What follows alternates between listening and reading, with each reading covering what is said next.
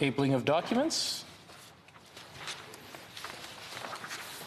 It is my duty to lay upon the table, pursuant to subsection 41 of the Access to Information Act, a report from the Information Commissioner entitled Access at Issue, the Need for Leadership, Systematic Investigation of the RCMP. Conformément à l'article. Pursuant to Standing Order 108.3H, this report is deemed to have been permanently referred to the Standing Committee on Access to Information, Privacy and Ethics. Et de l'éthique. Introduction of government bills. Mr. Baines, seconded by Madame Fortier, moves for leave to introduce a bill entitled An Act to enact the Consumer Privacy Protection Act and Personal Information of Data Protection Tribunal Act, and to make consequential and related amendments to other acts. Cette motion. This motion is deemed adopted. Mr. Baines, seconded by Ms. Fortier, proposed that this bill now be read for the first time. This motion is deemed adopted. When shall the bill be read a second time? At the next sitting of the House.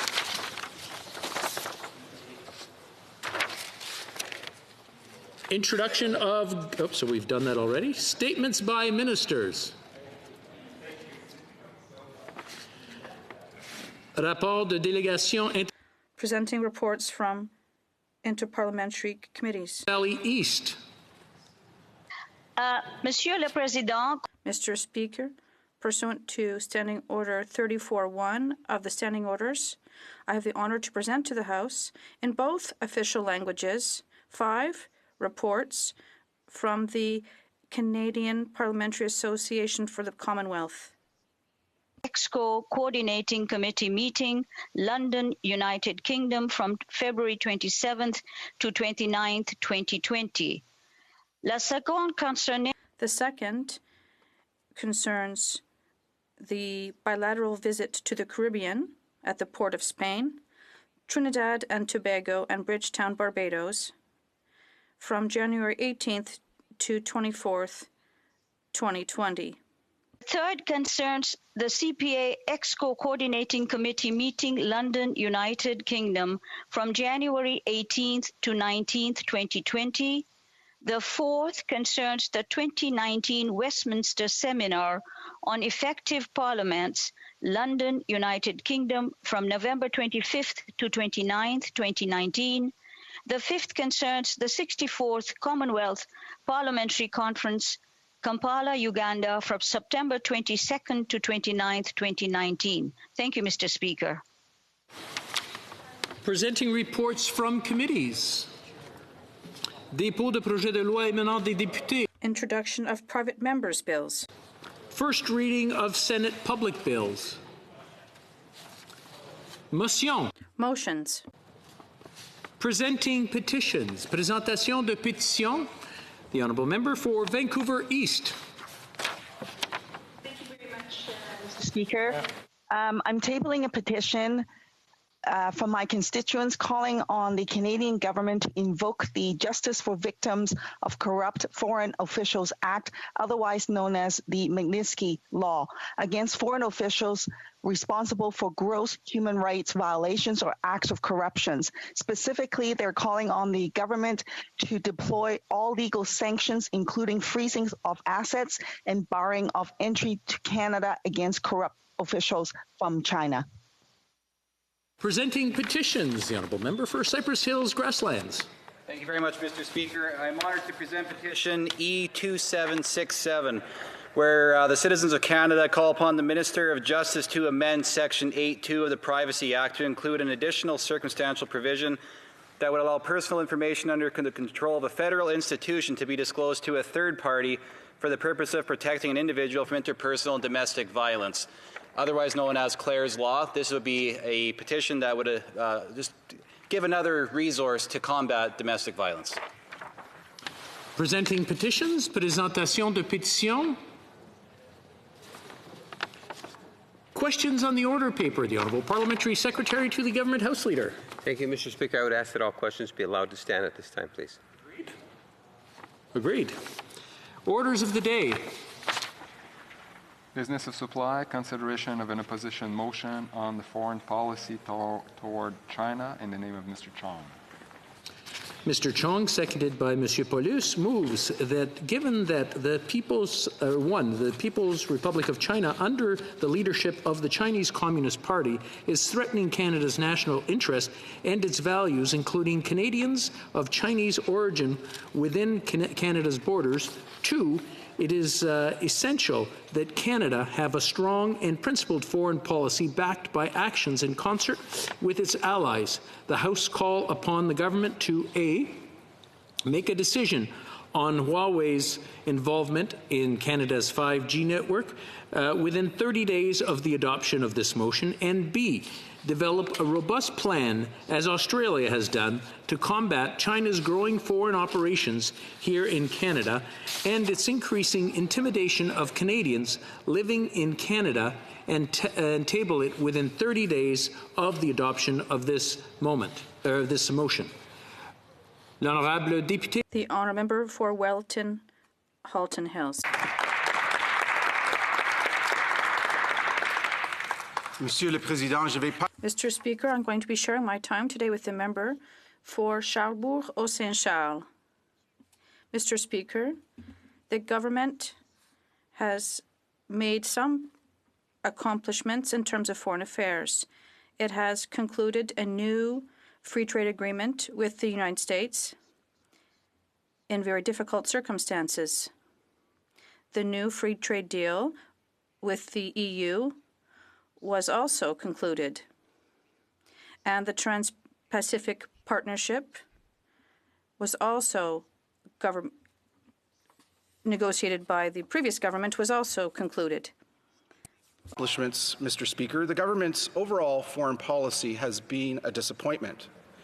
The government came to office telling the world that Canada is back, but the facts say otherwise. Last June, Canada lost the vote for the UN Security Council seat with 108 votes, 6 fewer votes than Canada got a decade ago. That is 6 fewer countries today that see Canada as a global leader than a decade ago. This is a quantitative indictment of the government's foreign policy. On foreign aid, the government has been a disappointment. It came to office saying that it was going to make Canada a leader in helping the poorest around the world. The opposite has happened. Under this government, official development assistance has declined by 10% to 0.27% of gross national income, compared to the previous Conservative government's decade in office, when ODA averaged 0.3% of GNI. On climate change, this government has been a disappointment. It came to office promising to do better, but the facts say otherwise. Under this government, Canada's emissions have been increasing. It came to office in its first full year in office in 2016. Canada's emissions were 708 megatons. In 2018, the last year for which we have data, Canada's emissions rose to 729 megatons. But it is on China that this government has been the biggest disappointment. China is not upholding its responsibility to the rules-based international system. It is ignoring its condition of entry into the WTO. It is manipulating its currency, using state-owned enterprises to interfere in other countries' economies, infringes on intellectual property, and violates international law in its treatment of Canadians Michael Kovrig, Michael Spavor, Gary Schellenberg, and Hussein Jalil. It violates international law in its treatment of the people of Hong Kong and in its treatment of religious and ethnic minorities such as the Tibetans and the Uyghurs in China. In short, China is threatening our interests and our values.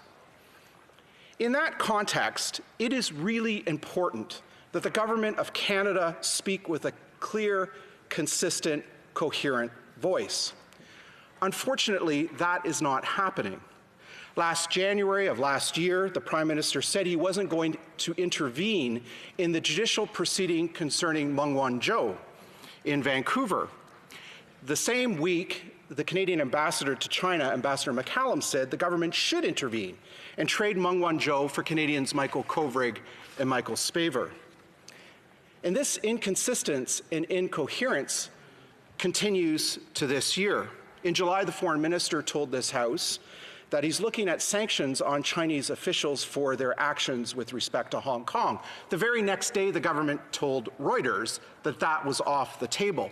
In September, the foreign minister told the Globe and Mail that the pursuit of free trade with China was being abandoned. The same day, Ambassador Barton, Canada's ambassador to China, was in Edmonton telling an audience, including the Chinese ambassador to Canada, that Canada should do more in China and expand trade with China. These are just a few of the many, many examples. The government itself acknowledges implicitly that its China policy isn't working. It's acknowledged it by its recent change in rhetoric on China this fall, and it's acknowledged it by its announcement that it plans to come forward with a new framework on China this fall by December 24th. And that's why I've introduced the motion today. Any new framework on China must include two elements. First, it must include a decision on Huawei. In May of last year, the government said it would make a decision on Huawei's involvement in Canada's 5G network before the 2019 election. That July, it changed its mind and said it would make a decision after the 2019 election. It's now been more than a year since the last election and still no decision. And it's been years since the government first started deliberating on this decision. The consequence of these years of delay and indecision on part of the government is threatening Canada's national security. Because of the government's delays on this file, a major Canadian telecommunications company, TELUS, went ahead and purchased Huawei's equipment for its network and installed it in the National Capital Region, where most of Canada's federal government offices are, including the RCMP, CSIS, the Department of National Defence, and other military installations, despite having reached an agreement with the federal government not to use Huawei's equipment in the region. And now reports indicate that the federal government is scrambling to get TELUS to remove its equipment, which has now been installed on some 80 towers and sites in the National Capital Region. Under Article 7 of China's National Intelligence Law, Huawei must support, assist, and cooperate with China's intelligence activities. The government's lack of action on Huawei demonstrates something else: the yawning gap between its rhetoric and reality. The government says that it believes in multilateralism, but when given the opportunity, fails to act. Huawei is a good case in point. 4 of the 5 Eyes intelligence partners, Australia, New Zealand, the United States, and the United Kingdom, have banned or put restrictions on Huawei's involvement in their networks. Canada is unilaterally alone in failing to take action. It is long past time for the government to make a decision on Huawei. No framework on China is complete without it. Any new framework on China must also include a robust plan to counter China's subversive operations here in Canada. China, through its agents and foreign operations here on our soil, is threatening our national interest and our values. It's intimidating Canadians, particularly Canadians of Chinese origin. It's spying and cyber attacking our citizens, our companies, and the federal government itself. And it's spreading disinformation. It's engaging in elite capture, the provision of monetary inducements and sinecure to retired bureaucrats and retired politicians. It's providing financial support for research institutes that support Beijing's positions, such as the Confucius Institutes. It's co-opting Chinese language media and local organizations on the ground to promote Beijing's interests. It's surveilling and organizing Chinese foreign students at Canadian universities to stifle on-campus debate and threaten others, as it's done at the University of Toronto and McMaster University, and it's interfering in the Chinese community by mobilizing political support against those who do not support Beijing. There are countless examples of China's influence operations here in Canada, documented by CSIS, by the RCMP, by Amnesty International, and by this House's own committee, the Special Committee on Canada-China Relations.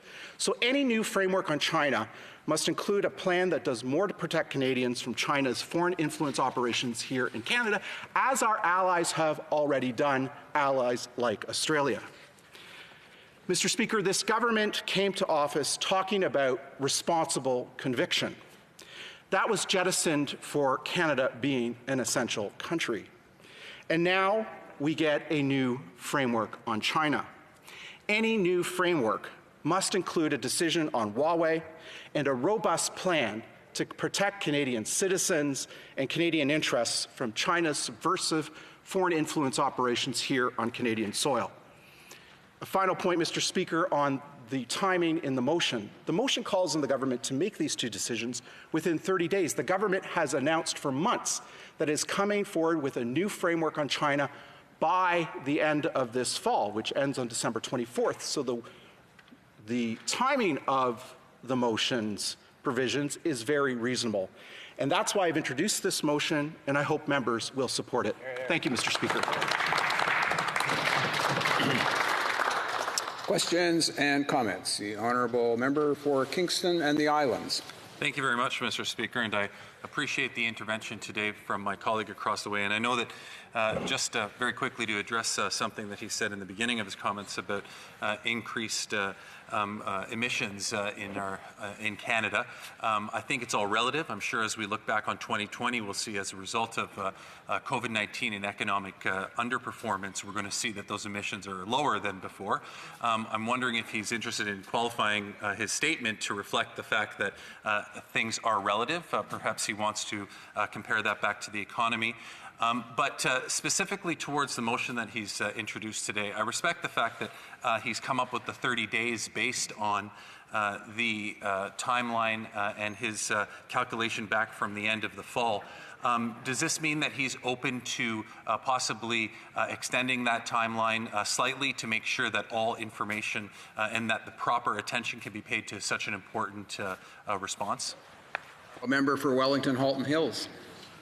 Mr. Speaker, we're open to looking at any amendments that any member of this House proposes. We'll have to see the substance, the details of the amendment before we make a decision. With respect to the member's earlier question, with respect to climate change, I'll paraphrase Canada's ambassador to the United Nations, Bob Rae. Declining national income is no way to either meet Canada's overseas development assistance goals, nor is it a way to meet our climate change goals. Questions and comments? The honourable member for Rivière-des-Mille-Îles. Thank you, Mr. Speaker. The Bloc Québécois, globally, agrees with the motion. We have the same concerns as those expressed here today with respect to the 30-day time period. I'd like to ask the honourable member, why not wait for the outcome under the special committee? You, the Conservatives, asked for it. Why not wait for the conclusions of that committee to be published? The honourable member for Wellington-Hollington Hills. Thank you, Mr. Speaker, and thank you for the question. The reason is simple. First of all, the government announced that it would be introducing a plan before Christmas to resolve our issues with China. And as the official opposition, we feel that it's very important for that plan to include two components. First of all, a decision on Huawei, the Chinese company, as well as a plan to deal with Chinese operations on Canadian soil.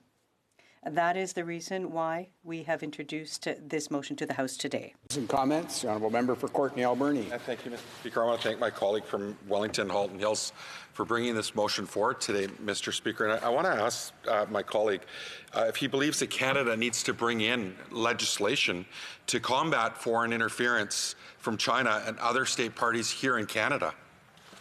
Member for Wellington Halton Hills.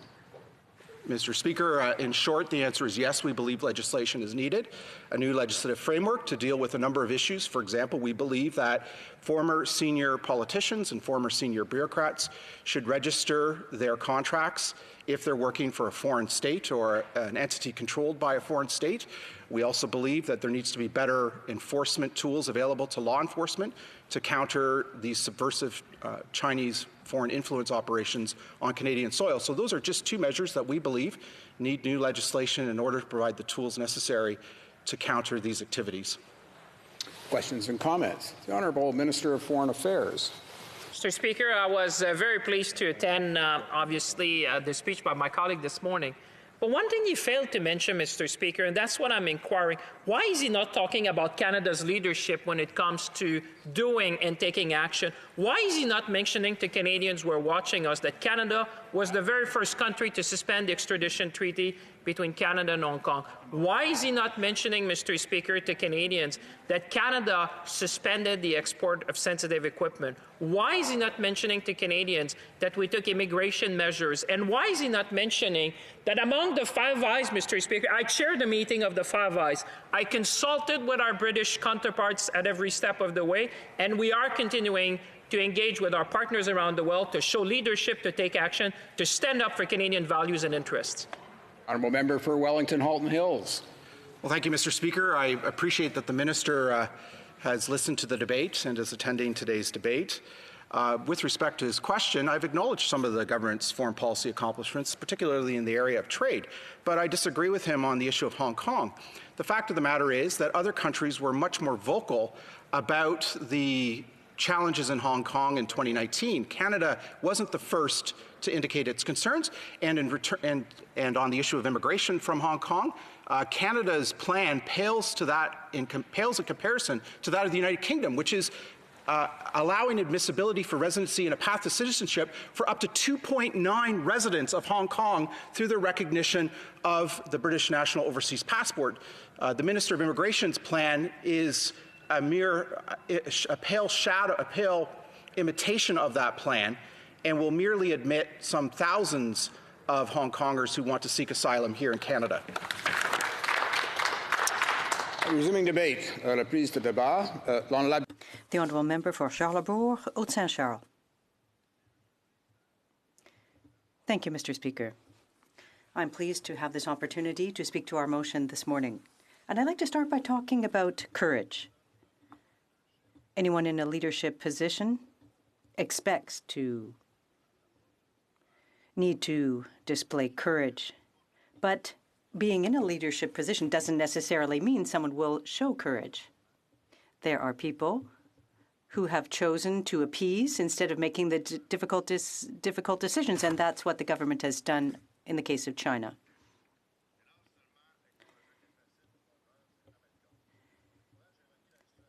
Courage is necessary in difficult situations, especially with China, because the situation has become unacceptable. When we face a situation where the status quo is unacceptable, we need to take action.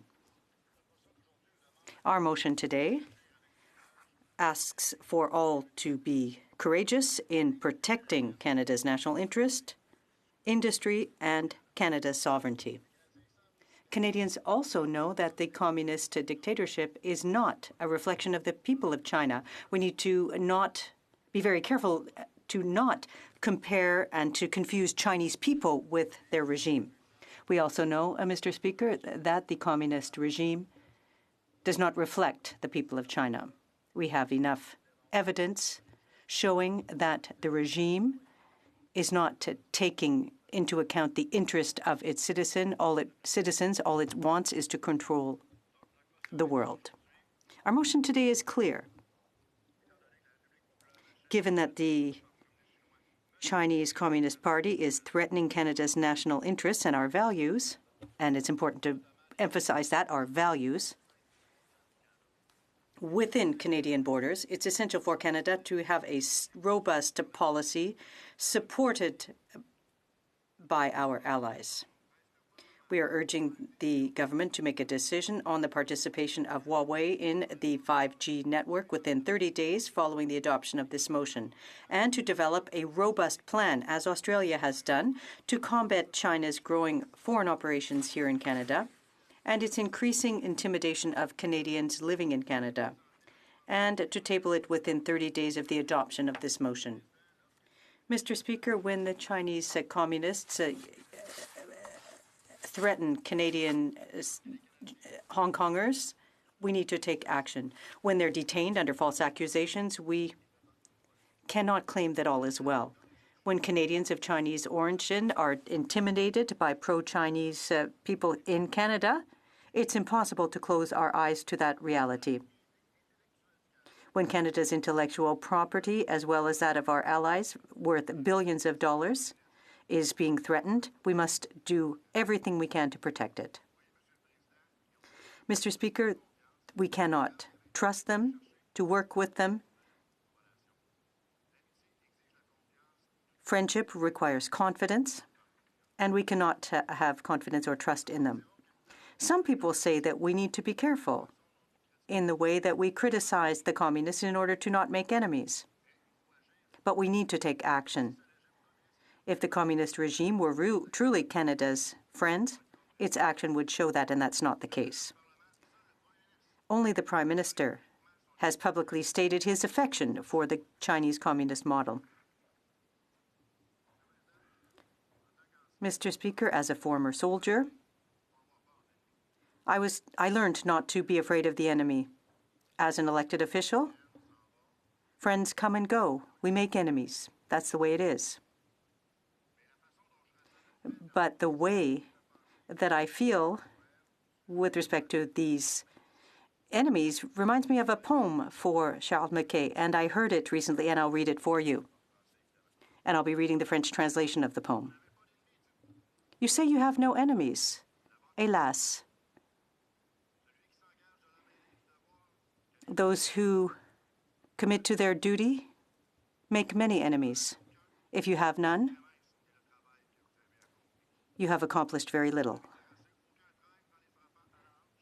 If you have not made any enemies, if you have not changed evil into good, you have not achieved your objective. Mr. Speaker, the Prime Minister must have courage. It must ban Huawei and protect Canadians from intimidation by the Chinese Communist Party. Huawei's participation is not acceptable. Huawei is a threat to Canada's national security. It's a very well-known fact that Huawei must cooperate with the security services in China. If the Prime Minister doesn't see the danger there, well, it's because he's got his head in the sand. Or something else. The government, however, must make a decision on Huawei's participation. And I would remind the Prime Minister that in 2019, Ralph Goodale, the Minister of Public Security at the time, stated that the government would make a decision before the election in 2019. But in July of 2019, Minister Goodale came back and said, we'll announce a decision after the election. It's been over a year since the last election, and the government has not made any announcements on Huawei. It takes courage, Mr. Speaker, to make decisions. That's what we're waiting for. That's what we expect of a government. Everyone knows that Canada is the only Five Eyes country that has not banned Huawei from its network. The UK stepped back, but now there is a unanimous agreement that Huawei is a danger, and that's clear. People are looking at Canada to see if the Prime Minister is finally going to seriously take a look at security in this country. If Huawei, for example, were a case where everything had been made up, where it were a war, a corporate war, where some would have favored one company over the other, well, the discussion would be completely different if that were the case. But what we're looking at is if it were simply a company that wanted to make profits investing here, but that has nothing to do with this situation here, Mr. Speaker. 2 years ago, I went to Washington. I had an opportunity to go to San Francisco as well and to meet with various leaders at the Pentagon, the FBI, the CIA. There was a company in San Francisco that was focused on cybersecurity, and they all agreed and confirmed that Huawei represented a danger. I asked the question. I said, is it with respect to the position of their president? And they said, no, it was not. These were officials involved in our operations, and the clear answer was that it wasn't political. It was a national security matter. So the evidence is clear. Even our agencies in Canada know. The security agencies, they have issued their reservations with respect to Huawei. The Chief of the Defense Staff has already addressed the issue. Our motion, which calls for a reply in 30 days, a plan. Well, 30 days, we should have the answer today. We know the answer. The government knows the answer. They need to show the courage to make the decision and to tell Communist China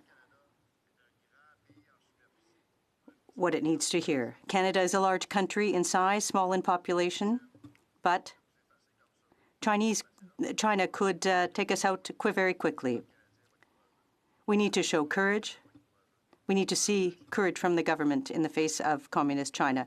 Canada needs to take a stand and make the right decision. Thank you, Mr. Speaker. Questions and comments? The Honourable Minister of Foreign Affairs, Global Affairs.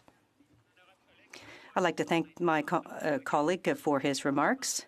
I have a great deal of respect for him, first of all, because of his service to the nation and also in his capacity as a member of Parliament. He talked about courage. If there are two individuals today who have shown great courage, it's Michael Spavak and Michael Kovrig, who have been arbitrarily detained by coercive diplomacy that Canada has denounced.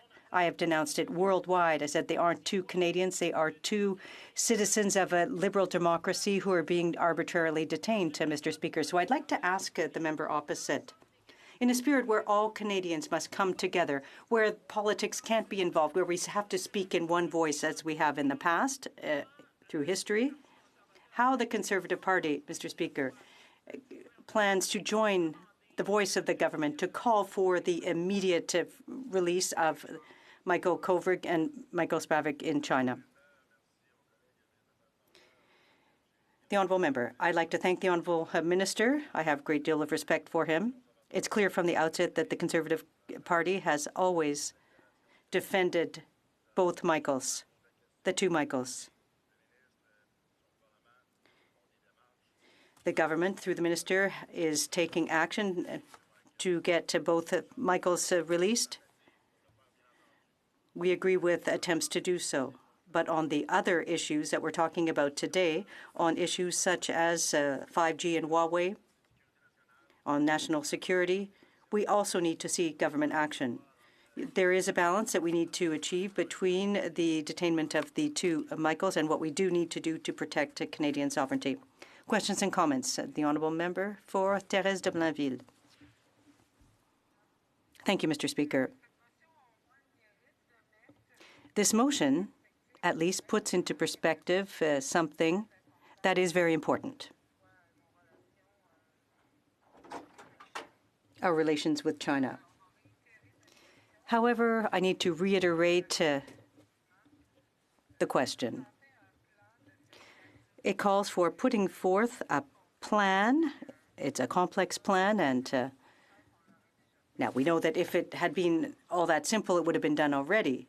But in 30 days, do you think that that is a realistic time frame? The Honourable Member for Charlebourg-Saint-Charles. I'd like to thank my colleague for her question. If we put 30 days in the motion, it was because we deemed it a reasonable time frame. Given the amount of time this has gone on, plans are already prepared, and if they aren't, well, then there's a problem on the government side. The decision and the plans are ready. All we're waiting for is for them to be tabled and for action to be taken. So I believe that 30 days is more than enough, Mr. Speaker. It's the honourable member for Skeena-Bulkley Valley. Colleague for his remarks. In 2014, the Stephen Harper Conservative government signed the FIPA agreement with China, an agreement that arguably benefited China more than it did Canada. Does the honourable member regret that the Conservative government signed that agreement, given that it now exposes us to an expensive lawsuit if we exclude Huawei from our 5G network? The honourable member. Thank you to my colleague for his question.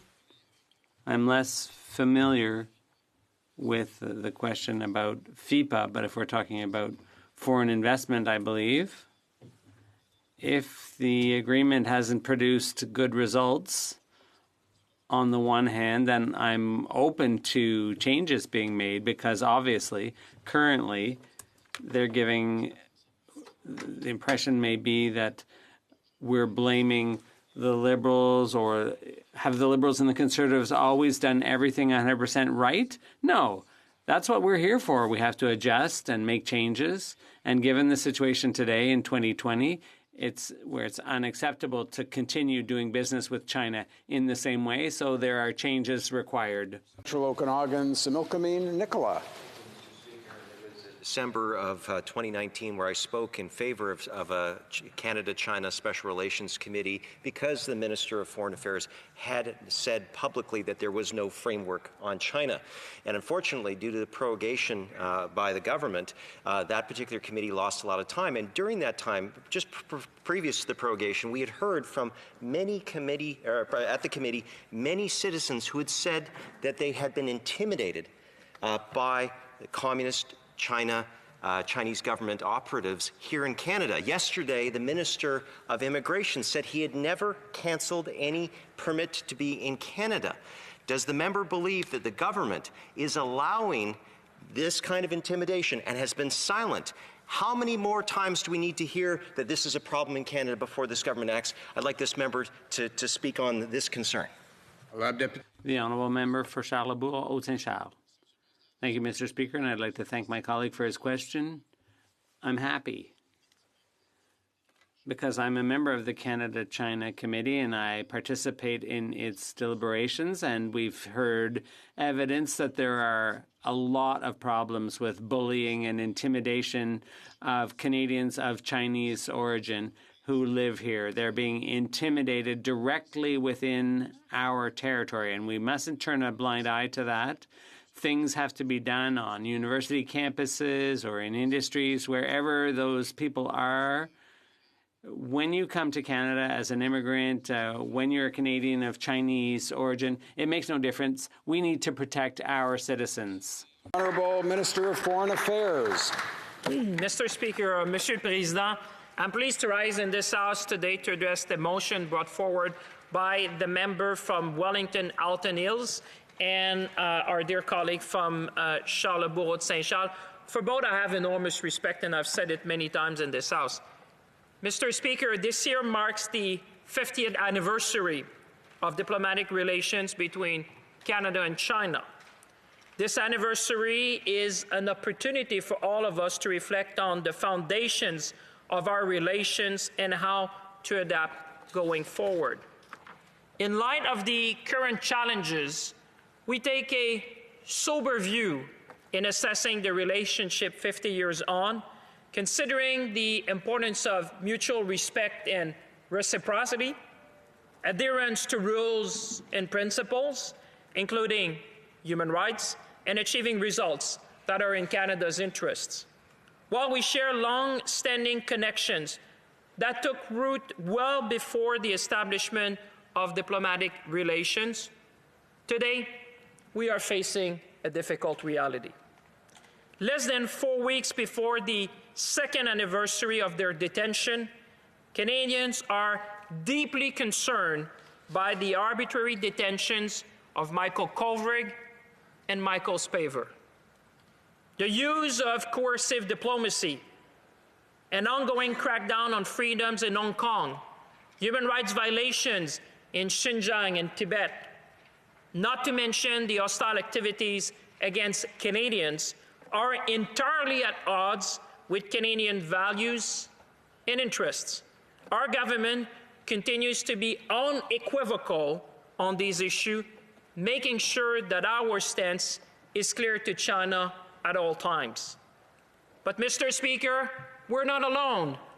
Not only Canada, but many like-minded democracies have raised their voices to challenge China on the question of arbitrary detentions and other human rights abuses in China, most recently in a joint statement at the UN General Assembly Third Committee, which was signed by Canada and 38 other states on Xinjiang and Hong Kong.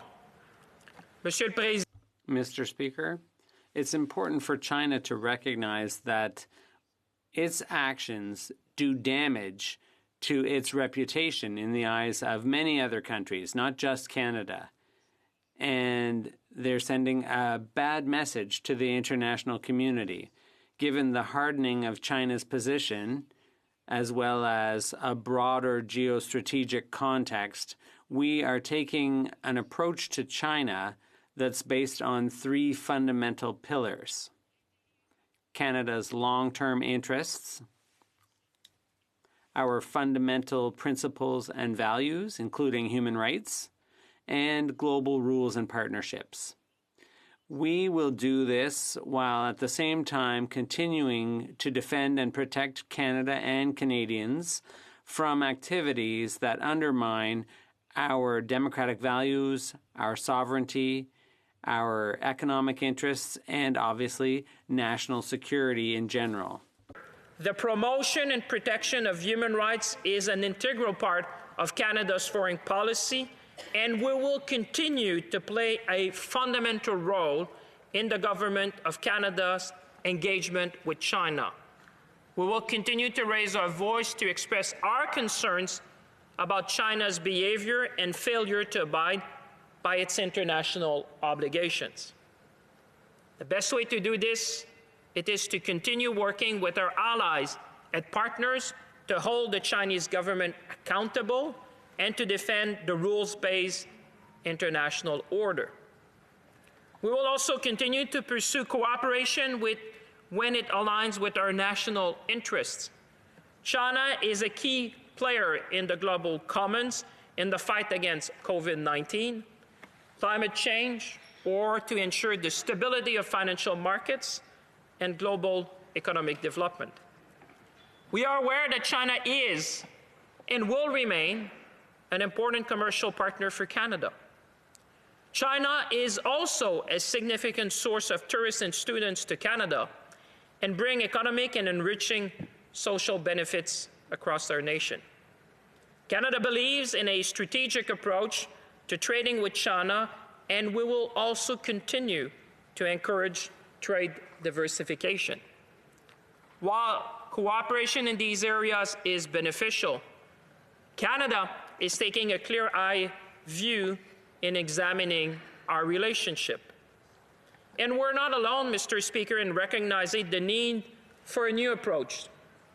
Like-minded democracies around the world are adjusting to the new dynamics that have emerged in recent years.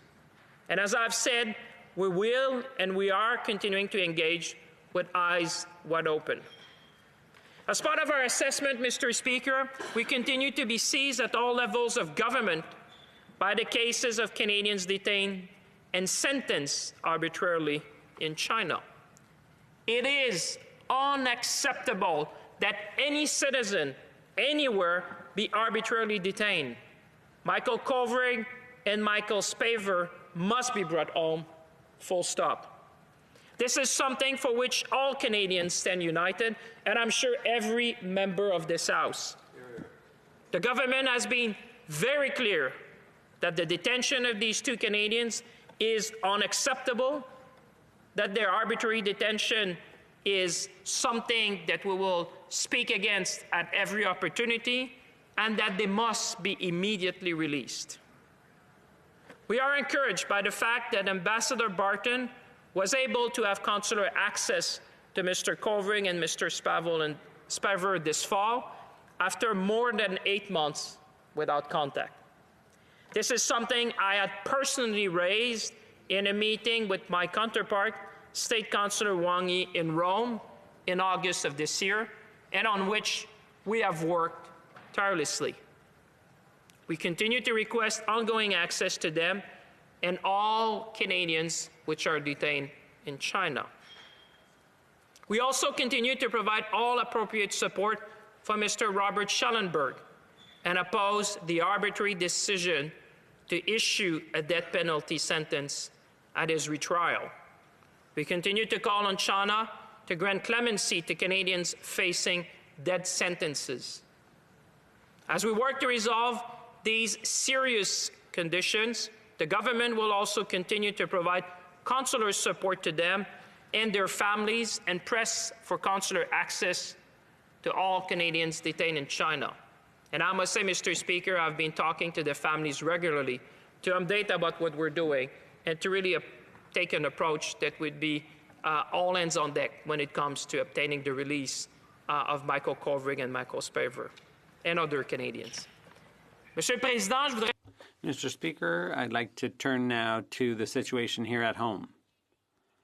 Like many other open and free democracies, Canada is the target of hostile states looking to acquire information and influence to advance their own interests. This threat is nothing new, and it's not limited to just one country. Governments all around the world are increasingly involved in revealing and countering the efforts of hostile states to acquire information and interfere in democratic institutions in order to advance their own interests. State and non-state actors may be a threat to our security, have increasing recourse to economic tools. Our government knows that economic threats may not only affect conventional concerns like national security, but also long-term prosperity, economic competitiveness, and our economic, industrial, military, and technological advantage. This situation is exacerbated by globalization, the internet, and social media platforms. The availability of cyber tools that are cheaper and more accessible enables hostile actors to conduct cyber operations that are hard to attribute.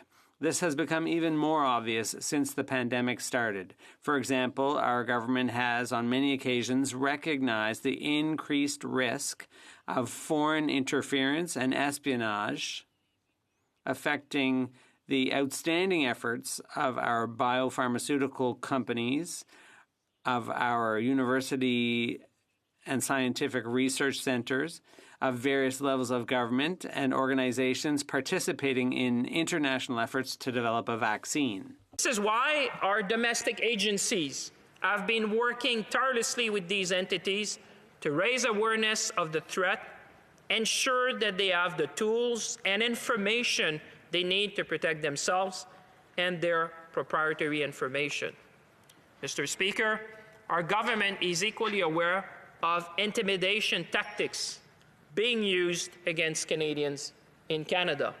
And that is something which is of great concern to me, my colleagues, and this government. State actors target the fabric of Canada's multicultural society, seeking to influence communities, including through pressure and threats. States may attempt to threaten and intimidate individuals outside their country.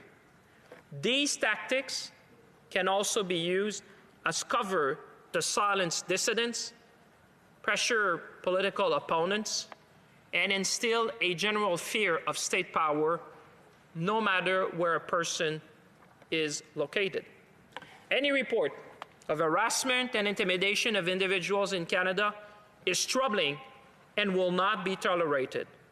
And we invite Canadians to report any such action to law enforcement officials. CSIS uses the full mandate of the CSIS Act in order to investigate, advise, and respond to any threat to the security of Canada. The Royal Canadian Mounted Police will continue to investigate with a view to laying charges under the Criminal Code. An open and multicultural society is at the heart of our Canadian values. Canadians can be assured that their government takes the threat posed by foreign interference activities very, very seriously. Increasingly, Mr. Speaker, economic tools are also deployed by state and non-state actors that can pose threats to security and threatens Canada's long-term prosperity and economic competitiveness. For decades, Canada has been a strong supporter and builder of the rule-based international order. We believe in and support these rules because we know that when companies compete in a predictable and level playing field, the positive outcomes are tremendous. Rising living standards, improved choices for consumers, and new technologies that improve the quality of life, to name just a few. However, the success of this system is not guaranteed, and it must be fostered. It can be undermined when some countries do not abide by the rules or disregard reciprocity. Mr. Speaker, our government has responded to this ever-changing environment by utilizing existing regulatory tools as well as creating new initiatives that will protect the integrity and robustness of Canada's economic security. First, the Minister of Innovation, Science and Industry oversees and utilizes the Investment Canada Act to ensure that investments coming to Canada are of a net benefit and are non-injurious to national security. The Act applies to all investors, regardless of the country of origin. Second, Canada has one of the strongest export controls regime in the world. We have a robust risk assessment framework under the Export and Import Permit Act. Canada also became a party to the Arms Trade Treaty in September of last year. Canada evaluates every export permit application on a case-by-case basis to determine what the goods or technology will be used for, where will they be used, and by whom, among many other factors. To this regulation, Canada seeks to mitigate against risks that the exported goods could be used to undermine peace and security, commit or facilitate serious violations of international humanitarian law, international human rights law, or serious acts of gender-based violence. There's no doubt about it, Mr. Speaker. 5G technology raises serious security issues.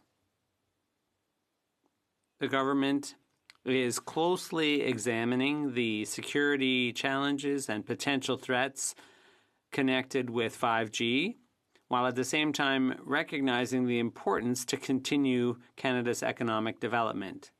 Canada's review takes into account foreign relations as well as technical, economic, and security factors, which includes advice from our allies and partners.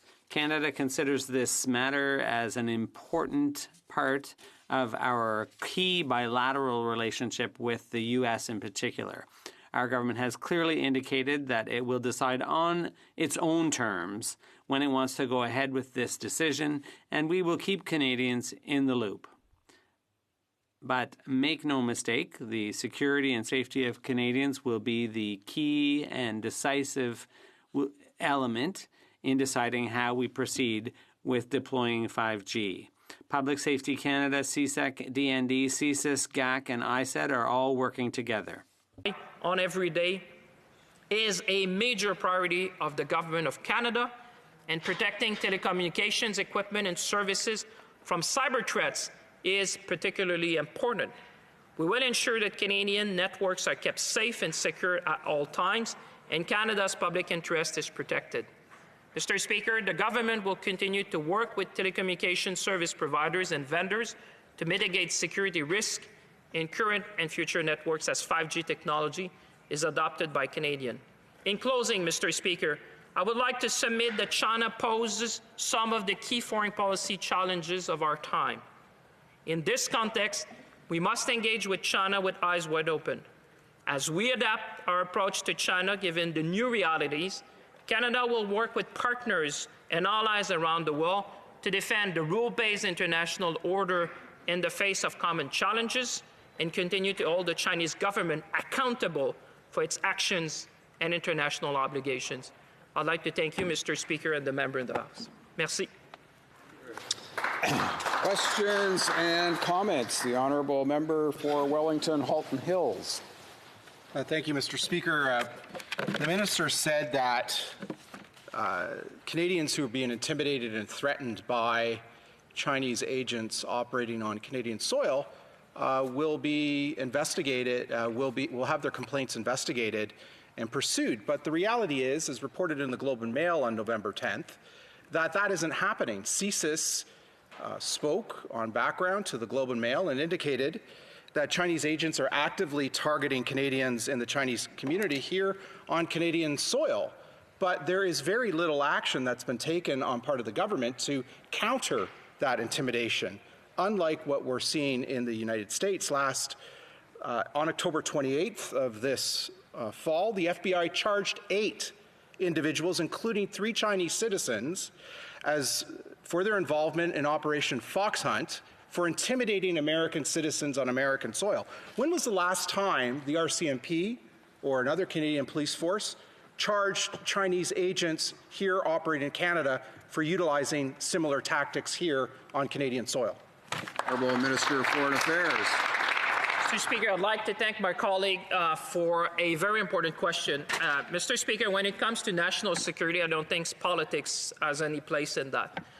What I said to Canadians who are watching and to this House is that all our agencies are seized of this issue, that Canadians should report any threats or any actions that they feel to law enforcement authorities, that the Minister of Public Safety is seized of this matter and has been consulting with our agencies.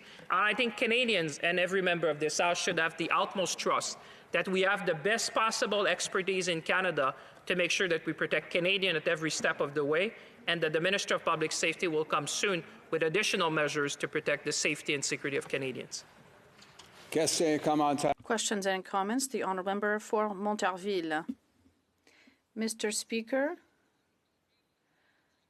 sometimes we have a tempest of words in a desert of ideas, but I know this does not apply to the Minister of Foreign Affairs because I know that he is very generous in his ideas, and he has a lot of them, so I don't think that applies to him. But in his speech, which was dense, he said that he was concerned, of course, by Canadian security, whether it's in terms of the undue influence of China or in terms of Huawei. What I'd like to know, quite simply, in terms of his speech, is he in favor or against the motion that is presented by our Conservative colleagues? The Honourable Minister of Foreign Affairs. First, I'd like to thank my colleague from the Bloc, who I have a lot of respect for, because I work hand in hand with him in terms of foreign policy, and countries like ours have to work together. It's always a great pleasure to work with him on all these issues. I think on this side of the House, well, there are components of this motion that are interesting when we talk, for example, about interference from foreign entities and the whole 5G issue I mentioned in my speech. I think on this side of the House, what has to come first is national security. We can't commit to something in a very tight timeline. What will always guide our decisions is national security and the safety of Canadians and of our network that we're going to establish. That's our first priority. And we're always going to put national security first. And then when we're ready, we'll come back with concrete measures. But on the idea that was presented, of course, there are some interesting elements of this motion. But in terms of the timeline, I think you'll understand, Mr. Speaker, that our national security has to come first. The honourable member for Victoria. Thank you, Mr. Speaker. This motion is about the government of China, and there are people here in Canada, Canadians, who are living in fear because of the efforts to silence dissenting voices by the Chinese government. But it's not just the Chinese government. I spoke to members of the Oromo community in my riding who told me stories about being targeted by the Ethiopian government. Canadians are victims of cyberbullying, sexualized violence or threats of sexualized violence, threats to harm to their family members who live overseas, racist insults, intimidation, and harassment for speaking out about human rights. What is the government currently doing, and what additional measures can we expect to protect these Canadians who are advocating for human rights and who are being targeted by the government of China, but also by other governments like Ethiopia and others? Well, Minister of Foreign Affairs. Mr. Speaker, I'd like to thank the member for a very important point that she's making, and I totally agree with you, I would say, because today the motion is reflecting on China, but we should all be concerned by other state and non-state actors who are trying to influence unduly Canadians. And we've seen it in different chapters. You mentioned certain elements. I can assure you when I defended and continue to defend the family of PS752 that we've seen Iran as well trying to interfere. So we are really aware, but I just want to reassure Canadians who are watching that this is not unique to Canada. And we are certainly, and all in my interaction, and I think the critic has been mentioning, in my engagement with the Five Eyes, in my engagement with the G7 and other countries, this is something that is concerning to all of us, whether it's about cyberbullying, whether it's about new cyber threats that we're seeing. We are really working as liberal democracies to make sure that we respond to that. And I would invite every Canadian, and hopefully those who are watching, if there's any evidence or any attempt to interfere or to threaten Canadians, they should immediately report that to law enforcement authorities so that our agencies can collect the proper evidence to lay charge. Questions and comments. The honourable member for Cypress Hills Grasslands. Thank you very much, Mr. Speaker. Earlier, the minister referenced conversations he's having with the Five Eyes countries. In particular, he referenced the United Kingdom. The United Kingdom, over 4 months ago, made their decision to ban Huawei. And again, this isn't a new issue, so it's a simple question. What is taking so long to make the decision to ban Huawei? Honourable Minister of Foreign Affairs. Mr. Speaker, I'd like to thank the member. Indeed, I don't think there's been a time where Canada and the UK were more closely together, whether in the matter of Hong Kong. I did hear comments before on our immigration measures. I can tell you these measures were discussed among the Five Eyes allies, and all of that is coordinated, Mr. Speaker.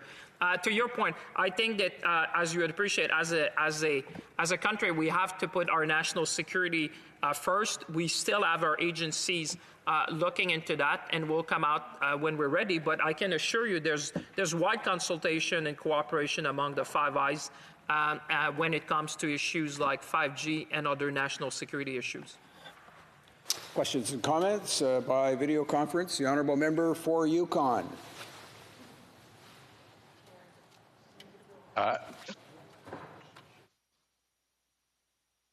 Thank you, Mr. Speaker. Can you hear me? Yeah, thank you.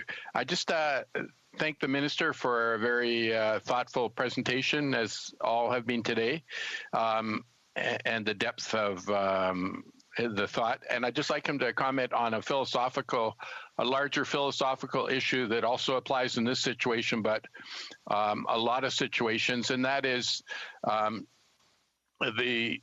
to have engagement or not to have engagement. I think history has shown us that you could have no engagement with a regime or a nation for 1,000 years that's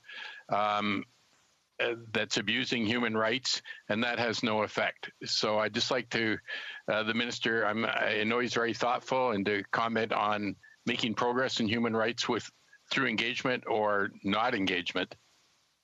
Well, Minister of Foreign Affairs.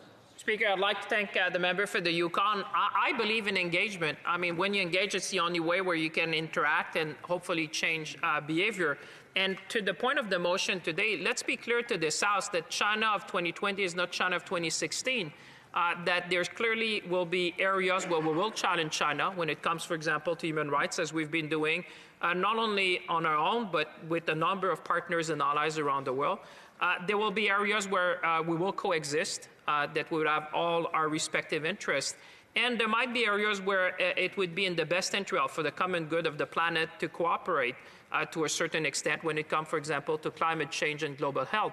So, Mr. Speaker, I do believe in engagement, and that's also in the long tradition of foreign policy in Canada. And I think all members in this House should join. When it comes to foreign policy, Mr. Speaker, maybe I'm an optimist or a real believer that we can do things together, but I wish that we can join together in these big questions because that's in national interest of Canada. Resuming debate. Resuming debate, the honourable member for Montarville. Thank you very much, Mr. Speaker. I'm very happy to speak to this debate today after my colleagues from the Conservative Party and the Minister of Foreign Affairs. This is another motion that we're used to seeing from the Conservative Party. It's a motion. It comes out of left field a little bit. It's somewhat unexpected. And it's appropriate to say it comes out of left field because it's another opportunity that the Conservatives are giving themselves to take a kick at the communists. They have this phantasm of going back to the idea that we have to denounce communism. And I remember the government of Stephen Harper wanted to erect a monument to the victims of communism, as if communism was the only authoritarian regime in the history of humanity that was able to create a certain number of victims, as if Canada itself, and thankfully it wasn't the case, as if Canada itself, though, experienced the side effects of communism. The Chinese Communist Party and as if it had weighed on the entire world. My colleagues, a few minutes ago in questions and comments, noted the fact that China is certainly not the only state worldwide that is an authoritarian regime. It's certainly not the only state that openly violates human rights. And it's certainly not the only state that is trying to unduly influence what happens in other countries, particularly in Canada. What makes China somewhat different from other countries, however, is the fact that China, often thanks to Western countries, has become a superpower. China aspires to play a predominant role, or dominant role, one could even say, in international politics. And therefore, there are very legitimate concerns that arise in the motion that is presented by my members from the official opposition. China does aspire to playing a role, and it has the means to exercise that role internationally. Of course, as was mentioned, I'll go back to that in a few minutes, the case of the Five Eyes, or 5G network rather. China also has developed a whole network, of client states that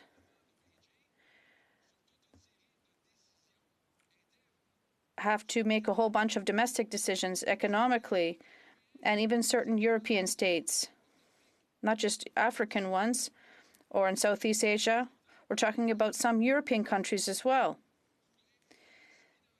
Well, there's a financial influence from China, and it has become central and determinant. And it has an influence on the decision that some countries are making worldwide. You can't put your head in the sand. It does exist. It does. China, with its ambitions, has somewhat of a unique diplomatic process in terms of its long history of international relations. It's very aggressive diplomacy.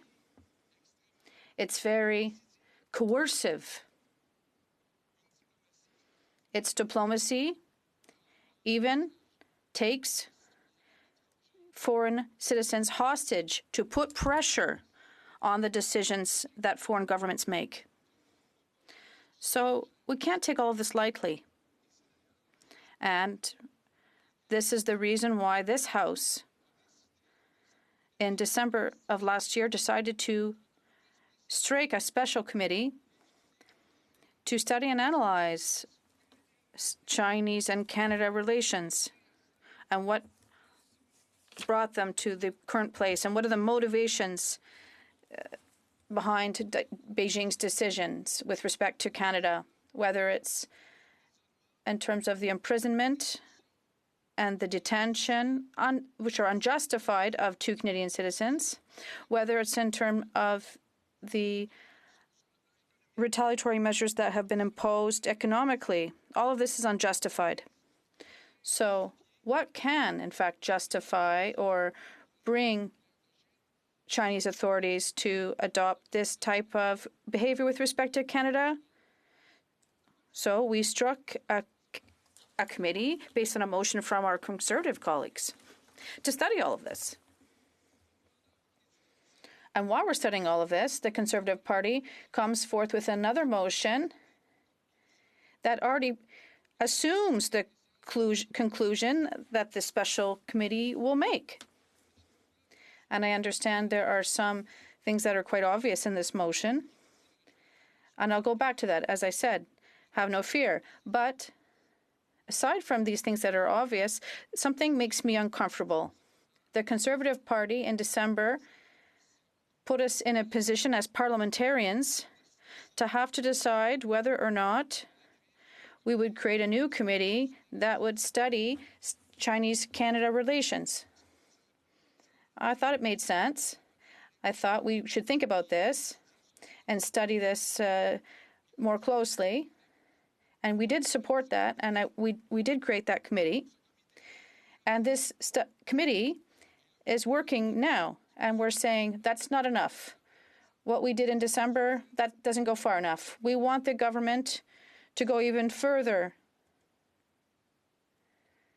And the government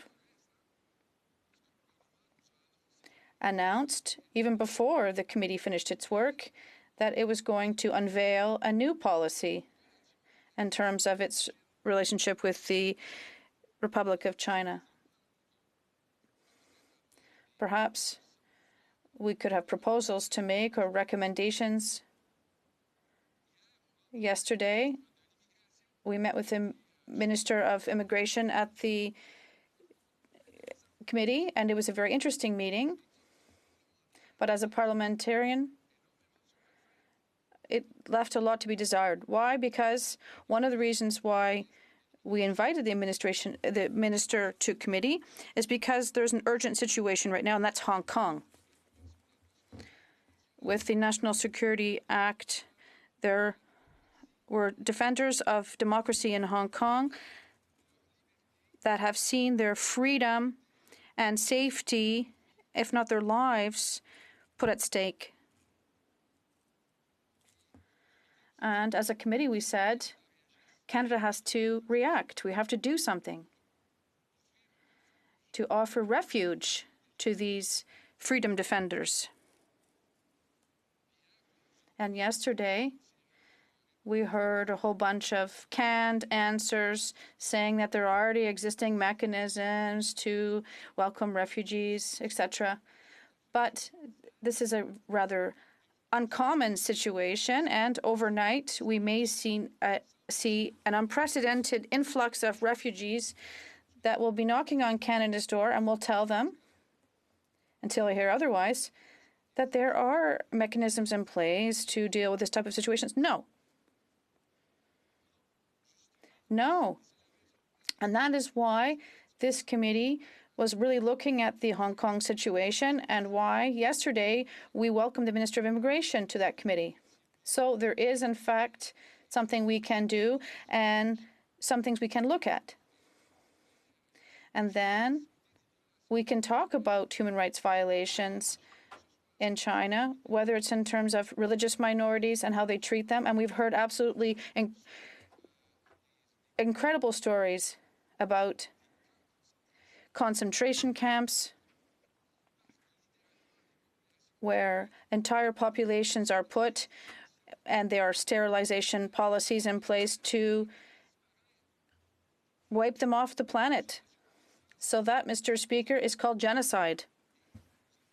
And our human rights colleagues and that committee that my colleague from Lac Saint Jean is a part of recognize that this was genocide. I think we have to call a spade a spade. But what is in question here in this motion is not the safety of people within China. It's threats that China is making to citizens of this country, citizens of Quebec as well. And this is something we have to look at. Is this premature reflection? Are we putting the cart before the horse since we have a committee that is actually examining this right now? I have my opinion on that, and I think I have said it. Yes, it is somewhat a bit premature. But once again, the Conservatives have made us take a decision here, whether it's premature or not. It's not relevant in terms of today's debate, because whether you like it or not, we have to make a decision. So let's make a decision then. If I take the motion, which reads that given that the People's Republic of China, under the leadership of the Chinese Communist Party, is threatening Canada's national interest and its values, including Canadians of Chinese origin within Canada's borders, it is essential that Canada have a strong and principled foreign policy backed by action in concert with its allies. The House call upon the government to A. Make a decision on Huawei's involvement in Canada's 5G network within 30 days of the adoption of this motion, and B. Develop a robust plan, as Australia has done, to combat China's growing foreign operations here in Canada and its increasing intimidation of Canadians living in Canada, and table it within 30 days of the adoption of this motion. Now, before getting into detail, each time our Conservative friends come forth with a motion like this, I have to say to myself, it must be an attempt to make the government look bad. Now, maybe I'm a bit paranoid, because we know there's a lot of conspiracy theories out there. Maybe I'm unclear about the Conservatives' intentions, but 30 days, that's an extremely short deadline, but it could also be extremely long. Let's look at 5G, for example. I assume that the Government of Canada has already started thinking about the issue. And we're not catching them off guard by saying today, what's your decision on 5G? But I assume that on the issue of the undue influence of the Communist Party of China, well, and I hope we're not catching them off guard, but by asking them, hey, you thought about that? Because sincerely, between you and me, if we are catching them off guard today, then we've got one heck of a problem. Because on issues that are as fundamental as that, and if the government hasn't started thinking about it, well, then we're really in a difficult situation here. So 30 days may seem far too short, but it could also be very long in a situation where we assume that the government has already done its homework on these issues. So if the government has done its homework, we could think then that it would be in a position to respond.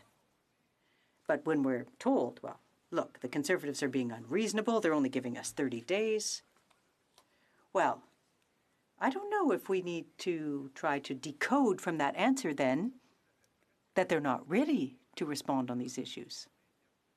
And if that's the case, I'm very concerned about it.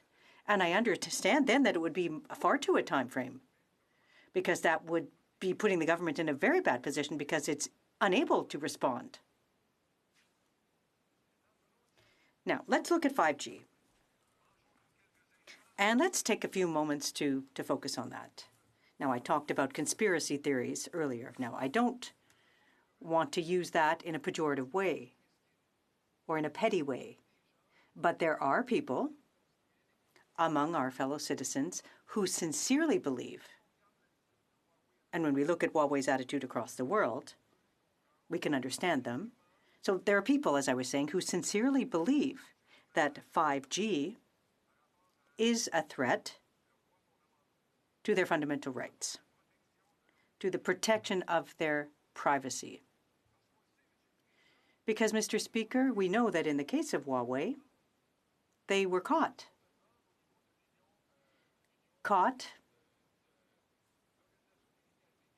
by the African Union. They had transferred information. And there was legislation adopted in China, a law on national security, which requires all companies to collaborate with the security agencies in the People's Republic of China. Chinese authorities have assured us that that legislation doesn't apply extraterritorially. But we know that the National Security Act, with respect to Hong Kong, does apply outside of Chinese territory. So a Chinese company may then have, or does a Chinese company require, is it required to report on its activities outside of China? The answer, as we've seen with the situation in Africa, is yes. And on that very issue, well, the minister talked about national security and intelligence. There are 5 eyes, and Canada is one of them: the UK, the US, Australia, New Zealand, and Canada. They are called the 5 eyes. They and work together on shared intelligence issues. And the 4 others have already ruled Huawei out and said, no, we're not getting involved in that. We're not playing that game. We're not playing that game with them. It's too dangerous. And it's almost as if Canada were hesitating to not displease Beijing, for example. But most of the specialists we've met, the experts we've met at the committee, have said that appeasement will have no impact on a regime of that nature. The only thing they understand are strong tones, a robust position. What the UK did, what the US has done, what New Zealand and Australia have done. And we're a member of that group, and we're the only ones that haven't yet made a decision. Now, clearly, Canadian companies are facing insecurity, an uncertain situation as to whether or not we're going to allow Huawei to go forth, because the government hasn't made a decision. Well, so then maybe 30 days is an adequate deadline. Maybe it's reasonable, because I think that it's high time that a decision was made, because there are legitimate concerns among Canadians, and Canadians expect the government to make a decision. Now, on the other point, dealing with the influence of Chinese authorities in Canada.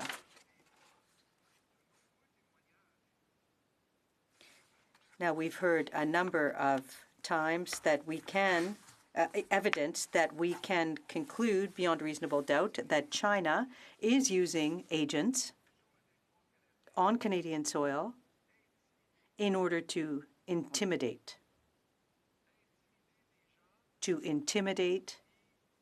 people who are protesting against the People's Republic of China, the regime, people of Chinese descent living in Canada.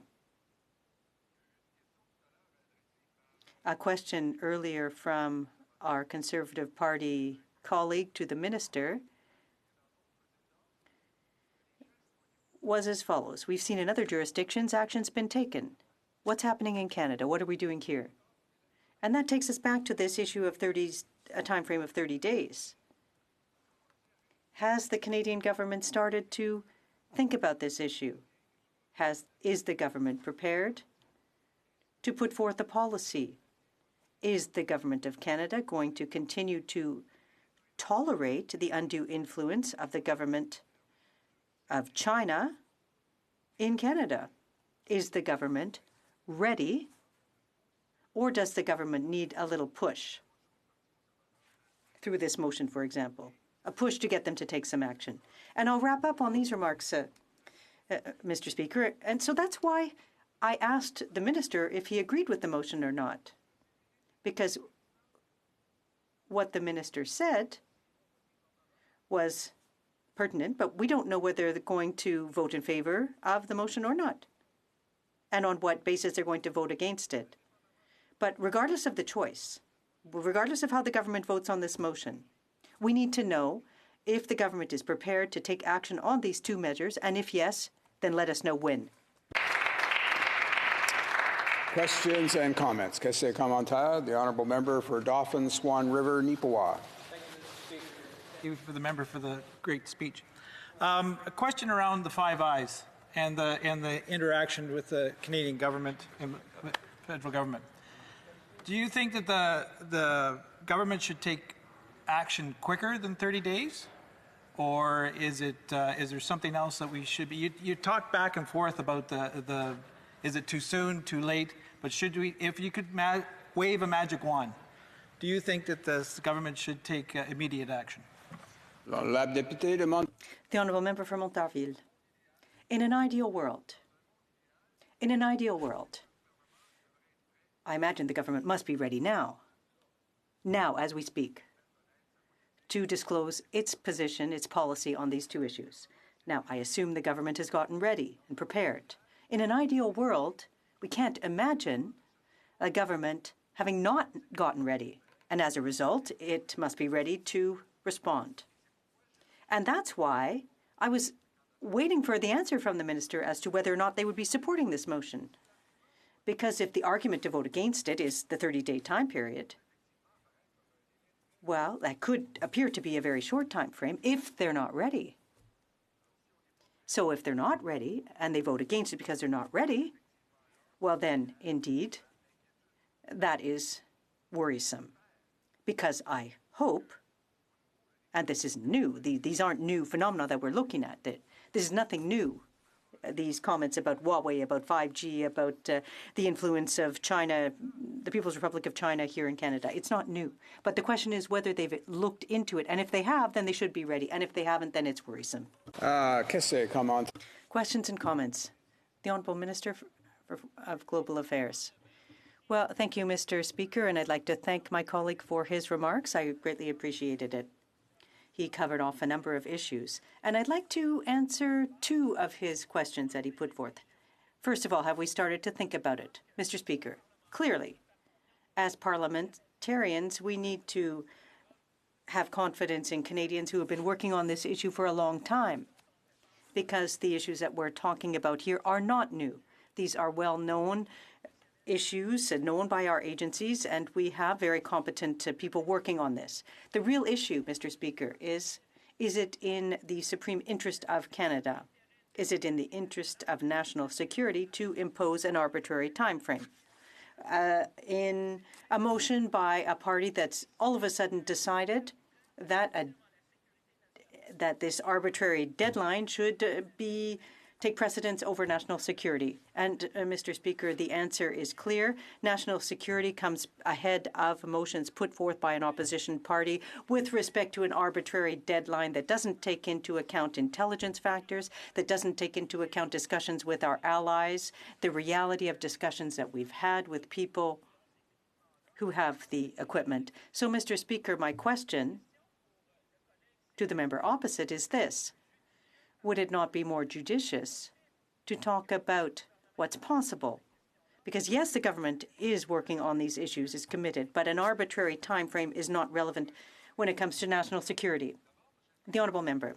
Well, Mr. Speaker, I don't have a problem having confidence in our national security agencies. Not at all. But the problem is, as we've seen with the pandemic, national security can be made to say a lot of things, can be used. And that's why we need oversight and control by Parliament, for example. But Parliament was put on hold for months, and then after it was prorogued, so there wasn't any parliamentary oversight or control. The government put in place a committee on national security and intelligence. It was set up, and I'm a member of that committee.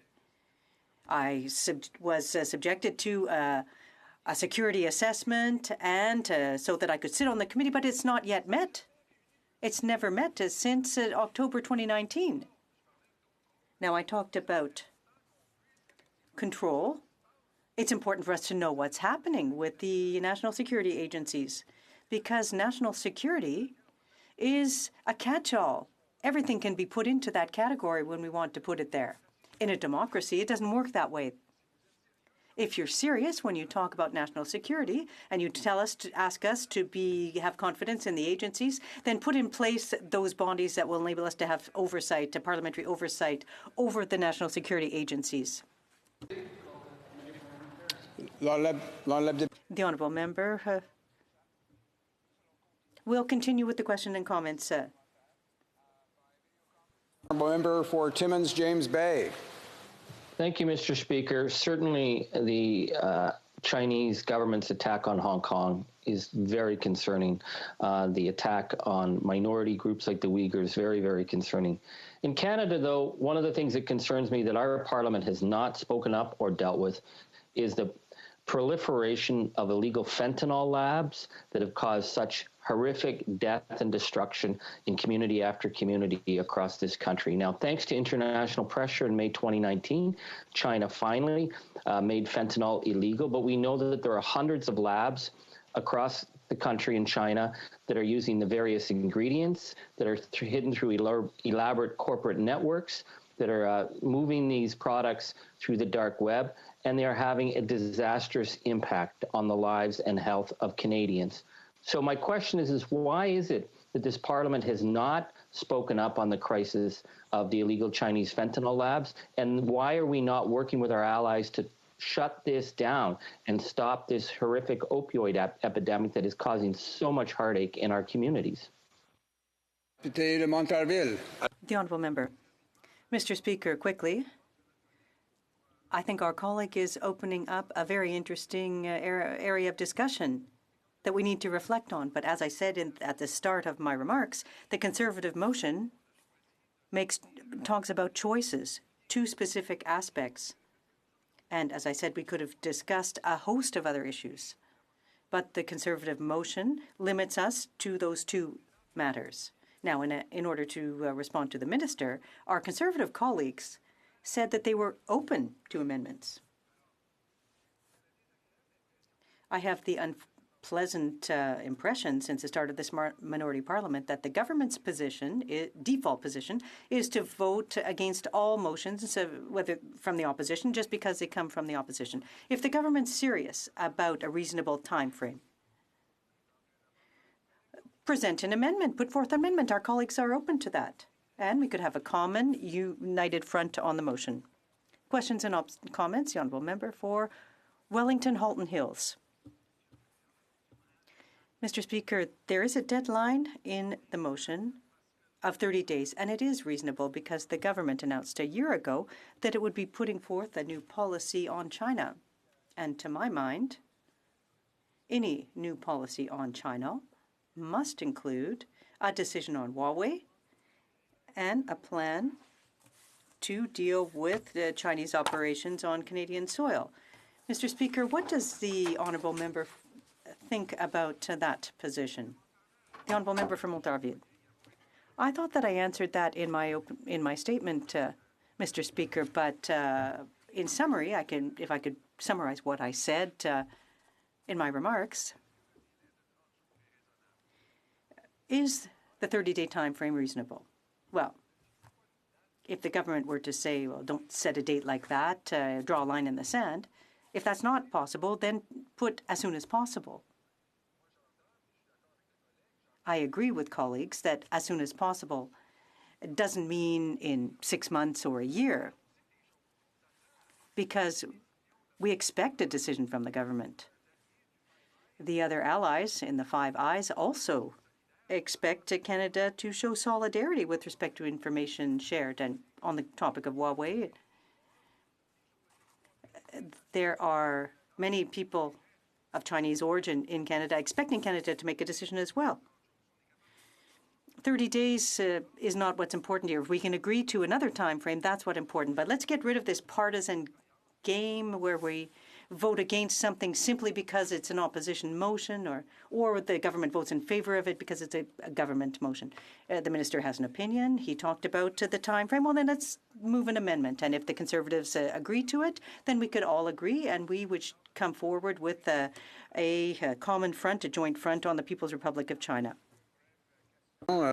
We just have time for one last quick question. The honourable member for Laurentides-Labelle. Thank you, Mr. Speaker. I'll be brief. I really appreciated my colleague's entire speech because we can't, each and every one of us, be experts on everything. So, but there's a time issue here. There's an expectations issue. So my question is, my colleague spoke about why the government might be reluctant to displease Beijing. Why would the government be reluctant to displease Beijing? And why is that holding action up? The honourable member for Montarville. I said at the outset that a bit of a monster has been created here. Earlier, it was really cheap to get things manufactured in China. Everyone was doing business with China. That hasn't worked out so well because the regulatory framework is so bad that many businesses went under by outsourcing. But we created a monster in the process, and that monster wants to gobble us up now. But some countries like Canada apparently haven't yet realized that we've created a monster. And they said, well, we have to keep working with them. And if we're nice to the monster, maybe the monster will be nice to us. But we've seen it doesn't work. The experts who appeared before the Special Committee on Sino-Canadian Relations have repeated ad nauseum that we have to raise the tone here, and we have an opportunity today together to raise the tone a notch vis-a-vis China. And by video conference, the honourable member for St. John's East.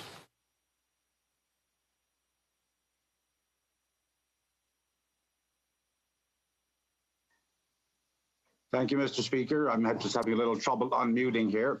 I'm pleased today to join in the Opposition Day motion presented by the member for Wellington Halton Hills. It's a, without accepting everything in the preamble, the issues are set out pretty clearly, calling on the House to do two things: make a decision on Huawei's involvement in Canada's 5G network within 30 days, and also develop a robust plan, as Australia has done, to combat China's growing foreign operations here in Canada and its increasing intimidation of Canadians living into Canada, and table it in the House within 30 days. Now, aside from the timing, which is fairly precise for an Opposition Day motion, I do want to say that these are two issues that have been outstanding in this country for quite some time. And I think the time has come to bring them to a head. We do need, and we have been hearing in our Canada-China Committee, lots of evidence of intimidation of Canadians by agents of the Chinese government through one form or another. The kind of concerns that have been raised about Canada's lack of a proper response And we've also heard confusion that has ensued as a result of that, with people being approached and asked and intimidated, threatened, sometimes very obvious, sometimes very subtle. And when they go to report this matter to the authorities, they don't get a very positive response.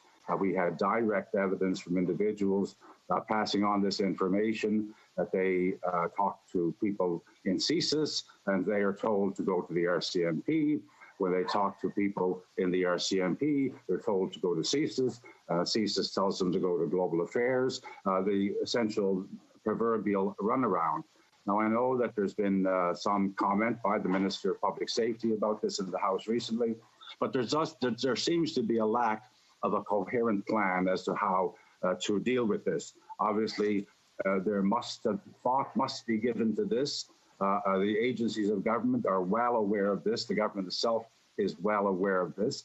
And there seems to be something missing here in terms of the kind of response that Canadians would expect to have on a matter of such great importance and concern to Canadians who, particularly Canadians of Chinese descent, who are living in Canada, citizens of Canada, or in some cases, students or international students who are here, or people who are engaged in political activities within Canada who are being intimidated in their home country by agents of a foreign country, in this case, of course, China. It's a problem, no matter who it would be, and this is not particularly aimed at China in the sense that if there's a need for a response by government, it should be a response that applies to any country. So we're not looking for an expectation that there's a China-specific rule here. It's just that the examples that are being brought forward are related to China in this instance and should be rules of general application. For example, it's been suggested to the Canada-China Committee that there are legislative approaches that have been taken by other countries, and I know Australia is particularly singled out in the motion, but that doesn't need to be the exact model. The clear point, though, is that other countries have taken legislative action. The United States has a particular strong piece of legislation dealing with the rules of the operation of foreign missions in the United States, and action has been taken under those rules against individuals, in particular from China, using that legislation and getting a fairly quick response and showing clearly that this kind of behavior is not going to be tolerated. We don't see examples like this within Canada. We don't see the clear indication by government that action is being taken where it's needed to ensure that this kind of activity can't happen. And, the Canada-China Committee was set up nearly a year ago, and we've been studying this. We've been looking at these questions. We've been hearing from witnesses. We've been getting plenty of information to show that there is a need for an effective government response that's lacking. And when witnesses come to our committee and say that they feel that the CSIS doesn't have the enforcement power that it ought to have, that the RCMP are on a local level are ill-informed as to how to deal with this question, and they don't really have answers for people, and people are felt that they're left abandoned by their government in a circumstance where either threats are made against them or intimidation towards them and their families that may remain in China, then that's something that we have to do something specifically about, and people need to know that their government is prepared to respond. That's what's missing in this picture right now, and we would want to support the notion of seeing the government lay out a plan and lay it out quickly so that people can be assured that government is prepared to respond in a positive way and a necessary way to the kind of intimidation and interference that we're seeing. We're seeing it at other levels as well, and we're seeing it, interference in potential interference in universities. We have heard some evidence on that in the Canada-China Committee, but there seems to be a a growing concern that there's an undue influence in that respect. And it's something that we would want to, whatever involvement there might be in terms of research support, that it ought to be transparent and open and not something that's subject to the kind of pressure and concerns that we've seen being raised. We do need to know, too, that the decision being talked about, thought about, clearly studied about what do we do with Huawei, that has to be brought to a head as well. I mean, we've clearly the government has been looking at this, and they say they've been looking at it. We'd like to know what are the results of this investigation? What are the results of the concerns that have been raised? We've seen them very broadly raised internationally. We've seen other governments take action. The other members of the Five Eyes have decided that they are not going to allow Huawei to participate in 5G. That obviously has to have some influence on decisions made by Canada. I think the UK decided that they could get around that at one point, but then changed their minds. So that's something that weighs heavily in the mix if we are going to continue to have the kind of relationship that we need at the international level to know what's happening in the intelligence world. We need to be as prepared as possible to deal with that. And if the government has a workaround on that, well, they better tell us, because that's something that the UK at least made the decision based on having a workaround, but obviously changed their mind.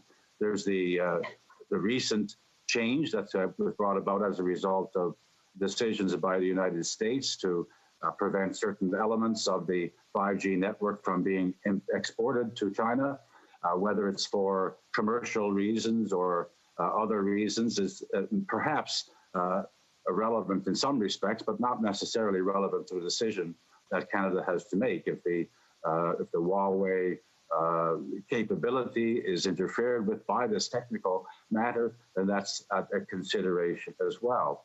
We also have mounting evidence of the ability of Huawei to act in a monopolistic way with extra and special support from the Chinese government in terms of investment, in terms of capability, in terms of providing them with a monopoly market or near monopoly market within China to allow it to grow exponentially and act in a manner in the rest of the world that is highly competitive, perhaps unfair competitive, really has been assessed, unfair competition with other enterprises, and leaving themselves in a position of having control over a market that is extremely important from a strategic point of view, from an industrial point of view within Canada.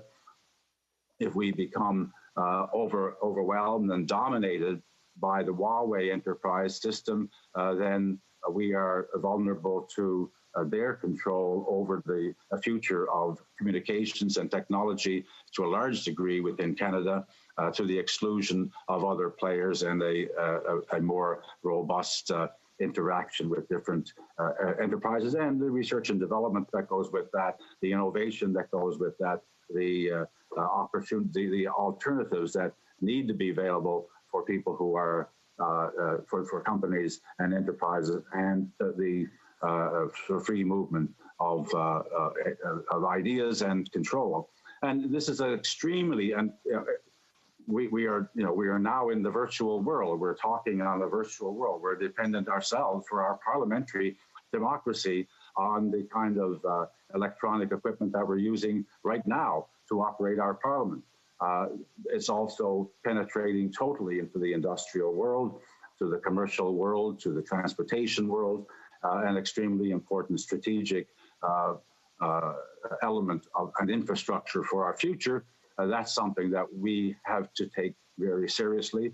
And frankly, we can't take the kind of chances that are open if we go with a Huawei as a major player, and perhaps the only player in a sense, if they are able to meet the competitive price in our 5G network that's upcoming. So we have to take all of those things into consideration before and make a decision. And I think the decision starts to lean very heavily against Huawei's participation for all of those reasons. In addition, and other speakers have pointed this out, we have the issue of Chinese government law, which requires economic enterprises to respond to information requirements if the government so decides. They've tried to downplay that, but that the law is the law, and the potential is there. Whether they would choose to exercise it or not is not necessarily something that we can place a bet on. We are seeing at this particular point in time a relationship with China that is far less than wholesome. Let's face it, we've got a situation where we have two Canadian citizens arbitrarily detained in China for over almost 2 years now in China as a result and in a response to Canada acting in accordance with its legal treaty obligations to the United States on an extradition matter, where we're using and following our laws in an open and transparent manner, and yet we have a response by China that is cruel and arbitrary and clearly not in keeping with the kind of relationship that Canada should have with any of its international interlocutors. And we have a very strong trade relationship with China throughout all of this. There's a bond of trust that appears to have been broken quite dramatically as a result of these actions. We have heard a response from the Chinese ambassador to Canadians' complaint about human rights, Canadian complaints about the imposition of a state security law on Hong Kong in contravention of treaty obligations and international obligations that we had been asked back in 1997 to support the treaty obligations, to help to make them work. And now we're seeing that the Chinese government is not following through on those. So there's a loss of faith here that is going to take an awful lot of activity and behavior and change to try to mend. It's not going to happen soon enough to allow us to trust the use of a Chinese technology, which is so vital and so important to the future of how our economy will operate, how our communication system operates, how our country will operate in these circumstances. So I think the time has come for Canada to make a decision on this, and we are asking that. I'm sure we suspect, and perhaps most Canadians suspect, that the government may have made a decision, but for whatever reasons is deciding that it's not an opportune time to make it known publicly. But that's something that I think the time has come for us to see. We don't need to be left in the dark about this issue. It's something that has to be faced, and it's something that's holding up investment and is holding up progress on the development of the 5G network, but it's also holding up investment progress on issues such as that. I have 1 minute left. Is that what that means? I'm finished. I'm not. Honourable, I know it's hard to see through the small screen on his display, but it's 5 minutes. The honourable member has 5 minutes remaining. Thank you very much. Yeah, I didn't think you were waving to me, but I thought you were giving me a signal of some sort. I could count the fingers from this distance, but thank you very much. So I will thank the Mr. Speaker for that clue. And I was just starting to talk about the importance of the Huawei decision affecting the economic activity and investment activity in our country. I know some of the telecom industry has moved forward with other platforms, and I think that's to be expected. But there are other investment decisions that may be very, very important in terms of getting ourselves in broadband all across this country as quickly as possible. It's again, something that's brought strongly to the forefront as a result of the as a result of the COVID situation that we're dealing with, the obvious need and the great divide that's occurring between people who have access to broadband and the internet and people who don't when it comes to access to education, access to educational materials, to working from home, to economic activity. This is something that needs to be fixed, and I think the kind of certainty that's needs to be part of that is something that's desirable. We see in industrial activities, whether we're talking about automobile factories and the kind of investment that might incur, and that will incur, but will it incur in Canada if we're not certain as to what the platforms are going to be used? We see that in the auto industry, which is extremely important for parts of Canada, and I know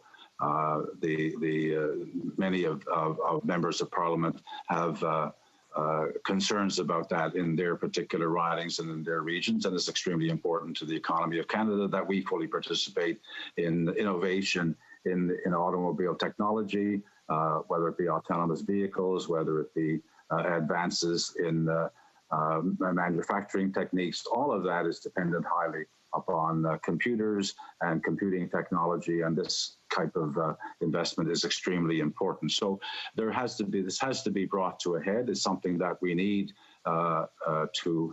it's on the table, it's already there, but a decision needs to be made, and if there's a very good reason as to not make the decision now, well then the government should come forth, tell us what it knows so far, tell us what's under concern, and bring it forward.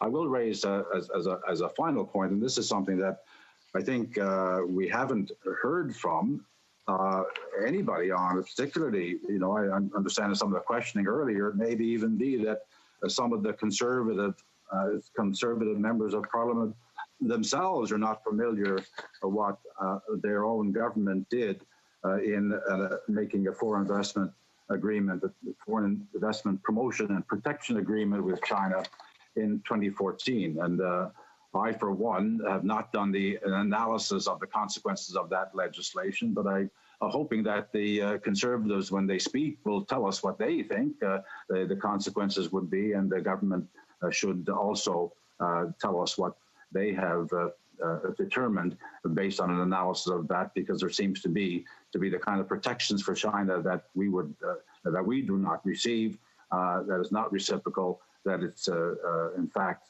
fairly secretive and not transparent, but may have extreme negative consequences on issues like Huawei, and I would like the government to explain that as well. It looks like a deterrent for us to do what we may have to do for our national interests and for national security interests, for our national economic interests as well.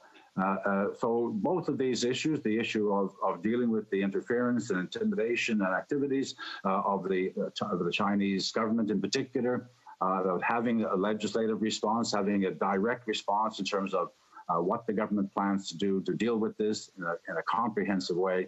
This should be on the table very shortly. I'm hoping the government can give us some outline as to what might be included in that, but also today, but also to ensure that this happens very quickly so that Canadians can feel safe in their own country from the foreign influence and intimidation and threats from representatives of other governments. Both of these are important, Mr. Speaker, and I think I'll end by saying that we support this motion. Questions and comments. Question commentaire. The honourable member for Dauphin, Swan River, Neepawa. Thank you, Mr. Speaker, and thank you to the member for the speech. I had some questions around earlier this morning. We had the minister state that if Canadians noticed any type of government interference, they should go to the RCMP and report that immediately, and the RCMP will take action.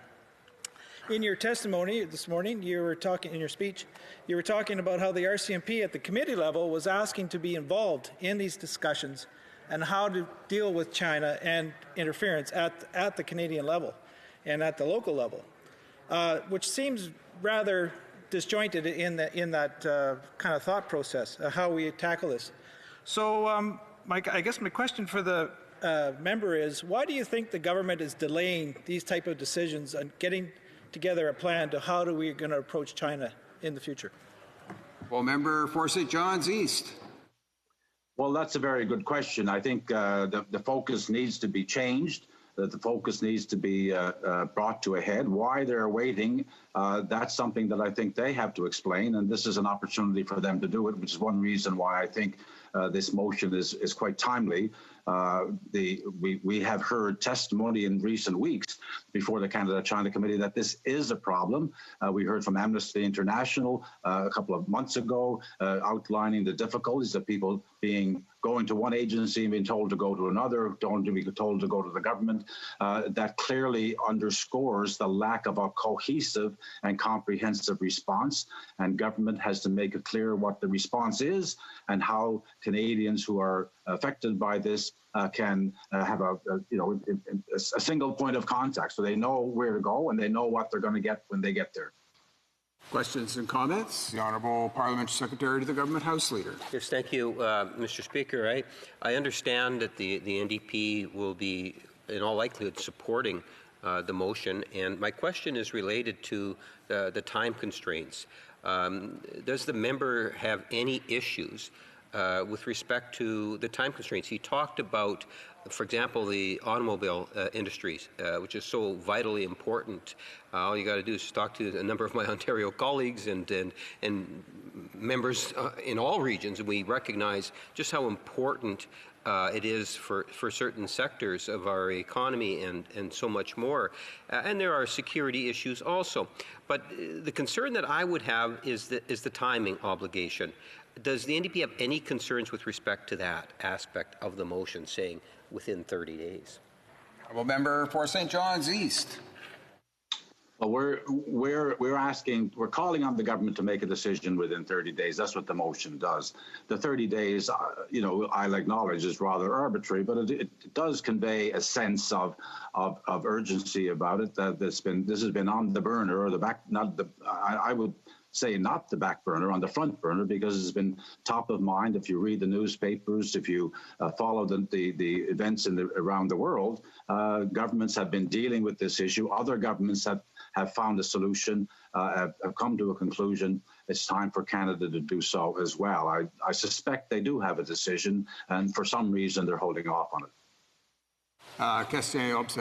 Questions and comments? The Honourable Member for Longueuil-Saint-Hubert. Thank you, Mr. Speaker. I'd like to thank my colleague for his question. In the motion, it talks about establishing a robust plan, as Australia has done, to combat China's growing intimidation of Canadians living in Canada. We read in the press that there were militants in Hong Kong that were prevented by groups here in Canada from participating in Montreal's Gay Pride Parade. This is rather serious. Does my colleague think that this is unacceptable first? And what can we do to prevent this type of bullying online? Thank you. For St. John's East. Mr. Speaker, thank you. I didn't hear the intro. I thank the honourable member for his question. I think it's a very important one because we've seen not only in suggestions of participation in public events, we've seen demonstrations that have taken place in Canada by pro-democracy advocates being attacked by large groups of counter-protesters, apparently at the behest of the Chinese government or Chinese agents, intimidation, cyber intimidation, and all that goes with that.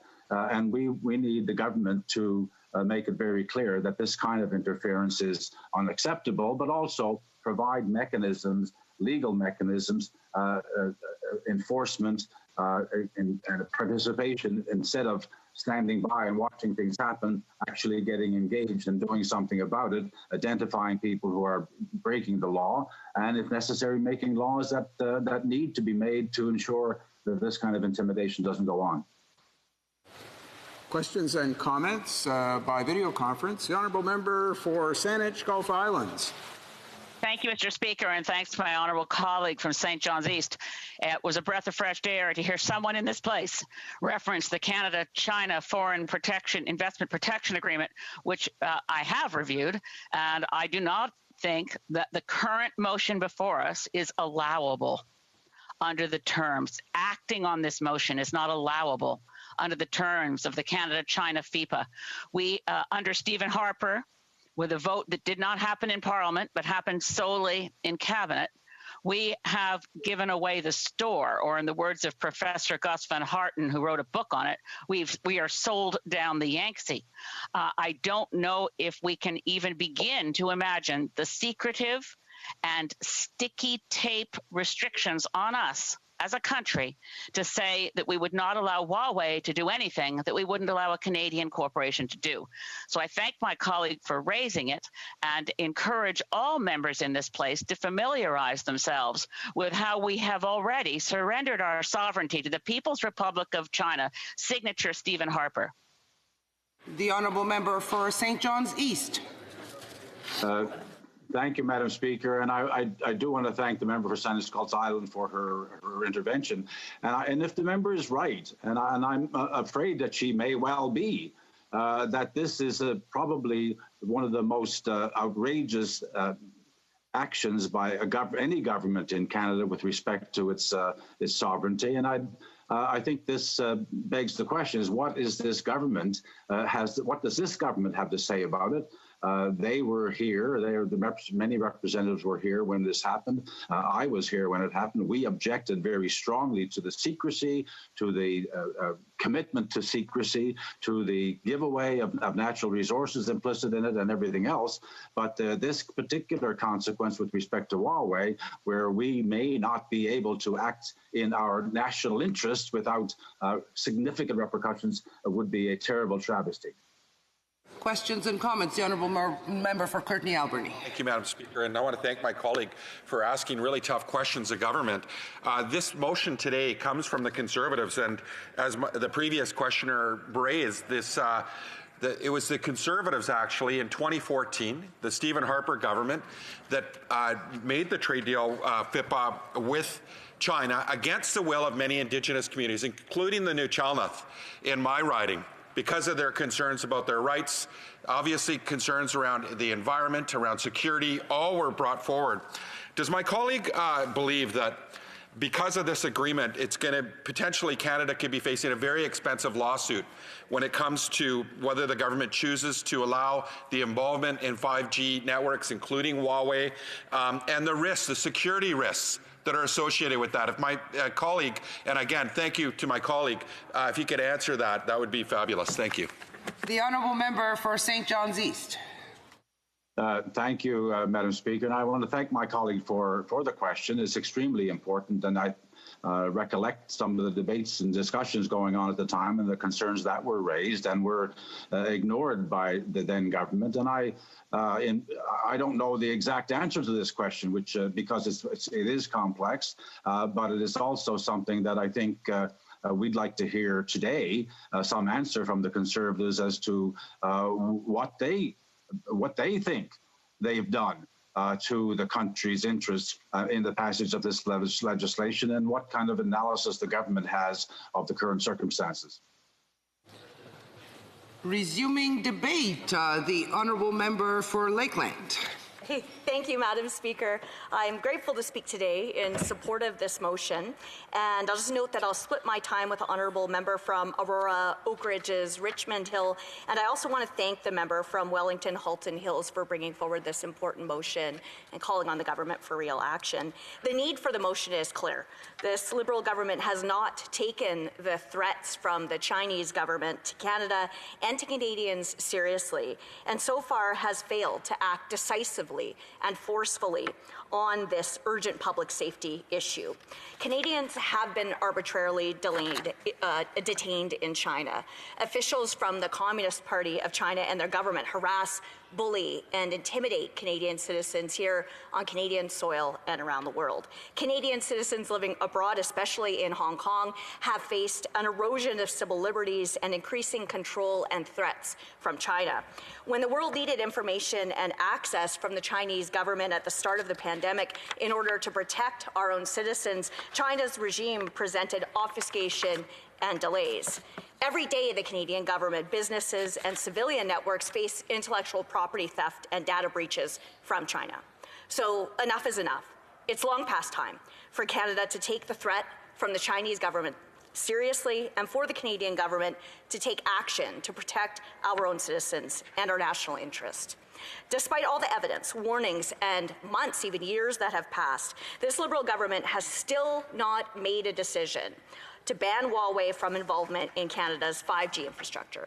So this motion calls on the government to make a decision on Huawei within 30 days. And because of this government's repeated delays, it seems there is no other choice left for us but to try to force the government to take it seriously through this motion. If Huawei were permitted to build Canada's 5G infrastructure, it would give the Chinese government sweeping backdoor access to confidential information from Canadians, from Canadian businesses, and even to secret government information. This cannot be allowed to happen. Alarmingly, this government's delay in making a decision puts Canada at odds with the rest of the countries in our Five Eyes intelligence sharing alliance between the United States, Australia, New Zealand, and the UK, each of which have now either banned or restricted the use of Huawei 5G equipment. The Canadian government's passivity and delay is mind-boggling because presumably it accesses the same intelligence as our free and democratic allies around the world, and every one of them have come to the same conclusion that Huawei is not to be trusted. So the question is, why hasn't the Canadian government? What is holding the Liberals back from making a decision? Protecting Canadian citizens at home and abroad should be the paramount responsibility of the Canadian government. It's #1 priority. Others in the Five Eyes community caution that if Canada does not ban Huawei technology, it will put Canada's intelligence sharing and protection with our allies in jeopardy. It's galling that this government would risk relationships with our closest allies and Canada's own security and sovereignty in order to placate the Chinese government, but that's why we're debating this crucial motion today. Canadian intelligence agencies are taking the threat from the Chinese government seriously. Just last week, a Globe and Mail report showed that CSIS has confirmed that Chinese state security officials are operating on Canadian soil, targeting members of Canada's Chinese community in an attempt to suppress criticisms of the communist government and its leader. One of those campaigns, Operation Fox Hunt, is directed by Beijing's Ministry of Public Security itself and has been going on for years, since 2014. A CSIS spokesperson said, quote, "When individuals in Canada are subjected to such harassment, manipulation, or intimidation by foreign states seeking to gather support for or mute criticism of their policies, these activities constitute a threat to Canada's sovereignty and to the safety of Canadians."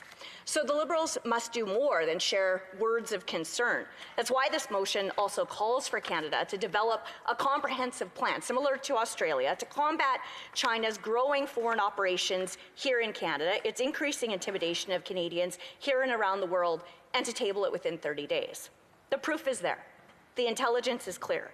Canadians want and need action from this government in order to protect citizens, to keep them safe, and to protect our values. And if the government already has a plan, then they owe it to Canadians to show how they are taking this seriously. And they should act quickly to assure our political, economic, and strategic free and democratic allies around the world of the same. The threat posed to Canada from China is wide-ranging, and Canadians are right to be concerned. At the Standing Committee of Public Safety and National Security, I and my Conservative colleagues already moved a motion that was adopted there.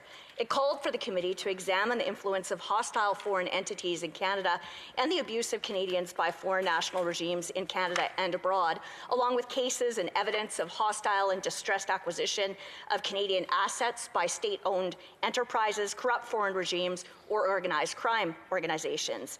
And because we can't seem to get concrete answers from Liberal ministers, the motion says the committee will hear from the RCMP and CSIS on the measures taken to prevent security violations of Canadians, of national and economic interests, including theft or acquisition of sensitive technologies and current measures and potential future actions to prevent state-backed and corporate espionage, intellectual property, and trade secret theft.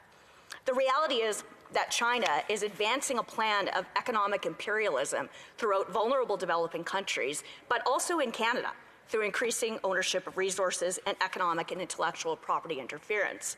And it isn't only the Chinese government that's guilty of campaigns of economic and political interference in Canada. The Communist government of China plays by an entirely different set of rules. So today's motion requires the Canadian government to act urgently and to present its plan to combat China's growing foreign operations.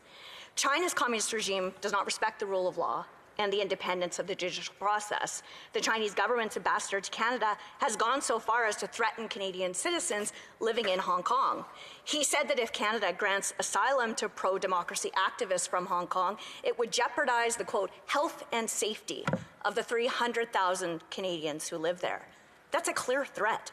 The ambassador must retract his remarks and issue a public apology, because a threat to Canadians anywhere is a threat to Canadians everywhere. This House passed a unanimous motion condemning the ambassador's remarks, but the Liberals equivocate and delay in response, and the ambassador continues to double down. With enough evidence of illegal Chinese government operations on Canadian soil, Chinese Canadians and Chinese immigrants to Canada being threatened by Beijing, they and their family members, both in Canada and in China, being threatened with violence and intimidation, these Liberals must go beyond words. It's a clear violation of Canadian sovereignty and a clear threat to the public safety of Canadians.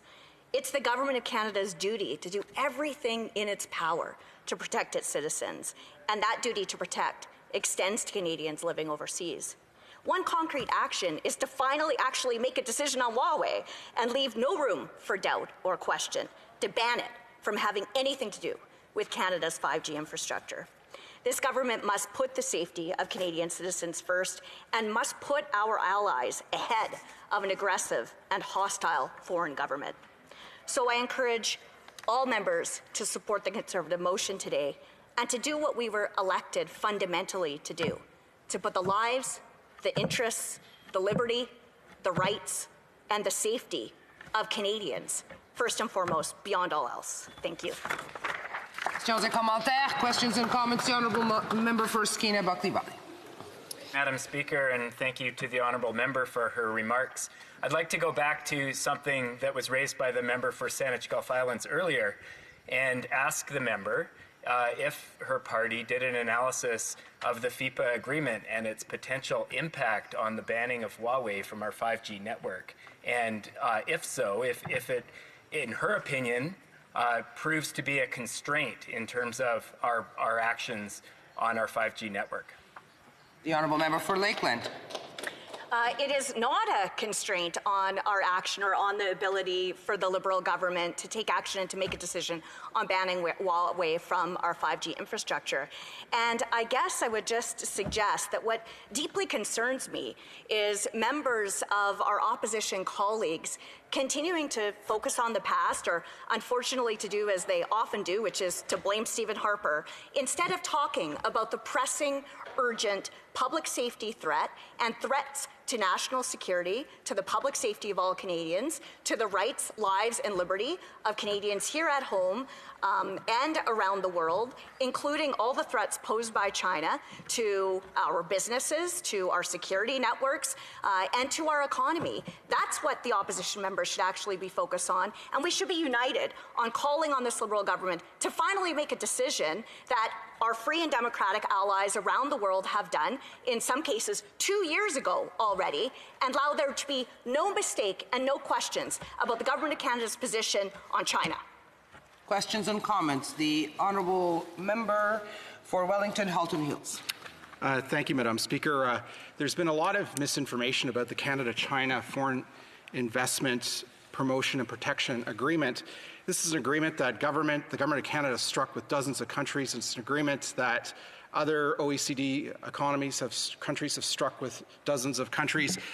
What the agreement says, the FIPA agreement, it says that a foreign firm can sue Ottawa only if they receive different treatment from their Canadian-owned counterpart or from another foreign-owned counterpart. So, for example, if Nokia or Ericsson we're subject to Article 7 of China's National Intelligence Law, which requires Huawei to support, assist, and cooperate with China's intelligence activities. The government of Canada would arguably treat it in exactly the same way. So Huawei is not being singled out for special treatment here. If any other company that provides this kind of 5G telecommunications networking equipment was subject to Article 7 of China's National Intelligence Law, it would too be subject to the same restrictions that the four of the Five Eyes have placed on Huawei. So this motion that we've presented in the House, the position of the Conservative Party, which the government is that the government should ban Huawei, is entirely consistent with the Canada-China Foreign Investment Promotion and Protection Agreement and does not single out Huawei for special treatment any more than it would any other company, regardless of its nationality, of its ownership.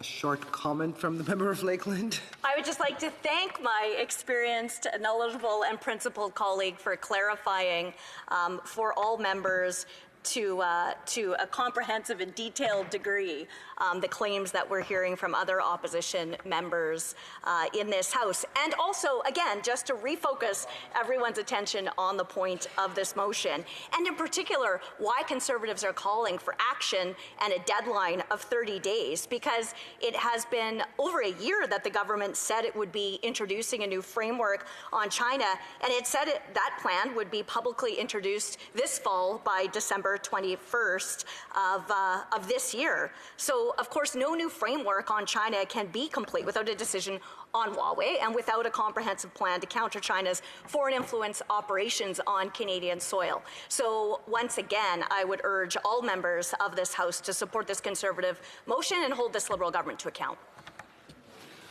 Resuming a debate, the honourable member for Aurora Oak Ridges, Richmond Hill.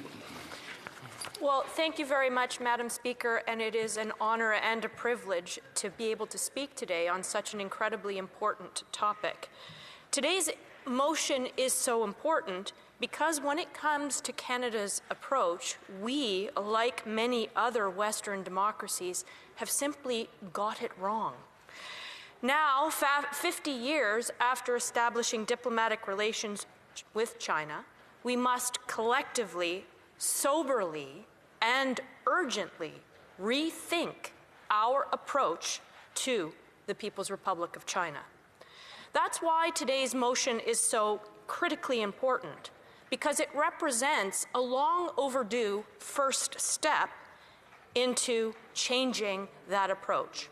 The motion calls for the government within 30 days to make a decision on Canada's use of Huawei in our 5G network and to develop a robust plan to combat China's growing foreign operations in Canada and its increasing intimidation of Canadians who live here.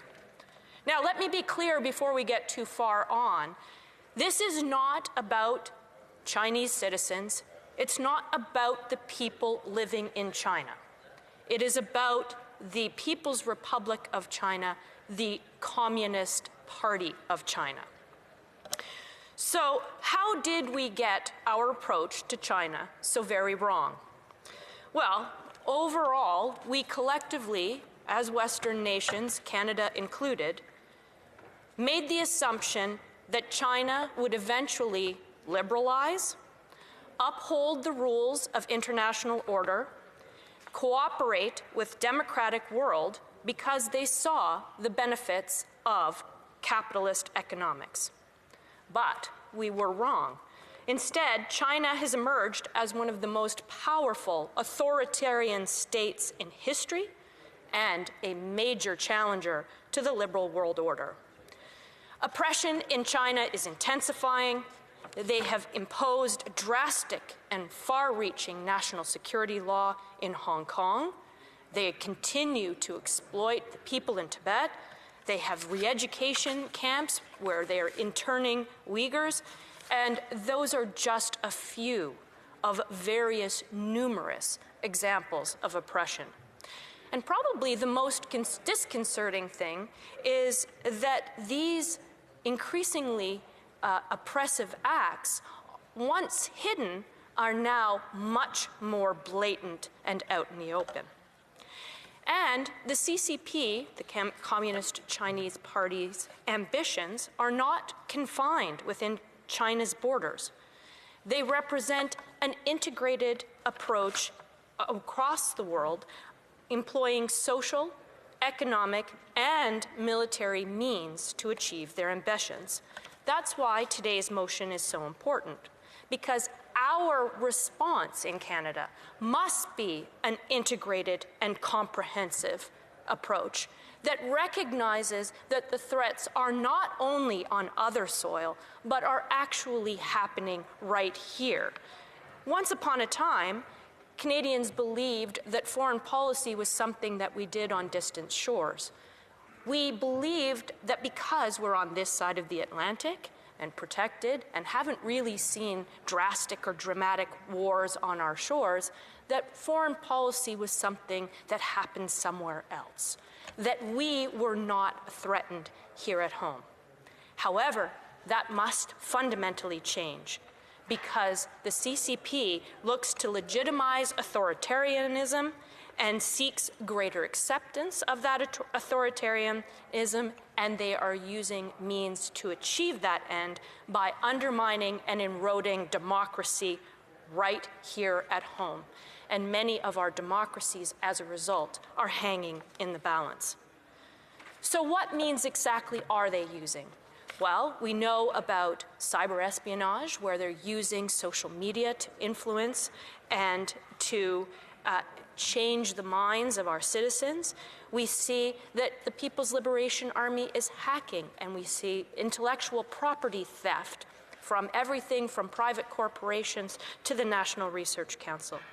We now are aware of Operation Foxhunt, which is just a simplistic term for saying that Canadians of Chinese background and others are being intimidated and threatened by Chinese agents here in Canada.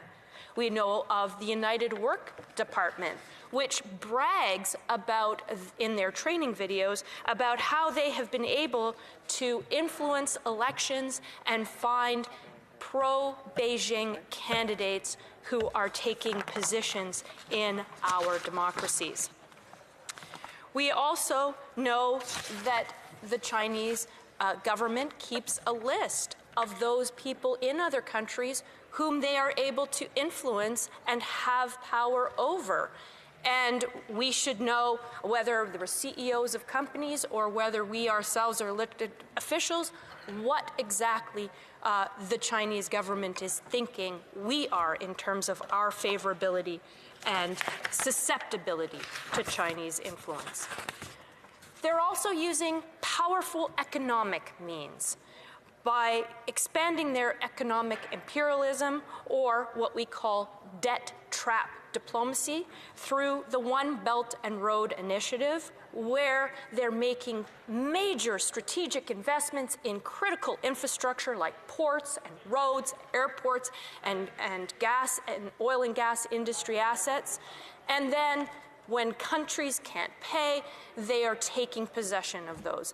Strategic assets allow them to bolster their economy, hold those countries' economies hostage, and ensure that they can get goods and people and potentially military assets anywhere in the world. They're also using Chinese companies that are in nations around the world, of which one is the center of the discussion today, Huawei. There is a national intelligence law that says that those companies are mandated to be able to provide intelligence and information to the Chinese government and act in the best interest of the Chinese government, even when they're on Canadian soil, and even if that means going around Canadian law to do it. That, Mr. Speaker, is frightening and is a threat not only to our national security, but to our rule of law, our democracy, and our social and economic security. Militarily, the Chinese government is expanding rapidly. We've seen one of the largest operations where they've partnered with Russia in recent memory. Over 300,000 troops and 36,000 tanks. They have considered themselves now a near Arctic state, putting in place a Chinese Arctic policy and targeting our Arctic here in Canada. We know that there are Chinese submarines, and we know that they have ambitions for the Northwest Passage, which will be a game changer in the next century because it will allow goods to get around the world by water much more quickly. So economically, socially, politically, we are vulnerable right here at home, and the Chinese government is working nonstop to place us under threat. So, what do we do about it? We need to urgently and absolutely rethink our approach. Now, the good news is that we're not alone, because many, many countries, Western democracies around the world, are recognizing that it's a greater threat and we need to do something urgently. So that's why this plan today is so important. First, we need a decision on Huawei, and it must be banned.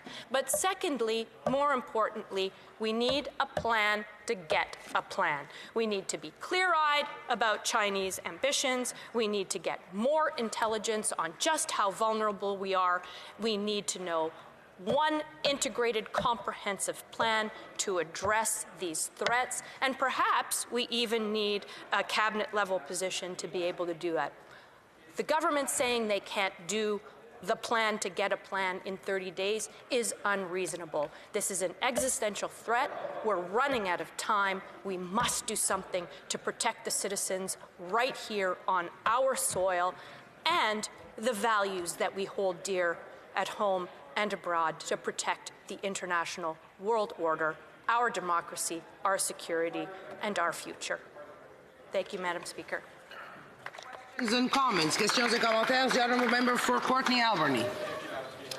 My colleague, first, she talked about, the vulnerability that we have right here at home, and I appreciate that because we know Canadians are living in fear right here in Canada because of the Chinese government's effort to silence dissenting voices right here in Canada, but around the world. And Canadians are victims, we know, of cyberbullying, threats of sexual violence, threats of harm to their family members living in China, racist insults, intimidation, and harassment for speaking out against human rights abuses and advocacy for democracy in China, as we're seeing in Hong Kong right now. She talked about rethinking our approach and urgently taking action. What would the member like to see the government do to actively protect Canadians who are being intimidated and harassed by foreign state agents here in Canada, like what's happening? Thank you. For Aurora, Oak Ridges, Richmond Hill. I'd like to take a moment to thank my honourable colleague because he has done some critical work in this area and he understands the sense of urgency and just what we collectively are facing and why we need to take urgent action. I believe that we need a comprehensive and integrated plan. The Chinese government has a war on multiple fronts to expand its ambitions.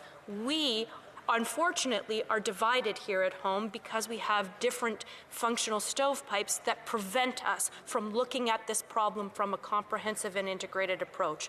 So the first thing that we need to do is we need to be able to look at all of the levers simultaneously and be able to come up with a plan that will address it. People in my riding are afraid to talk to me because of the threats that are coming from the People's Republic of China.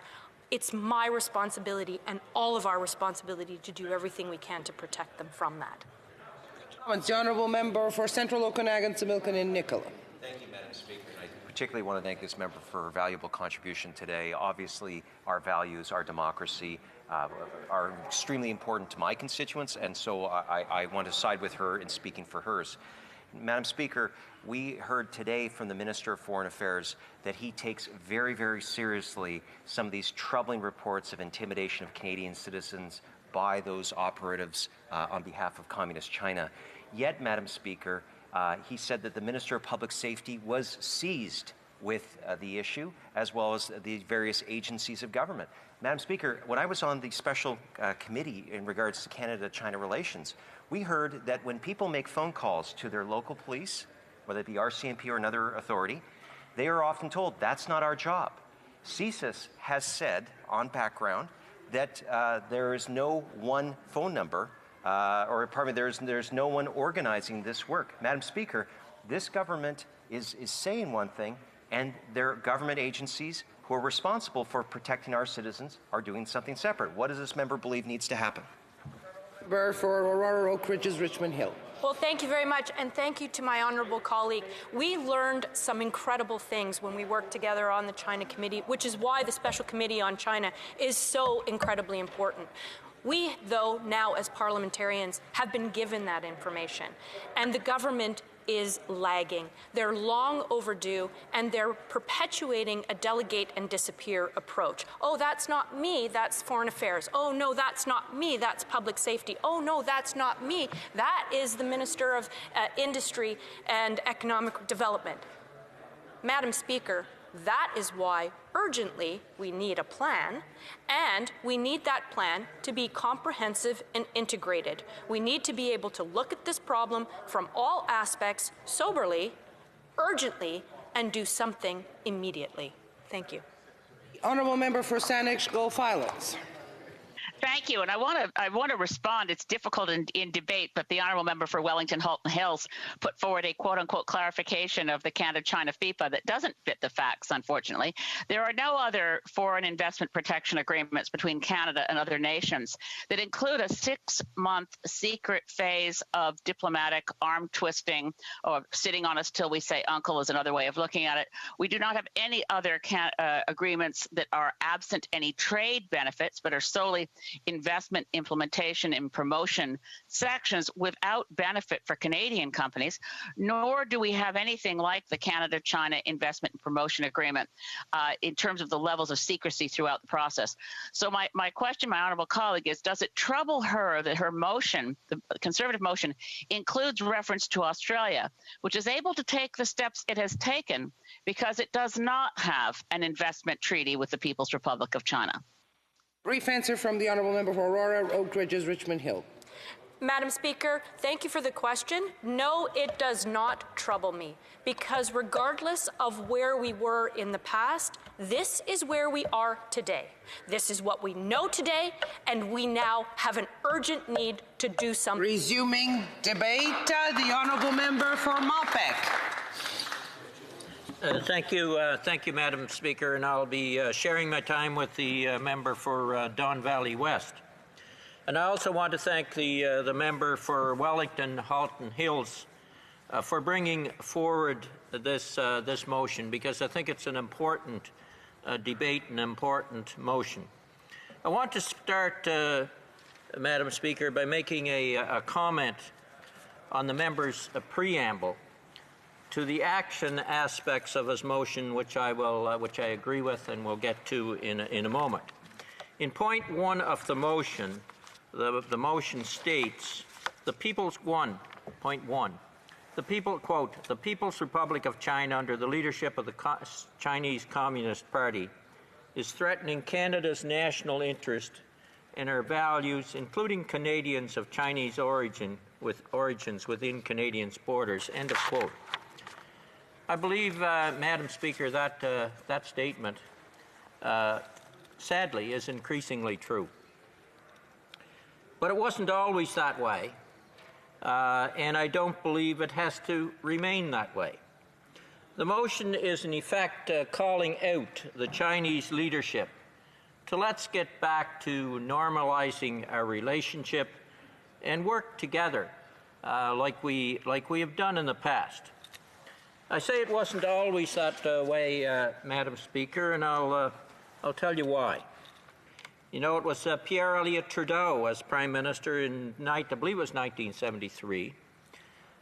He went to China and worked to open up a relationship with China and make that relationship important to both countries. And we've had some considerable background in China. I guess you'd call it a leg up in China, in that within the country, when Prime Minister Trudeau had went there, Dr. Norman Bethune, a Canadian, was seen as a Canadian hero among the Chinese population for saving people's lives. And Canada, because of Dr. Bethune, had a place in the Chinese culture and the Chinese mind. And an agency that I was involved with, Madam Speaker, in the farm movement, the Canadian Wheat Board, was the first international agency that went to China to open up trade with China and did it on credit. And they were all, now the Conservatives I know in the last government, the Harper government, destroyed the Canadian Wheat Board as a farm marketing board, and it's now been bought out by Saudi interests, but that's beside the point. The fact of the matter is we had an in with China in which that marketing agency provided credit so that the Chinese people could feed their people.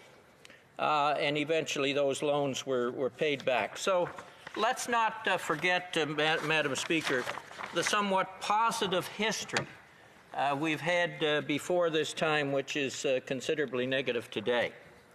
I've been to China a number of times myself, and in fact hosted a former ambassador in Prince Edward Island, and at a later date hosted a group of legislatures, Chinese legislatures on PEI.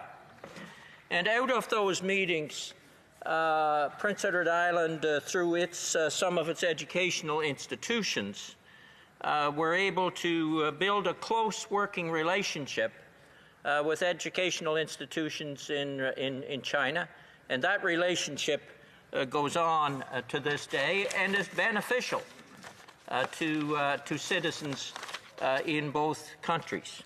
So I say this, Madam Speaker, because it wasn't always this way, and we need to try and get back to a better relationship of trust.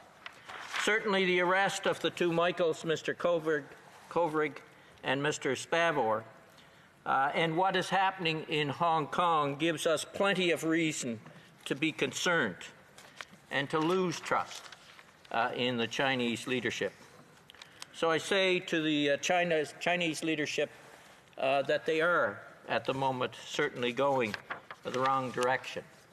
Madam Speaker, before I get to the key recommendations of the motion, I do want to background where the government is at on national security, because we kind of overlook this from time to time.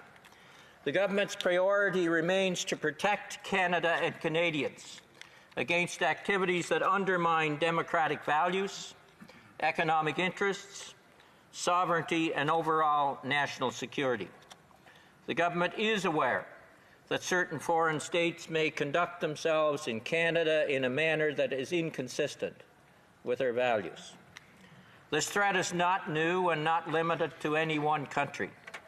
Governments worldwide have been engaged in efforts to mold public opinion and government policies in other countries to advance their own interests. When this is done in a transparent, peaceful manner within the law, it is called diplomacy or treaty negotiations. When it is covert or clandestine, employs threats or intimidation, or consists of lies and disinformation aimed at misleading people, destabilizing the economy or society, or manipulating the democratic process, a red line gets crossed. It could be the old-fashioned way with certain intelligence services collecting or stealing political, economic, commercial, or military information, but increasingly, the interference is higher tech. Social media has been used to build anxiety, even hysteria around sensitive issues. Fake news masquerades as legitimate information. Several recent reports have highlighted the threat of foreign interference in Canada. For example, the 2019 CSIS public report released on May 20th, 2020, states that espionage and foreign-influenced activities are almost always conducted to further the interests of a foreign state using both state and non-state entities. foreign powers have also attempted to covertly monitor and intimidate Canadian communities to fill their own strategic objectives. Further, the annual report of the National Security and Intelligence Committee of Parliamentarians outlined foreign interference activities by a handful of states like China and Russia, including the targeting of Canadian institutions by threat actors. Madam Speaker, the Government of Canada's security and intelligence community is combating these threats within their respective mandates.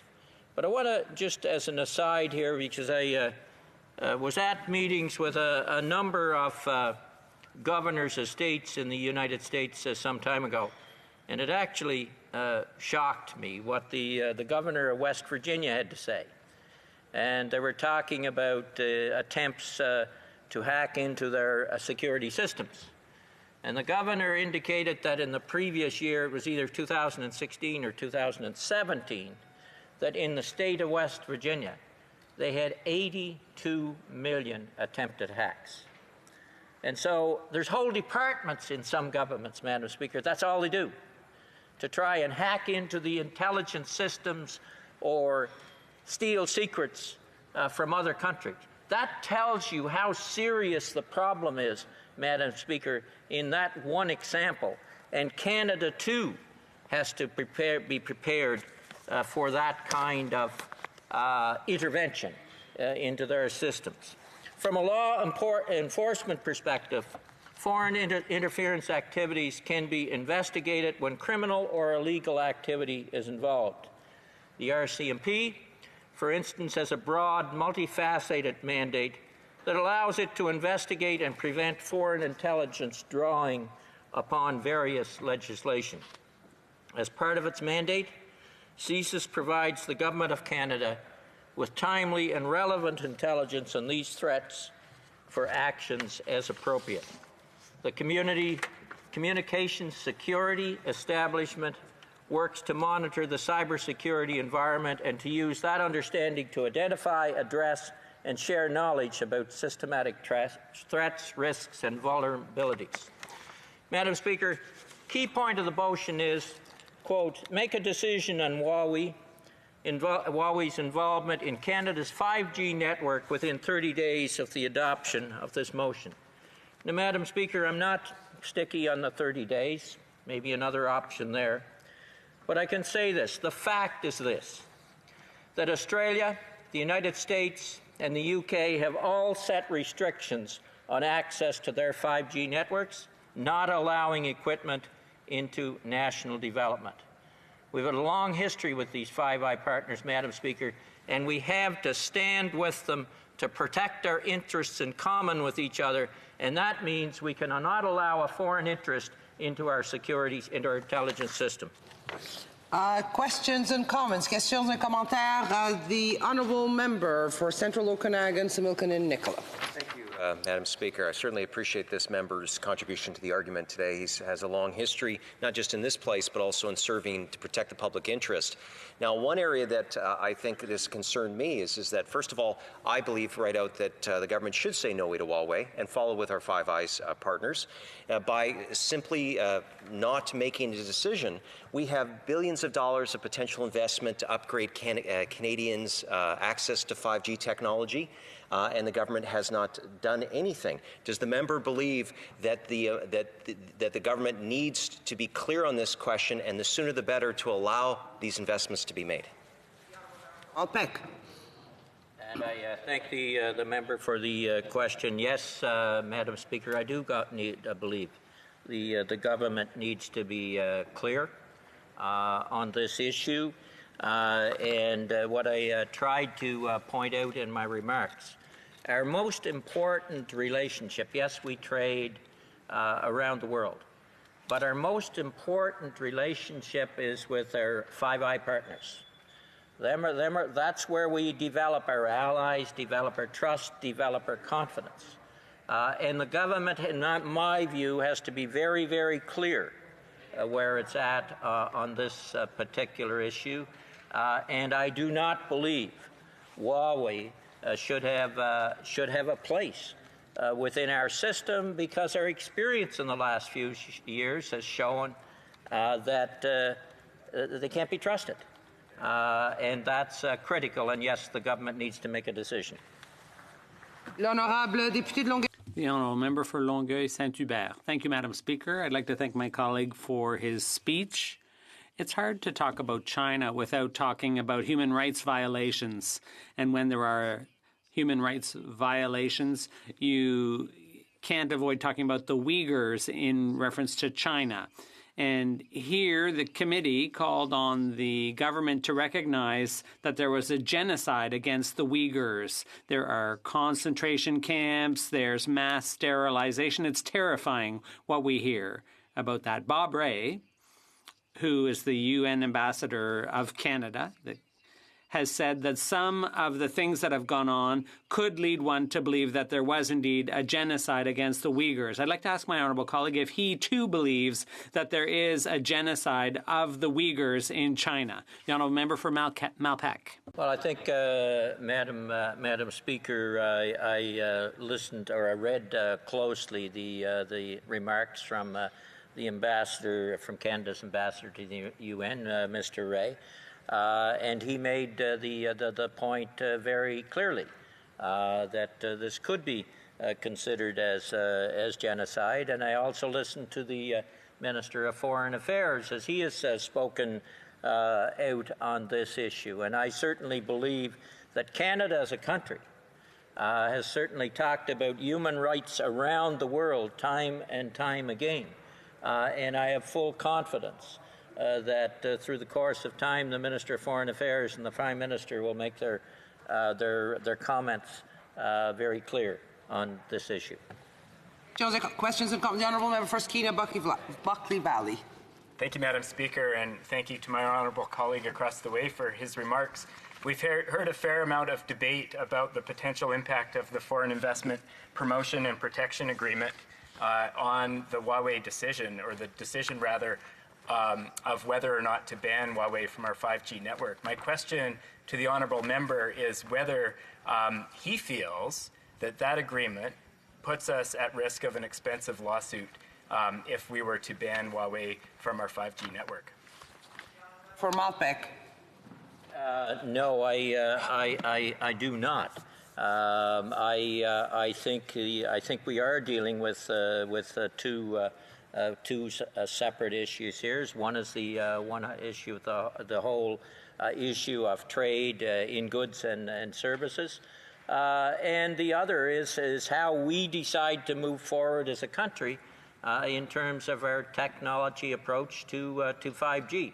And I've made very clear in my remarks, I believe that we should be in concert with our Five Eyes partners as we go forward with the 5G network in this country.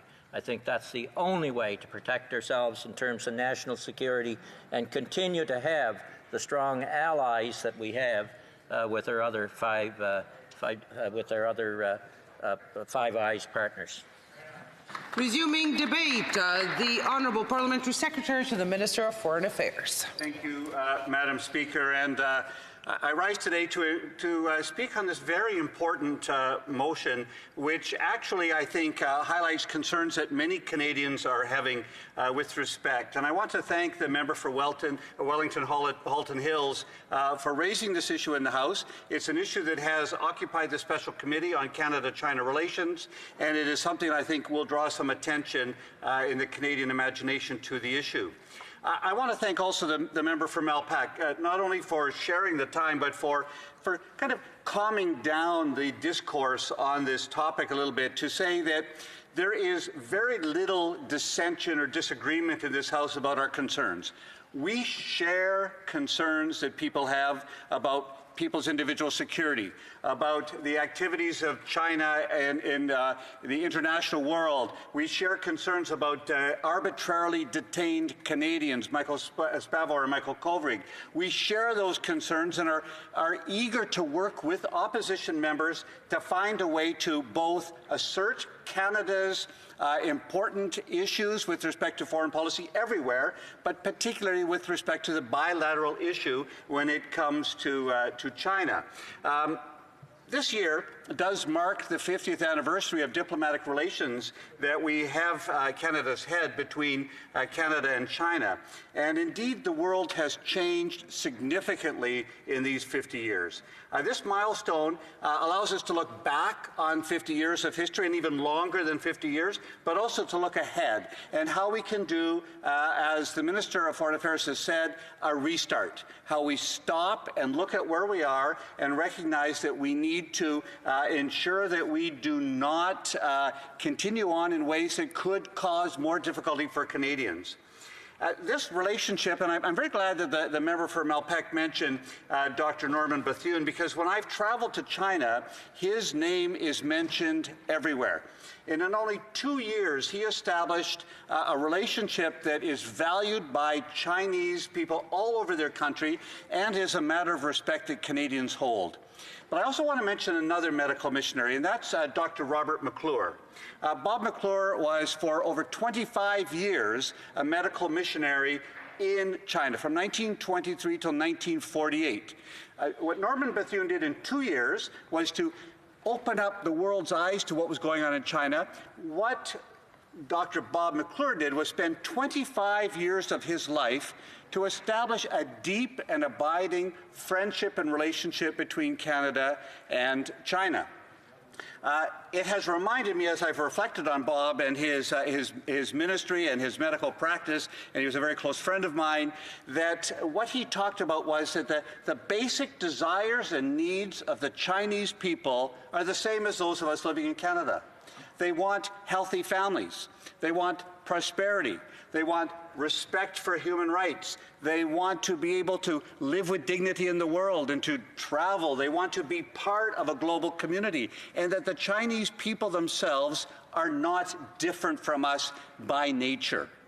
However, as we look at what has happened in recent years, we have concerns. And I don't think those concerns are on this side of the House or that side of the House. They're shared in this House. We are concerned about the erosion of human rights. We are concerned about the treatment of the Uyghurs. We are concerned about aspirations of Chinese people for their full rights and dignity.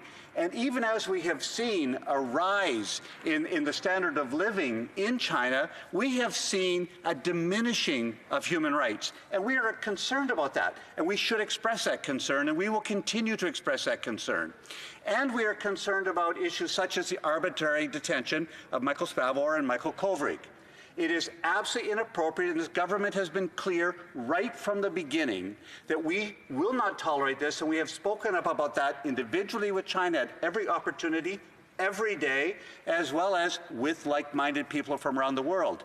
We are not resting until Michael Kovrig and Michael Spavor have been returned home. We stand up also for Canadians in other forms of detention, and we have called again and again for clemency for Robert Schellenberg, making sure that the death penalty, which we are opposed to in this country, is not imposed on Canadians in China.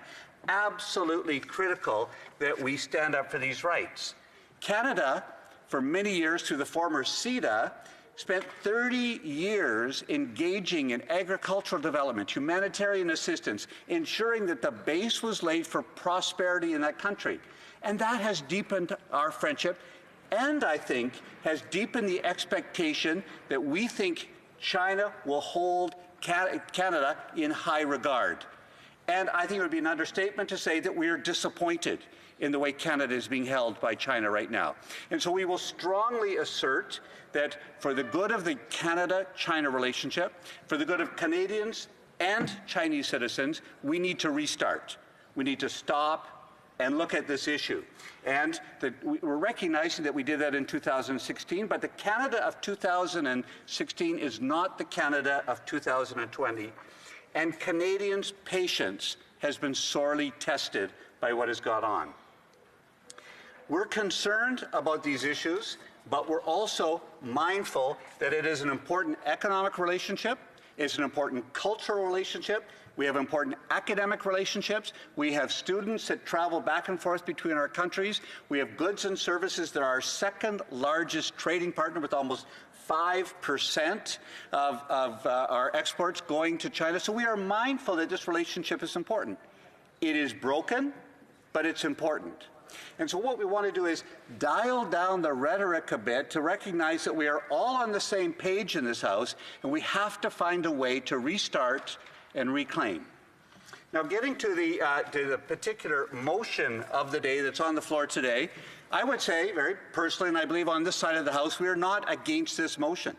We recognize those concerns that have been raised around Canadians and others' fears in Canada, particularly since the imposition of the national security law and concerns about Hong Kong and people in Canada defending rights. We are concerned about interference.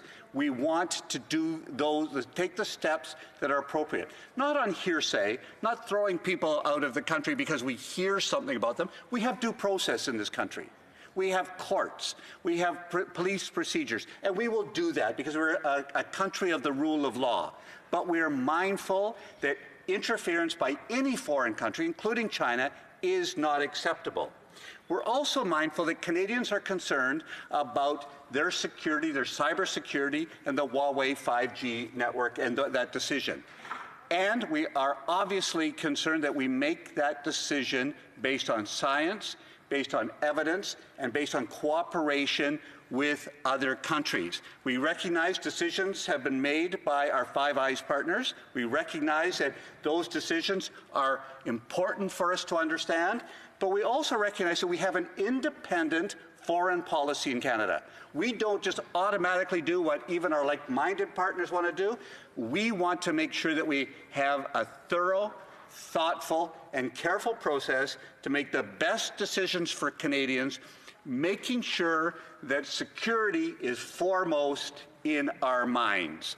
And so that is why, I think that we could come to an agreement in this House. We could drop the rhetoric, and I'm very glad that early on in this debate that the Minister for Wellington Halton Hills did indeed say that he was open to discussion about how we could perhaps tweak and in a small way this motion to find a way that we could all agree to it in this House. And so, Madam Speaker, that's why at this point I am hoping that we have a chance to debate an amendment to this motion that I would like to now put forward, seconded by the member for Winnipeg North.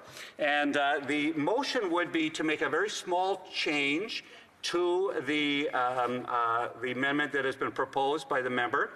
And that is after point A, where it says make a decision on Huawei's involvement in Canada's 5G network.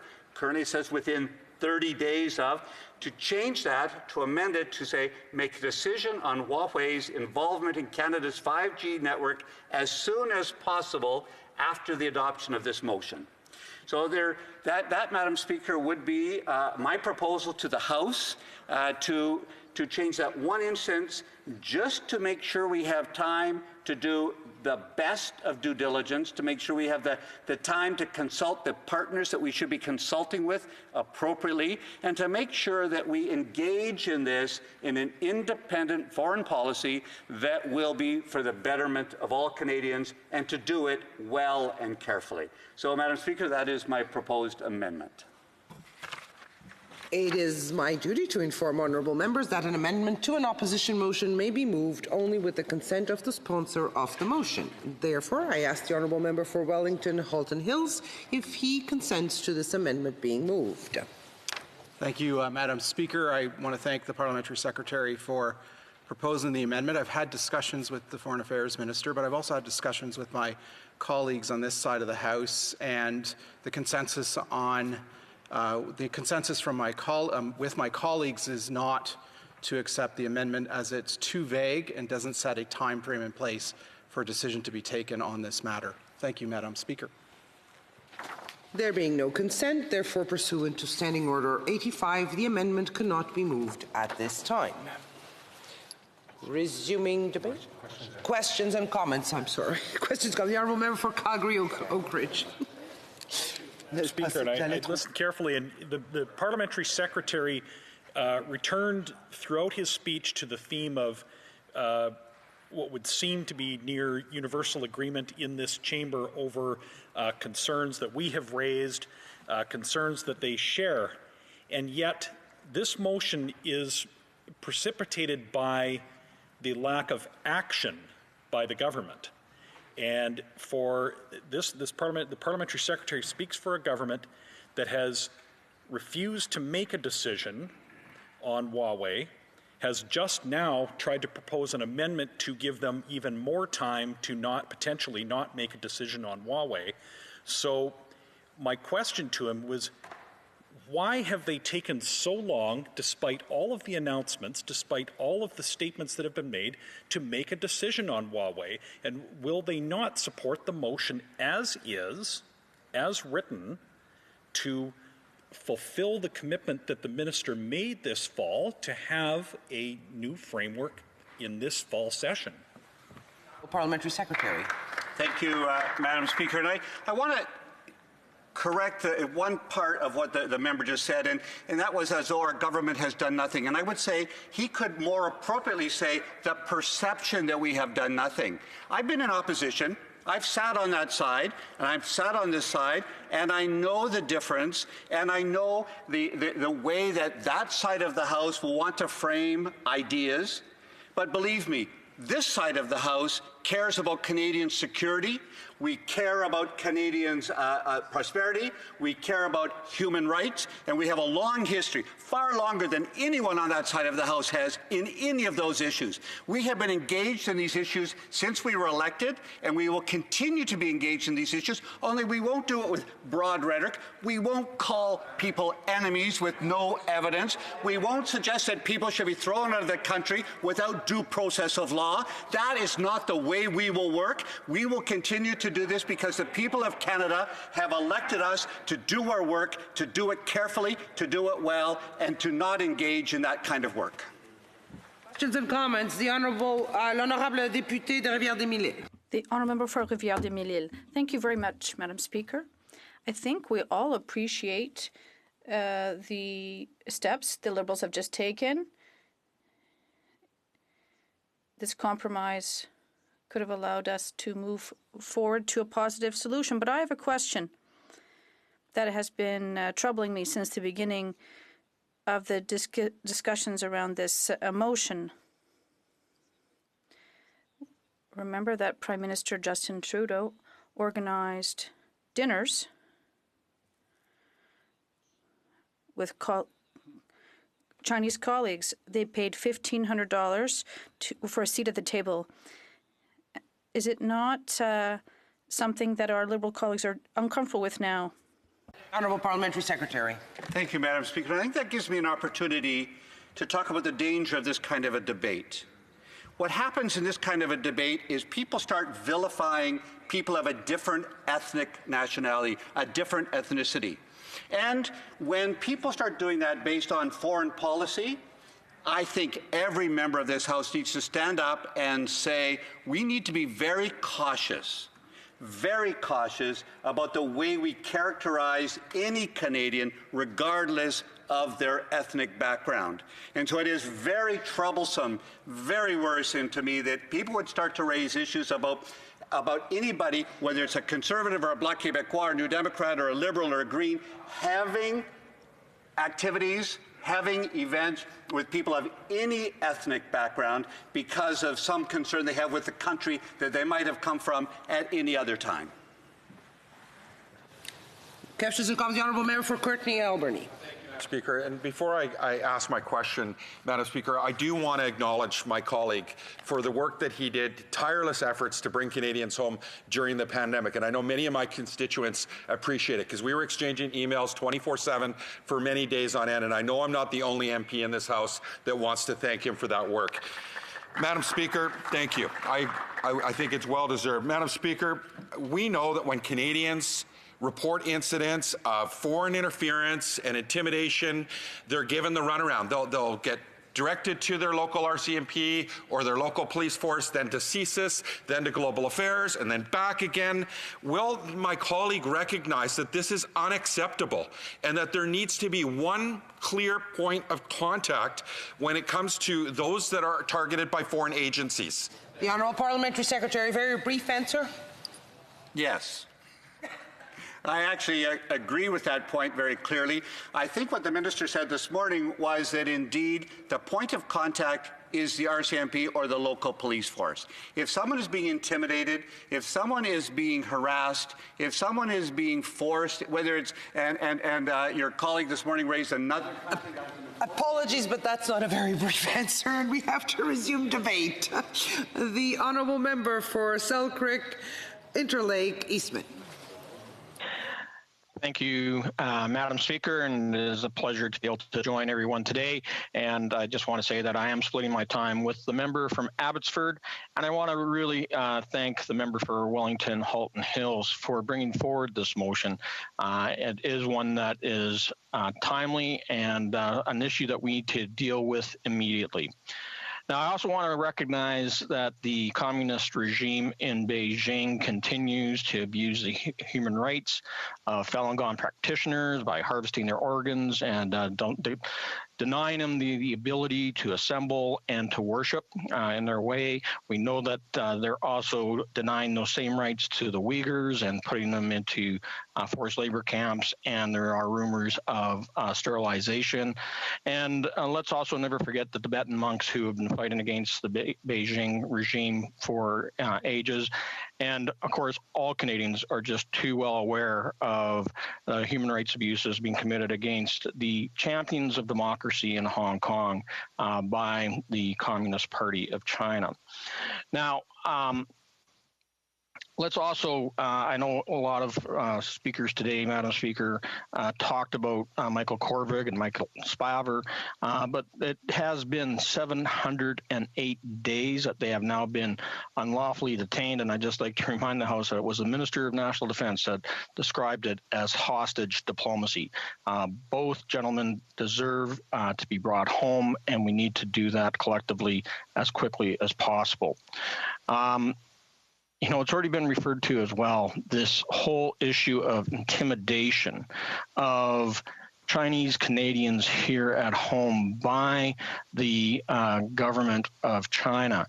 And they actually even have a word for it called Operation Fox Hunt.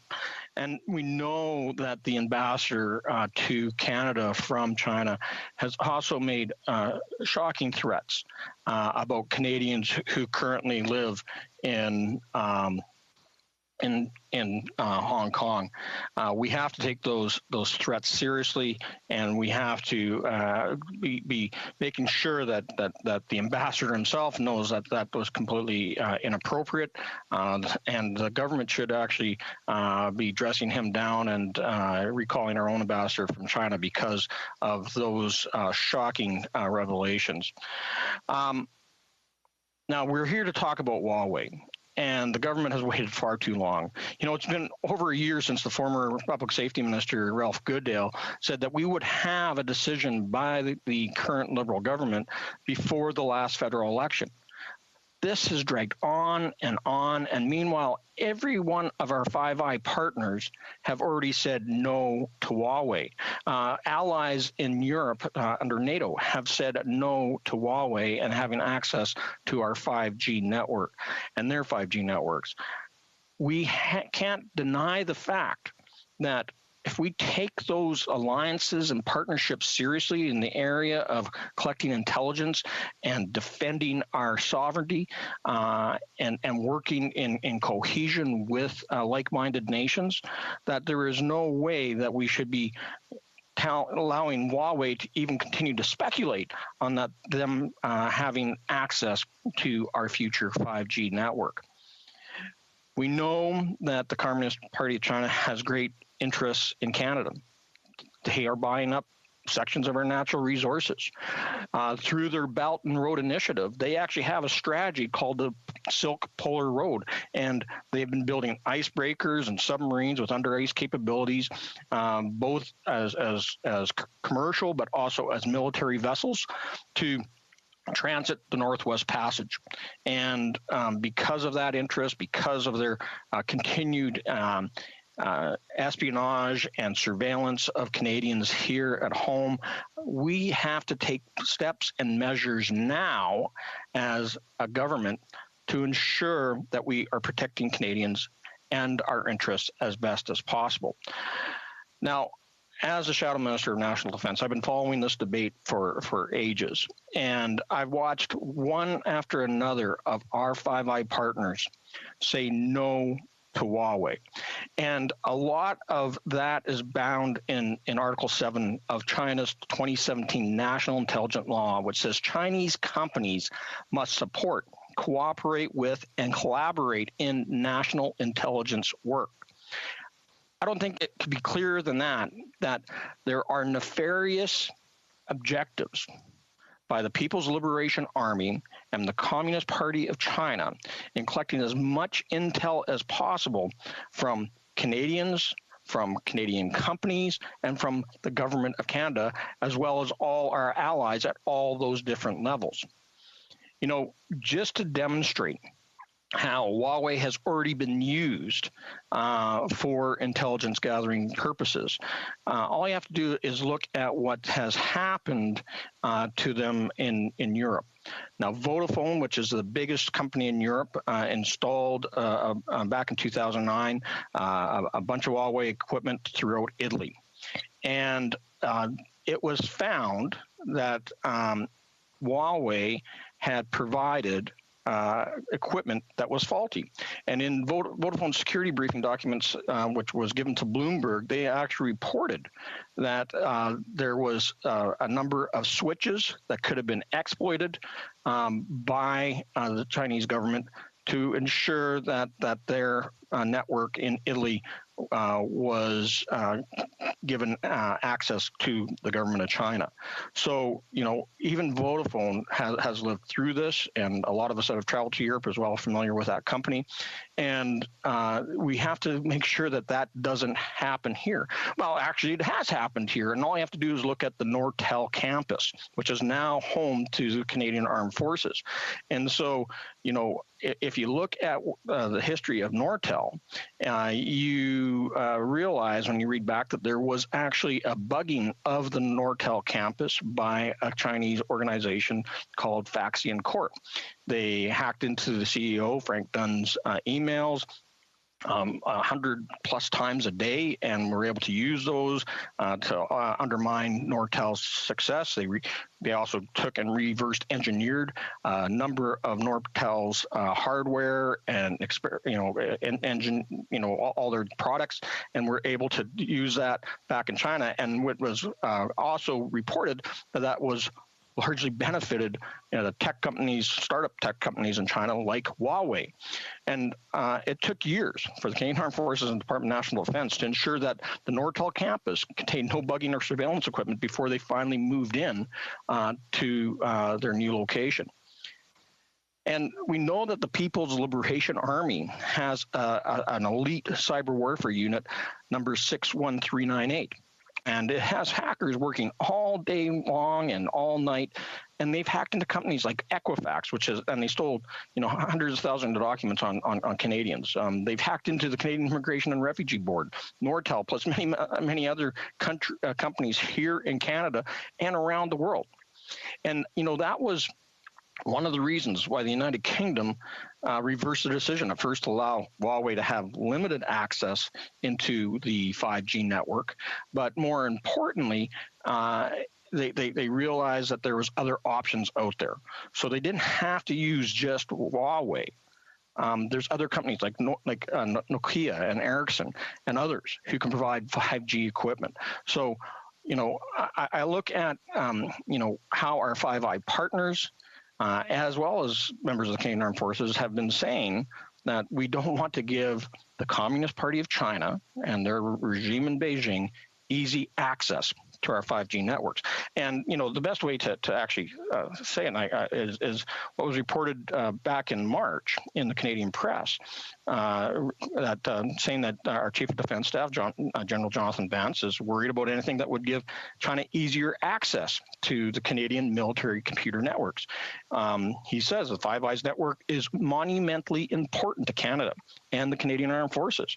And he says, I've made it clear that I have concerns with China and China's cyber efforts. And clearly, if there was to be an easier avenue for China to get into our digital networks, then I would be very concerned about that.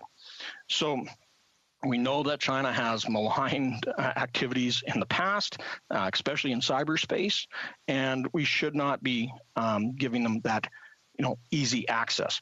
Now, even the Australian military, the U.S., New Zealand, and the U.K. are all calling Huawei a high-risk vendor. And I can, again, reiterate, Madam Chair, that, are we going to just continue to delay and dither, which is the liberal way, or are we going to recognize? My apologies, but we have to go for questions and comments. Questions et commentaires, questions and comments. The Honourable Member for Timmins, James Bay. Thank you, Madam Speaker, and I listened with great interest to my honourable colleague. One thing that I've been really noticing that the Conservatives are not talking about is that we are engaged worldwide in the natural resource sector with China taking major investments in getting control of key natural resources, particularly in Africa and elsewhere. But it was under the Stephen Harper government that Prime Minister Harper approved the Chinese state takeover, the $15 billion Nexen deal, and then under the FIPA agreement that he signed with China, gave China enormous rights to actually be able to sue Canada in tribunals if we held China to any standards. These were rules that we could not get for any of our natural resources companies if they were working in China. We saw that Stephen Harper signed off on Petronas, a $6 billion purchase of Alberta Progress Energy. We had HD Mining under Stephen Harper, where they were flying in Chinese workers and not hiring Canadians in Canada at Chinese-owned mines. So to see the Conservatives now taking a strong line on China, I find it interesting, the fact that when it came on the natural resource sector, they opened the door for Chinese state intervention time and time again. The Honourable Member for Selkirk Interlake, Eastman. Hi, Madam Chair, and I'd just say that we got to remember that FIPA was a two-way street. It was put in place so Canadian companies operating in China could actually have the same type of legal protections that they enjoy here in Canada. And so we have to address that first and foremost. And secondly, I do have concerns over China's continued interest in our natural resource sector, and especially critical and strategic infrastructure and resources. And so we have to put a whole new lens on how we look at China's continued attempts to purchase up our companies, our public ports, railways, anything that involves our ongoing infrastructure. But you know what? When it comes down to the end of it, today, in today's motion, it's time to make a decision on banning Huawei, and we are requesting through this motion the government do this now rather than delaying it and dithering again and again and again. Honorable député de Longueuil-Saint-Hubert. The Honourable Member for Longueuil-Saint-Hubert. Well, thank you, Madam Speaker. I'd like to ask my colleague a question. I'm going to quote something from an article that appeared last year in La Presse, and it said, militants for democracy in Hong Kong living in Canada feel that their freedom of expression is being affected. They are being harassed on campus and feel that Ottawa is closing its eyes to this, turning a blind eye to these comments. So these militants are saying that they can't comment because they could be persecuted by the government, lose their jobs, and if they were to return to China, they'd be arrested. So now we're talking about measures in this motion and a robust plan to deal with interference, and that's what this is all about. But what measures? What are we doing to prevent situations where students, Chinese students in Montreal or Toronto, are unable to live based on what we're hearing from this article in La Presse? Eastman. Thank you, Madam Speaker, and I want to thank my colleague for the question. And, these nefarious influence operators that are controlled by Beijing need to be brought to account. We have to start taking this seriously, using sanctions and other measures like we have afforded to us under the Sergei Magnitsky law to ensure that we send a strong message back to the Communist Party of China that we will not tolerate any more of their, influence operations within our borders. We have to stand with these human rights and democracy protesters in Hong Kong and across Canada and around the world. I've met with them many times, like Hong Kong Alliance, and want to assure them that we will do everything possible. The honourable member for Cypress Hills Grasslands. Thank you, Madam Chair, and I'm happy to hear my colleague reference the plight of Nortel. I've had the opportunity to actually work on Nortel systems, install them, and work on them in the past. And there's always a sense of pride knowing that they were a great Canadian story of a company that did so well here in Canada. But I'm just wondering if my colleague would agree with me that the government, given the track record of the Chinese government and companies that are owned and controlled by them and their influence on Canada, using the example of Nortel, would we not agree that the government had enough to go on to be able to ban Huawei and take decisive action? Honourable member for Selkirk Interlake Eastman. Very short end. Thank you, Madam Speaker, and I want to thank the member from Cypress Hill Grassland for his great question and comment. And, you know, as long as Chinese companies are controlled by the Communist Party of China and are obligated to serve Beijing first and foremost, we have to raise all the red flags and make sure that their objectives here in Canada are honest and truthful. And, of course, we aren't seeing that with Huawei. Resuming debate, the honourable member for Abbotsford. Well, thank you very much, Madam Speaker. I've looked forward to trying to address what is a major failing on the part of this Liberal government. And I'm grateful to our leadership, our caucus leadership as Conservatives, for bringing forward a motion that challenges the Prime Minister to finally abandon his naive approach to doing business with China and take the steps that are required to protect Canada's national interests. And I believe that China over the last decade has become increasingly adversarial, confrontational, and hostile, and increasingly a threat to our economic prosperity and national security. The bottom line, it's becoming an untrustworthy partner. Why do I say that?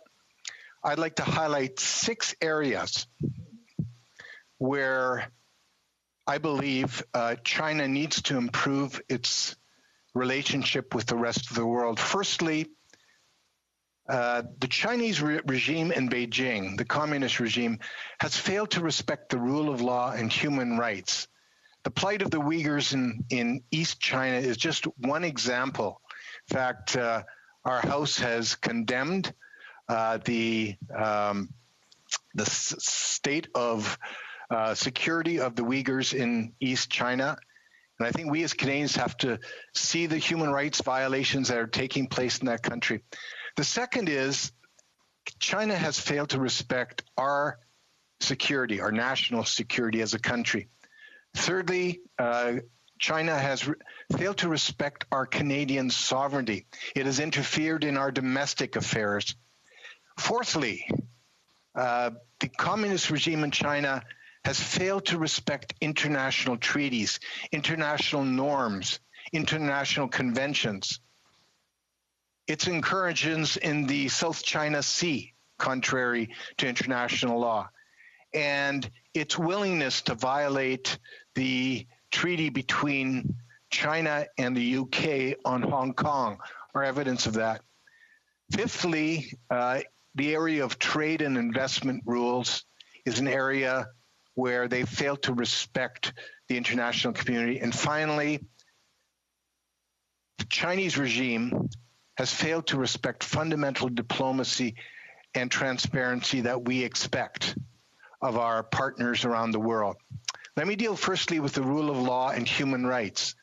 Today we have our 2 Michaels, Spavor and Kovrig, who are still in jail, who still are not getting the benefit of the rule of law. The communist regime is holding them in retaliation for steps that Canada took in full compliance with our international extradition treaty with the United States. The communist regime in China simply does not share our value system. It doesn't share our values such as openness and justice and tolerance. In fact, these values have been weaponized against us as Canadians. China has also failed to respect our security as a country. The extent of its espionage in Canada and its theft of untold billions of dollars of trade secrets and intellectual property over the years is still largely unknown, but we know we've paid a huge price. Nortel is just one example of how Canada has lost opportunities to grow our prosperity. Our national security has been at risk for quite some time. Our National Security Agency, CSIS, has highlighted this regularly. Former National Security Advisor Richard Fadden has repeatedly warned Canadians of the risk that China represents to Canadian security. Even former ambassadors like Guy Saint-Jacques and David Mulroney have highlighted the fact that Canada has to be vigilant and protect itself on the security front. As my previous colleague highlighted, our Five Eyes partners, the United States, UK, Australia, New Zealand, no longer have confidence in us as the fifth partner, because we will not ban Huawei from our networks. Even former BlackBerry CEO Jim Balsillie has expressed concerns about the risks to Canada's national security, especially if we allow Huawei to participate in the rollout of our 5G network across Canada. I'd like to also address the issue of China's failure to respect our sovereignty and its interference in our domestic affairs. It's becoming more and more well known that China is willing to bully and intimidate Chinese Canadians through organizations like the United Front and the Confucius Institute, and through Operation Fox Hunt. You know, my friend Anastasia Lin, who is a former Miss World Canada, she's been outspoken about China's heavy-handed approach to using fear to intimidate Canadians to do China's bidding. That's wrong. CSIS, our national intelligence agency, has confirmed that Beijing routinely uses undercover state security officials and trusted agents or proxies to target members of Canada's Chinese community in an effort to silence critics of China's president, including threats of retribution against their families in China. This federal spy agency also says these illegal activities in Canada are part of a global campaign of intimidation that constitutes a threat to our country. Harassing members of our Falun Gong community in Canada is another example of a group that is mercilessly persecuted in China and then intimidated here in Canada. They'll say, we know where your parents live in China, and we're going to go after them. We're going to go after your siblings. That's unacceptable by any international norm. Fourthly, Madam Speaker, let me address the failure to respect international law. China's incursions and breaches of international law are evident in the South China Sea, where they're looking to expand their footprint and push their territory further and further out by violating international norms. China's failure to respect the Sino-British Joint Declaration of 1984, in which the Chinese government declared the one country, two system principle for Hong Kong. That has now been violated. They had promised that Hong Kong would not have to practice the socialist system of mainland China, but would maintain Hong Kong's existing capitalist system and way of life for 50 years until 2047. And what happened? No commitment to living up to its international commitments. Flouting of trade laws. I just met with one of our key stakeholders in the agriculture industry who said they can no longer rely on China to respect international trade laws, such as those under the World Trade Organization. Madam Speaker, there's also the issue of fundamental diplomacy and transparency. China's belligerent and bellicose treatment of Canada-China relations includes the imprudent rhetoric of its ambassadors to Canada. The last few ambassadors that have come to Canada, rather than building bridges, exercising discretion, have instead inflamed the rhetoric and inflamed the relationship between our two countries. Totally unnecessary. Our diplomats are expected, typically, to be bridge builders, to seek common ground, to exercise the highest level of judgment and discretion. And we just haven't seen that from China's representatives in Canada.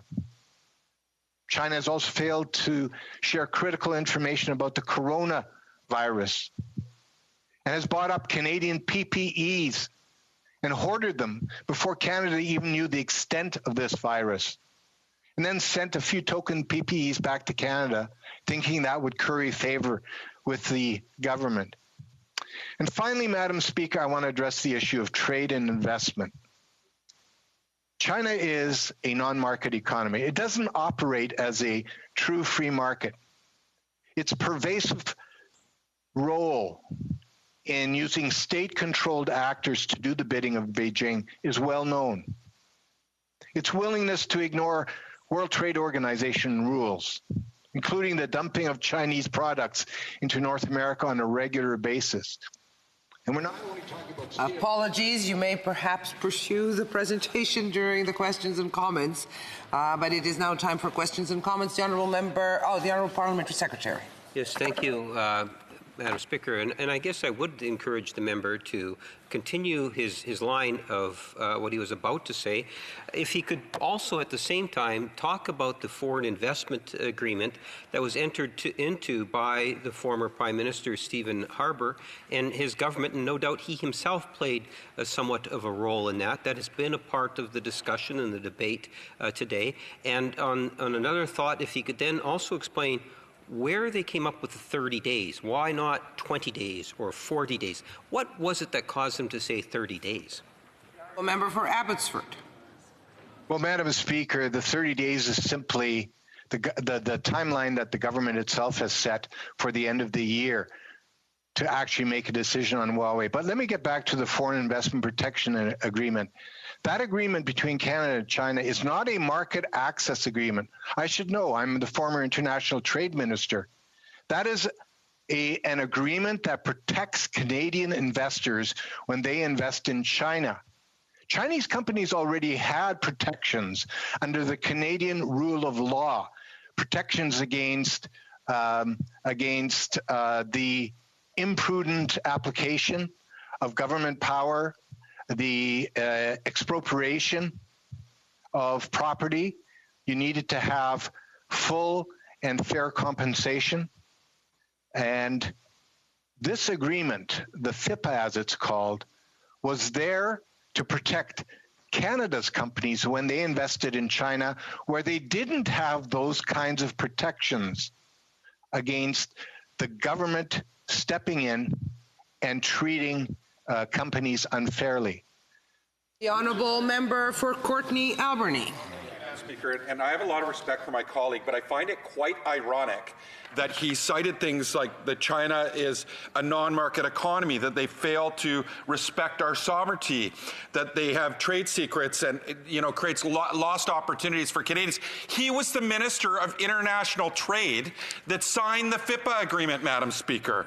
And not only was he the minister, but this motion actually could land Canada in secret tribunals, which were part of that agreement, which we can end up owing the People's Republic of China billions of dollars, Madam Speaker.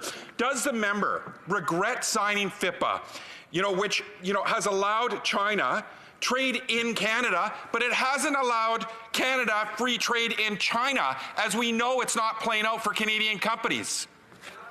For Abbotsford. Madam Speaker, with the greatest of respect, that is hogwash. The investment treaty with China is an agreement that protects companies after they've made investments to make sure that expropriation doesn't take place without fair and reasonable compensation, that they are not treated arbitrarily by government, that investments aren't taken away. That doesn't happen in Canada, but it does happen in China, which is why we want to have an agreement in place to protect Canadian companies against the arbitrary actions of government in China. And today, that's what we have. We have an agreement that when a Canadian government invests in China, and it is treated unfairly in China, it has a remedy. We have one question from the Honourable Member for Edmonton, Grisback. Yes, Madam Speaker, the member from Abbotsford talked about the effect of the coronavirus from China. I'd like to know, in his words, how the Chinese Communist government failed Canada and the world on this absolutely horrific crisis. Honourable Member for Abbotsford. Well, I thank the member for that excellent question. And you know, the coronavirus is just symptomatic of how the communist regime in Beijing does business. It covered the scope and extent and the seriousness of this virus until it was too late for the global community. And in the meantime, it was already establishing itself to take advantage of that crisis. I believe that postmortems that will be conducted on the coronavirus will lay bare the extent to which China has been complicit in allowing this virus to infect the global community. So I thank him for that question. Resuming debate, the Honourable Parliamentary Secretary to the Minister of National Revenue. Thank you, Madam Speaker. I'd like to say that I'll be sharing my time this afternoon, or this morning actually, with the member from Scarborough-Guildwood. Thank you, Madam Speaker. I appreciate having this opportunity to participate in the debate on the motion put forward by the Honourable Member from Wellington Halton Hills. Madam Speaker, let me assure this House that the Government of Canada takes the security of our telecommunications infrastructure and establishment very seriously. This is clearly outlined in our digital charter, which focuses on building trust in a digital world. The second pillar of our digital charter is safety and security, and thus we take it extremely seriously. That is why we have been working diligently across the government on a review of 5G technology and the associated security and economic considerations. This work crosses multiple departments and agencies: innovation, science and economic development, Public Safety Canada, the Communications Security Establishment, the Department of National Defence, the Canadian Security Intelligence Service, and Global Affairs Canada. It is an important issue, and we want to make sure we get it right. This review includes the careful considerations of our allies' advice, whose decision on this issue we are all well aware of. We will ensure that our networks and our economy are kept secure, and we will take the appropriate decisions in due course. In the meantime, we are already collaborating with telecommunications service providers and equipment vendors to address cybersecurity concerns on an ongoing basis. This collaboration enables the public and private sector to exchange information on issues that may affect the resilience of Canada's telecommunications infrastructure. A safe and secure cyberspace is important for Canada's competitiveness today and tomorrow, for economic stability and long-term prosperity. Therefore, government, industry, academia, and civil society must all work together to strengthen Canada's cybersecurity and make Canada a safer place to be online. Cyber threats are continually evolving. That's why collaboration is key, Madame la Présidente. The cybersecurity strategy announced in 2018 made significant investments to centralize the governance of cybersecurity within the Canadian Centre for Cybersecurity by bringing operational security experts under one roof to provide targeted cybersecurity advice and guidance. It is ensuring better coordinated and a more coherent government response to cyber threats at a more strategic level. There's also an important body called the Canadian Security Telecommunications Advisory Committee, or for short, CSTAC. It allows senior government officials and senior telecommunications executives to exchange information and collaborate strategically to ensure the security of our networks. I said co-chairs this committee, along with a co-chair from the private sector. It also includes representatives from Public Safety Canada, the Communications Security Establishment Canada, the Canadian Security and Intelligence Service, and all of the major telecommunication companies. The industry's members of CSTAC have developed a set of best practices designed to provide a baseline of appropriate security measures to meet Canadians' needs. It recognizes that one of the key ways to enhance customer safety and the stability of their portion of the Internet is to share cybersecurity threat information with one another. This sharing includes information about new threats, as well as detailed technical information after an attack has been detected. By standardizing how we log, share, and disseminate information, CSTAC collaboration has helped to enhance the resilience of Canada's networks. In addition, CSTAC's working groups have helped investigate and respond in times of emergency. By focusing on the executive level, CSTAC is able to make sure that a security culture permeates from the top down. Myriad working groups and incident response teams bring together cybersecurity experts to tackle specific technical issues.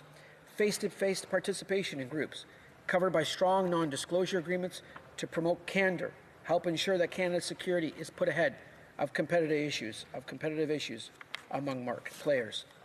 Madam Speaker, in addition to the work undertaken by CSTAC, the Communications Security Establishment does important work in running the Security Review Program.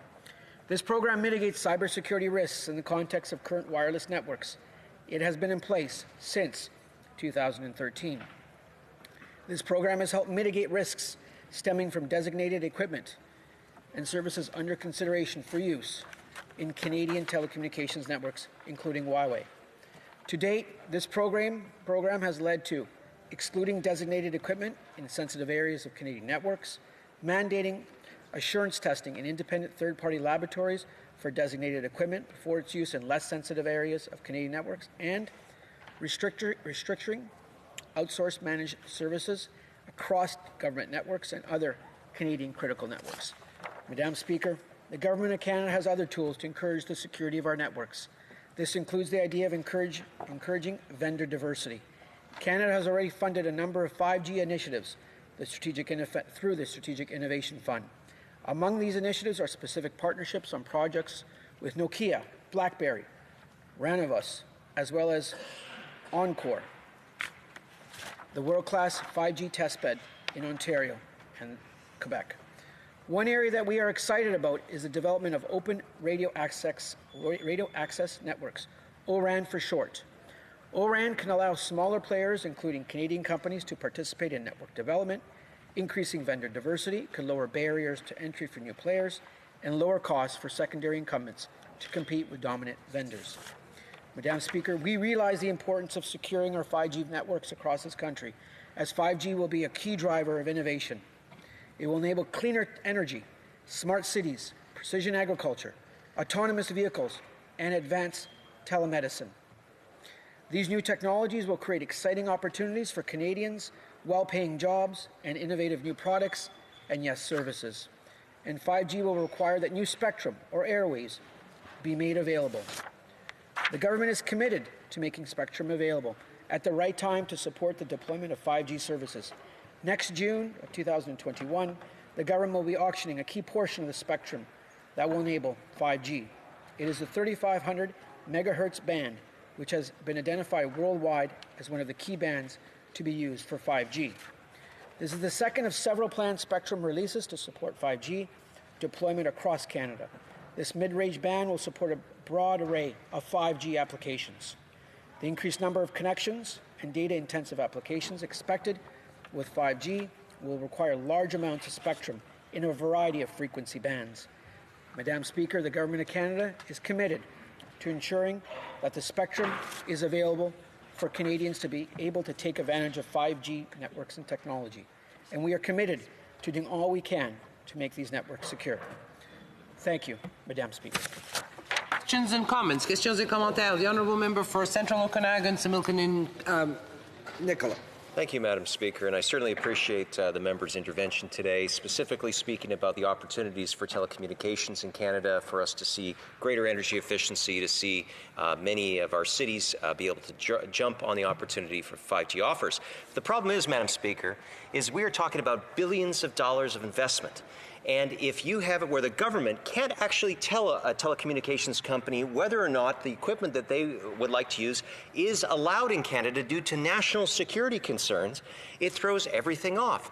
This member has made a good case for why that we do need to see 5G developed in our cities and throughout this country, but he has failed, Madam Speaker, to speak to why the government has dragged its feet when it comes to standing with our Five Eyes allies, Madam Speaker, and being able to give clear direction to Canadian companies to build a safe, secure network that protects the privacy of Canadians. Honourable Parliamentary Secretary. I thank my friend and colleague through you, Madam Speaker, on the question about the safety and security of Canadians. And much like we've done through COVID-19, we put the safety and security of Canadians first and foremost, and we will continue to do that relating to the technological infrastructure that we have in this country. Thank you, Madam Speaker. Questions and comments. The honourable member for Victoria. Madam Speaker, in 2018, the Liberal government committed to do a review of 5G and Huawei. The former Liberal Public Safety Minister promised a decision before the 2019 election, but then when it was clear the government was going to break that promise, he promised that it would happen after the 2019 election. And now we're approaching the end of 2020. Some companies have cited this lack of decision, this uncertainty, as a factor in their choice not to invest in Canada. Whether it's companies who rely on 5G, like autonomous vehicle developers, or those concerned that Huawei has an unfair competitive advantage because of the unfettered support it receives from the government of China, making it nearly impossible for others to compete.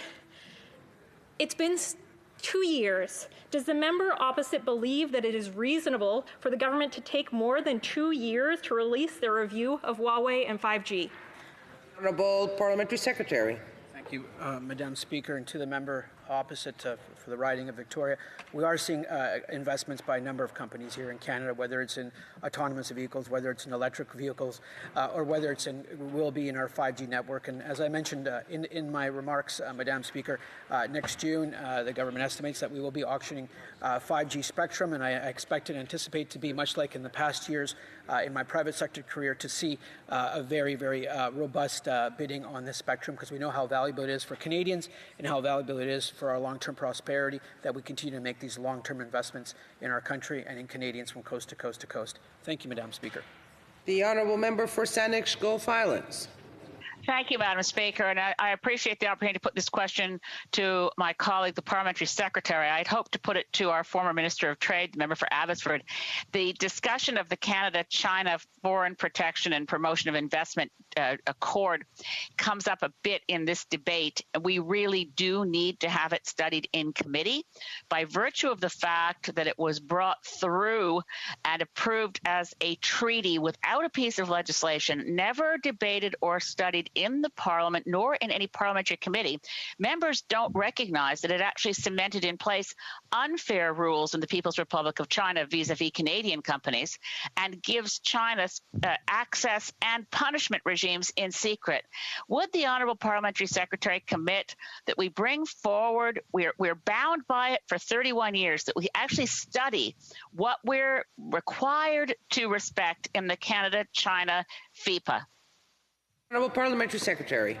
Thank you for that intervention from the member from Saanich Gulf Islands. I think we can agree on most of the House that the intervention was very well warranted, and I through you, Madam Speaker, very much agree in terms of the content and extent to the member's remarks. I will say with our government, it's first and foremost, we will always put the interests of Canadians ahead of other countries and of other states, and we will continue to do that. Other governments will answer for themselves in terms of the agreements they went into, and we will look at that. But our government is focused on ensuring that Canadians' interests are ahead of anyone else, and that's what I fully support. Thank you, Madam Speaker. Resuming debate, the Honourable Member for Scarborough-Gilwood, who will be able to complete his remarks after oral questions.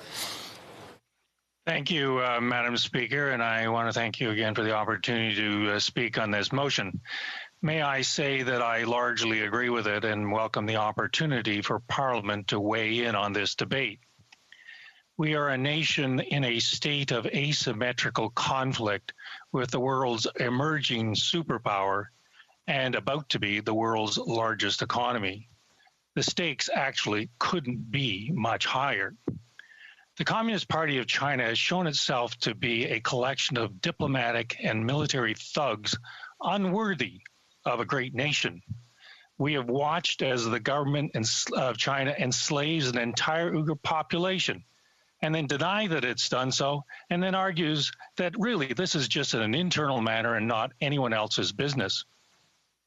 Reports by respected NGOs such as Amnesty International are dismissed out of hand, and well-founded accusations by our own United Nations ambassador are ridiculed. The pattern is, Madam Speaker, first denial, then distraction, then a fact-free counter-accusation. We saw it again in Hong Kong. The one country, two systems agreement between Great Britain and China of 20 years good standing got ripped up overnight when Hong Kongers robustly embraced their democratic rights. Now, Hong Kong is a mere appendage of the Communist Party in Beijing and entirely dependent upon its political masters. Once again, the pattern is to deny the facts, ridicule and set up a distraction, and then develop a fact-free counter-narrative all the time, kidnapping activists and impeding the exit of those citizens of Hong Kong who feel that they are no longer safe. In Taiwan, we watch a belligerent Chinese Communist Party fly provocative military missions in Taiwanese airspace. It's abundantly clear, Madam Speaker, that the full and free expression of the democratic will of the citizens of Taiwan and the peaceful transition of power are an anathema to the Communist Chinese Party.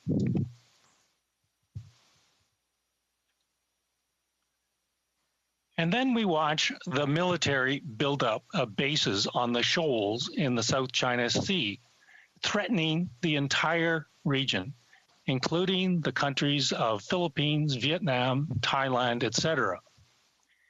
It's again a full-scale demonstration of fact-free denial. We witness the conversion of shoals from incidental islands to military bases goes from outright denial, as though satellite photos are fake, to claiming its internal right and therefore no one else's business, international law be damned, to a counterfactual propaganda that these buildings are only for peaceful purposes, notwithstanding the menace that all the Philippines and Vietnam and Thailand see. We could circle the globe, Madam Speaker. Sri Lanka might surely have regrets over its Faustian bargain concerning its harbor.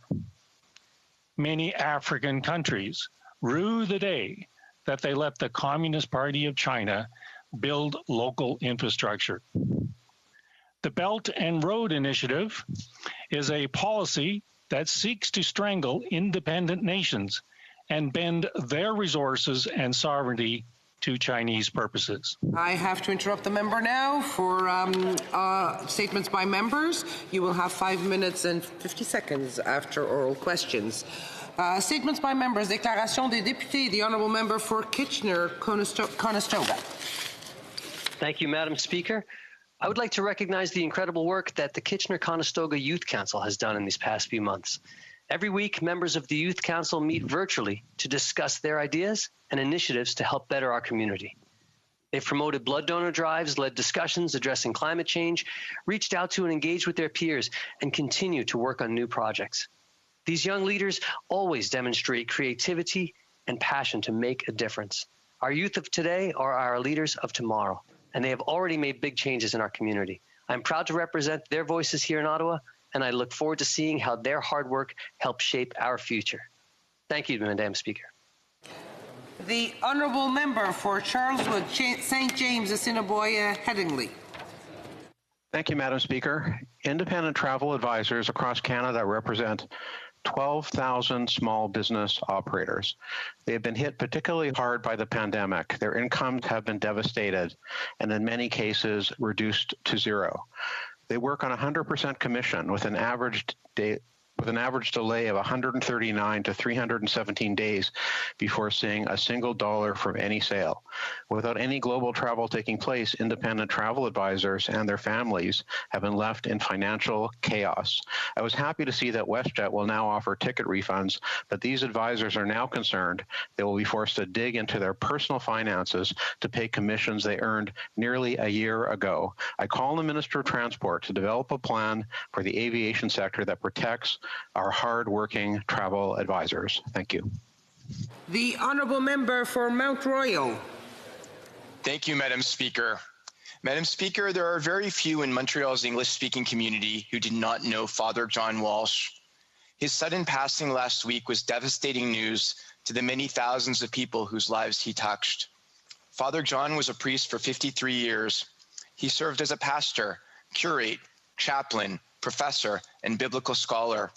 He spent decades serving local parishes, including St. Monica's in NDG and St. John Brebeuf in LaSalle, but in his lifetime he did so much more. He co-founded the Procure Walk of Courage to fight prostate cancer. He spent years working to help Montreal's homeless, and his 40-year association with the Nazareth community led to the third Nazareth house being called John's House in his honor. He was a champion of bringing communities together and devoted his life to building bridges between Christians, Jews, Muslims, and First Nations. He was a member of the Order of Canada, a great Canadian, and a true Montrealer. He will be sorely missed. The Honourable Member for Abitibi, Bay James, Nunavik, EU. Mr. Speaker, yesterday marked the 135th anniversary of the hanging of Louis Riel, who was executed at the insistence of the federal government for defending the Métis Nation when Ottawa tried to seize its lands. The Bloc moved a motion in this House calling on the government to exonerate Louis Riel as soon as possible, but it refused. Mr. Speaker, this was an opportunity to right an injustice at a time when Canada wants to reconcile with the First Nations. Instead, this House chose to defend its legacy of racist colonialism. It was an opportunity to respect the Quebec National Assembly, which unanimously called on the federal government to exonerate Louis Riel last week. Instead, this House chose to defend the legacy of John A. Macdonald, who declared that Louis Riel will hang, though every dog in Quebec bark in his favor. Clearly, 135 years later, Louis Riel's execution continues to divide nations. The House of Commons has once again chosen the same side, that of the oppressors. Labrador.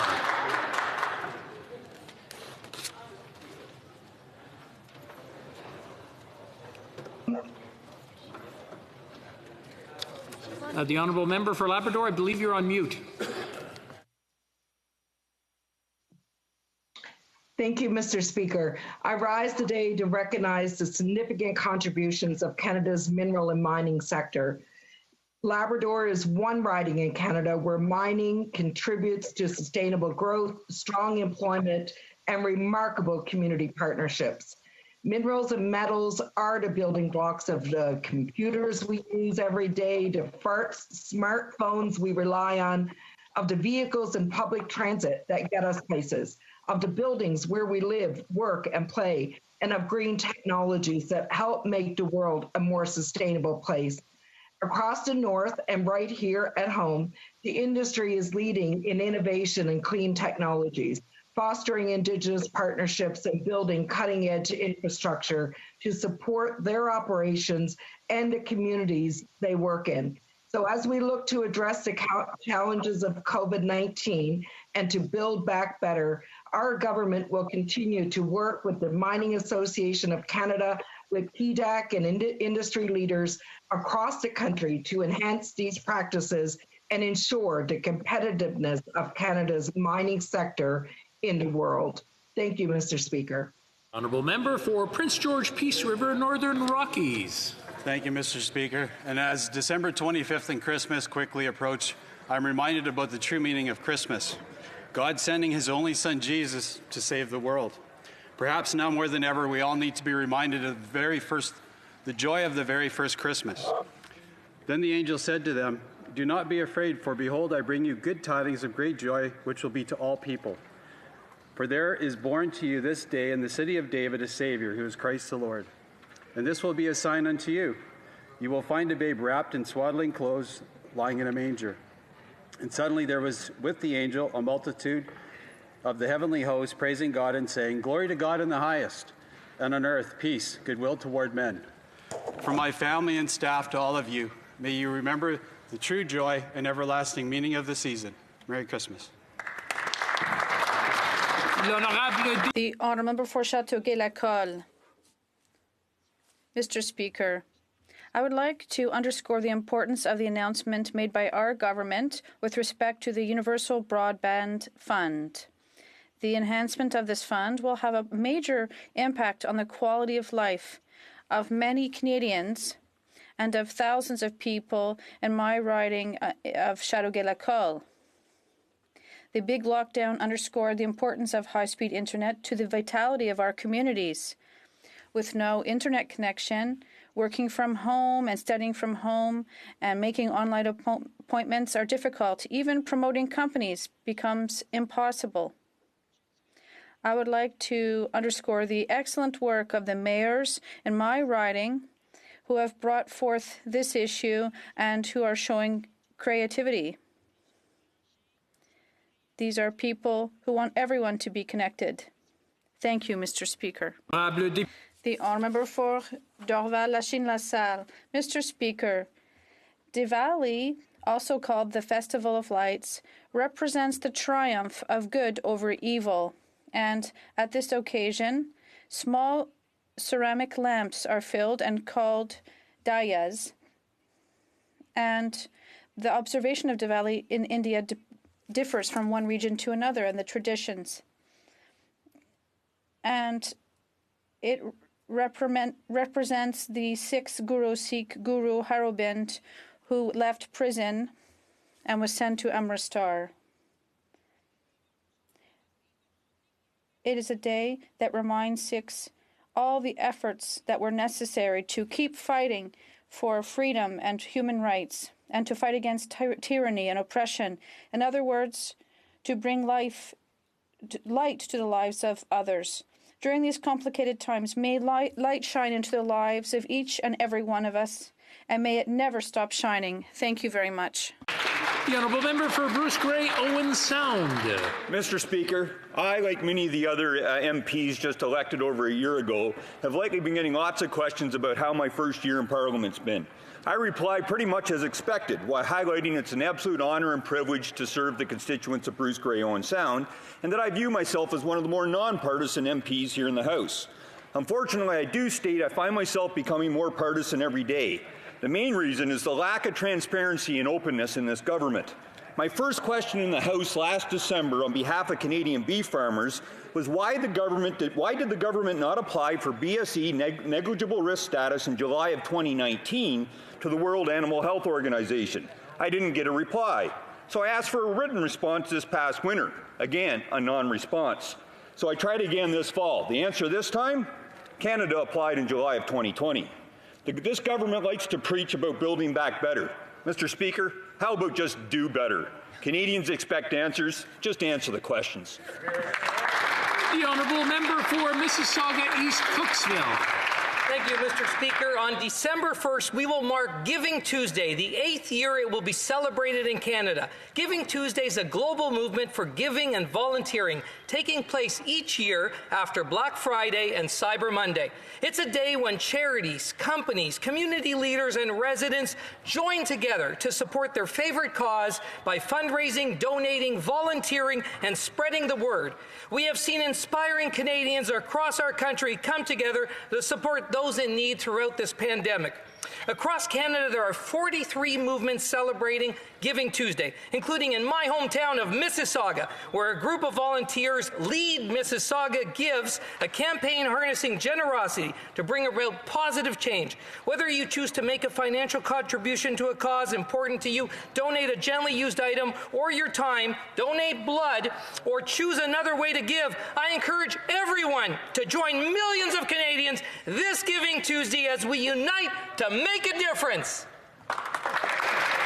The honourable member for Caribou Prince George. Mr. Speaker, I'm so proud to rise in this House today to recognize two young constituents who showed incredible courage and bravery in the face of terrifying circumstances.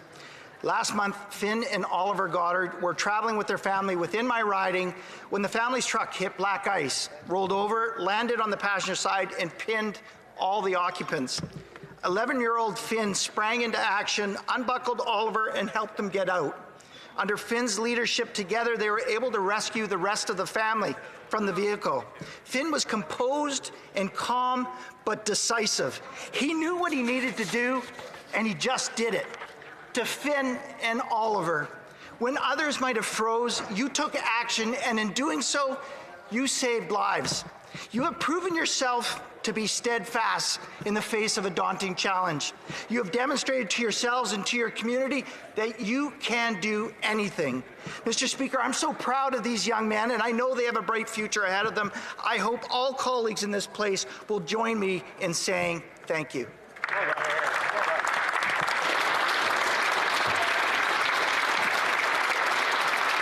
The honourable member for Calgary Nose Hill.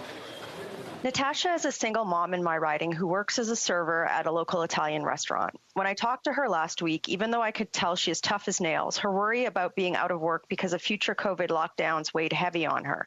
Natasha wants to work, but in my province, which was already hit hard by the Prime Minister's devastating policies against workers in the energy sector, it's become nearly impossible.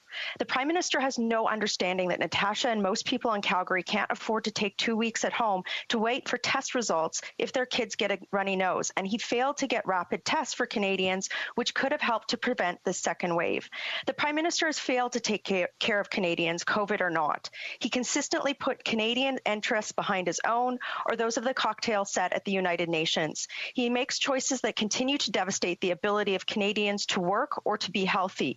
We must fight back when he says he wants to expand this devastating so-called reset of our nation. Mr. Speaker, women like Natasha do need a reset, a new Prime Minister. The honourable member for Victoria. Mr. Speaker, a new report just came out naming Saudi Arabia and Canada as the worst performers when it comes to fossil fuel subsidies. Take a moment to let that sink in. We are topping the list with Saudi Arabia as the worst in the world. Canada promised to stop giving out fossil fuel subsidies, but like so many other empty promises, this government is actually increasing the amount of public money being handed out to big oil and gas companies. And let's not forget they bought a pipeline. Why are we not investing that money in creating good, sustainable, low-carbon jobs? Canadians are calling for a just and sustainable recovery. They want investments in clean energy, green infrastructure, energy-efficient housing, and public transit. But instead, this government is doubling down on the fossil fuel industry. This Prime Minister claims to be a climate leader, but Canada is on par with Saudi Arabia, named as the worst when it comes to handing out public money to big oil and gas. It's time to put some action behind the empty promises and end fossil fuel subsidies now. Here. L'honorable. The honourable member for Beauport, Côte de Beaupré, Île-d'Orléans, Charlevoix. Mr. Speaker, for months now, the Bloc has been asking the government to create a special status for the unique cultural industry. We're starting to see the lights go out and curtains close, one after the other, for this industry. And it's with great sadness we learned that the Cabaret de Pierrot is closing in December.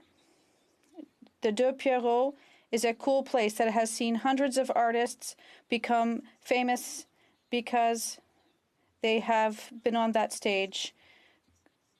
Culture is now in danger, and we want to save the Dieu Perrot. But to save culture, we need a specific and permanent plan. To all the managers and artists of Les Deux Pierrots, bravo, thank you, and farewell. Member for Calgary Skyview. Mr. Speaker, yesterday the Minister for Women and Gender Equality publicly guessed how much income she made per year. Not only was she wrong to the tune of almost $20,000. If you're a CERB recipient, that's 10 months. If you're a person in the minister's riding, that's 7 months of pay at the average income level. But it's particularly maddening coming from this minister because female entrepreneurs have seen their businesses decimated by COVID-19. Workers in the hospitality and tourism sectors are overwhelmingly women. They're among the hardest hit by the pandemic. They'd love to have additional $20,000, and I bet you that most of them could tell you down to the last red cent how much they made on their last paycheck. This minister can't represent Canadian women in a COVID economy if she can forget about more money than most of them will make. The honourable member for Spadina, Fort York. Mr. Speaker, there's a picture that hangs in my Ottawa office. It's of a friend, a man called Dry. Dry short for Rainer Karl August Dry Mayer. I first met Dry in the mid-90s. He lived in a tent along Lake Ontario in Toronto. When I met Dry, he had turned his back on the world, found himself a quiet place to look at the stars, have a little drink, and write some cosmic poetry by a fire. Eventually, other homeless people, new tents, then activists, then politicians would gather around the fire that he started, and Tent City was born, and Dry was its mayor. Tent City was eventually cleared. The residents were given housing, but Dry was Dry. He chose to pitch a tent and sleep in that tent because he said it just felt right. Dry was one of a kind, and he passed away this week. He was a reluctant activist, but not only did he remain housed for the rest of his life, he also never stopped fighting to make sure other people got housed as well. We lost a good soul this week, but his fight is our fight, and that fight continues to end homelessness in Canada. Rest in peace, mate. Rest in peace.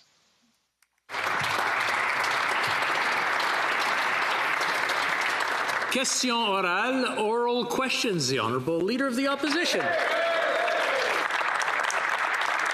Mr. Speaker, when it comes to China, this government is out of step with our allies. Last week, the U.S. Treasury Department imposed sanctions on 4 more officials involved in the draconian security laws in Hong Kong. That makes 15 in total. The number of officials sanctioned by the Canadian government? 0, Mr. Speaker. Why is this government always hanging back when it comes to getting serious with China? Right Honourable Prime Minister. Mr. Speaker, Canada has a complex, multidimensional relationship with China that looks at challenges and engages with China with eyes wide open. Many international partners are also facing similar challenges and are actively engaging with them in order to evaluate best approaches together. We've been clear about the principles and commitment to the rule of law, our deep concern for our citizens who have been detained, and our farmers and producers. We remain firm in defending our principles and interests, and always will. Honourable Leader of the Opposition. Mr. Speaker, when it comes to threats against Canadian citizens, our eyes have been wide open for years. Chinese Canadians have been subjected to intimidation, not just in Hong Kong, but here in Canada as well. At committee, immigration officials admitted they do not track, nor do they try to stop Chinese agents posing as students, as tourists, or workers. Why is the Prime Minister failing to protect Canadians that speak out against the Chinese Communist regime? Honourable Prime Minister. Mr. Speaker, Canada has among the best security agencies in the world, and the folks who work for our security agencies work every single day to keep Canadians safe. Not all of it appears in the newspapers. On the contrary, a lot of the work that is done in important situations is never heard of at all. But we will continue to ensure we're supporting our security agencies, supporting Canadians who speak up, and protecting all Canadians from foreign interference or influence, because we know that to be free in Canada is the best thing in the world. The Honourable Leader of the Opposition. Mr. Speaker, our security agencies know that Huawei cannot be in our 5G network, so I hope the Prime Minister votes with us on our motion. When Australia realized they had a problem with infiltration by Chinese agents, they did something about it. They stopped infiltration on campuses, in business, in academia. This Prime Minister waves his finger and says interference is inappropriate. Chinese agents threatening Canadians on our soil, and all this Prime Minister has to say is it's inappropriate. Will the Prime Minister show Canadians that he has a plan to keep them safe from Chinese operations in Canada? The Right Honourable Prime Minister. Mr. Speaker, our security agencies have worked with a range of Canadian institutions and universities to make sure that they are safe. Canadian universities, of course, work with a range of industry partners on research projects. So we created a working group with universities and those national security agencies to help Canadians safeguard their work and identify potential risks. We will always protect data and intellectual property, advance science, and ensure that international research partnerships are always beneficial to Canadians. The Honourable Leader of the Opposition. Les États-Unis, the United States, the UK, Australia, and New Zealand have all said no to Huawei as part of their 5G. They put the interests of their fellow citizens ahead of the Chinese state. But the Liberal government continues to admire China and is ignoring the safety and security of Canadians. When will the Prime Minister say no to Huawei in our 5G network? The Right Honourable Prime Minister. 5G technology can respond to an increase in users and provide higher capacity and faster service. We will ensure that Canadians benefit from the best 5G technology and will always be there to protect the security and interests of Canadians. That's why we're working with our security agencies that will make recommendations on the best way to ensure competitiveness and protection for Canadians and our companies. The Honourable Leader of the Opposition. Mr. Speaker, the Liberal member for Saint-Laurent talks about the decline of French in Montreal as a myth. But the real myth, Mr. Speaker, is that the Liberal government claims to protect French in Quebec. Since 2015, we've been waiting for a modernization of the Official Languages Act. No action and lots of delays. Does the Prime Minister agree with his Member of Parliament? The Right Honourable Prime Minister. The member for Saint-Laurent apologized for her insensitive remarks, and as a Montrealer, I am concerned about the decline we are seeing in French. The government will always be there to protect French across the country, be it in official language minority communities or in Quebec. We acknowledged in the throne speech that French has a specific status in North America, and we are going to work in Quebec and across the country to protect French. We are here to protect francophones across the country. The Honourable Member for Belleuil-Chambly. Thank you, Mr. Speaker. My question is for the Prime Minister. Our rights stop where injury to others occur. Those are the words of the Minister of Canadian Heritage. Now, based on what the Minister of Canadian Heritage said, he's responsible for the CRTC, Radio-Canada, and Culture, that I would lose my right, that anyone would lose their rights, that we all lose our freedom of expression as soon as someone decides to state that they are injured or offended by what is being said. Can the Prime Minister confirm that? The Right Honourable Prime Minister. No, Mr. Speaker. We will always defend the freedom of expression and our creators and artists, their right to challenge our authorities, to challenge each other. We need our creators to make us laugh, to make us think about a better world, a different world. Our creators are the essence of our identity. We will always support them and defend their freedom of expression. The Honourable Member for Belleuil-Chambly. Look, talking about creators, who's in charge of censorship at Radio-Canada? Because of a comment, not a complaint, not a letter to the Ombudsman, a simple comment, an episode of La Petite Vie was censored by Radio-Canada, and it was replaced by a warning in the event that someone would have might have confused La Petite Vie with a BBC documentary. Can the Prime Minister tell us if Guylaine Tremblay, Marc Labrèche, or Claude Meunier criticizing a black, playing a black, needs to be censored at Radio-Canada? The Right Honourable Prime Minister.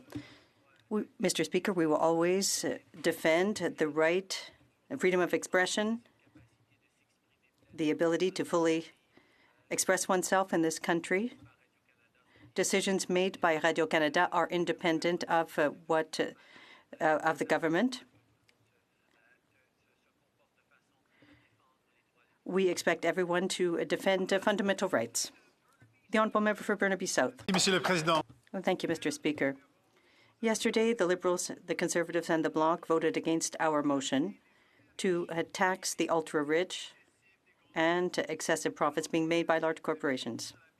Families are having trouble making ends meet, and the ultra-rich people have recorded record profits. Why does the Prime Minister always defend the ultra-rich? The Right Honourable Prime Minister. On the contrary, Mr. Speaker, when we were elected in 2015, the first thing we did was to increase taxes on the rich and reduce them for the middle class. Unfortunately, the NDP voted against that initiative. Each step along the way, we were there to help the middle class, to help lift Canadians out of poverty, and during the pandemic, we are here to help Canadians, workers, and small business. We are going to ensure that we are always there to help Canadians to make it through this crisis, to create a better world, because they are prosperous. We will be there for Canadians each step along the way. Well, let's talk about what happened yesterday. Yesterday, the Liberals, the Conservatives, and the Bloc voted against our motion to tax the ultra-wealthy and to tax the excess profits of large corporations. Let's talk about what excess profits look like. Westons, who own large grocery stores across Canada, have received massive profits during this pandemic, and what they're doing is increasing dividend payouts to their shareholders while they are cutting the pay of frontline workers. So why does this Prime Minister stand with the Westons instead of frontline workers? The Honourable Prime Minister. On the contrary, Mr. Speaker, the very first thing this government did in 2015 when we got elected was we raised taxes on the wealthiest 1% so we could lower them for the middle class. And what did the NDP do, Mr. Speaker? They voted against it. Every step of the way, we have been there to support the middle class, to support people working hard to join it, and to make sure Canadians got ahead. Whether it was 1 million jobs created over the past 5 years, whether it was 1 million people lifted out of poverty, Mr. Speaker, at the same time, we will continue to fight for Canadians and for their success. The Honourable Member for Wellington Halton Hills. Monsieur le Président, le gouvernement... Mr. Speaker, the government has finally acknowledged that its policy isn't working, and that's why it's going to be introducing a new policy framework for China. China has put in place subversive operations here in Canada. It's targeting Canadians and jeopardizing the rights and freedoms of Canadians. When will the government put forth a real plan to stop China's operations here in Canada? The Honourable Minister of Foreign Affairs. I thank my honourable colleague for his question. Mr. Speaker, on the motion put forth by the Conservative Party today, we were prepared to move amendments, constructive amendments, to advance the situation. In terms of foreign policy and national security, what we want is to work with opposition members with respect to the new framework we're putting forth. This is a normal development since 2020. China of 2020 is not the same as it was many years ago. We are developing plans to respond to this new reality. Thank you, Mr. Speaker. Député de Wellington. The Honourable Member for Wellington Halton Hills.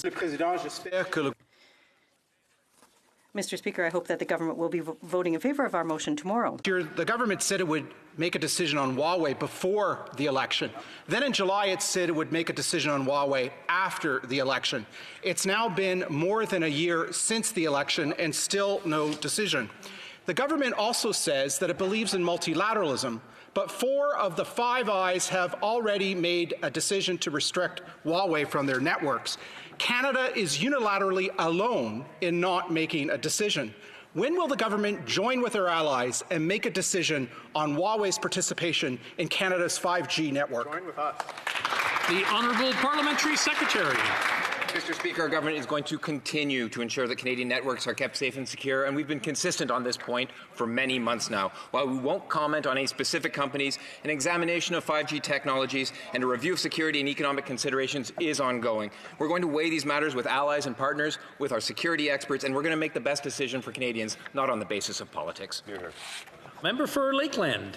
Mr. Speaker, the Public Safety Minister says he doesn't, quote, tolerate hostile foreign actors threatening Canadians, but China's Operation Fox Hunt continues without real action to charge and arrest state-sponsored bullies terrorizing Canadians. This morning, the Foreign Minister said the Public Safety Minister will bring forward measures to protect the safety and security of Canadians. So to the Minister, and for all those being harassed and bullied by China's communist regime, what exactly are those actions, and when will they be implemented? The Honourable Minister for Public Safety. Thank you very much, Mr. Speaker, and let me also be very clear that we know that the activities of hostile state actors are prevalent in this country. They use their intelligence and security services to threaten and intimidate individuals outside their country, and when individuals in Canada are subjected to harassment, manipulation, or intimidation by foreign states, these activities constitute a threat to Canada's sovereignty and to the safety of all Canadians. And that's why, Mr. Speaker, I want to assure them that our security agencies and law enforcement agencies are actively taking steps to protect them, their personal information, and their interests, both domestic and foreign, from the threat of foreign interference and espionage. The Honourable Member for Lakeland.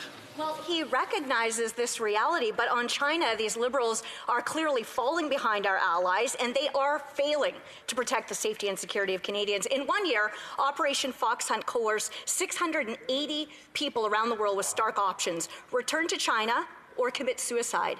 And families in China are threatened or arrested to force compliance. Canada's National Security Committee report said that part of this operation is even carried out here at home in our CMP offices. The U.S. has already made arrests. So how far does this go? How many Canadians will be harmed before this government, this minister, actually does something? Honourable Minister. Thank you very much, Mr. Speaker. And again, I would reiterate that we are taking a whole-of-government approach, protecting the interests of Canadians and security of Canadians. Our security and intelligence community, including CSIS and the RCMP, are actively investigating threats of foreign interference and espionage, and where the evidence exists, we'll take action. But in addition to that, Mr. Speaker, we've undertaken a significant outreach campaign to sensitize Canadians, Canadian companies, and other stakeholders involved in this activity or subject to this activity. Mr. Speaker, we will take the steps necessary to keep Canadian interests safe. The Honourable Member for Chicoutimi-Le-Fjord. Mr. Speaker, the Communist Party of China is working tirelessly to expand its sphere of influence economically, militarily, and diplomatically. The extent of its sphere of influence has never been clearer than recently, as we face a global pandemic originating in China. The World Health Organization is under Chinese influence. Designated scientists are struggling to investigate the origins of the virus in China.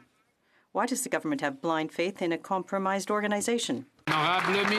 The Honourable Minister. Mr. Speaker, it's concerning to hear the member opposite talk about the World Health Organization under the influence of China. Listen, we know that the World Health Organization, like every organization, will have to conduct a review about how they've managed the global pandemic, but we also know that the institution plays a critical role in beating back not just COVID-19, Mr. Speaker, but diseases like Ebola, diseases like HIV/AIDS, diseases like the measles. Mr. Speaker, we need global action on disease. It's what protects us all. Thank you. Honorable Député de Chicoutimi-Le-Fjord. The Honourable Member for Chicoutimi-Le-Fjord. Chinese forces are at work in Canada and they're threatening Canadian interests. By blindly relying on a compromised organization, the government has put the lives of Canadians at risk. It hasn't listened to Canadian experts. It cut funding to the Global Public Health Intelligence Network. It's questioned the asymptomatic transmission of COVID-19. Who is the government accountable to? Canadians? Or to the Chinese regime? The Minister of Health.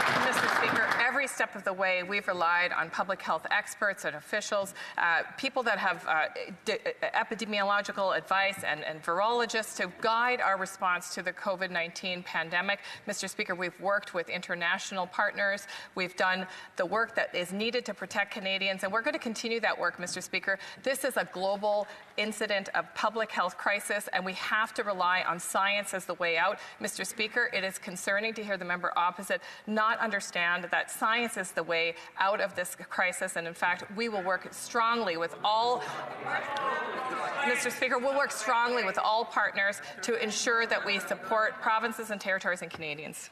The Honourable Member for Belleuil-Chambly. Another title for the Prime Minister. Canada is investing more than $100 billion in a policy for naval construction. 2/3 are going to Irving and Halifax, and 1/3 to Seaspan in BC. Less than $3% to Davie in Quebec City, which is one of the largest and most reliable shipyards in the country, with 50% of the naval capacity in this country. Today, we've learned that by buying the Obelix and the Asterix from Davie, Canada would have saved between $2 and $3 billion for the resupply ships. Mr. Speaker, what's the Liberals' problem with Davie and the Quebec City region? The Honourable Parliamentary Secretary. There are no problems, Mr. Speaker, between the government and Davie. We initiated negotiations to include the Davie shipyard as an authorized shipyard under the National Shipyard Construction Strategy. $2.1 billion has gone to Davie so far. Other contracts are under negotiation, and Davie is a very important partner for the Government of Canada, Mr. Speaker. We are proud to work with the Davie shipyard and with the workers of the Davie shipyard. The Honourable Member for Beauport-Limoilou. Mr. Speaker, the government had the choice: award Davie $1.4 billion in contracts or award over $4 billion under the shipbuilding strategy. The difference is $2.6 billion. That's how much the government is willing to spend to avoid giving Davie a contract. The price of not doing business in Quebec. That's $150 that each Quebec taxpayer throws out the window to keep the best shipyard in North America idle. Those are Quebec taxpayer dollars. When will the government finally give Davie its fair share of contracts? 20%, not less than 3%. The Honourable Parliamentary Secretary. Mr. Speaker, once again, I would point out that we are very happy to work with Davie and very happy with the Asterix and with the work it's doing. And the Parliamentary Budget Officer has stated we're comparing apples to oranges between the Asterix and the resupply ship.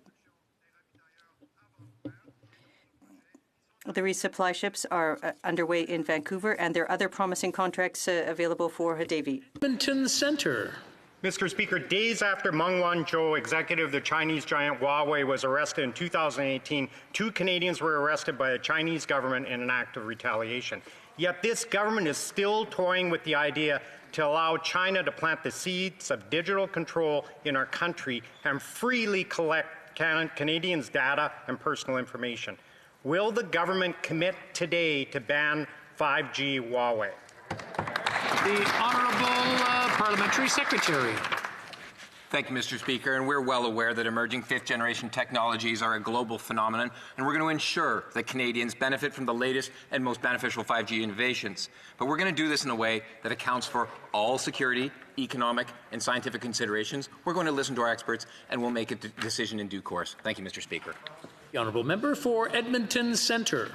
Mr. Speaker, this government has underestimated the scale and ambition of China and its Trojan horse opportunism for too long. China's counter-espionage law says that in any case the CCP deems relevant organization and individuals must provide espionage evidence truthfully and may not refuse. Even if Huawei says it won't hand data to the Chinese government, it wouldn't have a choice.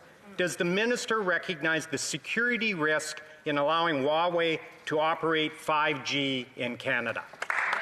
Public safety. Thank you, Mr. Speaker. And I'm sure the member opposite understands that I am not going to discuss ongoing security or criminal investigative activities undertaken by our very able security and law enforcement agencies. However, I want to assure him, and I would point to him, for example, to the work of the NCI COP committee that released a report earlier this year, making it very clear that China is a key and growing risk in this regard. And as has already been stated, the government is eyes wide open. We work very closely with all of our Five Eyes partners. We are well aware of all of the risks inherent to this, and we are prepared to take the action necessary at the appropriate time. The Honourable Member for Charlebourg-Saint-Charles. Thank you, Mr. Speaker. Mr. Speaker, recently the Canadian International Trade Tribunal was considering a contract between the government and NewTek for X-ray scanners in Canadian embassies around the world. Last night at committee, we learned that the contract had been cancelled with this company, which is owned by the Chinese government. I find it unfortunate that the contract was cancelled only after Canadians brought pressure to bear that would have represented threats to the security of Canadians.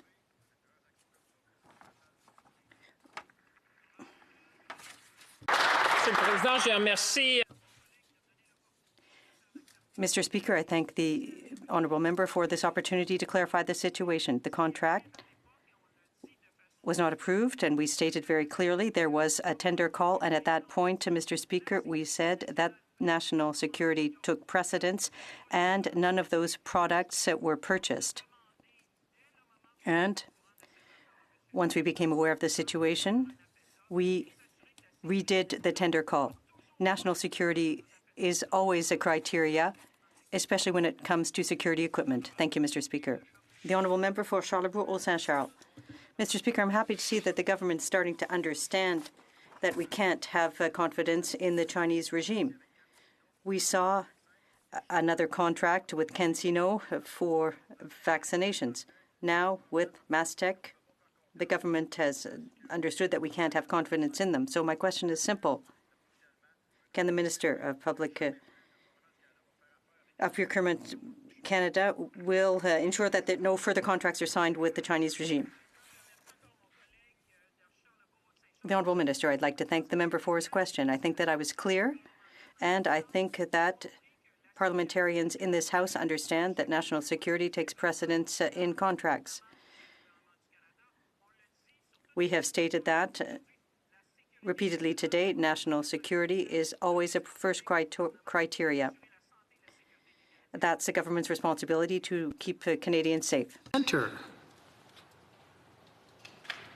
Thank you, Mr. Speaker. In Manitoba, the provincial and federal government have had 8 months to fix health and safety issues occurring in federally owned long-term care homes. They failed. We now have outbreaks of COVID-19 at Maples and Parkview Place long-term care homes.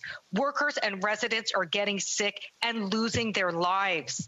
The federal government owns Revera facilities, and it's time they stop playing jurisdictional games and honor their responsibility to keep residents and workers safe and alive. When will the Liberals own their part of the crisis and make sure workers and loved ones can survive the pandemic?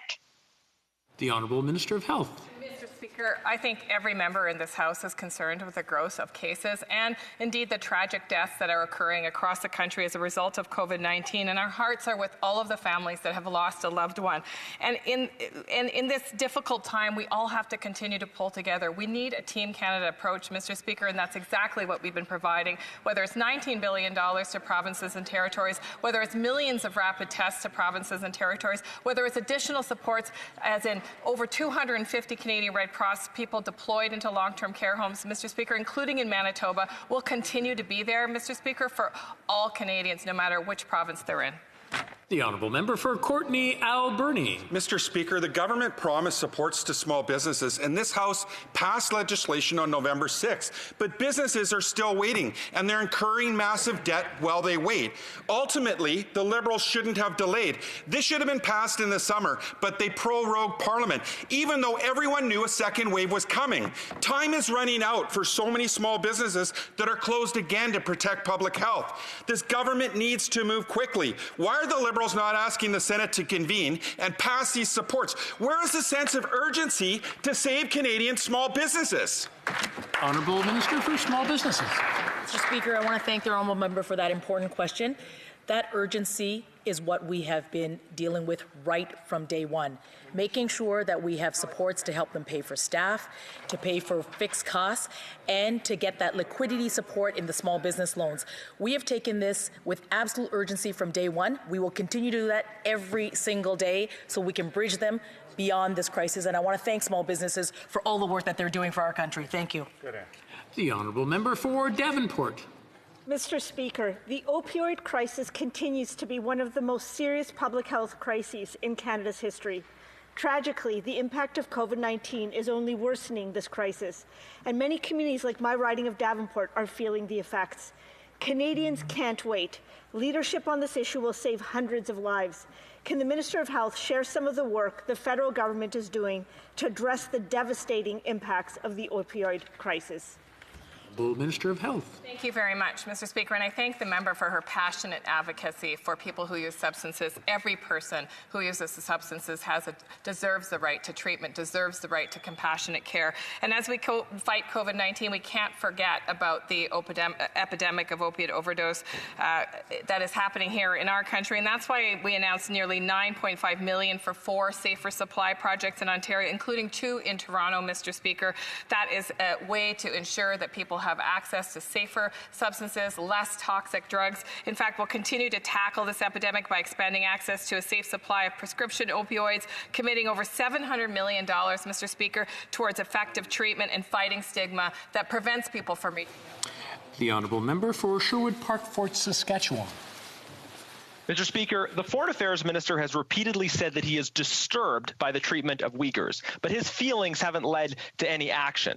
In fact, the government remains complicit in the abuse of Uyghurs by failing to put in place safeguards to address the sourcing of products made by Uyghur slave labor and by funding the Belt and Road Initiative through the Asian Infrastructure Investment Bank. So when will the government use Magnitsky sanctions to hold perpetrators accountable, protect the integrity of our supply chains, and withdraw Canadian taxpayers' dollars from the AIIB?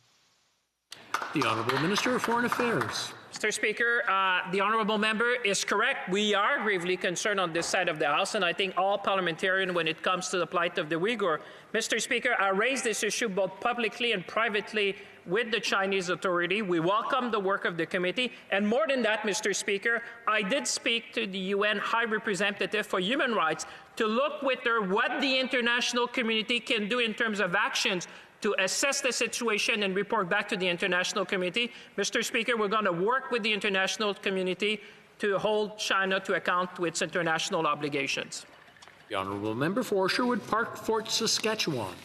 Mr. Speaker, he didn't need to wait for feedback from the UN. Canadian parliamentarians have been suggesting real action that this minister could be taking for a very long time. Now, last year, Conservatives asked the government about CPP investments in Chinese military-affiliated tech companies playing a significant role in the surveillance and mass detention of Uyghurs. All we heard back at the time was that they were looking out for the interests of Canadian pensioners. Has the government done anything to prevent CPP funds from enabling grievous human rights abuses? The Honourable Minister. Mr. Speaker, I'm really surprised to hear the member speak when he said that we should not work with the UN when it comes to investigating a serious situation. Mr. Speaker, I'm surprised. What we said, Mr. Speaker, is that we have taken action. The member for whom I have the utmost respect always says take action. Mr. Speaker, we took action. We're talking to the United Nations High Representative for Human Rights, talking to her to say what is the international community is going to do and lending Canada support. I think Canadians who are watching, Mr. Speaker, expect Canada to work with the international community to hold China to account in terms of its international obligations. Honourable member for Calgary Nose Hill. Mr. Speaker, we're 10 months into the COVID crisis and news of potential vaccines are starting to surface. But for months, immunologists, pharmacists, and public health officials have been asking the federal government to table a transparent plan on where Canada is on the list to receive a vaccine, how the vaccine will be delivered to Canadians, and who will get it first. On what date will the Prime Minister make public this plan, or does he even have one? Minister of Health. Thank you, Mr. Speaker. And as scientists have been working around the world on their important work to uncover effective vaccines for COVID-19, we've been working to make sure that Canadians will have access and be able to get vaccinated when the time comes. That's why we've secured a range of vaccines, Mr. Speaker, and hundreds of millions of doses for Canadians so that Canadians are safe and well served when they arrive. A few vaccine candidates have published some promising results and seem to be moving quickly. This is the light at the end of the tunnel. I know that we need to continue to work closely together to get through the next several months, but we will continue to work with all of our partners to ensure that Canadians have access to vaccines when they arrive. Honourable Member for Calgary Nose Hill. So, Mr. Speaker, for those watching, that's word salad for we don't have a plan and we don't have details. And today we learned that the military might actually have to be deployed regarding the vaccine. But we still don't have details on who's going to get it in what order, how it's going to be distributed, and how some of the logistic details might be addressed. The health minister didn't deliver rapid tests in a way that could have stopped the second wave. Is her incompetence or the Prime Minister's the reason why, 10 months into COVID, we don't have any details on vaccine distribution? The Honourable Minister. Thank you very much, Mr. Speaker. And this is a whole-of-government approach. In fact, it's a Team Canada approach. We'll be working closely with provinces, territories, indeed local public health as we need to. This is an endeavour that will require all hands on deck. And, Mr. Speaker, I'm so thrilled with the work of people like the Vaccine Task Force, hard-working volunteer Canadians who have been helping the Government of Canada to procure the most effective vaccines. In fact, we can see that that is resulting in ensuring that Canadians have access to promising vaccines, to the number of doses that we'll need. We'll continue that hard work, Mr. Speaker, and I know that Canadians are looking forward to the light at the end of the tunnel. The Honourable Member for La Pointe de l'Île. Mr. Speaker, for a long time now, the Bloc Québécois has been decrying the Anglicization of Quebec, supported by the federal government through its promotion of services in English. Today, 200 people reported businesses in Montreal where they couldn't get served in French. The minister confirmed to me yesterday, not just once but twice, that she acknowledged French was in decline and that she was going to do something about it. Can she announce any concrete step, anything she will do to address the immediate concerns of Quebecers? The Honourable Minister. Thank you, Mr. Speaker. Obviously, we have to be there to protect Francophones' language rights, be it in Quebec or elsewhere in Canada. The government has acknowledged that more needs to be done to protect the French language. We know it's a minority language across Canada and even in the world. I'm happy to work with my colleague when we announce an important reform to the Official Languages Act to recognize the situation and that the federal government can set an example and can do more to protect access to the French language. The Honourable Member for La Pointe de l'Île. Mr. Speaker, it's not hard to get. There's one official language in Quebec, French. One language under threat in Quebec, French. And one language Ottawa supports in Quebec, English. In its throne speech, the government undertook to protect and promote French in Canada, but the Official Languages Act is really all about encouraging institutional bilingualism and service in English. That's why the feds have butchered Bill 101 since 1977. When is this government going to stop undermining French in Quebec? The Honourable Minister. Mr. Speaker. Mr. Speaker, I strongly disagree with my colleague because the fact is we are supporting Francophones in Quebec and the government of Quebec. There are French services in immigration under the bilateral agreement around immigration. We're also there to support artists and cultural artists in supporting Radio-Canada and other institutions. We are also there to support culture and the French Fact through Telefilm and all kinds of cultural institutions. So we are an ally to Francophones. The honourable member for Richmond Arthabaska.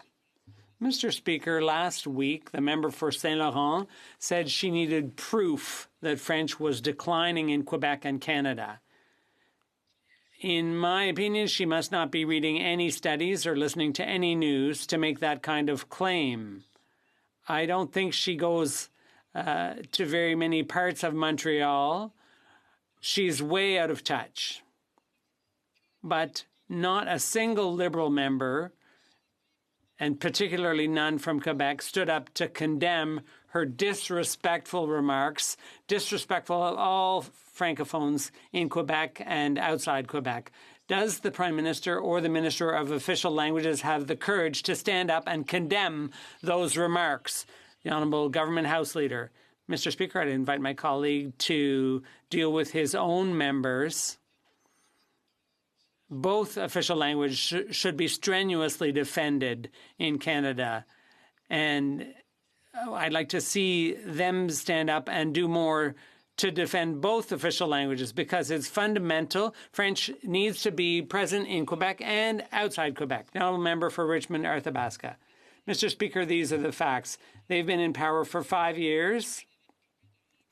Text messages from COVID Alert app in English only, $1 billion contract for We Charity, a unilingual English organization, conference calls in English only, labeling authorized in English only, and a refusal to respond clearly to Quebec on the enforcement of Bill 101 in federally regulated workplaces. And they have no business lecturing us. It's time they tabled legislation to modernize official languages as called for by all the organizations. That's all we're waiting for. The Honourable Minister. You know, the Liberal of government has no lessons to take from the Conservatives. The fact is, just look at the damage they did. There were massive cuts to all services in French. And the stakeholders, Francophones, particularly outside Quebec, were crying famine after 10 years of the Harper government. So we've turned things around. We've supported the French language. We've also provided support for CBC and Radio-Canada because there were cutbacks to that strong institution as well. And we've restored the Court Challenges program. The honourable member for Richmond Arthabaska. Mr. Speaker, the minister is just talking, but there's no action. The consultations have been done. The reports have been tabled. The Senate and the Commissioner of Official Languages have made their recommendations, and the government of Quebec is waiting. The Liberals have been in power for 5 years, and there's less than 4 weeks left before the holidays. If the Prime Minister and his Minister of Official Languages are anything more than all talk, no action, what are they waiting for? Why haven't they tabled legislation here in the House? They should table that legislation now. The Honourable Minister. Thank you, Mr. Speaker. Clearly, my colleague needs his memory jogged. We appointed bilingual judges to the Supreme Court. We did it, but Harper refused. We have recognized those who have vested rights. We are there to protect language rights through the Court Challenges program. Those are all clear and concrete steps that we had to take because of the failure of the Conservative government to protect official languages. We are there beside Francophone and other language minorities, and we will also overhaul the legislation.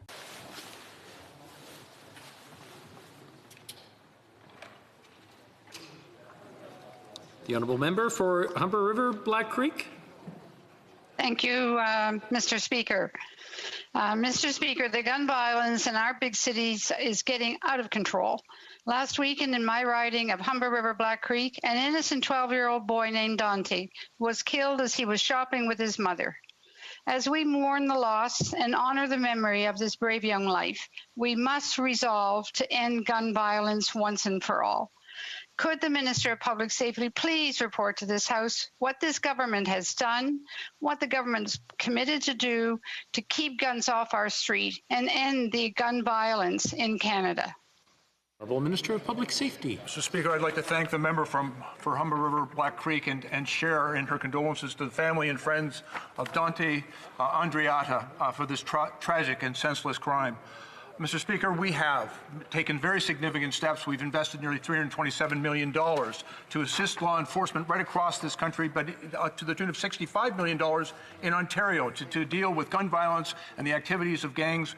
But we know, Mr. Speaker, that there is so much more that we must do, and the tragic death of Dante Andreatta must deepen the resolve of every member of this House to reduce gun violence. And that's why, Mr. Speaker, we'll strengthen gun control and we'll make investments of $250 million as promised to build up resilience of communities and invest in our... The Honourable Member for Yorkton Melville.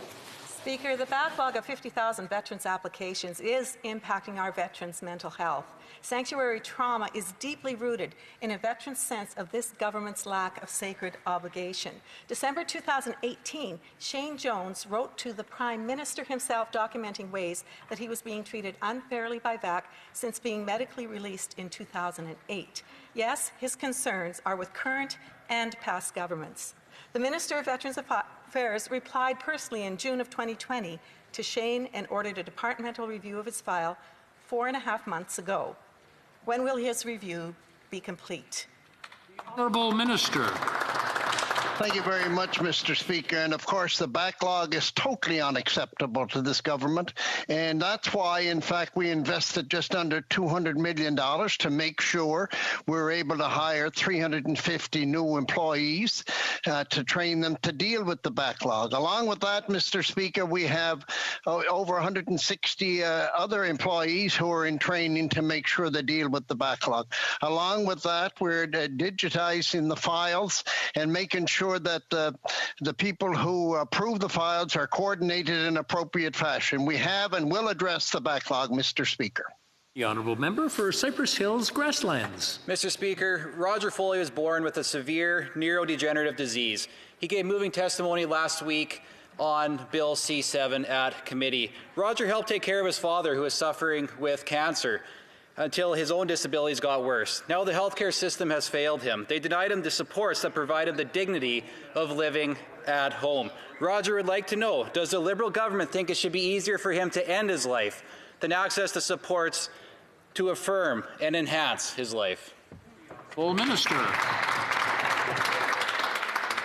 Mr. Speaker, we know that people with disabilities deserve all of the supports to live their full potential with the full dignity, no matter where they live in this country. And that's why we've worked so closely with the disability community and with our stakeholders at the provincial and territorial levels to make sure that they have the capacity to provide that support. Mr. Speaker, we're going to continue that hard work.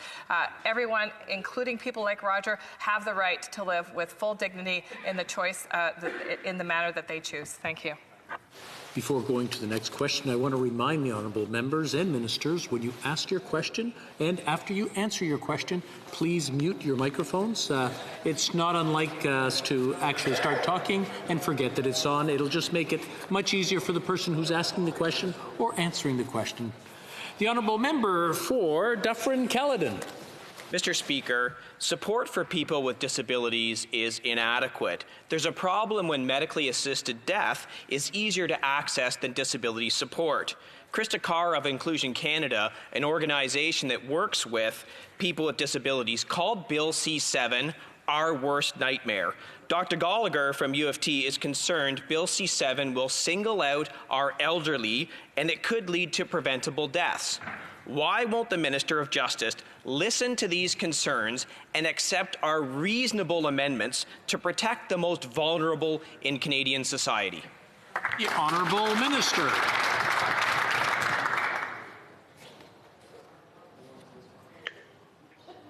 Mr. Speaker, the bill that's being studied, C-7, in front of the committee, heard very compelling testimony from a series of stakeholders, including persons with disability.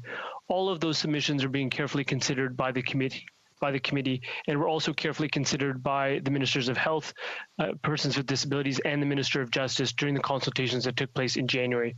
This bill is an important one. It balances the need to protect those who are vulnerable with ensuring the autonomy of Canadians who are making choices about their own bodies and their own capacities.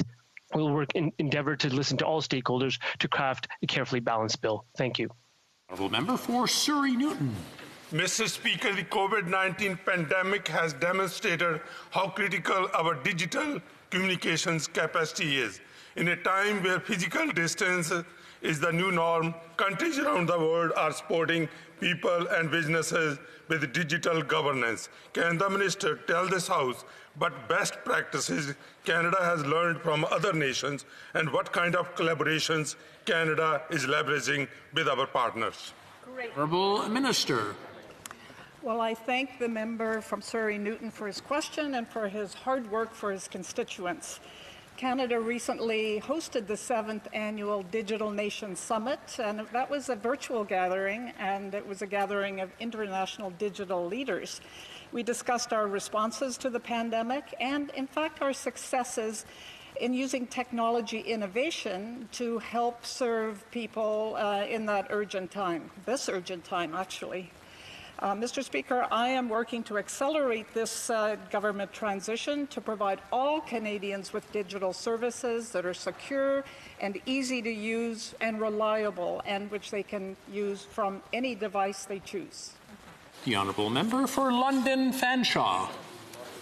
Abacus Data published a report this morning. They found that young people in Canada are among the hardest hit by COVID-19, and they must make fundamental shifts in their education, employment, and finances. Today, the Prime Minister reiterated the importance of young people taking this virus seriously.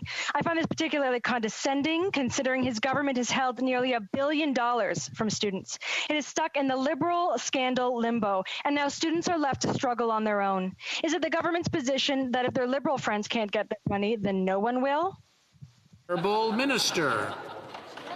Mr. Speaker, I appreciate the opportunity to be able to respond to the member's question, and I appreciate her advocacy on behalf of young Canadians from coast to coast to coast. Our government will continue representing and supporting young people because we know that the COVID-19 pandemic has impacted all Canadians, disproportionately certain segments, and young people, students are no exception. And that's exactly why we came out with a Canada Emergency Student Benefit. That's why we put a moratorium on Canada student loans. For young entrepreneurs, we increased funding to Futurepreneur.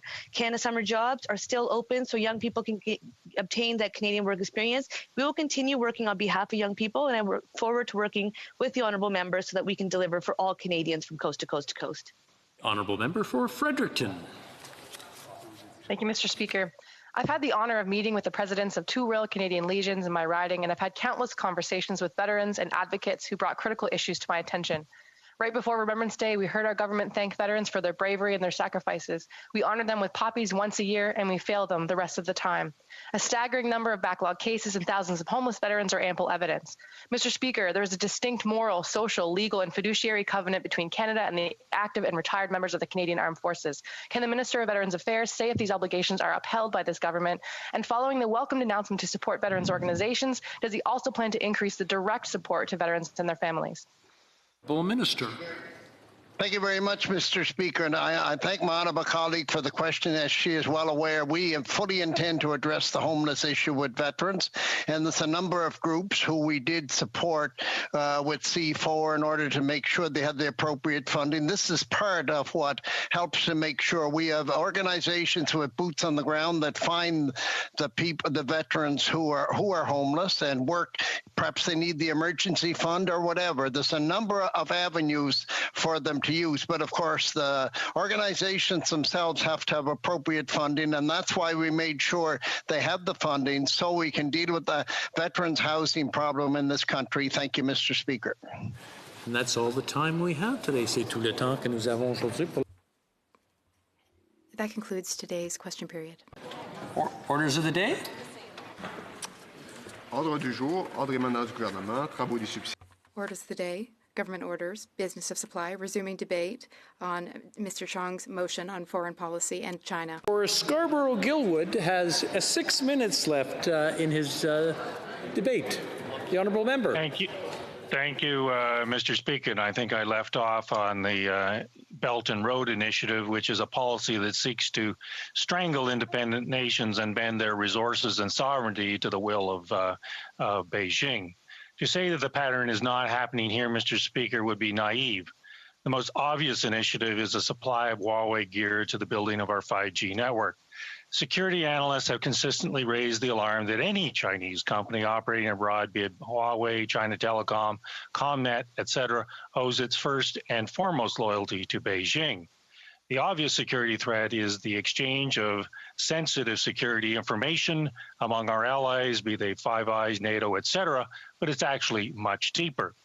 The government of China has learned that the new gold is data.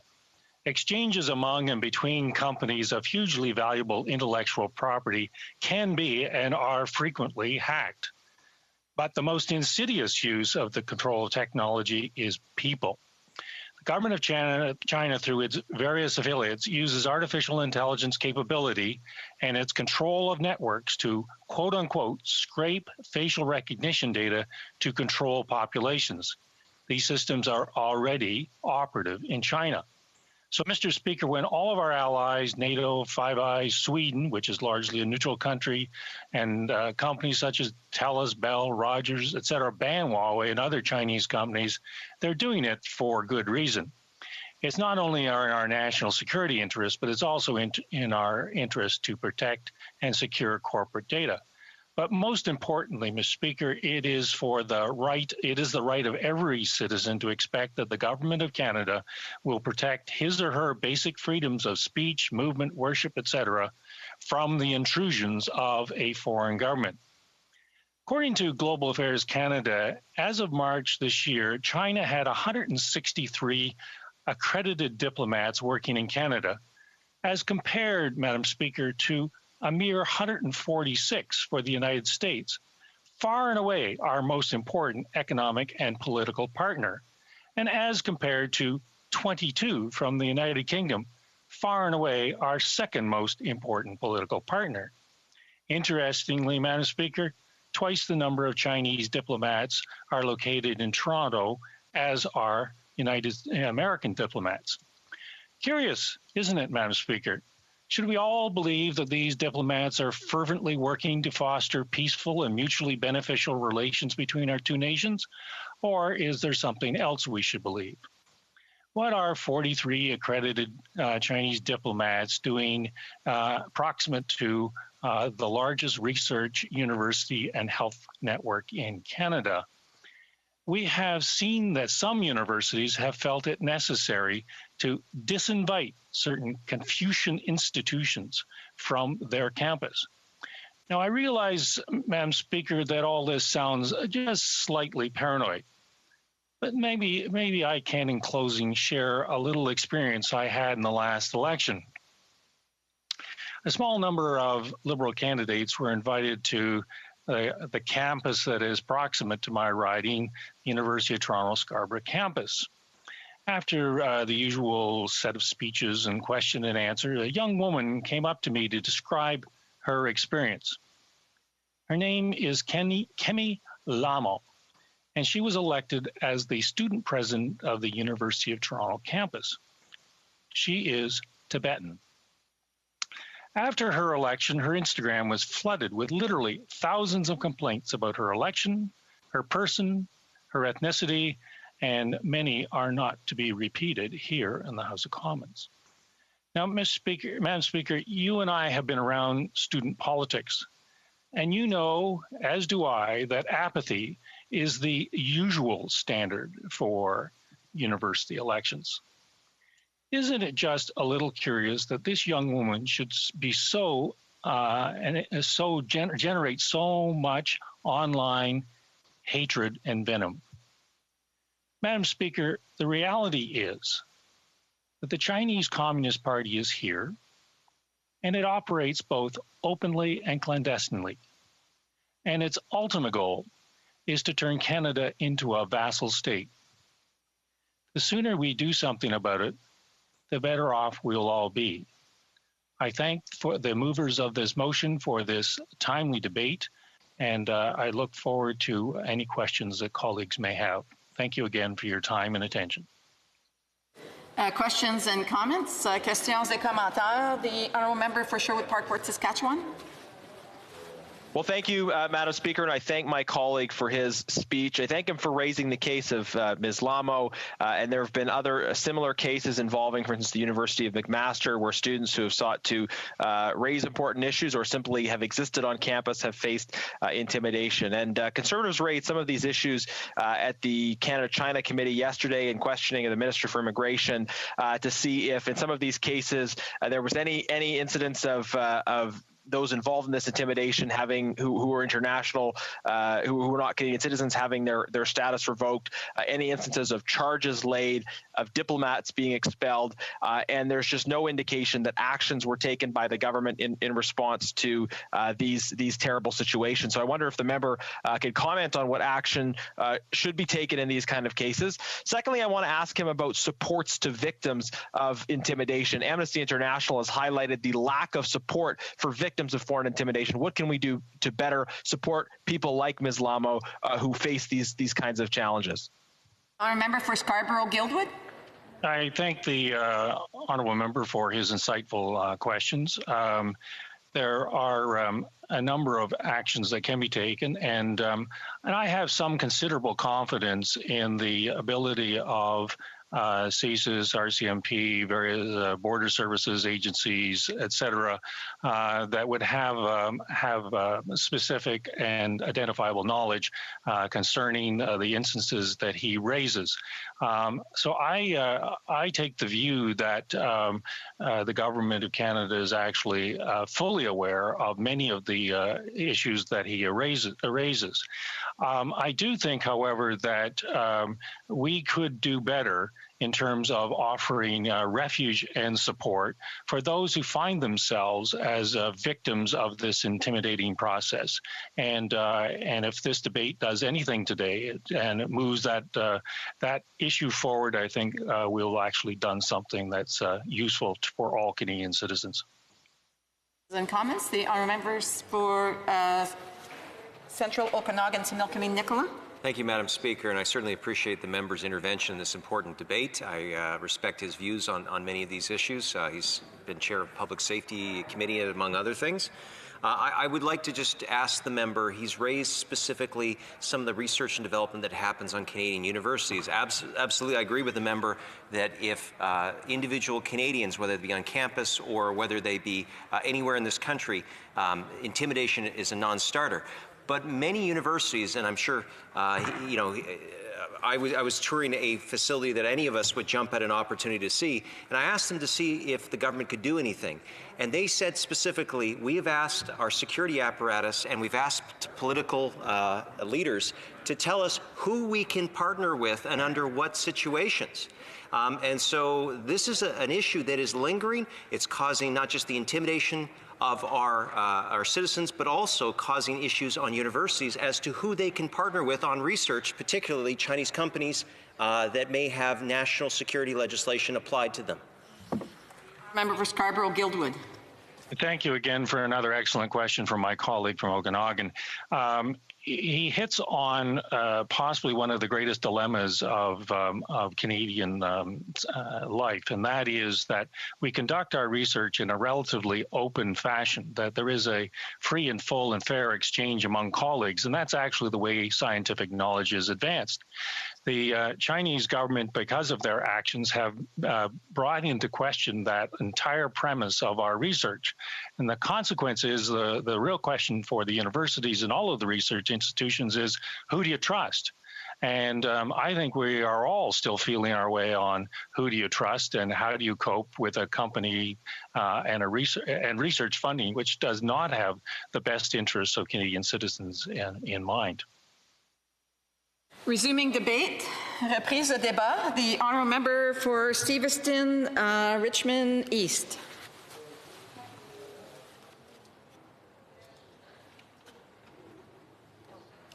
Thank you, Madam Chair. I'd like to split my time. Can you hear me? Sorry. Hello, Madam Chair. Yes, everything's working fine. Thank you. I'd like to split my time with my esteemed member of Kelowna Lake Country. Today, we've been discussing the harmful effects of foreign interference and influence in Canada. As we have heard from many others, foreign influence, it's an insidious practice which undermines Canada's integrity and national sovereignty. I'd like to shed some light on how this practice harms individual Canadians as well. Intimidations by foreign actors on Canadian soil, it's very real and pervasive problem. In my writing, it has adversely impacted the ability of ethnic minority diaspora groups to fully participate in experiencing the rights we hold dear as Canadians. Despite being welcomed into our country, they are still unable to exercise free speech, free association, and live freely, for the fear of repercussions taken upon them by bad faith actors operating under the instruction of foreign government groups, or for repercussions against family members in their home country. Allow me to highlight a few examples. Protests organized by Hong Kong democracy supporters in Canada have been met by pro-Beijing counter-protesters who use aggressive confrontational tactics and who expert observers believe may have been directed or organized by Chinese state authorities. Face-off between pro-democracy protesters and pro-Beijing protesters occurred in 2019 in Toronto, Vancouver, Halifax, Montreal, Ottawa, and Richmond in British Columbia, with a pattern of aggressive, threatening, and intimidating measures employed by the pro-Beijing contingent. Secondly, media reports indicate that the Communist China's United Front Work Department has identified overseas students as one of the 12 target groups for ideological guidance and promotion of party policies, important for quote-unquote consolidating and expanding the party's base. A 2016 Chinese Ministry of Education document similarly called for network linking, quote, the motherland, consulates and embassies, overseas students groups, and the broad number of students abroad, unquote, in order to harness patriotic energy among overseas students. Certain experts have identified Chinese students and scholars associations as an example of UFWD involvement in the educational sphere abroad. These associations are purportedly tasked with monitoring the thoughts and behaviors of Chinese students on Canadian school campuses, have been central to stifling free speech on topics related to human rights and democracy that are sensitive for the Chinese government. This is further substantiated in the Canadian National Security and Intelligence Committee report released this spring. In that report, thirdly, it is mentioned that Canada is aware of an increase in similar cyber intimidation in ethno-cultural communities. The report cites information from Five Eyes allies that are also concerned with Russia, Iran, and Turkey as nations which deploy broad-based and high-intensity political interference. I have personally heard many more examples that could be shared on how diverse groups in Canada are being targeted, be they Iranians, Uyghurs, or Falun Gong practitioners. Foreign governments are harassing Canadian citizens, and they are desperately seeking help. I like to draw attention to the aspirational words but lack of deeds by the government on this topic. During the August 12th sitting of the COVID Special Committee, the Honourable Minister of Foreign Affairs engaged in an exchange with member of Aurora, Oak Ridge, Richmond Hill regarding acts of foreign interference, where he stated, the safety and protection of Canadians is paramount to this government. We will never allow any form of foreign interference in Canada by state of non-state actors. Every time there have been allegations, we have taken actions with the Minister of Public Safety. We invite any Canadians who might be subject to any form of such actions and have been described to contact law enforcement authorities. We will always defend the freedom and liberty of Canadians in Canada from foreign interference. In response to this statement, Amnesty International has called Canada's current efforts helpless, muddled, and ineffective.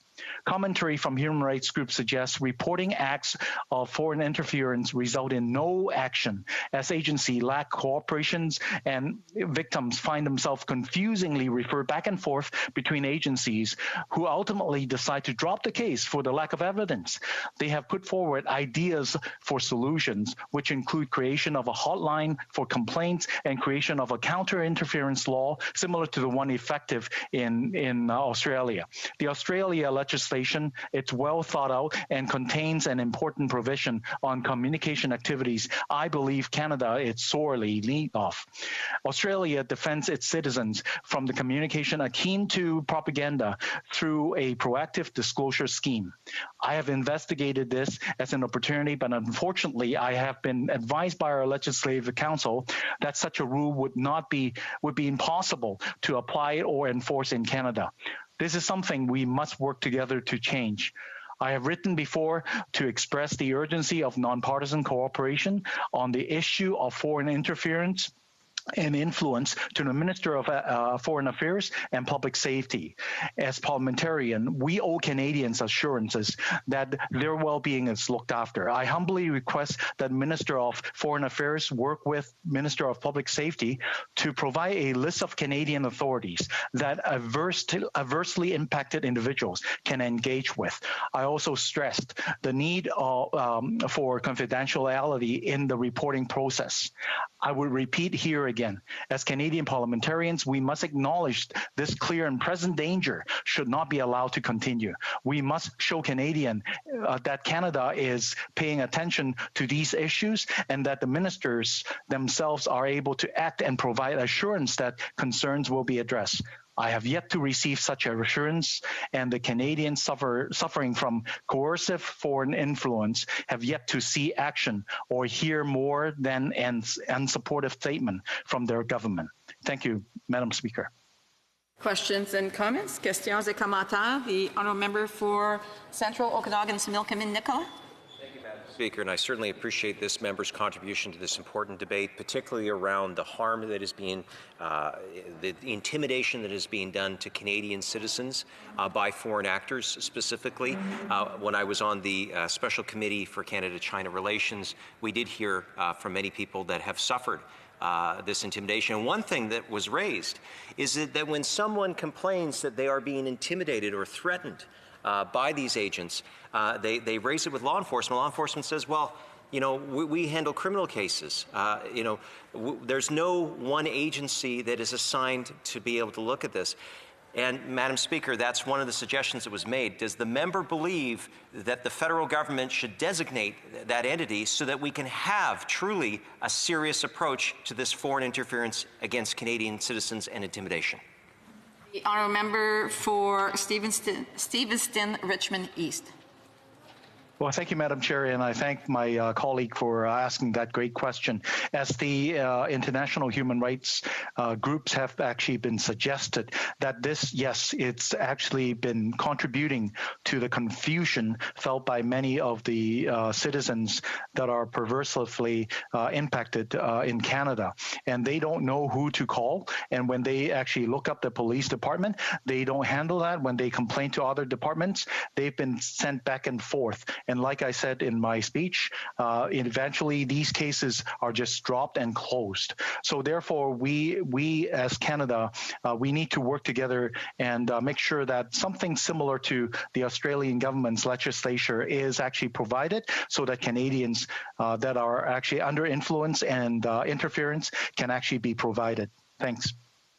Séance de commentaires, l'honorable député de Lac-Saint-Jean. The honourable member for Lac-Saint-Jean. Thank you, Madam Speaker. I'd like to commend my colleague for his speech.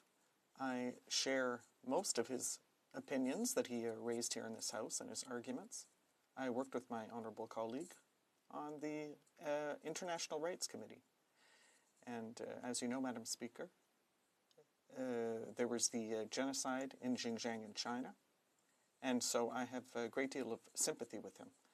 But I'm just wondering, why did the Conservatives want to put into the motion the matter of the 30 days.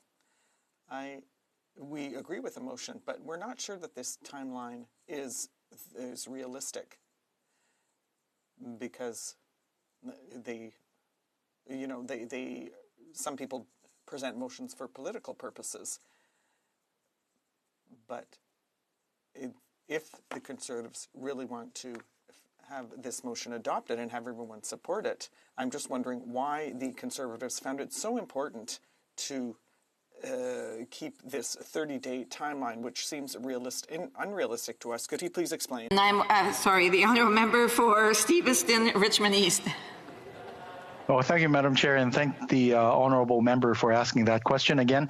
I believe that this is important. The 30 days limit is to actually pose a goal for this systemic procrastinating government that is in place. As we have said, we mentioned about our concern many months, in fact, more than years ago, and there has been just aspirational and word salad and virtual signaling talks and words, and there have been no action. So it is time for Canada to actually draw a line on the sand and make sure that not just the world will take notice, but also Canadians can be actually protected. We cannot delay this any further, and we must action now. And 30 days, I believe, it's a reasonable goal for our government to actually act on that.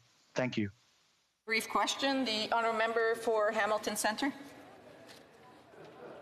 Thank you very much, Madam Speaker. And I'll pick up on the previous speaker's comments on virtue signaling. He was very passionate about protecting the rights of Canadians. And I would confer with him that indeed in McMaster, there's been some really horrific crackdowns on the Uyghur support. But I wonder if in naming all the countries that he has, if he would extend that same support to Palestinians who are here and that same support to ethnic Sikh and Muslim Indian nationals who are here who also seek and suffer from foreign interference. Answer from the member for Stevenston. Richmond East. Richmond East, sorry. Thank you, Madam, and thank you for the question again. I believe Conservative believes in self-determination for the people, and we believe that seeking a global freedom and democracy in peace and non-violence way. What we are seeing here is foreign interference that are infiltrating in Canada right now, and the influence are casting over Canadian citizens here that are our neighbors and our friends, and therefore this is time for Canada to actually act in protection of our own citizens. And as I mentioned, there are many groups in the country here that actually have voiced their concerns, including Iranians and Saudi Arabians and many other groups around the world that are modeling after the Chinese Communist Party's action. Unfortunately, the time is up. I tried to allow for as much time as I could. Resuming debate, the honourable member for Kelowna Lake Country. Thank you, Madam Speaker. It's a pleasure to rise today on the motion brought forth in the House by my colleague, the member for Wellington Halton Hills. This is an important motion on Canada's foreign relations and national security, and I'm glad to have the opportunity to speak on it. In a growing, more digital, more interconnected world, security concerns are growing, gaps are becoming more evident, and governments are moving to attempt to tackle them. As technology evolves, so does the new challenges on how to ensure it is secure and accessible for the individuals using them, including our mobile networks and internet connections. An issue which goes hand in hand with this is the issue of national security. Governments across the world are thinking more and more about the implications and interconnectedness of national security, infrastructure, and trade.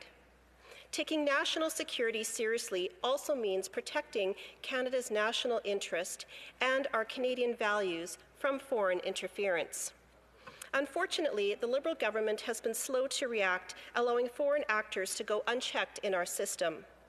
This motion, if passed, will require the government to make a decision on Huawei's involvement in Canada's 5G network within 30 days, fitting within the government's own commitment to announce a policy and framework on China this fall, and to develop a robust plan to counter China's foreign influence in Canada. After years of talk, uncertainty for Canadian businesses and citizens, and our allies moving on this without us, the Liberal government still hasn't put together any plans or made a decision. We are not talking about the Chinese people, but of the People's Republic of China. The risks of allowing Huawei into our 5G networks is well documented, and the case is clear for why the government must ban them from our system. Huawei's involvement in our telecommunications network poses a threat to national security, as, under Chinese law, Huawei must support, assist, and cooperate with Chinese intelligence activities. Experts have stated that if the Chinese Communist regime were to ask for it, that Huawei would have to hand over data that they collect. When we talk about Huawei, we're talking about infrastructure that will be the backbone for other technology, as it is also well documented how Chinese regime enterprises are investing in critical infrastructure and asset projects all over the world. Allowing Huawei into our 5G networks can mean allowing China's communist regime the ability to access Canadians' private and personal data, including potentially sensitive data, which the Chinese regime could use for its benefit, intelligence gathering, or to intimidate Canadians of Chinese origin within our own borders, as there are reports of occurring now. Make no mistake, this would be data which could be given to Huawei through the regime with a history of human rights abuses, jailing democratic and activist dissidents in Hong Kong, persecuting and mistreating religious minorities, such as the Uyghur Muslims and Tibetan Buddhists, including putting them into forced labor camps. We cannot have weak leadership and a naive approach when it comes to dealing with a regime committing these atrocities. We need consistency, a plan, and action. The former Public Safety Minister Goodall was in charge of a 5G review back in 2018 and 2019, and decisions kept being pushed off. In May of 2019, the Public Safety Minister said it would make a decision before the federal election, and then in July of 2019 said it would after the election. Well, that was a year and a half ago, and now it's been over a year since the election. So, the request in this motion is very reasonable. The Liberals can't say they haven't taken action because no one else has, or that they haven't had the time to review and consult. Canada is now the only Five Eyes member being part of this national intelligence organization not to either ban or restrict the use of Huawei 5G equipment. This is Australia, New Zealand, the United States, and the United Kingdom. All like-minded allies of Canada and our counterparts of the Five Eyes. They've moved on this, and Canada has not made a decision. We've heard of no plan, and we are delayed behind our allies. We see a trend here where the Liberal government is lagging behind our allies on security decisions and trade negotiations. In the United States, moving to ban Huawei from their 5G networks was a bipartisan effort, with members from both sides of the aisle coming together on this. Last summer, the United Kingdom implemented a full ban on mobile carriers purchasing Huawei's 5G technology. The country's National Cybersecurity Center, a government organization tasked with preventing computer security threats, did a review of the system and agreed with this ban, as well as recommending full fiber internet operators transition away from purchasing any new equipment from Huawei. Madam Speaker, it's time for this Liberal government to act. At a time of much uncertainty, this is something the government has full control over, and finally give our citizens and businesses certainty. This motion simply asks for the government to take in account the review that they did 2 years ago and all of the information at committees and with our allies, and include this in the government's announced China policy framework that they're working on. The motion also calls upon the government to develop a robust plan, as Australia has done, to combat China's growing foreign operations here in Canada and its increasing intimidation of Canadians living in Canada, and table it within 30 days of the adoption of the motion. The Australian model on this has shown to be a flag bearer of how Canada could also look to respond. According to Reuters, Australia came up with its own plan after its analysis showed that China's communist regime was posing a threat to Australia's democracy and national sovereignty. The protection of democracy and national sovereignty is fundamental, and day by day, it's showing more and more that Canada must have its own plan in this regard. Another measure Australia announced was introducing a national security test for foreign investments. Last summer, the committee I was formerly on, the Standing Committee on Industry, Science and Technology, undertook a study on the Investment Canada Act, including hearing from stakeholders and policy experts on how state-owned enterprises, including those from China, have been able to get into Canada for the purpose of expanding international influence. Speaking at the committee as a witness, Dr. Charles Burton, Senior Fellow, Centre for Advancing Canada's Interests Abroad at the Macdonald-Laurier Institute, as an individual, testified having extensive experience in the Canada-China relations sphere. And he had called Canada's relationship with China one of economic coercion. He went into detail at the committee explaining the intertwined relationship between Huawei and its executives, People's Republic of China, and the Chinese Communist Party. In his assessment, Huawei, and indeed all enterprises from China, meet the Canadian definition of state-owned enterprises for the purpose of the Investment Canada Act. Many academics have called on Canada to work to limit and counter China's attempts in this realm, going so far as to say that those in China's communist regime believe that our government lacks the conviction to push back. Another academic, Dr. Duanjie Chen at the Macdonald-Laurier Institute, wrote about concerns regarding the Chinese Communist state strategy to dominate through the acquisition of large companies in other countries. According to Mr. Chen, state-owned enterprises form an integral part of China's national strategy for global expansion. Canada's plan to combat China's growing foreign operations, intimidation, and influence must include looking at these state-owned enterprises and their involvement in investment in our country. Another concern some have raised is the foreign state-owned enterprises acquiring Canadian companies, that they can give them access to sensitive Canadian intellectual property and reduce the competitiveness of Canadian companies. Mr. Tim Helwig, the Assistant Director, Requirements at the Canadian Security Intelligence Service, also spoke at the Industry Committee. Mr. Helwig stated, as discussed in our recent public report, state-sponsored economic espionage activities in Canada continue to increase in breadth, depth, and potential economic impact. In order to fulfill their national economic, intelligence, and military interests, some foreign states engage in espionage activities. Foreign espionage has significant economic ramifications for Canada, including lost jobs, intellectual property, and corporate and tax revenues, as well as competitive advantages. Mr. Jim Balsil, Chair, Council of Canadian Innovators, also spoke at the Industry Committee regarding the Investment Canada Act. Mr. Balsil described how the Act must change to ensure it remains fit for purpose. He stated, "What I see is our policymakers inviting foreign companies to take our sovereignty and prosperity away."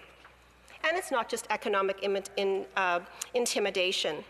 The federal government must look at these abuses conducted by this regime abroad, and also influence and scare tactics we've seen and heard of right on our own soil.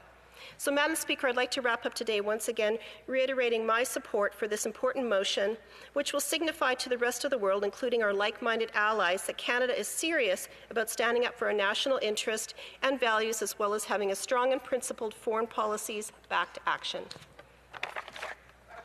Comments, questions et commentaires. The honourable member for, excuse me for a second, that just escaped me for a second there. The honourable member for Fleetwood Port Kells. Thank you, Madam Speaker. We have seen a question for the honourable member. We've seen news over the past year or so that at least two of our major telephone companies have gone with non-Huawei providers of equipment. I think Nokia was one. I forget what the other one is. And I guess the question is, who's left? And really, is banning Huawei actually necessary in practical terms for keeping them out of our 5G network? The honourable member for Kelowna Lake Country. Well, thank you, Madam Speaker, and thank you for the question. Well, I think when you look at, there's spending that's happening now, but there's also future capital expenditures that are on hold that we've heard from a number of organizations because there's so much uncertainty as to what type of infrastructure they might want to put in. So it's a matter of giving certainty to these different organizations. We've also got to look at that we do intelligence sharing. We were talking about the Five Eyes Network and our members, and we do share a lot of intelligence, and it's all part of being part of that group so that we have consistent formats that we're using and that we have the ability to share safely. Questions and comments? Questions et commentaires? L'honorable. The Honourable Member for Abitibi-Témiscamingue. Thank you, Madam Speaker. I would like to thank my colleague for her excellent speech. Of course, we were both on the Industry Committee until recently. She mentioned a number of work we did on that committee. We invited companies like Huawei, but we also invited people for the Investment Canada Act. Could she talk to us a bit more about whether or not she is concerned about possession of our data, of Canadians' data? Is she satisfied by the Canadian government safeguards on protecting our data? Kelowna Lake Country. Thank you, Madam Speaker, through you, and to my colleague. Yes, we did sit on the Industry Committee together, and we did some really good work. The study that we did really, I think, did open up. We had a lot of testimony. It was great to be on one of the committees that actually sat over the summer and did some really good work.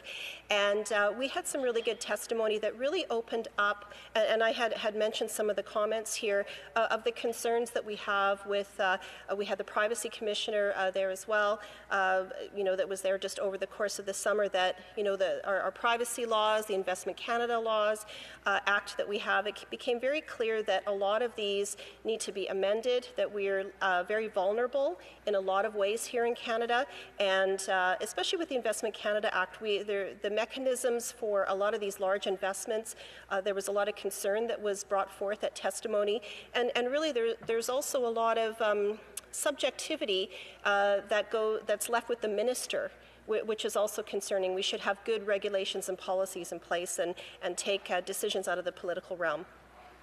Questions and comments? The Honourable Member for Vancouver East. Vancouver East. Thank you very much, Madam Speaker. And I thank the member for her speech. Just listening to the member from Fleetwood Port Kale ask the question, suggesting that some of the telecommunications companies have already moved on and have ruled out Huawei. So why bother for the Canadian government to make such a decision? If you think about it, isn't it exactly the government, why the Liberal government is slow walking this decision? They've actually been studying this issue for 2 years now, and they still haven't made a decision. Big companies are moving forward. Industry need a decision. Don't Canadians actually deserve to know that their best interest is at heart and that the government is not afraid to make a decision and will actually tell Canadians where they stand on this issue? The Honourable Member for Kelowna Lake Country. Well, thank you, Madam Speaker, and thank you for the question. I mean, in the conversations that I've heard with a number of the telecoms is that and of course I can't speak for them, but just in hearing, just being around a lot of those conversations, they're always looking at investments, and investments are always changing. There's a lot of different software, there's a lot of different hardware, and so they're making long-term investments. We know that there is a lot of investment that's going to be happening here over the next 20, 30, 40 years, and so those decisions are made very long-term. And you can certainly tag on. We know that even with a lot of the infrastructure, they can use multiple different formats. So I think this is a matter of giving certainty. And again, going back to the Five Eyes allies, we want to have some consistency so that they have feel security in how we're managing our data and infrastructure here. Resuming debate, reprise de débat. The Honourable Member for Kingston and the Islands. Thank you very much, Madam Speaker, and I'll start off by saying that I'll be sharing my time with the member from Outremont today. Madam Speaker, I'm pleased to rise in the House to address the motion brought forward by the member from Wellington Halton Hills. Canada takes economic security issues very seriously, Madam Speaker. Gone are the days when security concerns were limited to national security. Increasingly, economic tools are deployed by state and non-state actors that can pose threats to security. Our government recognizes that such economic threats can affect not just traditional national security concerns, but also Canada's long-term prosperity and economic competitiveness. Canada is increasingly subject to both of these types of threats to our economic security. Fortunately, our government has responded to this ever-changing environment by utilizing existing regulatory tools, as well as creating new initiatives that will protect the integrity and robustness of Canada's economic security. Protecting Canada's economic security is crucial to ensure that we have a strong economy that provides good middle-class jobs, provides revenue for important government services, and keeps Canada at the frontier of innovation and technological development. Madam Speaker, for decades, Canada has been a strong supporter and builder of these rules-based international order. We believe in and support these rules because we know that when companies compete in a predictable and level environment, the positive outcomes are tremendous. Rising living standards, improved choices for consumers, and new technologies that improve the quality of life, to name a few. In short, Madam Speaker, the rules have helped to support both prosperity and security. For many years, Canada has benefited from these arrangements. China, too, has been a beneficiary of the multilateral trade system. After joining the WTO, China became much more integrated with the world economy, and in doing so was able to lift hundreds of millions of citizens out of poverty. However, the success of this system is not guaranteed. It must be fostered. It can be undermined when some countries do not abide by the rules or disregard the reciprocity.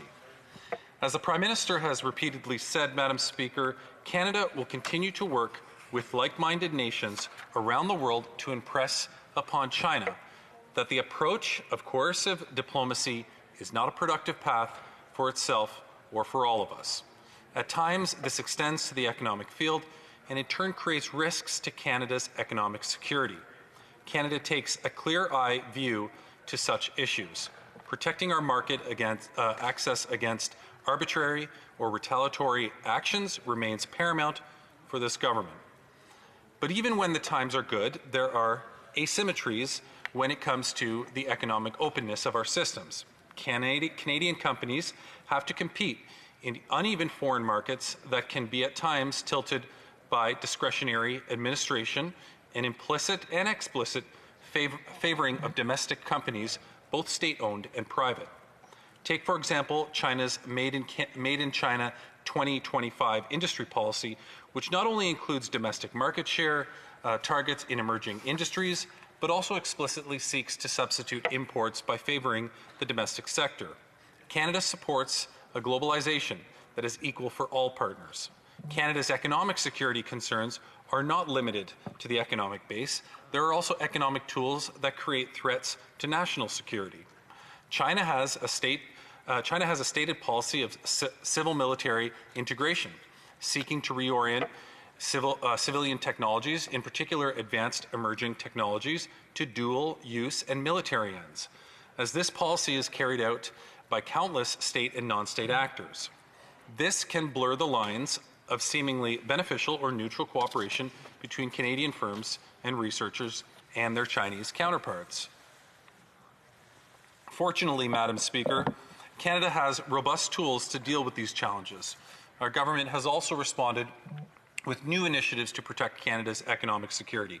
For starters, the Minister of Innovation, Science and Industry oversees and utilizes the Investment Canada Act to ensure that investments coming to Canada are of net benefit and are not injurious to national security.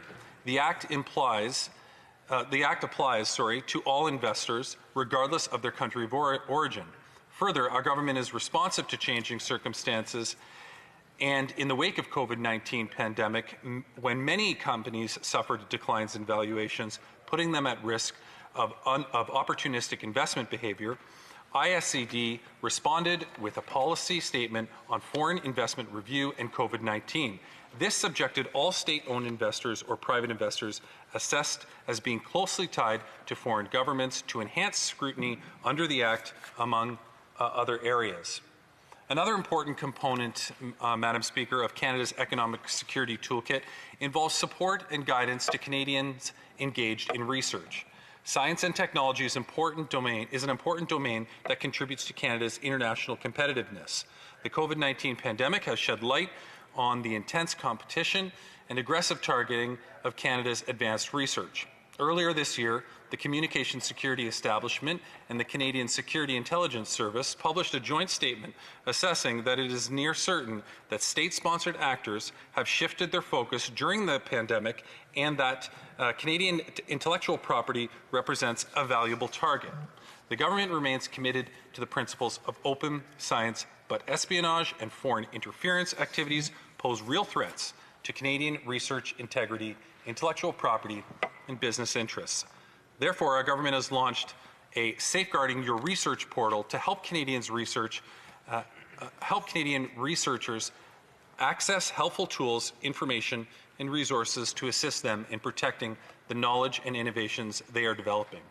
Through the Trade Commission Service and our network of diplomatic missions in China, the government also continues to provide advice to Canadian companies and stakeholders doing business in China to equip them to pursue opportunities when beneficial while mitigating risks and troubleshooting where necessary. This cooperation helped Canada weather some of its darkest hours during the pandemic, as was the case when our government worked with Chinese authorities and manufacturers on addressing supply shortages in the health sector. China is a key supplier of personal protective equipment in the global supply chains and has accounted for a significant portion of medical supplies procured by the Government of Canada. Madam Speaker, these are just some of the actions our government has taken to respond to the threats to Canada's economic security. Despite current difficulties, Canada continues to work with China and industry stakeholders to resolve bilateral commercial challenges. We are not losing sight that China is and will remain an important commercial partner for Canada, while at the same time always defending Canada's interests when it comes to economic security. Thank you, Madam Speaker. Questions and comments? Questions et commentaires? The honourable member for... the honourable member for Thornhill. Well, thank you, Madam Speaker, and I thank my honourable colleague for his remarks. And now, I'm sure my colleague knows that TELUS and Bell invested in Huawei at loss leader prices, far below real market value of the other 5G manufacturers, such as Ericsson or others, just to penetrate this sensitive Canadian sector. We also know that TELUS and Bell want as much as $1 billion each to compensate for their losses, for their unwise investment, should the government ban the 5G technology they've already installed. Could I ask my honourable colleague, through you, Madam Speaker, is that one of the reasons the government has delayed for so long doing what's correct? The honourable member for Kingston and the Islands. Well, Madam Speaker, the member would know that I'm certainly not privy to the information to be able to give a factual answer to that question. However, I will say that it is my interpretation and my strong belief that the government has making its decisions because it wants to weigh all the information necessary that it has to before making the decisions that it eventually will come to, in light of not being overly influenced by a political agenda, but more by having the facts, the data, the intelligence to be able to make these to be able to make a decision. And that's why, I firmly believe that we will see that information come forward. I will say, Madam Speaker, my main concern with this particular motion today really has to do with the timing. And I find it unfortunate that when it was presented earlier, the mover of the motion was not open to adjusting the timing to ensure that a proper amount of time was given for the government to be able to complete this work. So that leaves me to conclude, Madam Speaker, that is the opposition just putting this forward in the short time frame that it is in order to score a political win, or are they genuinely interested in seeing a fruitful outcome into this and getting the information that they're looking for? Questions and comments? The honourable member for Vancouver East. Thank you very much, Madam Speaker. Actually, exactly on that point, the government actually has undertaken this study. It's been 2 years in the making now, and Canadians still don't know what the results are. And why is it that Canadians are still kept in the dark? How much longer do they have to wait? Why won't the government release the information from that review so that everyone is in the know? You know, the other allied countries has moved on with their decision, and Canada is lagging behind. It's not acceptable. Member Kingston and the Islands. Well, I'm certain that the government has chosen not to not make the decision in order to just tie up Parliament and to have the member force the member to ask these questions. I'm sure that there is rational decision making that's going into this. As she mentioned, other countries have already come to these. The other 4 nations in the Five Eyes have come to their conclusion based on using their intel and the information that they need to make the decisions on their behalf. We are an autonomous country that makes our own decisions based on the information that we collect in a timely fashion that demonstrates that we are doing the due diligence necessary in order to make that decision. Pour une brève question, l'honorable député de Terrebonne. The honourable member for Terrebonne. Thank you, Madam Speaker. This is a major national security issue. It affects Canada and Quebec. There are issues of industrial competition in industry when it comes to 5G technology in Canada. I understand the issues involved.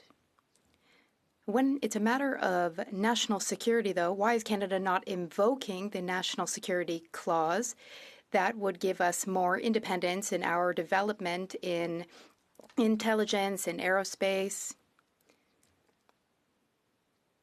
We could become a major player in these sectors. So here we are, 2 years later, even though in January we heard from DND that it was an issue. I'm very happy to see that, let me rephrase that.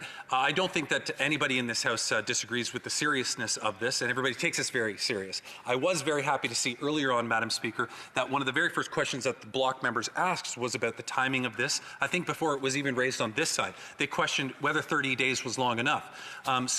I don't disagree with the member. This is extremely serious, and I think that everybody's taking this very serious. I think that on this side of the House, it's just with respect to the timing of it, and that goes to the amendment that we tried to propose, but unfortunately the Conservatives were not supportive of that.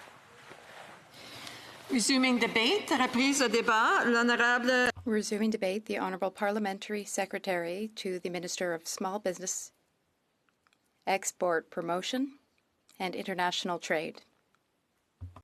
Merci beaucoup, Madame la. Thank you very much, Madam Speaker. To speak to the motion of my colleague from the Conservative Party, my colleague from Wellington Halton Hills, for whom I have great respect. He has intervened on numerous occasions with respect to our foreign policy on China, and I do feel that though there is some daylight, on many levels we are very much on the same page. Indeed, our Prime Minister has already, on multiple occasions, stated that our government will continue to push back on China's coercive diplomacy and will work with our allies to push China to respect the multilateral rules-based order, that we will continue to stand up for our values and continue to insist on the respect of human rights and freedoms in China. Indeed, we will not back down from raising our concerns regarding China's repeated violations of human rights, whether in Hong Kong, Xinjiang, or elsewhere. And we do all of this, Madam Speaker, all of it, while demanding the immediate release of our 2 arbitrarily detained Canadians, Michael Korvig and Michael Spavor. We know that a concerted international or multilateral approach is the most promising track, and I am personally optimistic that starting on January 20th, we will have a new like-minded administration at the helm of our ally and neighbor to the south, who believes in this type of multilateralism and the rules-based order, and who believes that our interests on the world stage align closely. There is opportunity, Madam Speaker, to work with our allies on a strong multilateral approach to China. And Canada is well positioned to harness that opportunity, and we should not lose sight of that. But allow me, Madam Speaker, to point out now, in response to this motion, what Canadian parliamentarians and indeed our government have already done and continue to do to this day. In response to China's imposition of the new national security law in Hong Kong, legislation which threatens the one country, two systems agreement and endangers the freedoms of those living in Hong Kong, Canada has suspended our extradition treaty. We have banned exports of sensitive materials, and we announced sweeping and new expanded pathways for residents of Hong Kong to immigrate here to Canada. Only a few days ago, our Minister of Foreign Affairs spoke out against the removal of Hong Kong's pro-democracy lawmakers, noting that China's move was in disregard of Hong Kong's basic law and a further assault on Hong Kong's freedoms. He qualified these actions as a break of China's international obligations. Last month, the Subcommittee on International Human Rights, in the context of their important study on the situation in Xinjiang, tabled a scathing report on the persecution of the Muslim Uyghur minority there.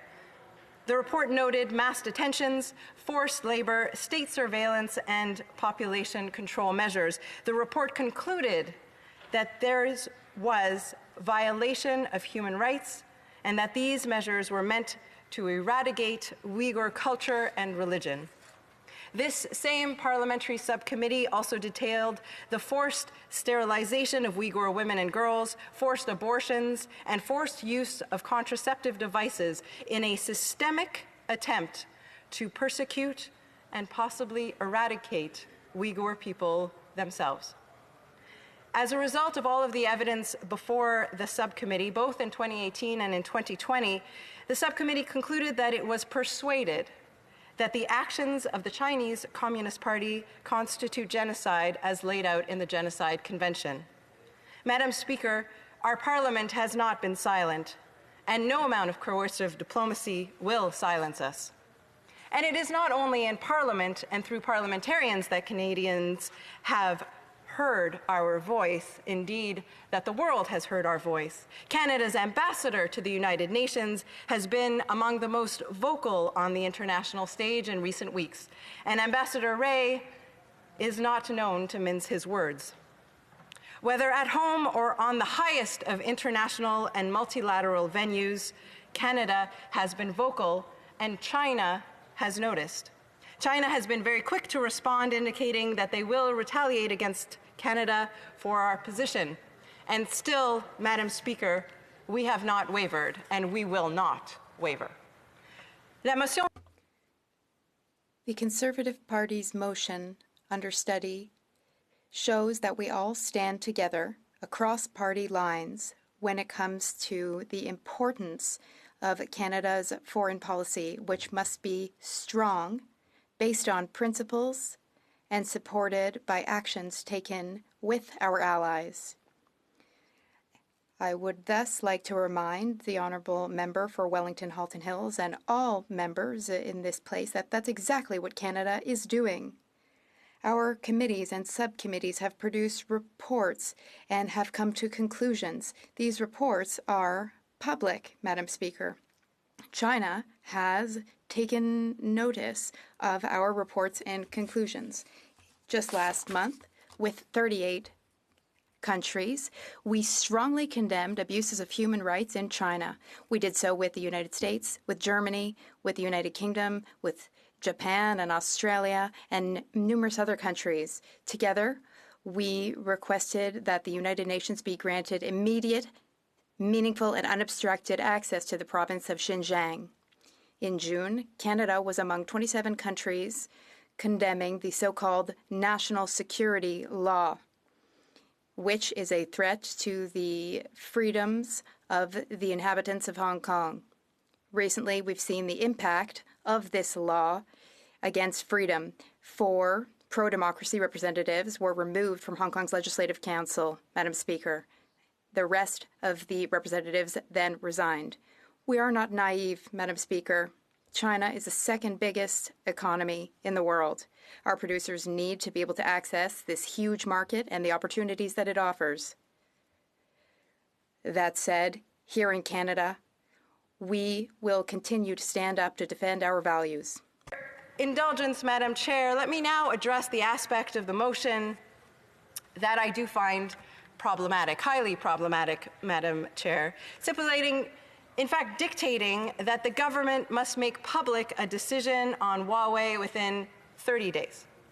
I certainly understand and appreciate that colleagues on all sides of this chamber may hold reservations and concerns about any involvement of Huawei in Canada's 5G networks, but we cannot substitute our personal views for the professional analysis of our national security agencies. We as parliamentarians cannot murky the waters of our national interests. We cannot compromise national security because of political reasons. There are numerous factors at play. There are experts at CSIS studying this question. There are ongoing negotiations for the release of the 2 Canadians being held in captivity in China as we speak, Madam Speaker. Significantly, it is a poison pill to indicate in this motion that we should choose an arbitrary number of days in order to make a decision public on this matter, Madam Speaker. I would not want the debate or any of the arguments that have been raised today by members of the Conservative Party or otherwise to mislead Canadians. Canada has not granted access to Huawei to our 5G networks. If you look at our industry on the ground right now in Canada, already Bell, TELUS, Rogers have all announced that they will not use Huawei 5G equipment. Let me repeat that, Madam Speaker. Our major Canadian providers have already stated publicly that they will not use Huawei infrastructure for 5G.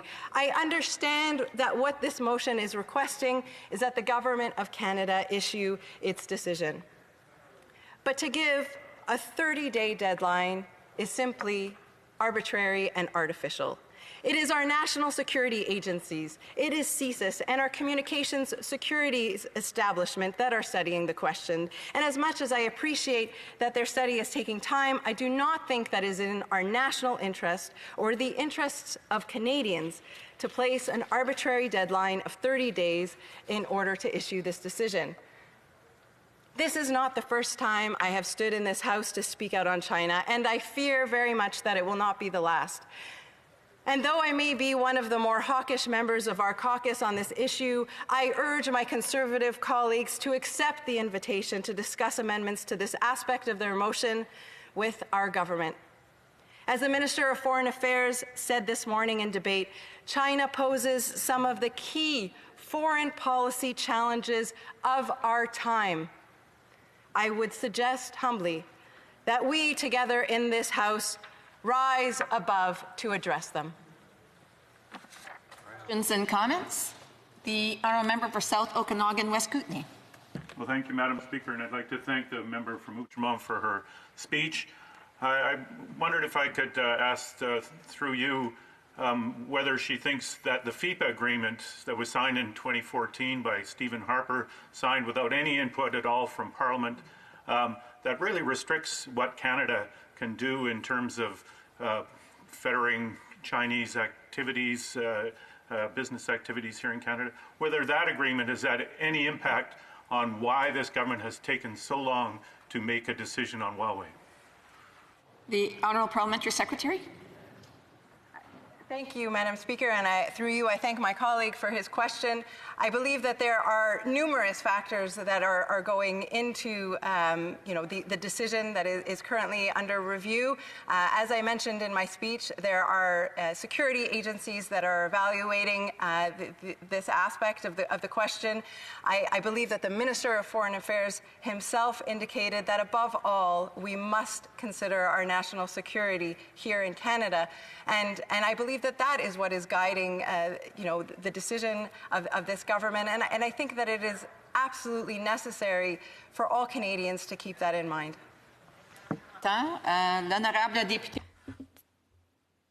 The Honourable Member for Rivière-des-Mines. Drummond. My apologies. Thank you, Madam Speaker. I thank my colleague for her speech and commend her for it. I would also like to ask a question about Huawei. In her speech, my colleague was talking about the importance of upholding and defending our values. And sometimes when we try to protect our trade interests with China, we walk on eggshells, and there are some sensitive aspects. When it comes to Huawei, our Five Eyes partners and major telecommunications companies have chosen not to do business with Huawei. Why would it be so difficult to follow in their footsteps? We would be the bad guys. We would be making the bad choice if we were not to follow in the footsteps of our partners. The Honourable Parliamentary Secretary. Thank you, Madam Speaker. I thank my colleague for his question. Listen, I entirely agree that some of our allies have made their decisions. Other allies have not yet decided. I'd like to remind this House that in Canada, our situation is different. 2 Canadian citizens are arbitrarily detained in China as we speak. Moreover, we have other national considerations which are unique to us, to Canada.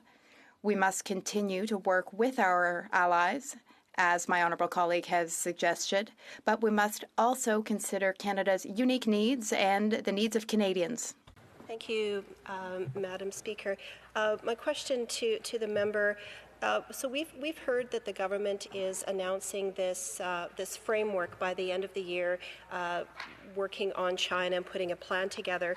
And so if the government is not including Huawei, 5G, is not including how to combat China's growing foreign operations here and increasing intimidation within Canada. I mean, that's what the motion is. So if those things aren't included in this framework, what is included in the framework that's being?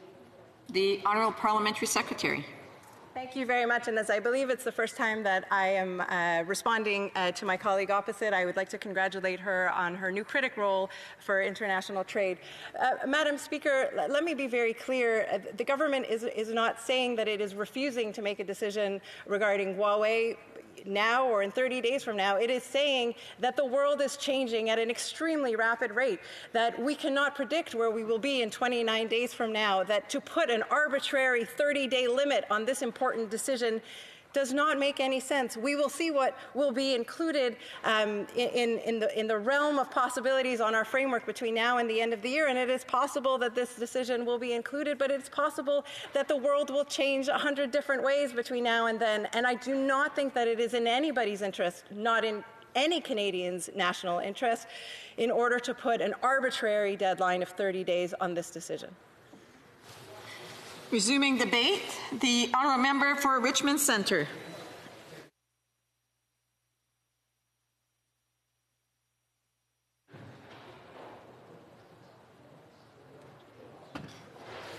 The Honourable Member's microphone isn't on. See, how about now? That works. Okay, sorry. Madam Speaker, before I speak, I would like to let you know that I'm splitting the time with my fantastic colleague, the member for Lethbridge. Most of my comments concern the last paragraph of the motion, which I will address first. But Madam Speaker, I'd like to give you a little bit of background about myself.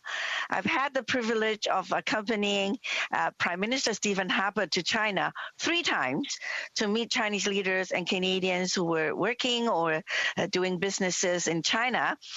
Those visits were very fruitful. While we were developing a closer bilateral relation, the Harper government never hesitated in bringing up issues or concerns in a respectful way.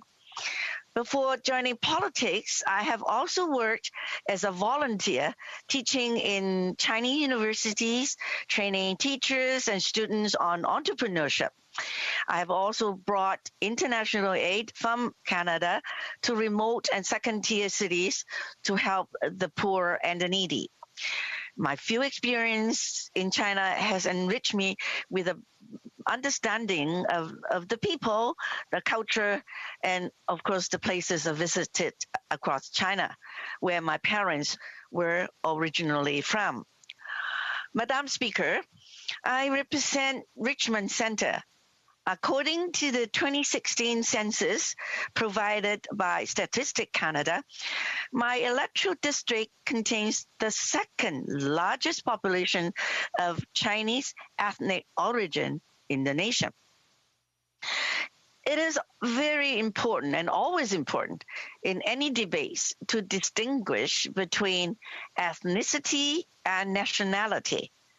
While my ethnic origin is Chinese, my nationality is one of being a very proud Canadian.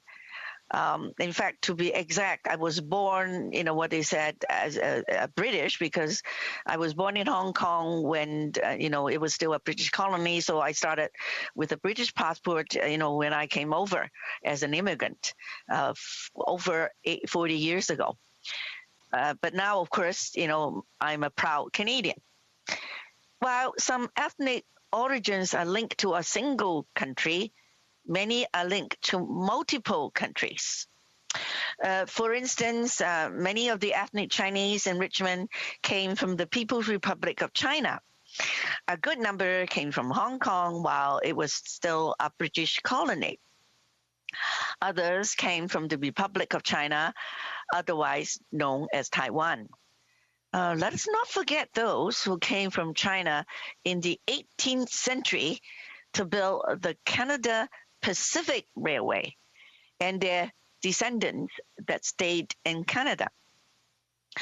Finally, we have a significant number of those born in Canada, informally known as CBC, not the broadcasting company, but Canadian-born Chinese. There are also other ethnic Chinese immigrants that came from Singapore, Malaysia, Thailand, Indonesia, and so on. Many came here to become Canadians, including myself. My duties as a Member of Parliament are focused around the Canadians that make up Richmond Centre and the issues that concern them most and foremost, first and foremost.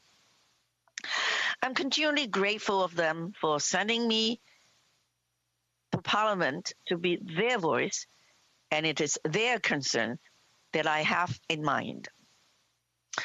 Because many, if not a majority of those residing in Richmond are immigrants, it is understandable that affairs in the place of their origin get brought up in discussions. They typically have family members abroad and sometimes with business interests and ties. While every Member of Parliament has their own policies regarding overseas events or even across the U.S. border, mine has been to focus my energies on the concerns of Richmond.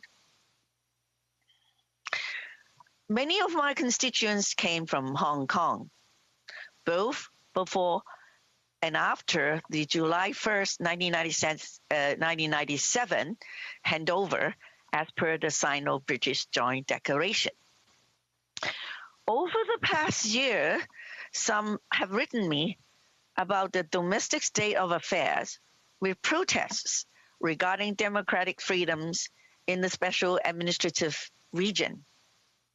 Indeed, with China's imposition of the national security law on Hong Kong, we have seen predictable consequences. Jailing of those who dare to speak against the government, and most recently, the expulsion of democracy-supporting legislators in the Legislative Council. But perhaps most importantly, a chilling of free speech, one of the most important elements of a functioning democracy.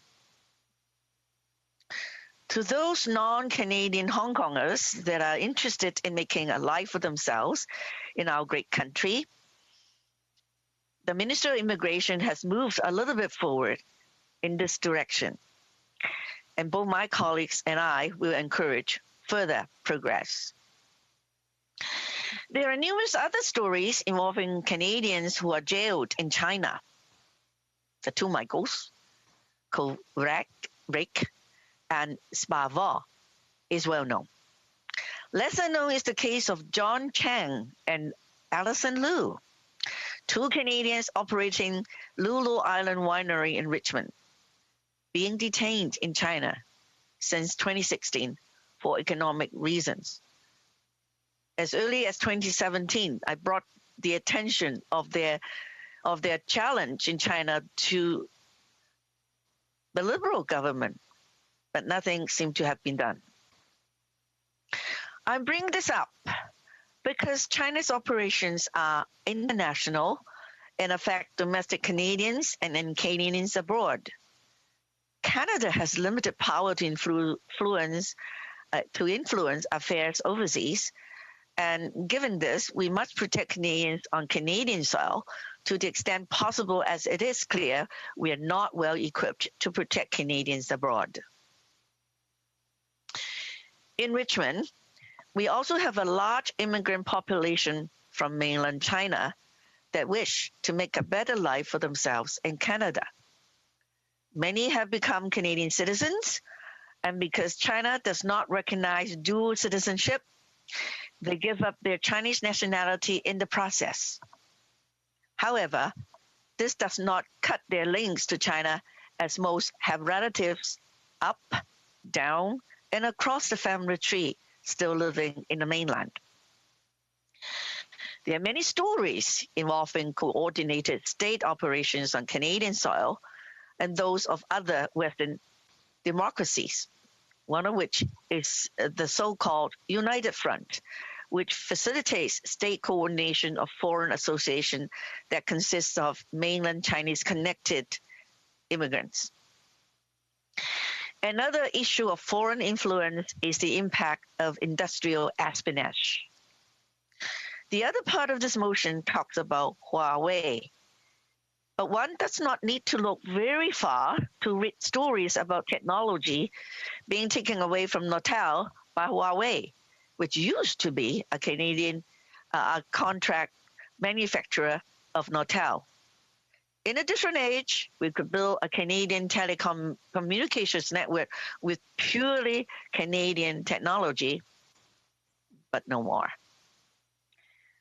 The most disturbing issue on an individual level is how democracy is threatened by the suppression of speech. It is very likely that any immigrant of Chinese descent that has any connection to China will be under the watchful eye of the Chinese Communist Party. If there's anything in the open which opposes the interests of China or causes embarrassment for the Communist Party, there are known examples of family members in mainland China who have received a knock on the door from the police instructing the offender to stop, or else. In both Hong Kong and across the world, this again has another chilling effect on open and free speech. For Canadians, especially those in Richmond that came to Canada to enjoy our democratic freedoms, this intimidation. Unfortunately, the member's time is up, and she'd be able to continue her anything that she may want to add through questions and comments. Questions and comments? Questions et commentaires? L'honorable député, Secretary of the Government House Leader. Yes, thank you, Madam Speaker. And the member and I share something in common. We not only have an interest in the debate that's taking place right now, a very important debate, but we also have a very strong love and passion of the Philippines, as she is one of the vice chairs. And one of the things that I just want to bring up in the form of a question to my colleague is that there is no doubt on all sides of the House we recognize the many issues between Canada and China. And when you look at the resolution, one of the things that we've suggested is that the opposition look at ways in which maybe they would be open to amendments dealing with this whole 30-day issue. And I'm wondering if my colleague could provide her thoughts in terms of the fixation of why it's felt that we need to go with the 30 days. The honourable member for Richmond Centre. Thank you, Madam Chair, and I thank my colleague across the aisle. I mean, among all the others, colleagues on the other side. I mean, the Parliamentary Secretary and I worked on many things. As he mentioned earlier, in the Filipino-Canada Friendship Group. Now, allow me to finish my last part of my speech regarding Huawei, because that is exactly probably where the Prime Minister Secretary wants to comment. So while I am not as savvy with technology as some of my younger members in this chamber, I'm still a keen user of mobile devices. Needless to say, I believe the security of mobile communications, including who we communicate with, should be kept within Canadian borders, if at all possible. The decision to involve Huawei in our next generation mobile networks has undoubtedly been studied, and for greater certainty, this decision was made known so that providers can better prepare. The ambiguous approach currently taken by the Prime Minister is not helping. I understand that the Prime Minister's Secretary is asking about the timeline. It's my understanding that, yes, we are open for amendment. I do have to interrupt for other questions as well. Questions et commentaires. The Honourable Député de Terrebonne. The Honourable Member for Terrebonne. Thank you, Madam Speaker. It's truly interesting that finally this House is dealing with this issue, which is extremely crucial in the current context. But regardless of which foreign influence is being exerted, there is clearly a technological shortfall. We're kind of being sort of thrown around, and we're at the mercy of these different technological companies. And as I said earlier in the House, we could, as a society, rapidly foster the establishment of a design plan to produce all of our aerospace complex. I'm talking about satellites, technological relay, and so I don't understand why our government doesn't simply put its foot down and force the national industry to focus on this with regard to protecting national security. I'd like to hear my colleague on this. The Centre has 1 minute to respond. Thank you, Madam Chair. And I thank my colleague across, actually, in the House, to be on the same side, asking that question. Yeah, you're definitely right. I mean, it took the government 2 years to come up with even an answer to look at this very challenging issue. Now, some of my technical friends told me that by the time the government made a decision, it's no longer 5G. It could be 6G or even higher technology, that Canada will be falling behind if they don't make up their mind and do something really concrete, helping our providers to move on and for a better future and for our future generation. Thank you very much. Thank you. Resuming debate, the honourable member for Lethbridge. Canada is standing at a precipice. Inaction and appeasement will no longer do us good. This government must take a stand, and they must defend Canadians instead of the interests of the Communist Party, known as the Chinese government. Already too much time has passed, words have been minced, and numerous promises have been made and broken by the current government. With this motion, Conservatives are calling on those across the aisle to take urgent and necessary action to do two things. One, decide on Huawei's involvement in Canada's 5G network going forward. Is it allowed or is it not? And two, develop a robust plan to combat China's negative influence in our country, in particular using threats and intimidation in order to go after members of the Chinese community who live here. The status quo is no longer acceptable, leadership is now required, and action is a must. 5G. 5G is a new standard for broadband cellular networks. It's unique in that the hyperconnectivity will not only link cell phones and computers through a local antenna, but it will also connect a wide array of devices that can transmit a signal. This would include self-driving cars, it would include fancy fridges, it would include fire alarms connected to the internet, it would include a plethora of medical devices, and of course even baby monitors. Now, if access to this network was freely granted to a foreign state which does not respect the rule of law and therefore human rights, the potential ramifications could be absolutely disastrous. Madam Chair, that is exactly the place that we find ourselves here today, is at the precipice of potential disaster. Canada is the only member of the Five Eyes Alliance that has not banned or restricted the Chinese telecom giant Huawei from our 5G network. The Five Eyes, consisting of the US, the UK, Australia, New Zealand, and Canada, is an alliance of like-minded nations which work together to share intelligence and signal possible security threats in order to protect one another. Every other country in this alliance has flagged Huawei as a threat, and they have taken action that is necessary, either by limiting access to Huawei or banning it altogether. Why hasn't Canada done likewise? Well, in May of last year, when questioned about when his government would decide or take action on this, the public safety minister at that time said, and I quote, "We understand the importance and the urgency of the question." Well, Madam Speaker, we are here more than a year and a half later asking the question, why has action still not been taken? He promised that he would decide before the 2019 election as to whether or not Canada would join the other Five Eyes alliances, or allies I should say, in banning Huawei access, so he promised that he would make that move. More than a year has passed and still absolutely nothing. So this is why we're here today. This is why we're demanding action. Because Canadians deserve a government that will act in their best interest, even if it requires hard decisions to be made. In fact, I believe that's exactly the nature of government. You see, governments exist to make the difficult decisions. They exist to lead.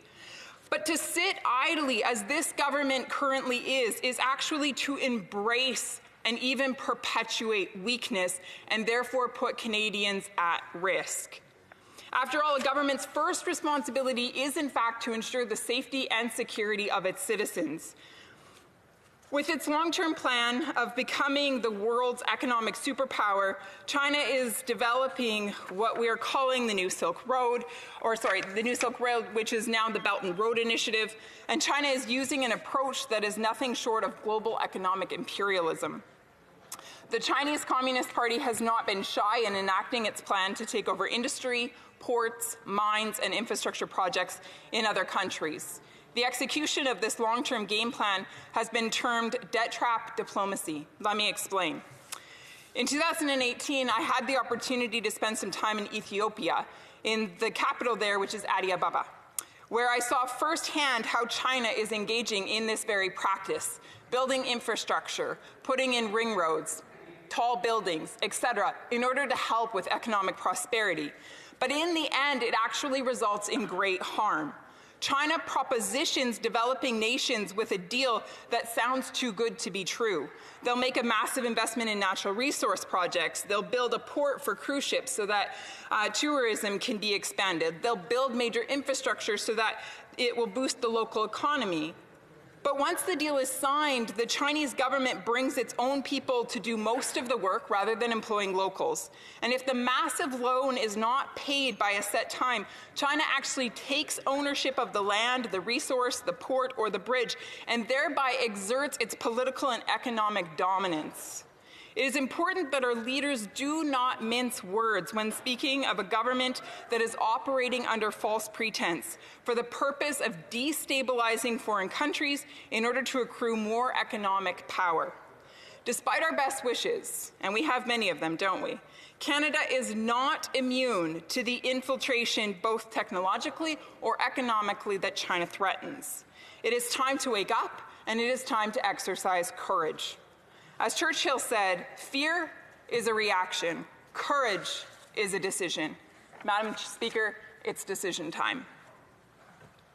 Naively, Canada has assumed that if we play nice and seek to appease the dragon, it won't bite us. But in what world does that work? We have to open our eyes and see the reality that's before us. Appeasing a hostile actor does not result in a trusting or functional relationship. Let me say that one more time. Appeasing a hostile actor does not result in a trusting or functional relationship.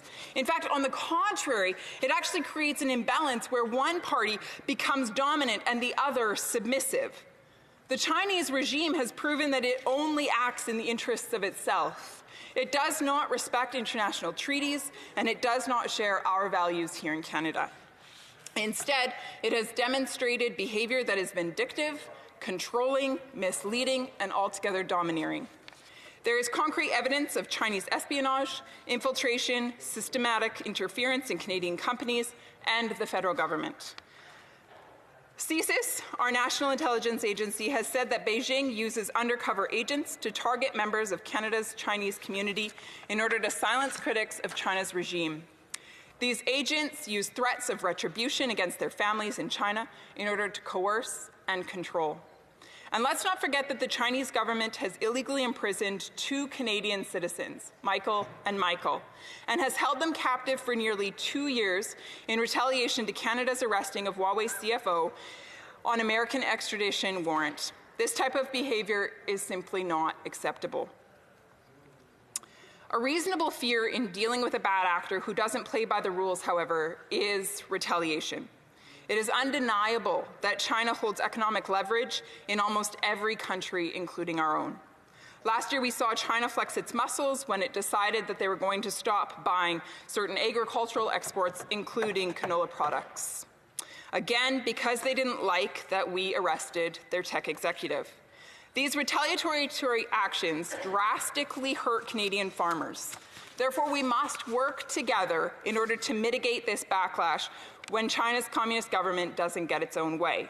One of the best ways that we can do that is by joining forces with the other 4 allies.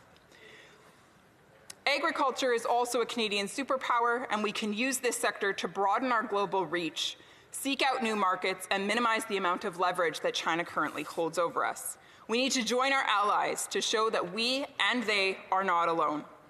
Australia has stuck its neck out, so to speak. Canada must not stand by while our allies are fighting the good fight.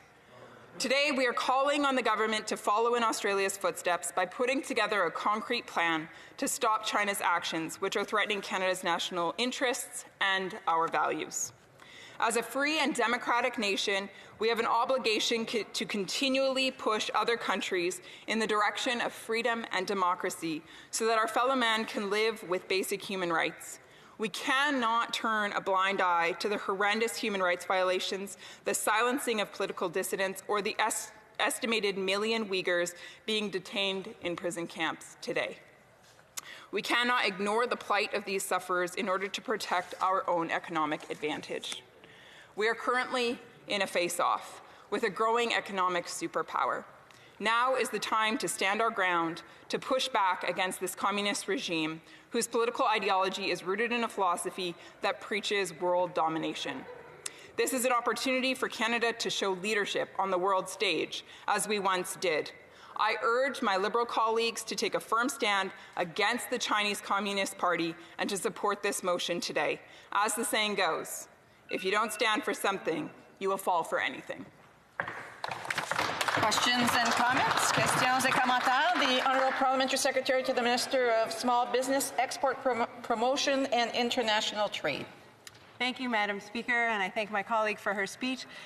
Towards the end of her speech, she concluded in saying that Canada should take a strong position against China, as we have done before, I believe. And I wonder if she could clarify that, because it is my understanding, I was not here at the time, that under the Conservative government of former Prime Minister Stephen Harper, Canada concluded a FIPA agreement on foreign investment, and that Prime Minister Harper went to China on 3 occasions in order to continue to deepen his relationship with China.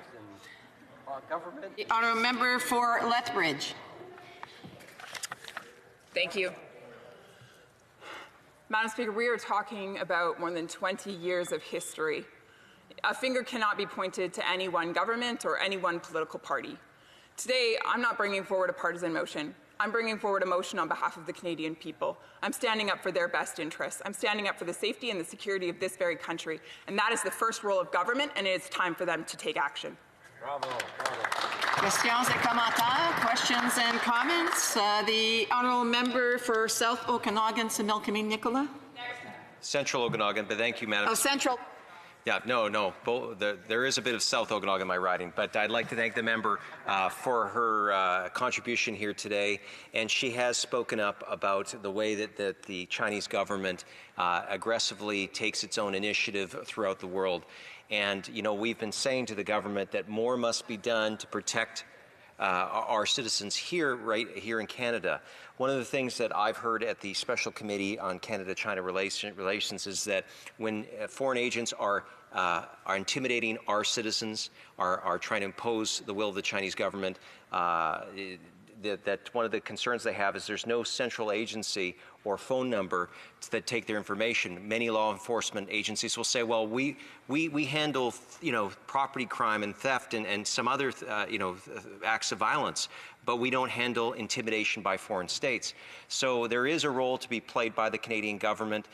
Does the member believe that more needs to be done so that our intelligence agencies can act on this intelligence to force these agents out to the open? Our member for Lethbridge. Madam Speaker, I just want to thank my honourable colleague for the question. Look, at the end of the day, you have individuals who are of Chinese ancestry, and they have chosen to call Canada home. Many of them are Canadian citizens. Many of them have been here for generations. And these individuals are receiving intimidating phone calls, intimidating emails, other forms of communication from the Chinese Communist government. And these intimidations are being used against them to try to silence them. That's wrong. And so Canada can play a role, the government can play a role by putting in place a central agency where these individuals who come under these threats from the Communist Party are able to then report those actions, and then counteraction by authorities here in Canada are able to respond. But if we don't give that opportunity, if we don't provide those outlets, then this government is actually misstepping in terms of their role and responsibility with regards to the safety and security of Canadian citizens. That's wrong. The Honourable Member for Lac-Saint-Jean. Thank you, Madam Speaker. I'd like to be honest with my Conservative colleagues. This motion is excellent. It's a very good motion, well worded and everything. Perhaps I would have been open to tabling it myself, but why this 30-day adoption period? If we want this motion to have a real effect, why should we wait an unrealistic amount of time? We've been asked to draw the line in the sand, but I believe that if we want this motion to work, if we want this motion to have an impact, perhaps we should remove this 30-day period. What does my honourable colleague have to say about this? Lethbridge, a brief answer, please. Madam Speaker, I said in my speech that the former public safety minister promised in May 2019 that action would be imminent. He said that action would be taken before the 2019 election. The 2019 election took place in October of last year.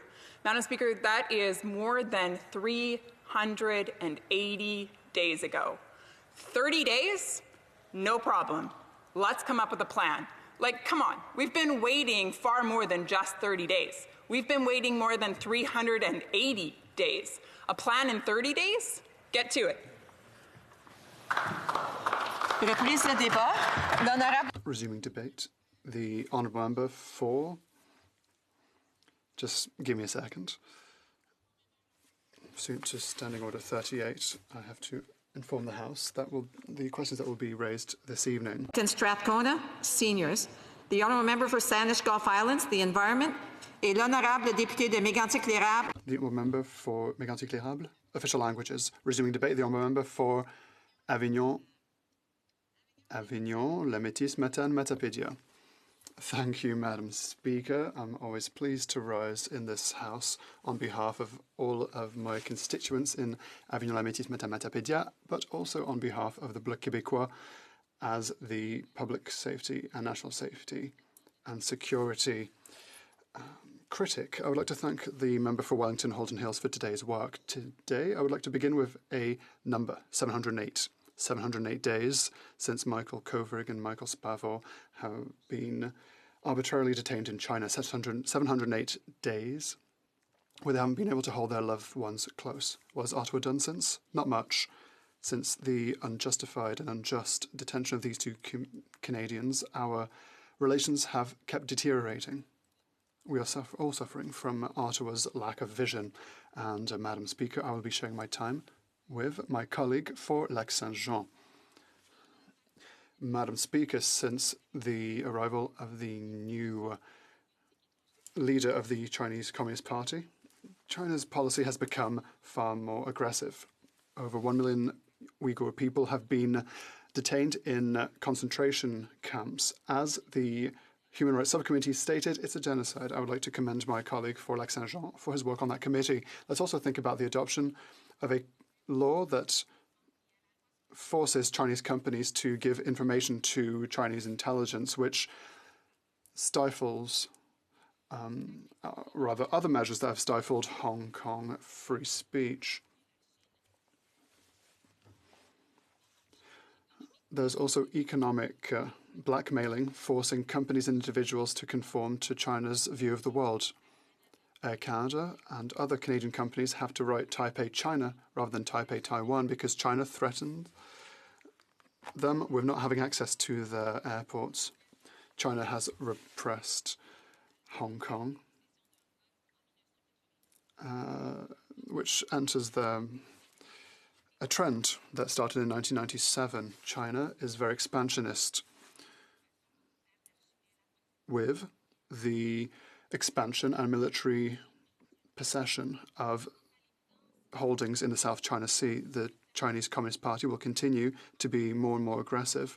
Its influence, supported by its strong economic weight and its military and economic strength, will continue to strengthen and become even more dangerous for national security in Quebec and Canada. Ottawa's blind strategy does not work. Doing nothing, simply wishing for the situation to improve, is futile. We need a government that takes the Chinese situation seriously. We need a government that will govern with strong principles and that will defend its citizens against repeated Communist Chinese attacks. On the 10th of September, the Journal de Montréal stated that even Quebecers here in Montreal were victims of espionage and bullying. What has the government done? Absolutely nothing. Canadians are being targeted by the Chinese Communist Party. Ottawa is simply sleeping at the wheel. No plan to protect us, apart from allowing a Chinese company, Huawei, to be part of our telecommunications networks, which puts our national security at risk. A company that has been involved in a number of espionage scandals, especially with the African Union. In 2012, China built a building for the African Union with a lovely new telecommunications and computer system. All was provided by China. In 2017, African IT specialists noted that servers were sending a lot of data during the night, but no one was working at night. They discovered that this data was sent towards servers in China that spied all staff and political directors. And who provided this infrastructure? Huawei. Another example of the threat for Quebec. 3 years ago, China adopted a new national intelligence law. All Chinese companies must take part in Chinese intelligence efforts, military and civil. A Chinese company can spy on another company to put China at an advantage. China has always denied this espionage, but Western allies state that China's law is applicable abroad for these reasons that only the Liberal government does not want to see. Experts fear Chinese infrastructure. Huawei will leave a certain country by 2023. The CIA, CSIS state that the threat is far too big and we have to ban this company. The United States banned a 5G network built by Huawei and are asking NATO allies to do the same. Australia, New Zealand, and the United Kingdom have done so. Australia was threatened by increased influence from China and therefore adopted a new policy in 2018. All companies must publish their information in a public registry. Foreign investments are also now banned in that respect. This criminalizes all hidden foreign influence in their country by an individual or an organization that is not registered in a public way. Any attempt to engage in hidden propaganda for the benefit of a foreign state becomes illegal and may result in a 5-year prison sentence. All of Canada's allies have taken a clear position against Huawei in the development of their 5G network. But this Liberal government continues to rely on the uncertainty. But our response should be unequivocal and in line with our closest allies, Madam Speaker. I sincerely wonder what the government is waiting for. And while I'm here, Madam Speaker, let us talk about the important subject of artificial intelligence. In January of this year, we learned from a newspaper article that Canada is a real playground for Chinese spies. Many of them have settled in Canada in order to have privileged access to the United States to steal a wide variety of industrial secrets for civilian or military use. Genetically modified corn seeds, technical documents on fighter aircraft, composite materials used in the construction of vehicles, anti-submarine warfare equipment. The theft of intellectual property in the United States has been estimated by the FBI between 300 and 600 billion US dollars per year. And if they can do this in the US, they can easily do it in Canada. According to Wesley Walk, Professor of International Relations at the University of Ottawa, the time has come for a radical adjustment, massive investment, and concerted attention in counterintelligence efforts. It is imperative to protect the Canadian and Quebec companies that continue to make our reputation. I would like to close by being very clear. China intends to become the greatest artificial intelligence power on the planet. In 2017, indeed, China adopted its Artificial Intelligence Development Plan. This plan is part of a project of unparalleled scale, the brand new Silk Road, which now includes about 70 countries in a connected infrastructure plan. Once again, let us be clear, through this project, China intends to become the largest economic power on the planet, and this project will enable it to protect its economic, military, and diplomatic interests. Why talk about artificial intelligence and the Silk Road? Quite simply, Madam Speaker, because artificial intelligence will bind the entire Chinese industry within 5 years. It will outright produce goods and control companies by balancing supply and demand. Beyond controlling the entire Chinese industry, artificial intelligence will monitor and control its populations extremely tightly. And if you can believe, Madam Speaker, that this technology will be limited to China, well, think again. China has already exported its technology to various authoritarian governments around the world in an effort to control its population. For example, the Chinese telecommunications company ZTE is implementing a population control system in Venezuela through the use of an ID card, which, among other things, allows it to monitor the information of its citizens through the use of its brand new card for the homeland. Thus, China is not content to closely monitor and repress the political and speech freedoms of its population. It is exporting its model. And that is very concerning, Madam Speaker. We could talk about this for so long, but I will conclude by saying that I will support the motion of my Conservative colleague, but I would still like to express, as my colleagues have done before me, a few reservations about the motion. Asking the government to adopt a plan to fight Chinese interference in Canada in 30 days seems unrealistic and counterproductive to me. I don't mind that the legislative and parliamentary process is always too long, Madam Speaker, but I don't mind that it would take too long either. The government is being asked to fix a problem that is currently being studied by various committees, including the Canada-China Committee, and it is also a subject on the table of the Public Safety Committee on which I sit. So we would probably end up with an incomplete and ineffective plan that will come out in a hurry and do little or nothing to improve things. I believe that a reasonable and additional time frame would allow the committees to participate constructively in the development of this plan. And I'll be honest, I find it difficult to understand why the Conservatives don't wait for the conclusions of the committee they themselves created before moving forwards with their own conclusions. And it must be said that the Liberals seemed, well, I've just about finished, seem to be open to the motion as well, except they wanted to amend the motion, but now the Conservatives don't seem to agree. We have to stop insisting. Well, I'm sure that during Q&A, the Honourable Member will be able to answer a few points that she has missed. Madam Speaker, I appreciate a number of the thoughts that the member has stated this afternoon, and I look at it in terms of following the debate throughout the day, that, I think that parliamentarians on all sides of the House share many of the concerns that are expressed within this motion. And the government did attempt, as the member made reference, to making an amendment to the motion so that we don't get fixated on the 30 days. That we take a look at the bigger picture of this. The member makes reference to other standing committees that are dealing with this. Let's not prejudge things. Let's try to continue to move forward on this very important file. But it would be a whole lot better, I suspect, if we saw unanimous support for a motion dealing with a lot of the substance of the motion. Why the fixation of the 30 days? And would she not agree, or would she also indicate to the House that she would fully support the motion if it was amended as suggested by the government? L'honorable député d'Avignon. The Honourable Member for Avignon-Lemétis, Matagnan-Matapédia. Thank you, Madam Speaker. I thank my colleague for his question.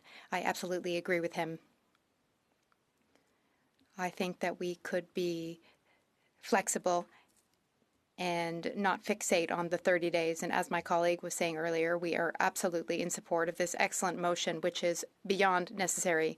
I have listed many worrisome events in China. However, our parliamentary process, things can take a long time. 30 days does seem rather tight, though, as a deadline. So why don't we set partisanship aside, sit down, all parties together, and find the best possible solution? We could, together, think of a reasonable deadline and find a solution. Questions and comments? Essex? Thank you, Madam Chair. There's been a lot of discussion today about perhaps it feels as though this legislation might be, this motion may be getting rushed. And I suppose I could point to a few legislation pieces over my short term here in this House that have also been rushed. Madam Chair, through you to my honourable colleague, and thank you very much for the questions. I'm wondering if she would then agree with me that it is indeed very important that we get this motion done, and done quickly, because, Madam Chair, as my colleague alluded to, some of our greatest allies have actually said absolutely no, Madam Chair, to Huawei. I believe this would be exposing Canadians, all Canadians. Would my honourable colleague agree with me? Thank you, Madam Chair. The Honourable Member for Avignon-Lemétis, Matapédia. Thank you, Madam Speaker. I agree with my colleague that we should follow in the footsteps of our allies who seem to have taken a stand on the matter.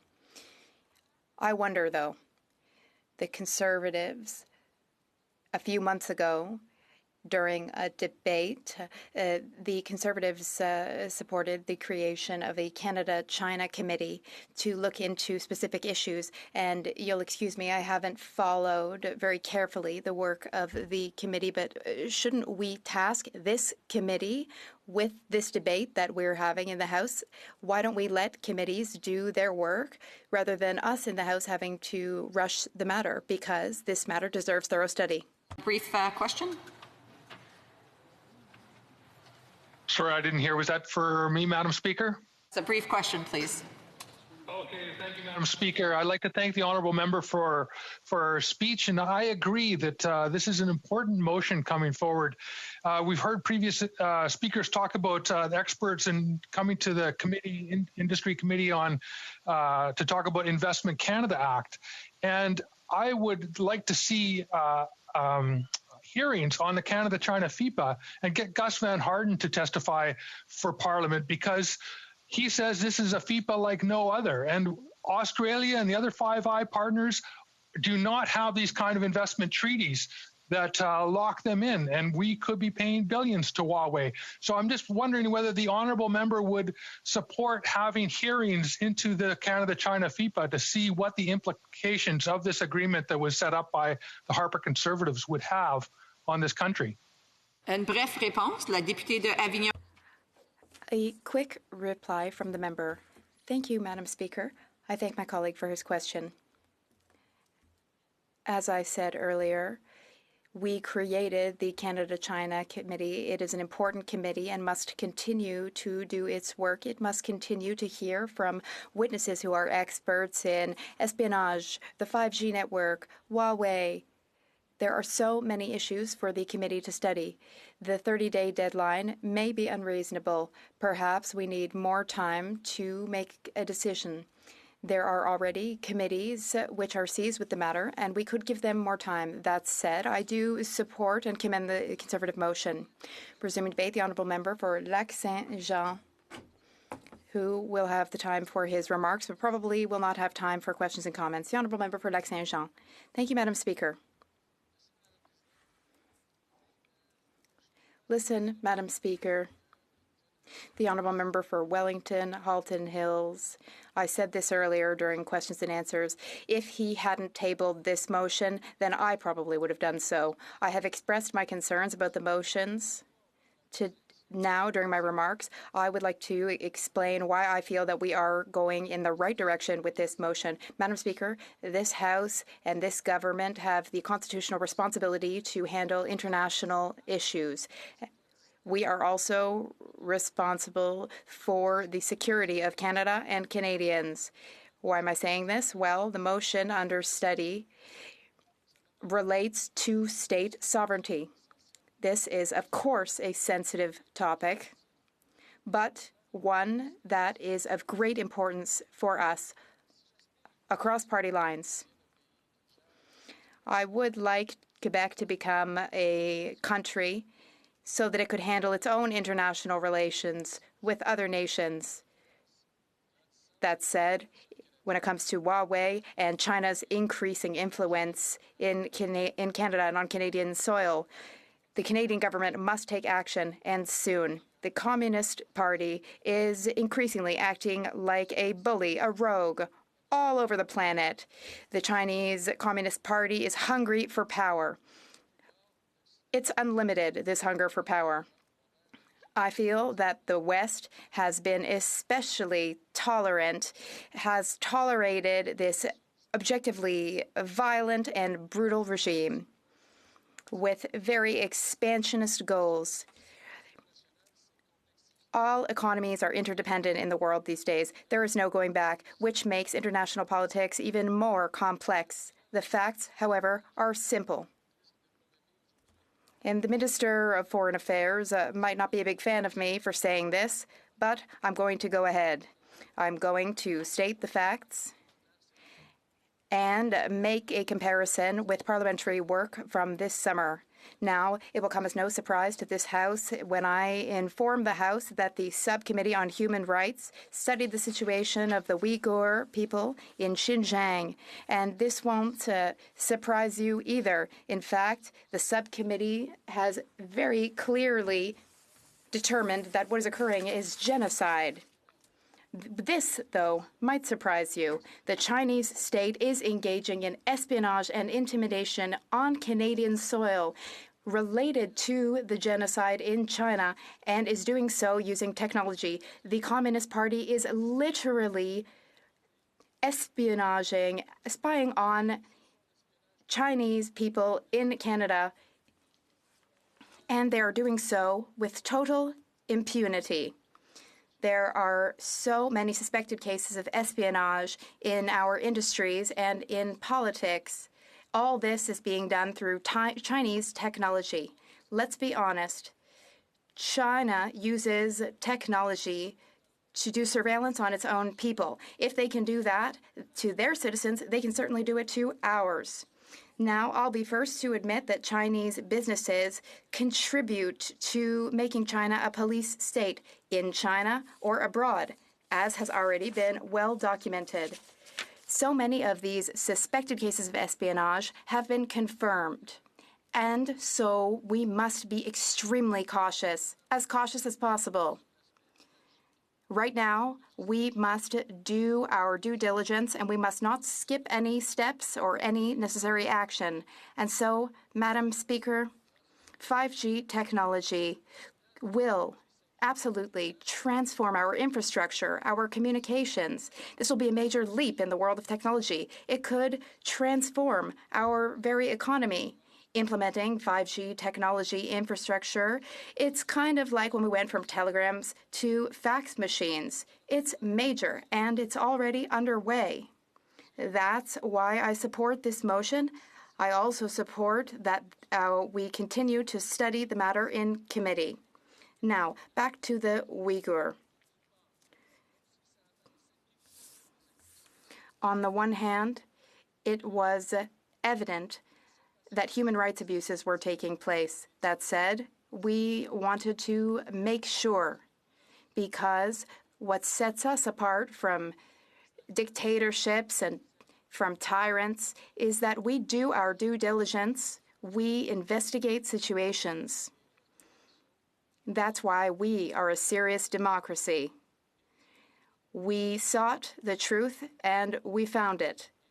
Unlike tyrants and dictators, in Canada, our truth is the truth, objective truth. That's why when the government of China reacted to our committee's conclusions, they said that we were way off base. Well, that wasn't surprising. We had seriously and diligently studied the matter. We had looked at the facts, and we can defend our conclusions. Now, these same principles apply to the situation with 5G, Huawei, and Chinese interference. We must condemn all barbaric acts, totalitarian acts. That said, we must respect the standard of condemning wrongdoing and then of taking actions. Madam Speaker, many countries have already taken action. In the motion we're studying today, Australia is mentioned. New Zealand has also taken a unique approach. Australia and New Zealand have their own approaches that work for them, for their situations. Canada, thus, needs its own plan and its own approach. The best way to go about this would be to have interparliamentary collaboration to decide how best to act. If we were to limit ourselves to a 30-day deadline, that's an unrealistic deadline, and we would really be tying our hands. When we table a petition, the government has more time to react. I will conclude. It's my understanding that my speaking time is limited, and I would like to hear questions from my colleagues. I feel that the Canada-China Special Committee should be given the time it needs to table its report. We do have time to act, and our actions must be justified and justifiable, Madam Speaker. I will thus conclude. Thank you. This leaves some time for questions and comments. Yorkton Melville. Thank you, Madam Speaker. I appreciated listening to the member's speech.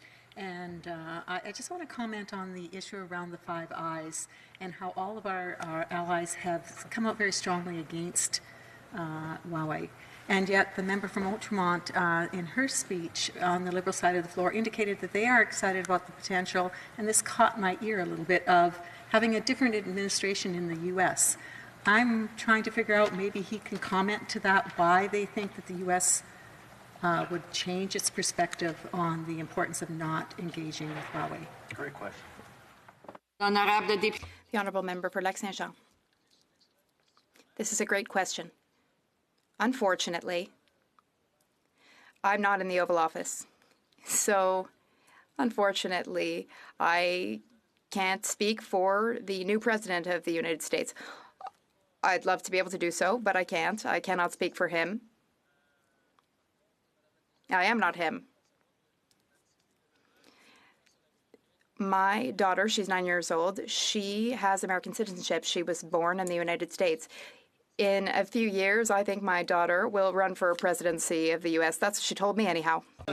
Thank you, Madam Speaker. The many complications of the relationship between Canada and China is dealt with in a number of different ways. We have a multitude of ministers, from the Prime Minister to several other cabinet ministers, that deal with it. We have a number of standing committees that are out there that also are dealing with it. And it is something in which I do believe that we are moving forward on. And my concern has been expressed, and we tried to address, is to try to get the official opposition to recognize that the principle of what's being talked about within the resolution is good, or the motion. The issue is why the fixation on a specific date, and if he could provide his thoughts on how that takes away from the motion itself. This will be the final reply. The Honourable Member for Lac-Saint-Jean. Listen, it's rare that my colleague and I agree, but I do have to agree with him here. Indeed, I feel that this deadline is very arbitrary and might prevent us from doing better work or doing more work. There are some Conservatives who are sitting on the special committee and who would like the committee to be able to do further work and further study so that we could have a real, meaningful impact to make the best possible decisions, not decisions based on partisan interests. We need to make decisions that will be in the best interests of all Canadians. We work for Canadians. Let's never forget who we're here to serve. Duty to interrupt the proceedings and put forth with every question necessary to dispose of the business of supply. The question is as follows. Monsieur Chung, appuyé par Monsieur Paulus. Mr. Chung, seconded by Mr. Paulus, moves that, given that the People's Republic of China dispense. If a member of a recognized party present in the House wishes to request a recorded division or that the motion be adopted on division, I would invite them to rise and indicate it to the chair. The Honourable Member for Edmonton Centre? Yes, Edmonton Centre. Madam Speaker, I request a recorded division. Okay. Conformément à l'ordre adopté de mercredi. Pursuant to order made on Wednesday, September 23, 2020, the division stands until Wednesday, November 18, 2020, at the expiry of the time provided for oral questions. Secretary is rising on a point of order. Thank you, Madam Speaker. I suspect if you were to canvass the House, you might find unanimous consent to call it 5:30 at this time so we could begin private members' hour. Does the Honourable Member have unanimous consent to see the clock at 5:30? Yes. The Honourable Member... all those in agreement, therefore, we are going to private members' business. It being 5:30, the House will now proceed to the consideration of private members' business as listed on today's order paper. Affaires émanant des députés, private member. Private members' business. Second reading of Bill C-222, an act to amend the Expropriation Act, protection of private property, standing in the name of Mrs. Gallant. Mrs. Gallant, seconded by Mr. Dreeshen, moves that Bill C-222, an act to amend the Expropriation Act, protection of private property, be now read a second time and referred to the Standing Committee on Government Operations and Estimates. Debate. The Honourable Member for Renfrew, Nipissing, Pembroke. Madam Speaker, as Member of Parliament for Renfrew, Nipissing, Pembroke, I'm honoured to rise today and discuss my private member's Bill C-222, an act to amend the Expropriations Act with respect to the protection of private property. We acknowledge that Parliament is on Algonquin and Anishinaabeg territory, which is subject to an ongoing land claim process. I'm pleased to recognize the current movement to protect private property landowners' rights in Ontario started in my riding of Renfrew-Nipissing Pembroke. I owe a debt of gratitude to the Renfrew County Private Landowners Association, the Renfrew Landowners Association, and the North Renfrew United Landowners chapters of the Ontario Landowners Association. Thank you for keeping me so well informed on issues of importance to landowners. There's been a disturbing trend in Canada toward what is referred to as regulatory, de facto, or constructive taking of private property. This happens when a government uses its statutory powers to regulate or restrict the property rights of an owner without acquiring the title of the land being adversely affected. The landowner feels the impact of the regulation as if the land has been expropriated. In the United States, the Fifth Amendment of the American Constitution protects private property rights. In Canada, a government acquisition of land without owner's consent is not subject to the Canadian Charter of Rights and Freedoms. Private property rights were excluded from the Canadian Constitution when it was repatriated in 1982. Bill C-222 is concerned with expropriations under federal jurisdiction. At all levels, governments require the power to expropriate private land. And expropriation laws set out a clear step-by-step process to resolve conflicts between private real property rights and the public's need for that same land. Peter Boal and Rowan Summers in Expropriating Land, a Balancing Act write, and I quote, "Governments should want to limit expropriations and approach them carefully and sensitively so as not to be perceived as being unfair or abusive in any way. In the majority of cases that follow the common law, there are collaborative negotiations and offers on the part of the public authority behind the scenes in an expropriation.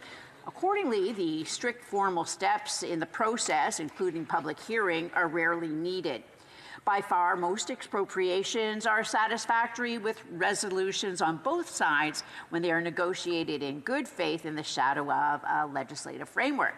End of quote. To quote Elizabeth Brubaker of Environment Probe, the court's long history of strictly construing statutes means that simple legislative changes, in particular, those more clearly defining public purpose, are effective in limited government discretion over expropriation. Bill C-222 is such a proposal. End of quote. In Canada, landowners' rights are found in the expropriation legislation. The government must follow the law as to what land may be expropriated and must observe procedures set out in the legislation.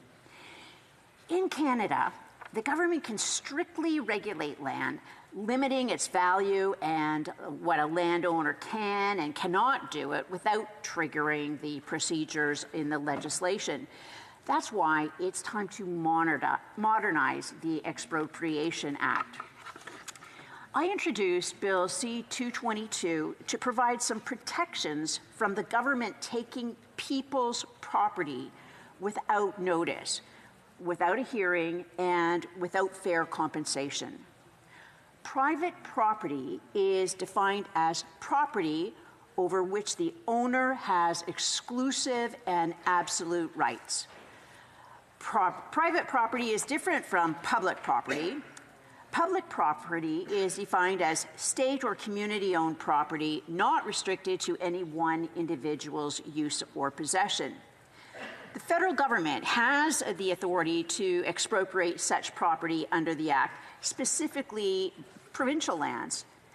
By explicitly limiting its scope to private property, the proposed exception in Bill C-222 would allow the federal government to expropriate public property, including provincial lands, for a public purpose that solely relates to the restoration of historical natural habitat or climate variability.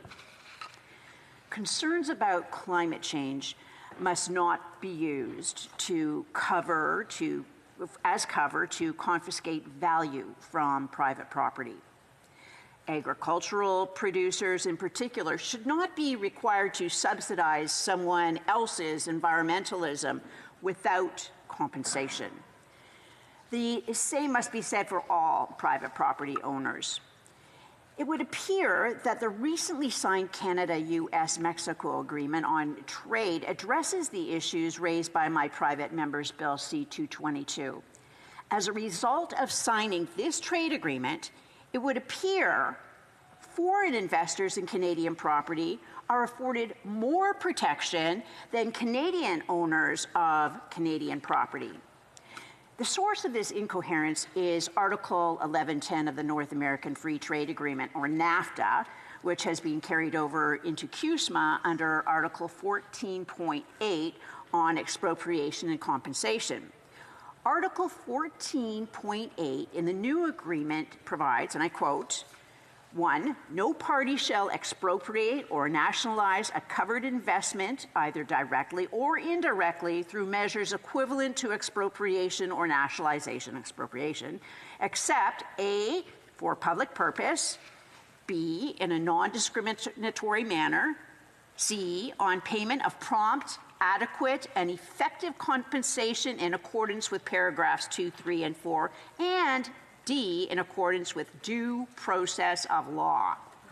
2, compensation shall A, be paid without delay, B, be equivalent to the fair market value of the expropriated investment immediately before the expropriation took place, the date of expropriation, and C, not reflect any change in value occurring because the intended expropriation had become known earlier, and D, be fully realizable and freely transferable.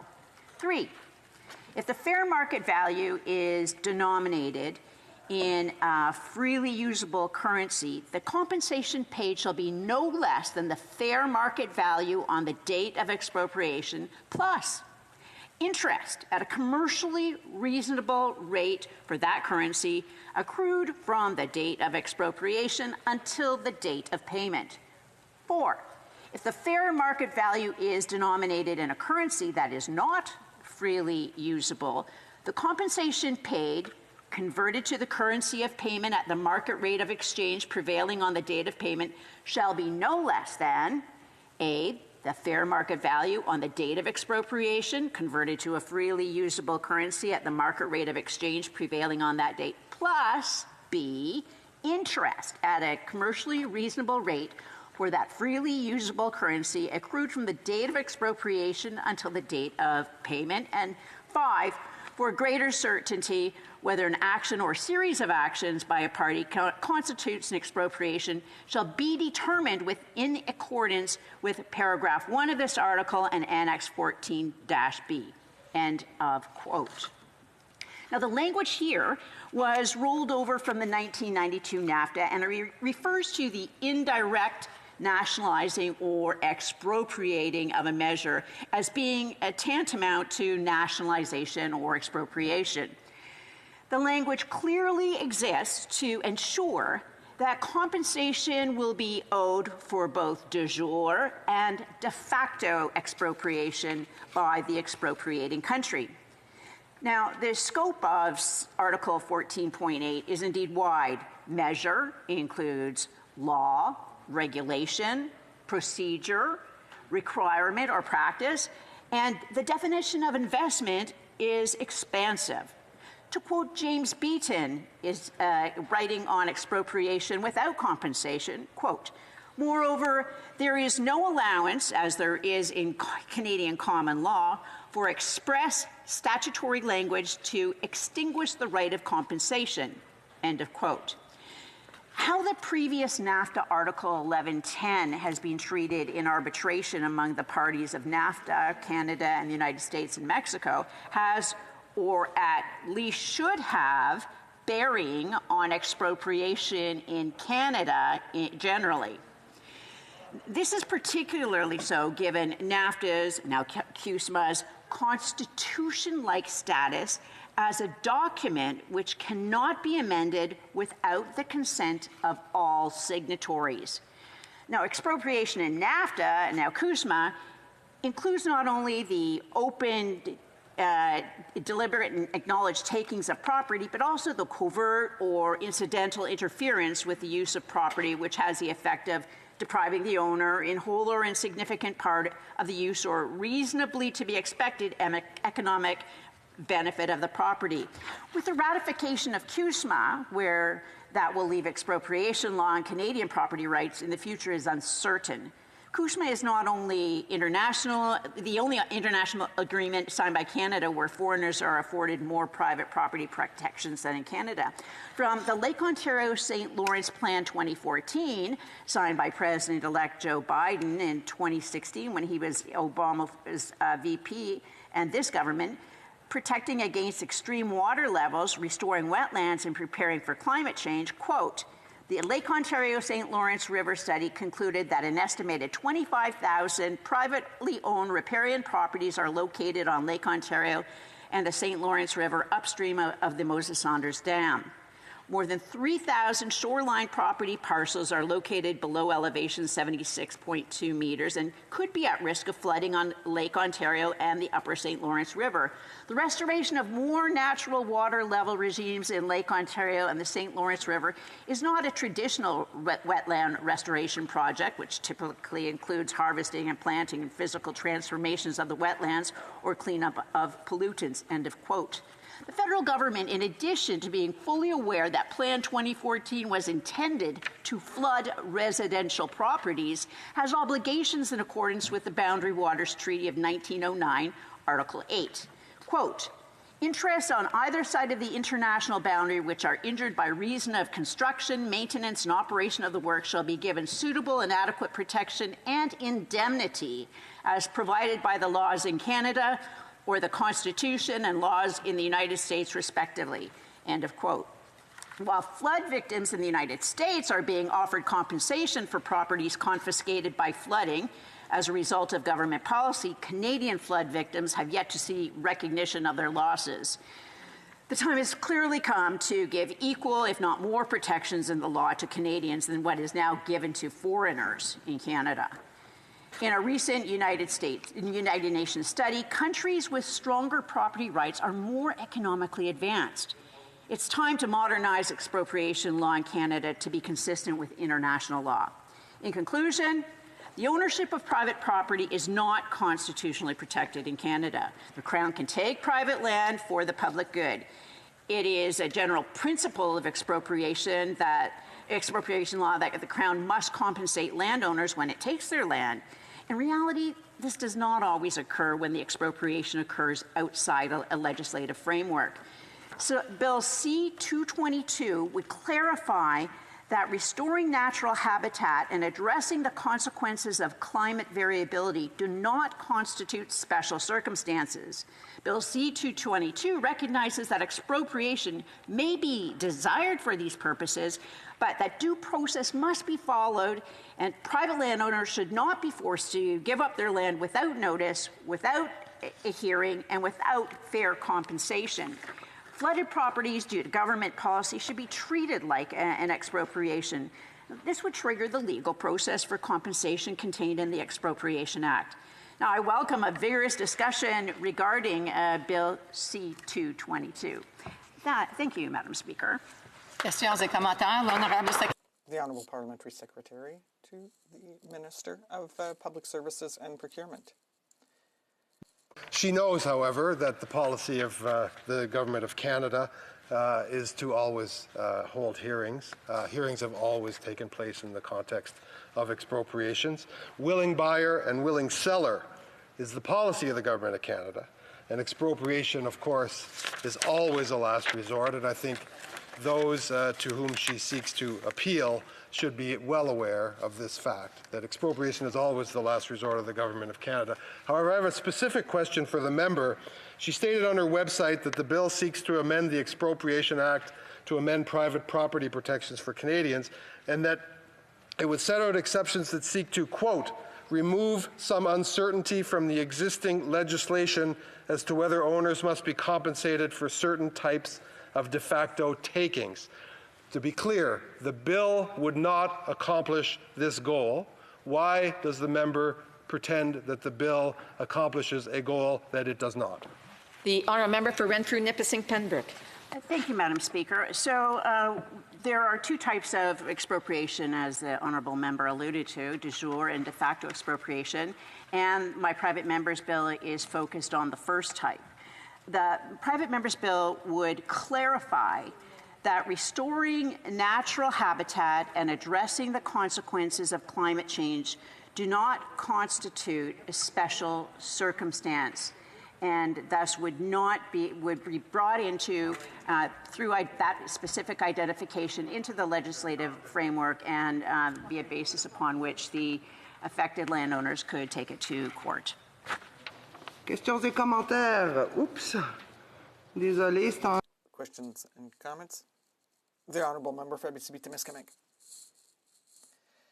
In fact, this is rather an odd bill, and according to us, is that we're just saying that denying climate change could be a bad thing. So C-2222, the government will never be able to invoke the emergency appropriation regarding climate changes.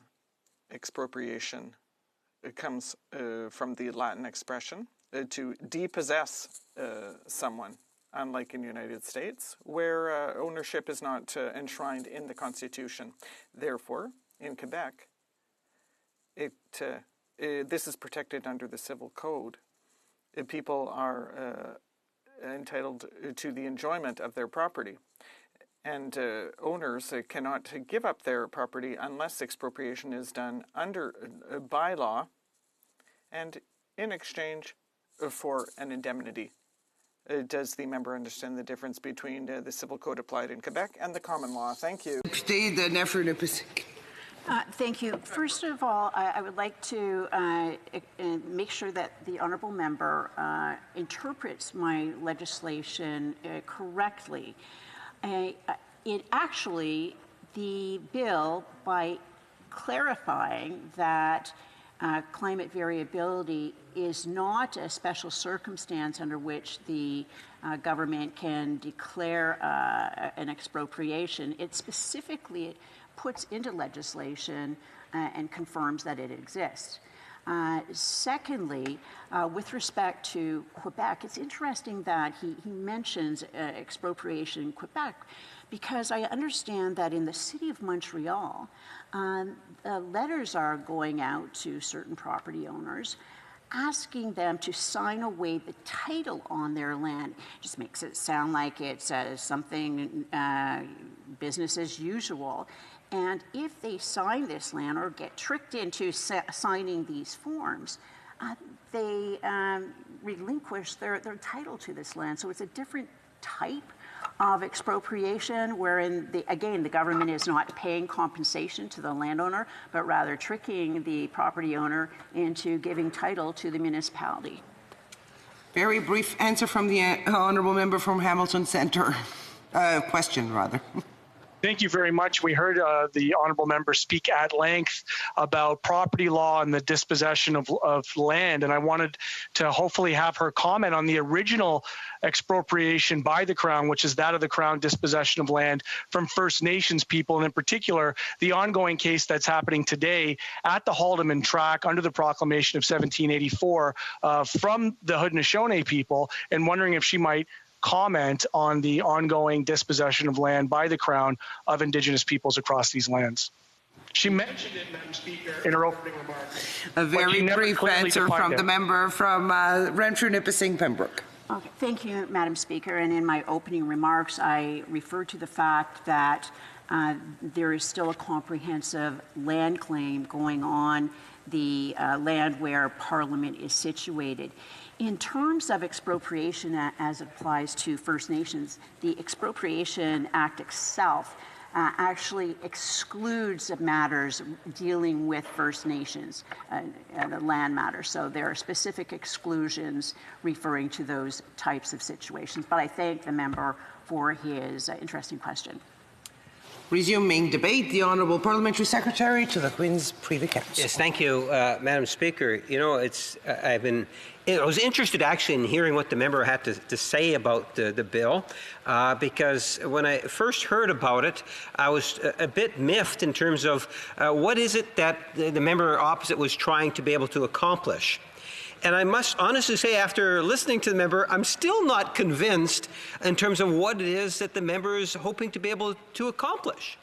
Because many of the things that she talks about, the question that comes to my mind is, where is this example? Where do we have the federal government in the last 50 years doing the type of thing in which the member is hoping to be able to get the government to stop doing? Is she anticipating that future conservative governments might change the way in which we have been doing things in the last 5 decades or so?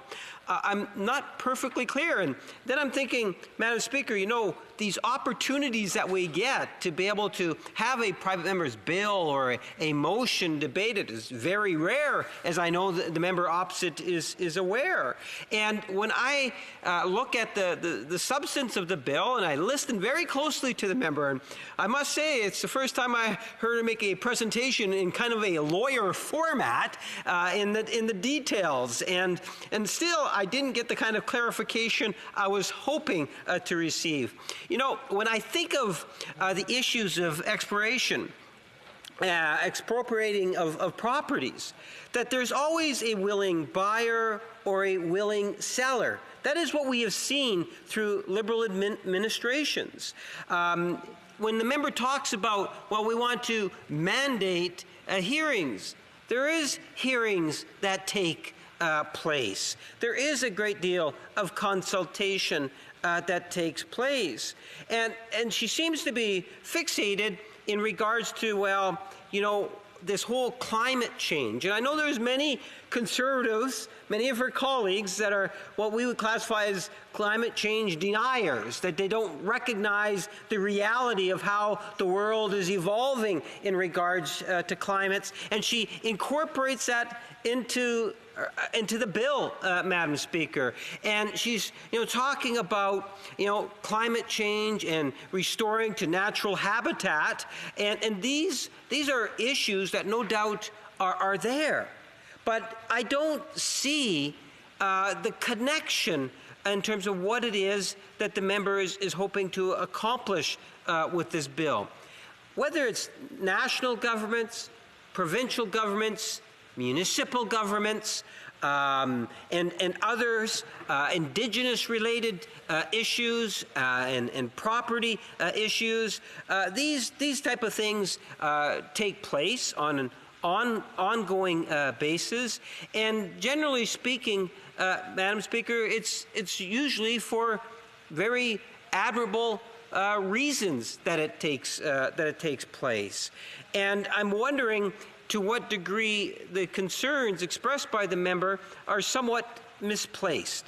And I'm trying to figure out in terms of where there might be that national example in particular that has got the member so upset that she felt it was necessary to bring in legislation.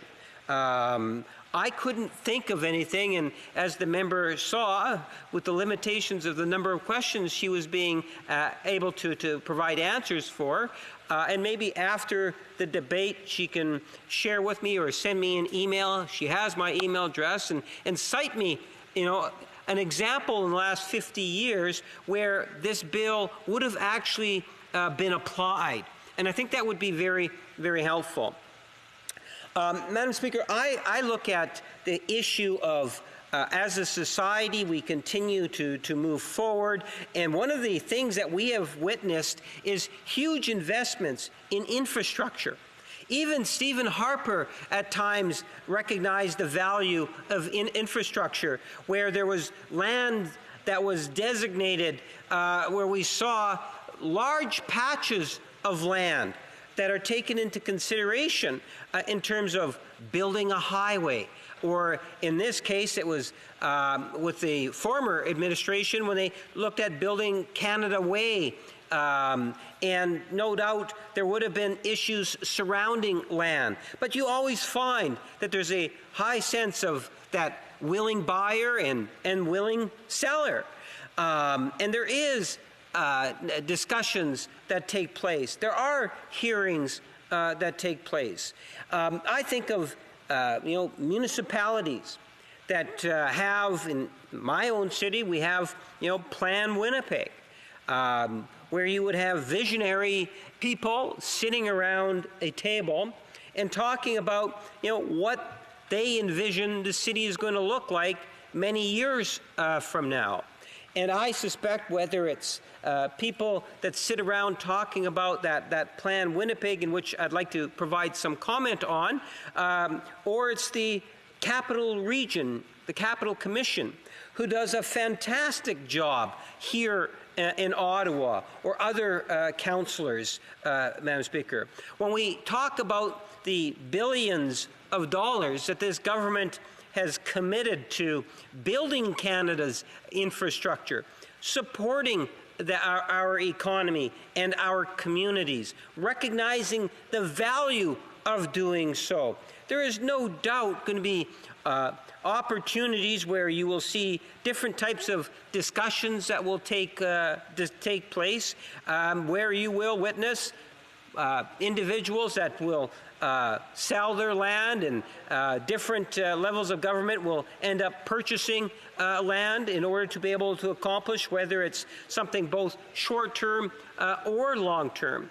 And I just don't see the area that the member seems to be so concerned about. When we talk about that natural habitat, well, natural habitat, there's been literally hundreds and thousands of acres in the prairies that have gone back to that natural habitat, Madam Speaker. And member might be surprised to know, but nothing has really changed in terms of legislation in order to be able to accommodate that. It's almost as if the member is trying to, get a fear out there that's just not there. And I don't quite understand why she would want to do that.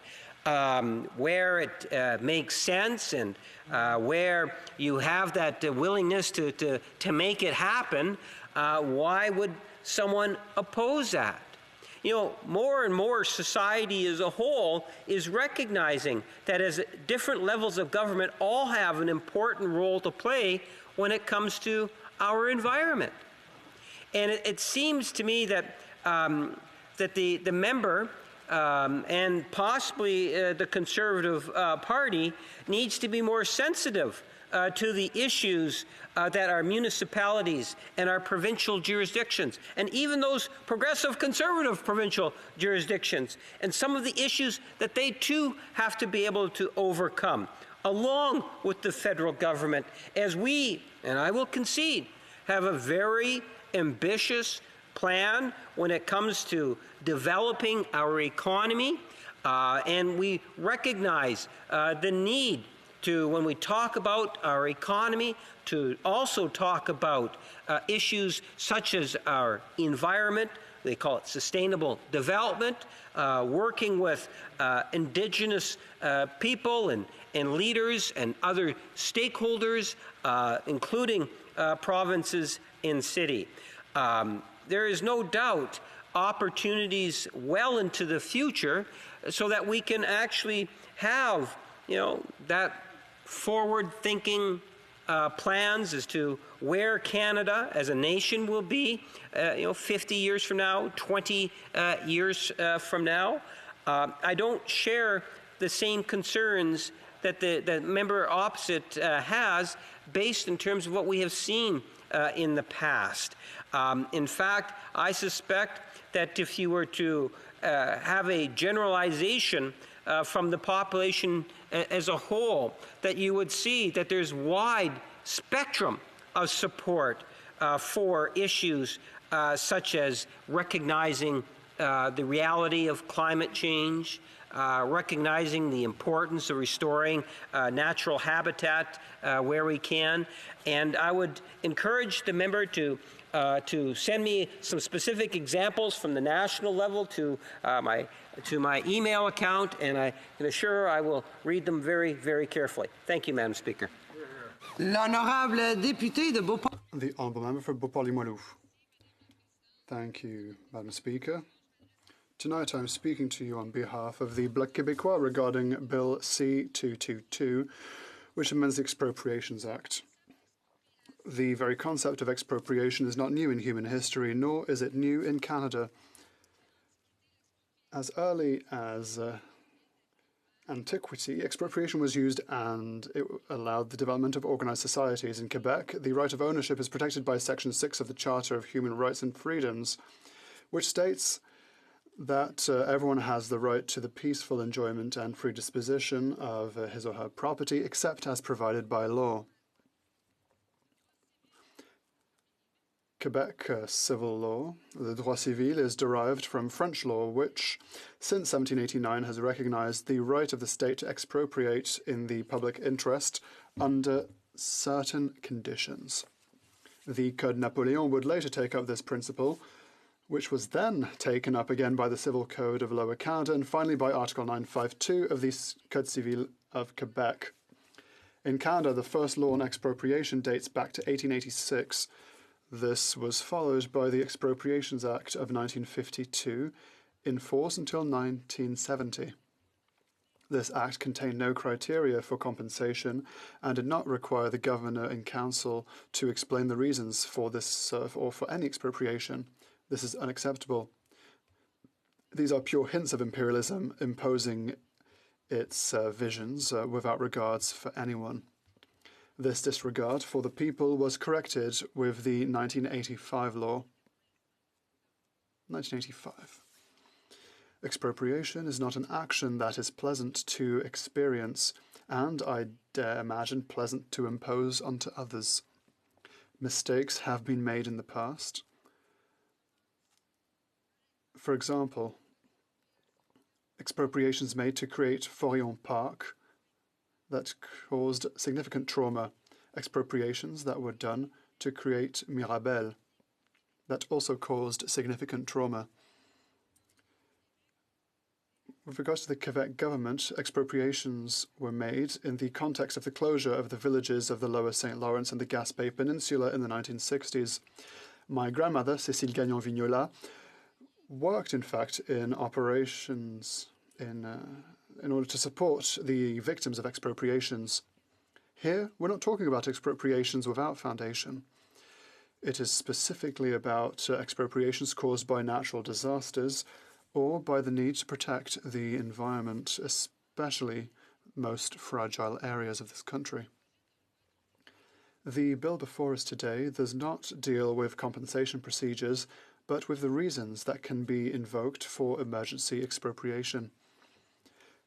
Two sections are amended in much the same way. Section 10 and 19 see a subsection added to limit the emergency expropriation powers of the governor and council. That have not been used, as far as I know in my limited knowledge, over the past number of years. These added subsections clarify that the governor and council will no longer have the right to order emergency expropriations in the very specific case of restoration of former natural habitats or climate variability. In other words, the governor and council may make emergency expropriations except in the case of environmental and climate change issues.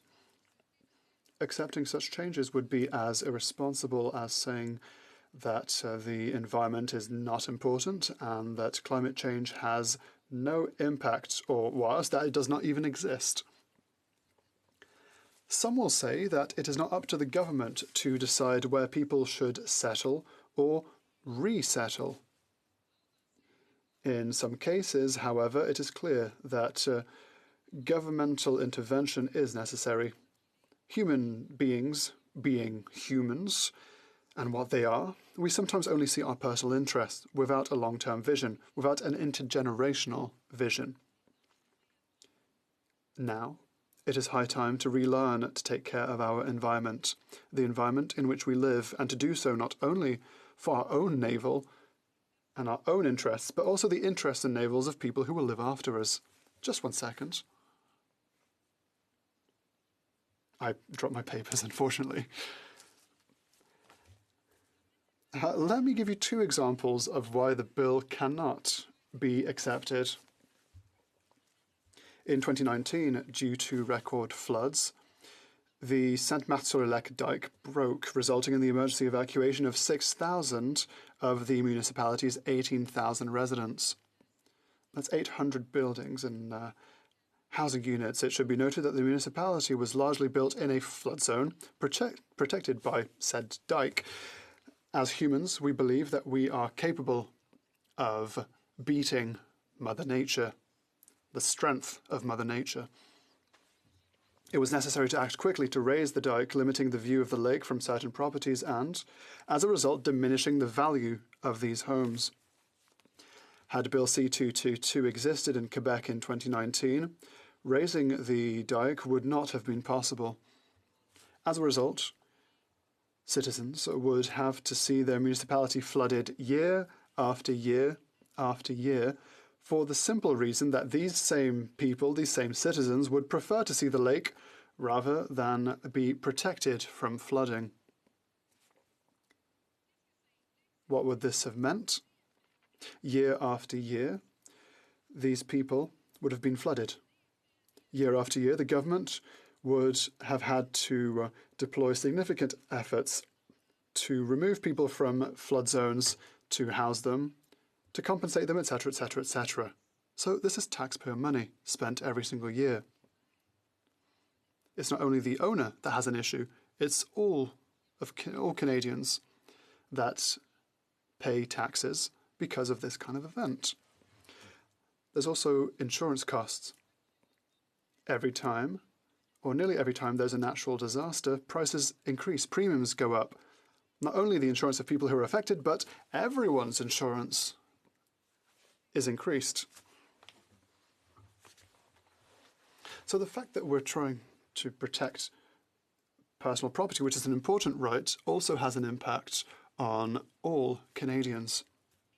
It is therefore important to give the government the right to act in the interest of all Canadians rather than just in the interest of 1 or 2 people. The government must be able to make emergency decisions.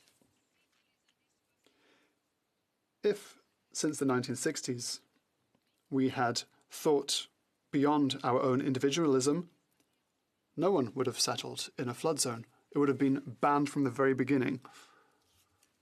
So natural disasters like in Sainte-Marthe-sur-le-Lac, the big storm in the lower St. Lawrence in December 2015, if memory serves, where houses and garages were simply swept away by the river because they were built too close to the river, this would not have happened. It would have been banned, building in these areas. Taking care of our environment is taking care of our economy, of our food. We must go beyond our own personal desires. We have to think about future generations. In this bill, there is an indirect aspect that states that the Governor and Council could decide that someone cannot build in a specific area. This is an indirect expropriation, and I think this is also important to preserve this possibility. For example, in marshland, a constructor sees a marsh, I'm going to drain it, I'm going to build, it's going to be amazing, fantastic.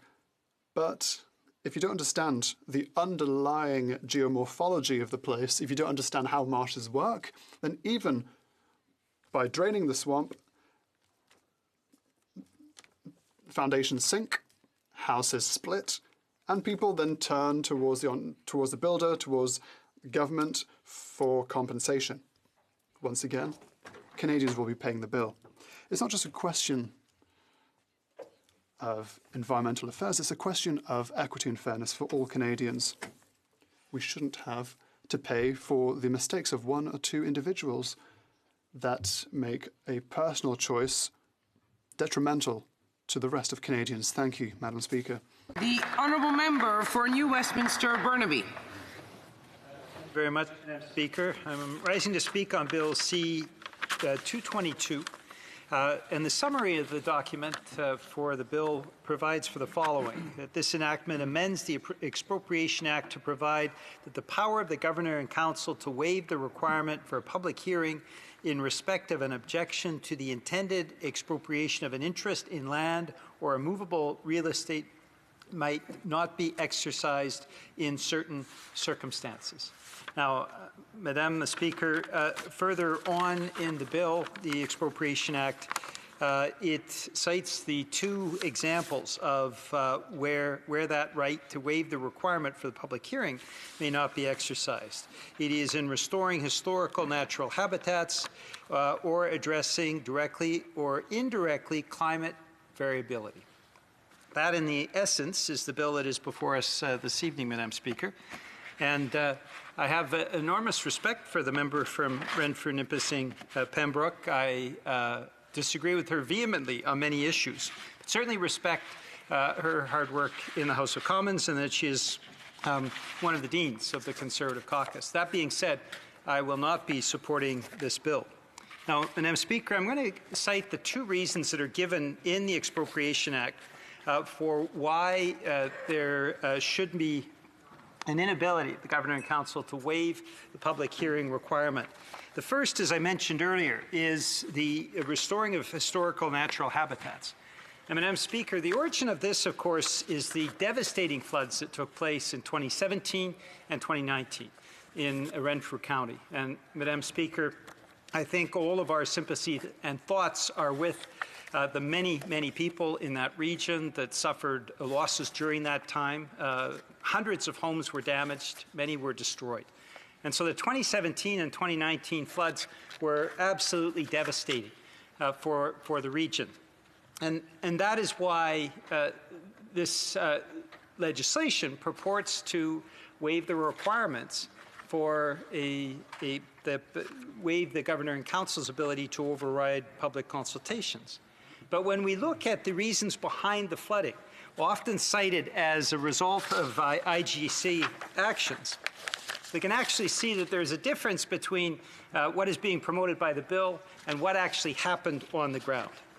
Now, Doug McNeil, who wrote in his independent review of the 2019 flood events in Ontario, this was commissioned by a Conservative government, Madam Speaker, so a Conservative member, of course, would agree, I think, with the recommendations and the conclusions in that regard. Doug McNeil said, and I quote, "Some believe that the IGC's operation has a negative impact on Ottawa River flooding." And he goes on to cite in the report that was filed with the Conservative government that the IGC actions had absolutely no bearing on flows of the Ottawa River. There is indeed, though, things that had an impact on those devastating floods. And they're cited in the report as climate change and impacts of a changing climate. Those are cited repeatedly, Madam Speaker, in McNeil's reports. So the first item that is cited in the Expropriation Act simply doesn't hold water, Madam Speaker, if you'll excuse a pun in that sense. That the reality is the IGC very clearly from the report of the Conservative government did not have an impact on the devastating floods that impacted so many people in Renfrew County and in other areas. But, Madam Speaker, there is a second item that is cited in the bill, and that is climate variability. Now, climate variability, Madam Speaker, as you're well aware, is not the same as the climate change crisis and the climate emergency that this House has already ruled on and that we are currently in. And I'll come back to that in just a second, Madam Speaker. The member, who I respect but who I disagree with vehemently, has stated that in reports that she has actually filed with her local riding, that there are alarmist claims about man-made global warming. Now, Madam Speaker, these are facts. These are scientific facts about the impacts of climate change and the impacts of the climate emergency. And the good people of Renfrew County are not immune from the climate emergency that we're seeing around the planet. As I cited earlier, Madam Speaker, we saw 2 devastating floods that impacted hundreds of homes and hundreds of homeowners in the area around Renfrew County, in those devastating floods of 2017 and 2019. Now, Madam Speaker, in British Columbia, I can tell you also that 2 of the last 4 summer seasons, we have not seen literally the sky, as the impact of forest fires due to climate change have completely shrouded the lower mainland of British Columbia. Now, Madam Speaker, when I was a child, I can remember incredibly blue skies throughout the summer in the lower mainland of BC. This has been impacted by climate change. And the reality is, Madam Speaker, climate change has not just had an impact on the quality of life of people of Renfrew County or the people of British Columbia, but we have seen around the world the devastating impacts of climate change. These are undeniable. We can't talk about climate variability. We can't say that, as the member has said, alarmist claims about man-made global warming. The climate emergency is upon us, Madam Speaker. And people around the world are living with it, and people around the world are saying that governments need to step up now. Step up to stop the climate emergency. Step up and make that transition to clean energy, Madam Speaker.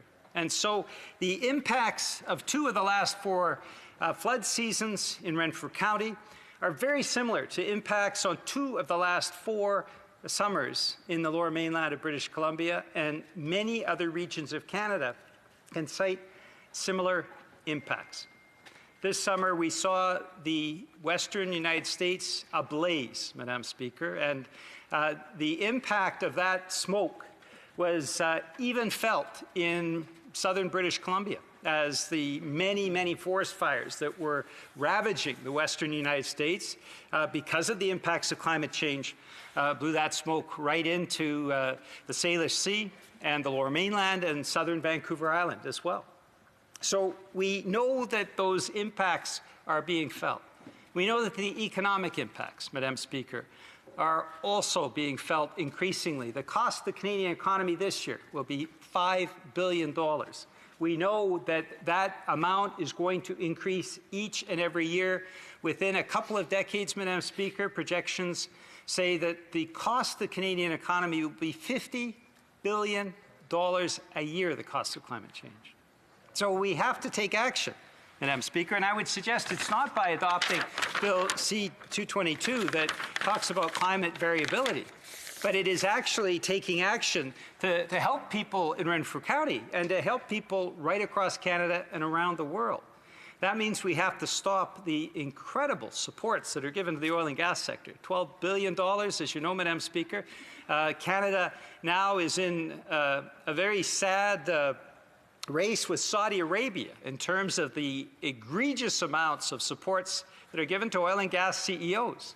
And yet, Madam Speaker, we've not seen any investments made for energy workers, and I'm part of the energy sector, came out of the Shelburne oil refinery in Burnaby, British Columbia, so I've worked in the oil and gas sector, and yet there have been no provisions made, either by the Conservative government in Alberta and Saskatchewan or the federal government, to actually transition energy workers from the fossil fuels that are helping to provoke climate change to clean energy that would help to address the climate emergency and bring down the egregious levels of greenhouse gas emissions that we are seeing that are literally burning our planet, Madam Speaker. Those are the kinds of actions. That would be the kind of bill that I would certainly be willing to support, Madam Speaker, that would actually tackle the efforts of the many people are undertaking around the world to address the climate emergency.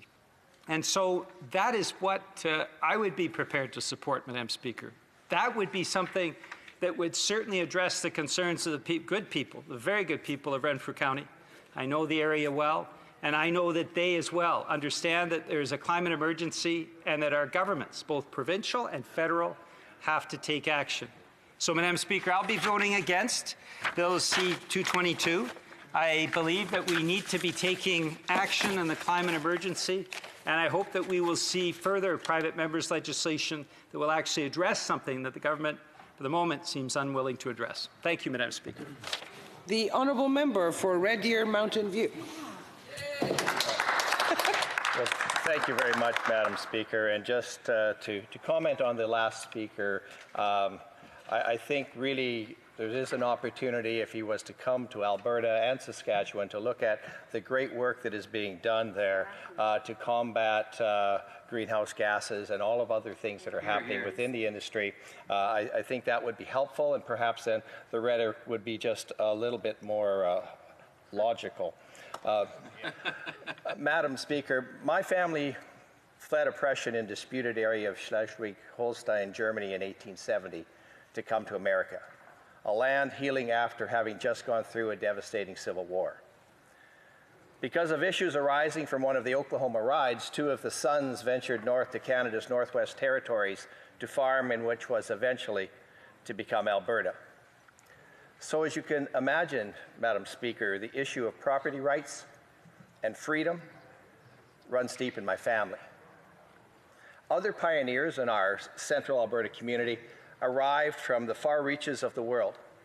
Many of these new neighbors were from war-torn communist countries, and they cherished the fact that once and for all they could breathe freely knowing that their hard work, their commitment to their family and their community would be respected, and that their ownership of property would be honored. Each of us, all 338 members of Parliament, need to remember the dedication and sacrifice that those that came before us showed and endured.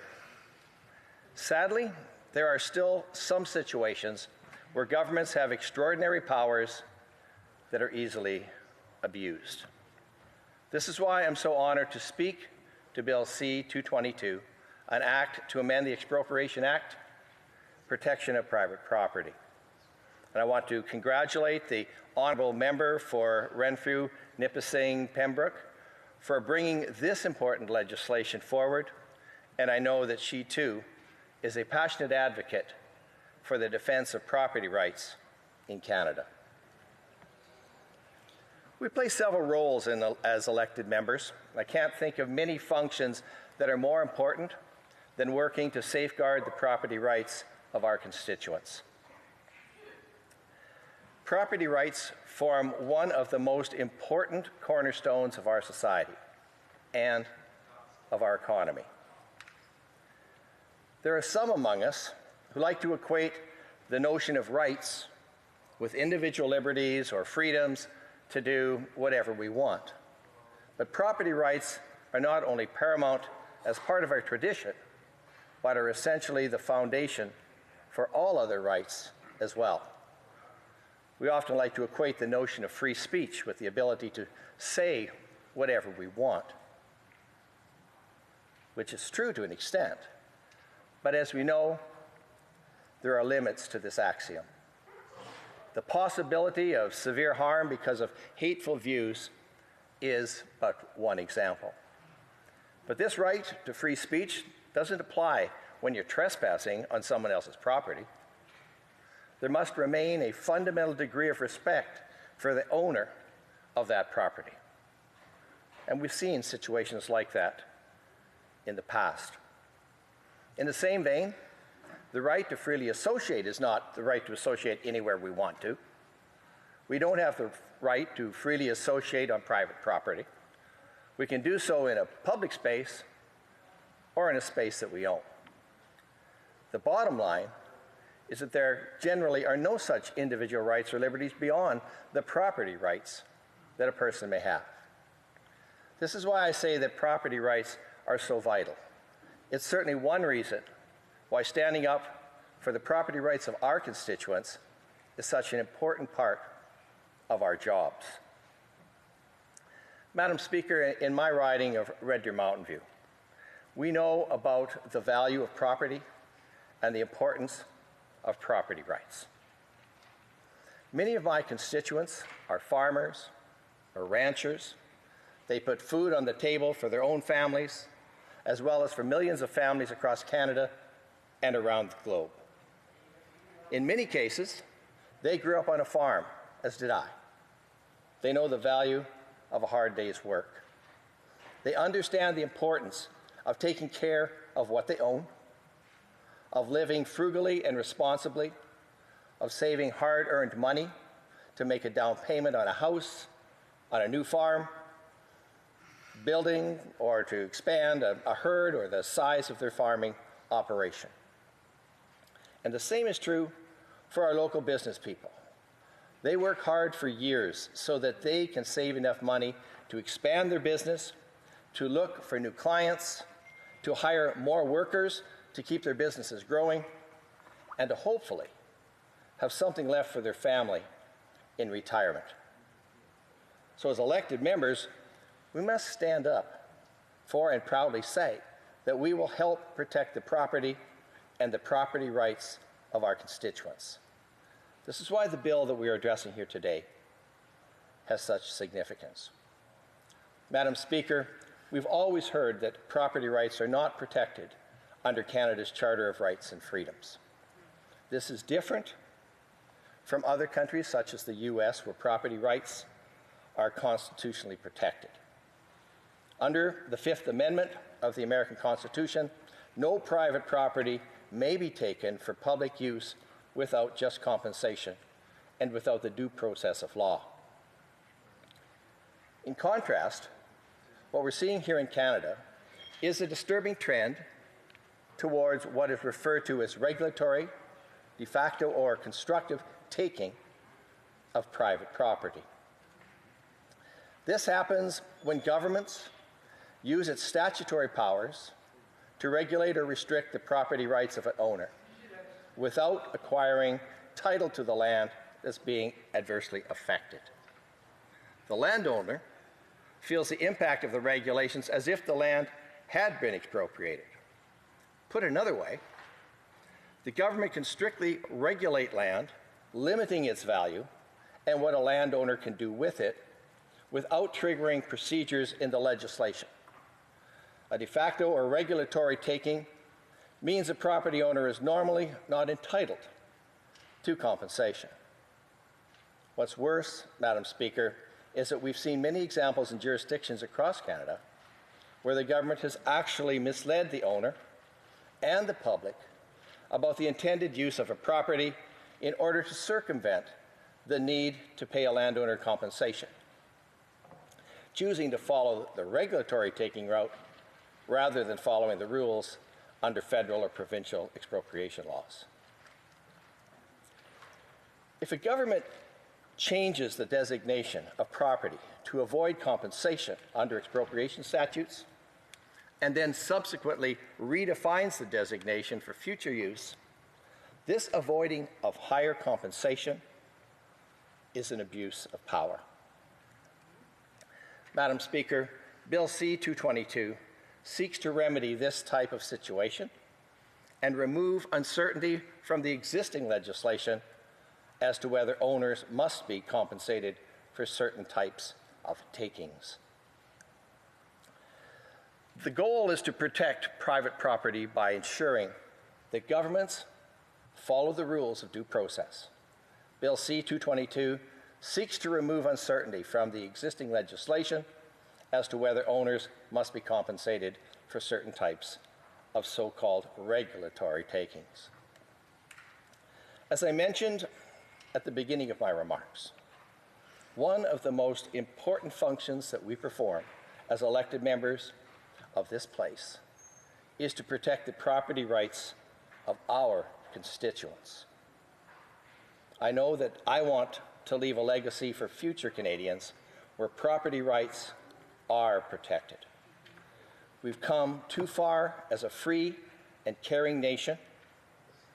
We've been the beacon of hope for immigrants from all over the globe. We must continue to ensure that property rights are treated honorably. Madam Speaker, Bill C-222 will take us one step further in working to protect the property rights of our constituents by ensuring that the government follows the rules of due process when it comes to expropriating land. I therefore encourage all honourable members to support its speedy passage. Thank you, Madam Speaker.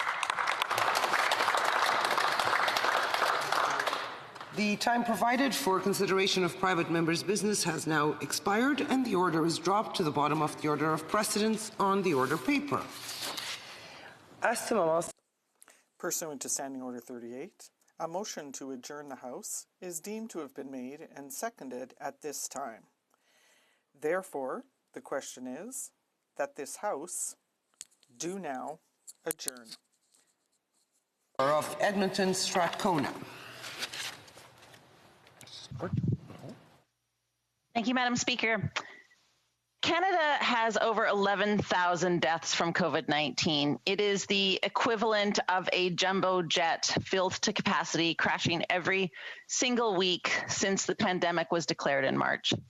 And while some people, like the Premier of Alberta, have dismissed these deaths because those dying from COVID-19 are mostly seniors, I would like to remind the Premier and everyone in this House that our seniors are not disposable. If a jumbo jet crashed today, we would be shocked. If another went down next week and the next and the next, we wouldn't just shrug our shoulders and say, oh, well, they were old. We would be outraged. We would demand change. I am outraged and I am demanding change. The thousands of seniors that we lost to COVID-19 did not have to die. They are dead because we failed them. How many more thousands of seniors must die before we finally fix our long-term care system, before we finally decide to actually care for our elders?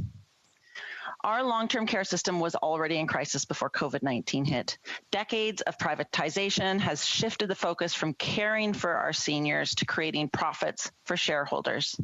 Care and profits are two oppositional forces.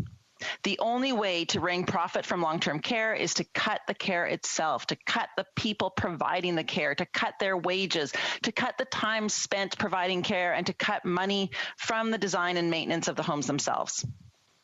This is not news to anyone. Over the summer, we had study after study reveal exactly what went wrong in long-term care during the first wave of the pandemic. Was anyone surprised when those studies concluded that for-profit homes had larger COVID-19 outbreaks and more deaths of residents from COVID-19 than nonprofit and municipal homes? You know, from the Royal Society of Canada to the Canadian Armed Forces, we heard about the horrific conditions in long-term care homes that led to military interventions in Quebec and Ontario. This information should have allowed us to prepare for the second wave of the pandemic, but it didn't. We are now deeply into the second wave of COVID-19, and we seemed to have learned nothing. In my riding of Edmonton Strathcona, 83 of the 90 residents at the South Terrace Continuing Care Centre have tested positive for COVID-19. 14 of those residents have now died. 80 staff members are sick with COVID or have tested positive for the disease. The list goes on. 61 have died at Carlingview Manor. 31 have died at the Montfort Long-Term Care Centre. 51 have died at Forest Heights Home. 39 have died at Maples Personal Care Home in Winnipeg. 36 have died at Humber Valley Terrace. 21 are dead at Mackenzie Town Continuing Care Centre in Calgary. All of these long-term care facilities are owned by one very large corporation, Revera. In fact, Revera owns more than 500 long-term care facilities worldwide. And it's not the only for-profit with large COVID-19 outbreaks and daily deaths now numbering in the hundreds. But Revera is unique because Revera is owned by the Canada Pension Fund and its board is appointed by Cabinet. Revera homes are being ravaged by COVID-19. Parliamentary Secretary to the Minister of Health. These homes are protected. Thank you very much, Madam Chair, and I want to thank the member for the question, the very important question. Madam Chair, Madam Speaker, all Canadians deserve access to high-quality health care that is safe and effective. Unfortunately, COVID-19 has revealed long-standing issues in long-term care facilities that have prevented some of Canada's most vulnerable populations from accessing this level of care. COVID-19 outbreaks in long-term care facilities have led to a high number of infections and deaths across Canada. Canadians in long-term care deserve better. Throughout the COVID-19 pandemic, the Government of Canada has been collaborating with provinces and territories in order to support and protect vulnerable Canadians, including those in long-term care facilities. At the beginning of the pandemic, Canadian Armed Forces members were deployed in long-term care facilities in Ontario and Quebec to help control the spread of COVID-19. In the summer, the Canadian Red Cross transitioned to take on this role, and it is now supporting provinces and territories facing outbreaks in long-term care facilities. To support frontline workers, including those in long-term care, up to $3 billion in federal funding was offered to provinces and territories to provide wage top-ups for low-income essential workers. Long-term care employees have been prioritizing the health and safety of residents throughout a very uncertain time, and this needs to be recognized. In order to help restart the economy while making Canada more resilient to COVID-19, a safe restart agreement was reached with the provinces and territories. This agreement itself included $740 million in federal funding specifically aimed at infection prevention and control measures for vulnerable populations in long-term care, home care, and palliative care. It is clear that the impacts of COVID-19 are far from over. The number of outbreaks and infections in long-term care facilities continues to increase across the country. This emphasizes that while we have taken many actions to support vulnerable Canadians throughout this pandemic, it's not yet been enough. We must and we will do more. While we will continue to take every action possible to protect Canadian residents in long-term care facilities, we must also look into the future and commit to making changes so that all vulnerable Canadians are protected and are receiving the health care that they deserve well after this pandemic. This commitment has been supported through the speech from the throne delivered this September, and our government has announced the target of creating new national long-term care standards. These standards will support vulnerable populations in long-term care facilities, helping to ensure residents to receive the highest quality of care no matter where they reside across this country. We will also examine additional measures for personal support workers who do an essential service, helping the most vulnerable in our communities. Finally, as we know, many seniors and vulnerable Canadians wish to receive home care services so that they can stay in their homes longer. We will therefore take additional actions so this also can be possible. As long-term care is primarily a provincial and territorial responsibility, our government will work closely with provinces and territories in order to implement these commitments. No matter the level of government, we all have a common goal, and that is to support the health and safety of our vulnerable Canadians. We must explore all measures to increase the resilience of those facilities and to help prevent these tragedies from reoccurring again. Thank you, Madam Speaker. The Honourable Member for Edmonton Strathcona. Thank you, Madam Speaker. And with all due respect, I appreciate the member's comments, but we still have seniors that are lying for days or hours in their own feces, that are developing bed sores, that are dying alone of COVID or dehydration. We need more than just words. We need more than just a throne speech. We need a long-term care act that guarantees standards of care for our seniors, an act that holds accountable, provinces accountable, that provides funding for long-term care, that takes profit out of care, including with Revera, and that ensures that the workers who are caring for our seniors earn wages that reflect the value of their work. Will this government finally lead, finally act instead of just talking? Will the government do the right thing now and create a long-term care act, a national long-term care act to protect our seniors? The Honourable Parliamentary Secretary. Thank you very much, Madam Speaker. And I have outlined many, many, many actions that we have taken to respond to the issues in long-term care facilities. But I want to take a moment to describe just one more. In order to better support long-term care facilities, during fall of 2020, the federally funded Canadian Foundation for Healthcare Improvement and Canadian Patient Safety Institute have launched an initiative called LTC Plus, which aims to spread promising practices in preventing and mitigating the impact of COVID-19 on long-term care and retirement homes. Participating teams receive seed funding from CFHI to support needed improvements, access to training sessions and materials, and coaching on the implementation of the program's key components. Currently, there are about 300 long-term care and retirement homes participating in this initiative or in the process of registering.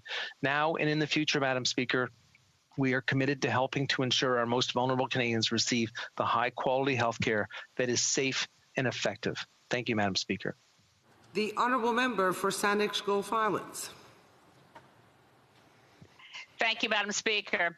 I'm raising an issue today in our adjournment proceedings that I originally raised October 2nd in question period and again November 5th. Tragically, in that intervening time, the government did nothing to address the concern I was raising, and it is a matter that has now had a significant change for the worse in that the U.S. government has now approved 7 years of naval testing activities in the habitat of our southern resident killer whales.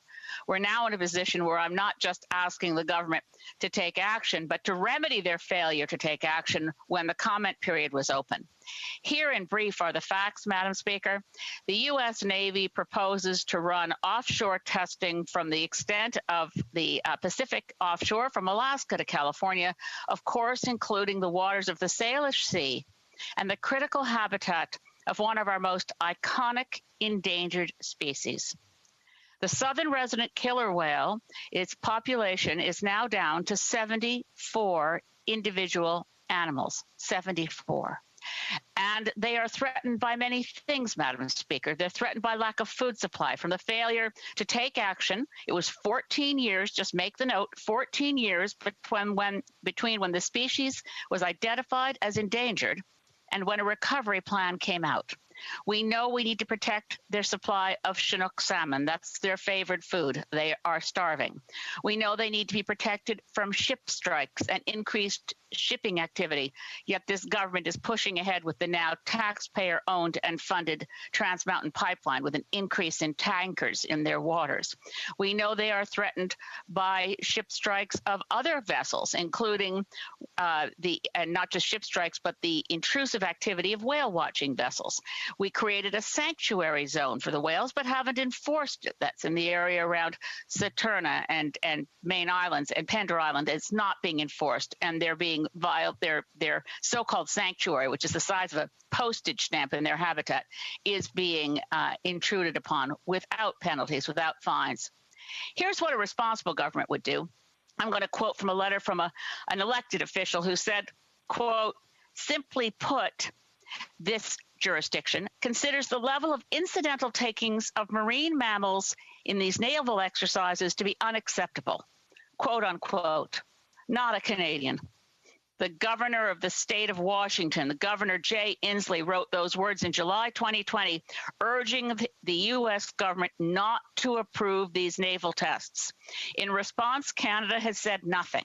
Every time I've raised it on the floor of the House of Commons, every time anyone in the media has asked any minister in this government, we are told, and this is the talking point, I assume we'll hear it soon, that the southern resident killer whales are important to Canada, and we will work with our partners, that being, I guess, the U.S. Navy, while they conduct sonar tests, while they use torpedoes, while they detonate bombs, and they use underwater drones. These activities could not make matters worse for our population of southern resident killer whales. We should have been taking a strong stand, telling the U.S. Navy what the governor of Washington told them. This is dangerous for our whales, what they call incidental takings, as many as 243 incidental takings of key requirements for the southern resident killer whales over 7 years is completely unacceptable. So now I put it to the minister in debate tonight. What will we do to take this up with the incoming new president-elect? Can we put this on the list of things where Canada needs action from the U.S.? Secretary to the Minister of Fisheries, Oceans and the Coast Guard, Canadian Coast Guard. Madam Speaker, our government is committed not just to the protection of our southern resident killer whales, but to actively investing in restoring their populations. This endangered species has cultural significance for Indigenous people as well for coastal communities in British Columbia, all British Columbians, and for people right across the country. Obviously, it is completely unacceptable for any harm to come to our precious killer whales, and it is important for British Columbians and all Canadians to understand the significant measures and investments we are making to restore this species and to improve their habitat. With 74 individual southern resident killer whales remaining and a population that has declined despite the recent addition of a new calf, it is more essential than ever that we work in collaboration with all stakeholders to recover this species. I had the opportunity to work directly with some of Canada's and the United States top experts in this field when we held our Southern Resident Killer Whale Symposium only a couple of years ago. And this has led to many strong initiatives. For the last 5 years, our government has taken unprecedented steps across many different ministries to aid in this recovery. This includes regulatory changes such as those seen in the Fisheries Act and the Oceans Act, which has to date increased our total marine protected areas by more than 14 times since 2015. Building on the $1.5 billion Oceans Protection Plan and the $167.4 million Whales Initiative, our government has committed an additional $61.5 million to help deliver on further measures to protect and recover the southern resident killer whale. These investments contribute to additional research, monitoring, and management measures to support the mitigation of the primary threats to the southern resident killer whales. As well, in May 2020, the Government of Canada announced enhanced management measures to further support the protection and recovery of the southern resident killer whale. These management measures build on efforts from past years. They focus on increasing prey availability, reducing physical and acoustic disturbance, and addressing contaminants through a variety of initiatives. Measures introduced this year reflect advice from First Nations, the Southern Resident Killer Whale Technical Working Groups, the Indigenous and Multi-Stakeholder Advisory Group, and from public consultations. As a transboundary species, the need for cross-border collaboration is critical. The Government of Canada appreciates the ongoing close cooperation with the governments of the United States, Washington State, and British Columbia. Through this cooperation, we have reinforced our commitment to work together to mitigate the threats of the survival and recovery of the southern resident killer whale and to maintain a long-term strategic plan for their recovery. The U.S. National Oceanic and Atmospheric Administration led the review of the proposal by the United States Navy to conduct training and testing activities in their waters from November 2020 to November 2027. Fisheries and Oceans Canada is engaged with our U.S. counterparts on this matter to ensure a common understanding of the planned activities and mitigation measures, with particular attention being paid to the southern resident killer whale. NOAA has indicated an adaptive management component to the final rule that was issued and has demonstrated a willingness to work collaboratively on this file. This allows for the consideration of new information over the course of activities and the consideration of modifications of mitigation and monitoring measures. Our close partnership has proven successful in the past, and it will remain important that we continue to work to help ensure that we both protect and restore this endangered and iconic species. Thank you, Madam Speaker. The Honourable Member for Saanich Gulf Islands. Thank you, Madam Speaker. Well, I'm afraid, as predicted, that was a pathetic response, and I'm very sorry the Parliamentary Secretary couldn't find it in his talking points to say, we will raise this with President-elect Biden. We will take up the fact that the state of Washington thinks that what the U.S. Navy is proposing to do and what NOAA has shamefully signed off on is acceptable. It is unacceptable. We have recent evidence, which the Parliamentary Secretary should know because I've raised it in the House, that the tests by NATO off the coast of Scotland last month also led to the death of whales stranded, bottlenose whales that were found along the shores affected by the sonar from the testing of the NATO military. We should know enough to know that with 74 animals critically endangered, what we are doing is not enough. This government needs to stop patting itself on the back and start protecting our southern resident killer whales. Honourable Parliamentary Secretary.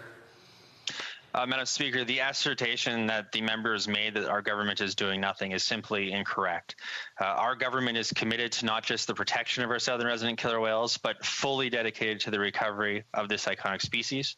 We have taken significant steps to address key threats to their survival and recovery, and have invested more than $250 million in protections, habitat restorations, and legislative changes. As a transboundary species, I believe that cooperation with the United States will be critical to our shared efforts, and of course we are engaged in those conversations. The department is engaged with NOAA on this matter to assure a common understanding of the planned activities and to ensure that our whales are kept safe. Thank you, Madam Speaker. Avant de passer la parole Before going to the next colleague, I have the honor to tell the House that the Senate has transmitted a message to the House to say that it has adopted the following bills, which is for House assent. Bill S-1001, an act concerning the guides. read the first time and ordered for a second reading at the next sitting of the House.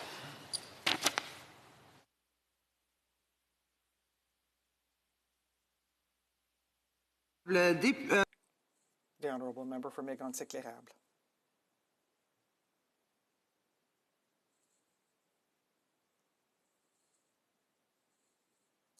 Good evening, Madam Speaker. I just had to press the right button. Thank you, Madam Speaker.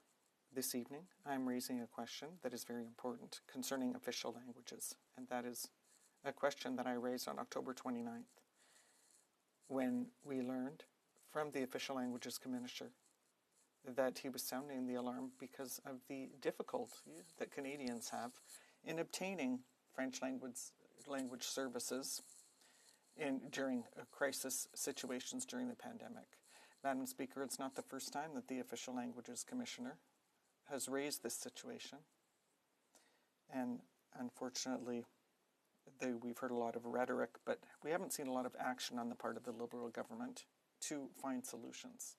The minister's response on that day to the question that I put to her was that the purpose of this report was to ensure that there was more information, but the Official Languages Commissioner said that the government had acted promptly at the time. However, we can see that very little has been done since, and shortly after that, Madam Speaker, we saw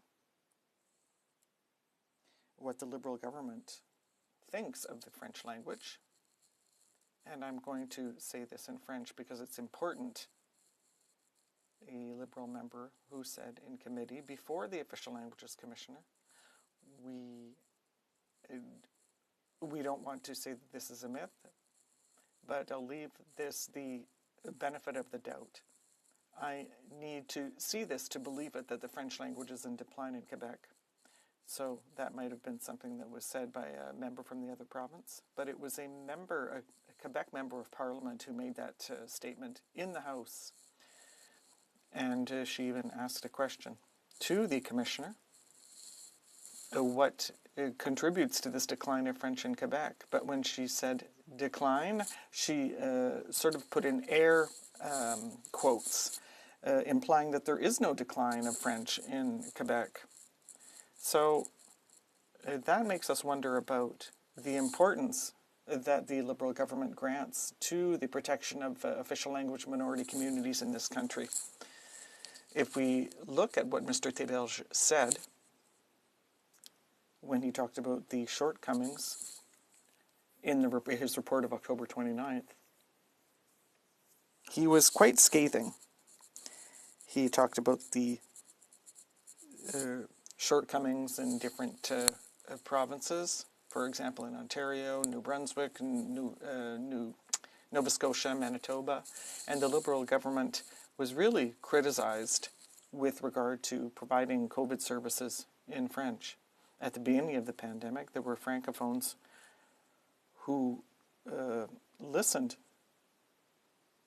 to the Prime Minister's press conferences. There was much more English, and the Commissioner said that it has rebalanced its press conferences between English and French, but he still thought it was worth it to sound the alarm. So he said, I'm saying that there is a non-compliance with official languages requirements in terms of emergency situations. These institutions usually function in one official language, and the other official language is relegated to a secondary role, and that is very concerning when we're talking about a pandemic, when we're in a crisis situation, and so I think it's very important. I think that all parliamentarians need to be seized with this question, and we need to turn to every department to ensure that the Honourable Parliamentary Secretary of the Minister of Economic Development and Official Languages. Thank you, Madam Speaker. Obviously, our official languages are a part of us as a country, and the respect of both official languages is also a paramount importance for our government, including in times of crisis. Languages obligations, as well as to create and maintain a work environment that is conducive to the use of English and French. L'engagement de notre Our government's commitment to official languages has long been proven, as shown in our most recent throne speech. Where we have seen shortcomings, we are trying to find the proper solutions as quickly as possible. Remind my colleague across the room that in the early hours of this pandemic, where we saw some gaps, such as in the labeling of certain essential products, our government made sure that crucial information is available to Canadians in the official language of their choice. The Commissioner of Official Languages did acknowledge that. Une chose est claire. One thing is clear. The COVID-19 crisis has showcased the areas where challenges still need to be met, including in areas of communications with the public and delivery of services to citizens. The federal apparatus has adapted, and practices have evolved very quickly.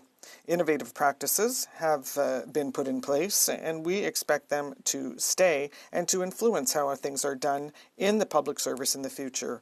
For example, a centralized work organization and communication requirements that have emerged, or the use of digital collaboration platforms. In this context of radical changes in the workplace, the respect of official languages is not only an obligation of the Canadian government, it is also a priority, and our response to the pandemic depends on it.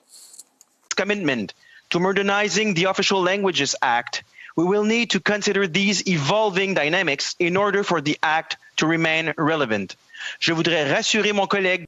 I'd like to reassure my colleague from Égalité Éclairable, and I'd like to commend him and everyone in the House, and say that we're going to continue to work closely with the Commissioner and his officials to protect the language rights of Canadians and those of public servants in this unprecedented time. We believe that Canadians are proud to know that they have the right to speak their official language, and they can rely on the public service. And we recognize that French and English are the very quintessence of our country. Public servants are taking proactive measures to ensure respect of our two official languages. We react quickly and firmly to compliance issues, reminding federal institutions of their official languages obligations. Notre gouvernement, Madame la Présidente, Madam Speaker, our government has noted the report of the Official Languages Commissioner and will examine it with great interest. Honorable député de Mégantic-Lérable. Merci beaucoup. Je salue mon honorable collègue. Thank you. I'd like to commend my colleague as well for his answer. I know that he is very committed to both official languages, but there have been many problems. I submitted a request to Cabinet, and I received a unilingual English response. And the Official Languages Commissioner also said that complaints come under his mandate since 2014, and clearly the member played down the fact that French is in decline in Quebec. So I think that it's time to admit their errors. And so can our colleague tell us when we will finally have in front of us the introduction of the new and modernized Official Languages Act, as was promised last year in the throne speech that he just referred to a few minutes ago? We're waiting for a law that will tell us what the Liberal government will do to protect French in Quebec and the official languages in the country. Thank you. The Honourable Parliamentary Secretary. Merci pour Madame la Présidente. Thank you, Madam Speaker. Thank you for my colleague's excellent question. To begin, I'd just like to remind my colleague that this is a historic first. In the throne speech, the government stated that it not only did it seek to protect official languages minority communities, but in addition, the government has the responsibility to protect and promote French not only outside Quebec but within Quebec. And that is the first time in the history of this country that we have seen such a commitment on the part of a government. After that, to answer his question, indeed, the Official Languages Act will be modernized, and it will follow the recommendations of the throne speech, and it's going to come very quickly, but obviously, and everyone's very eager to hear it, but we are in pandemic times, and so... La motion portant que la Chambre... The motion to adjourn the House is now deemed to have been adopted. Accordingly, this House stands adjourned until tomorrow at 2 p.m. pursuant to Standing Order 24-1.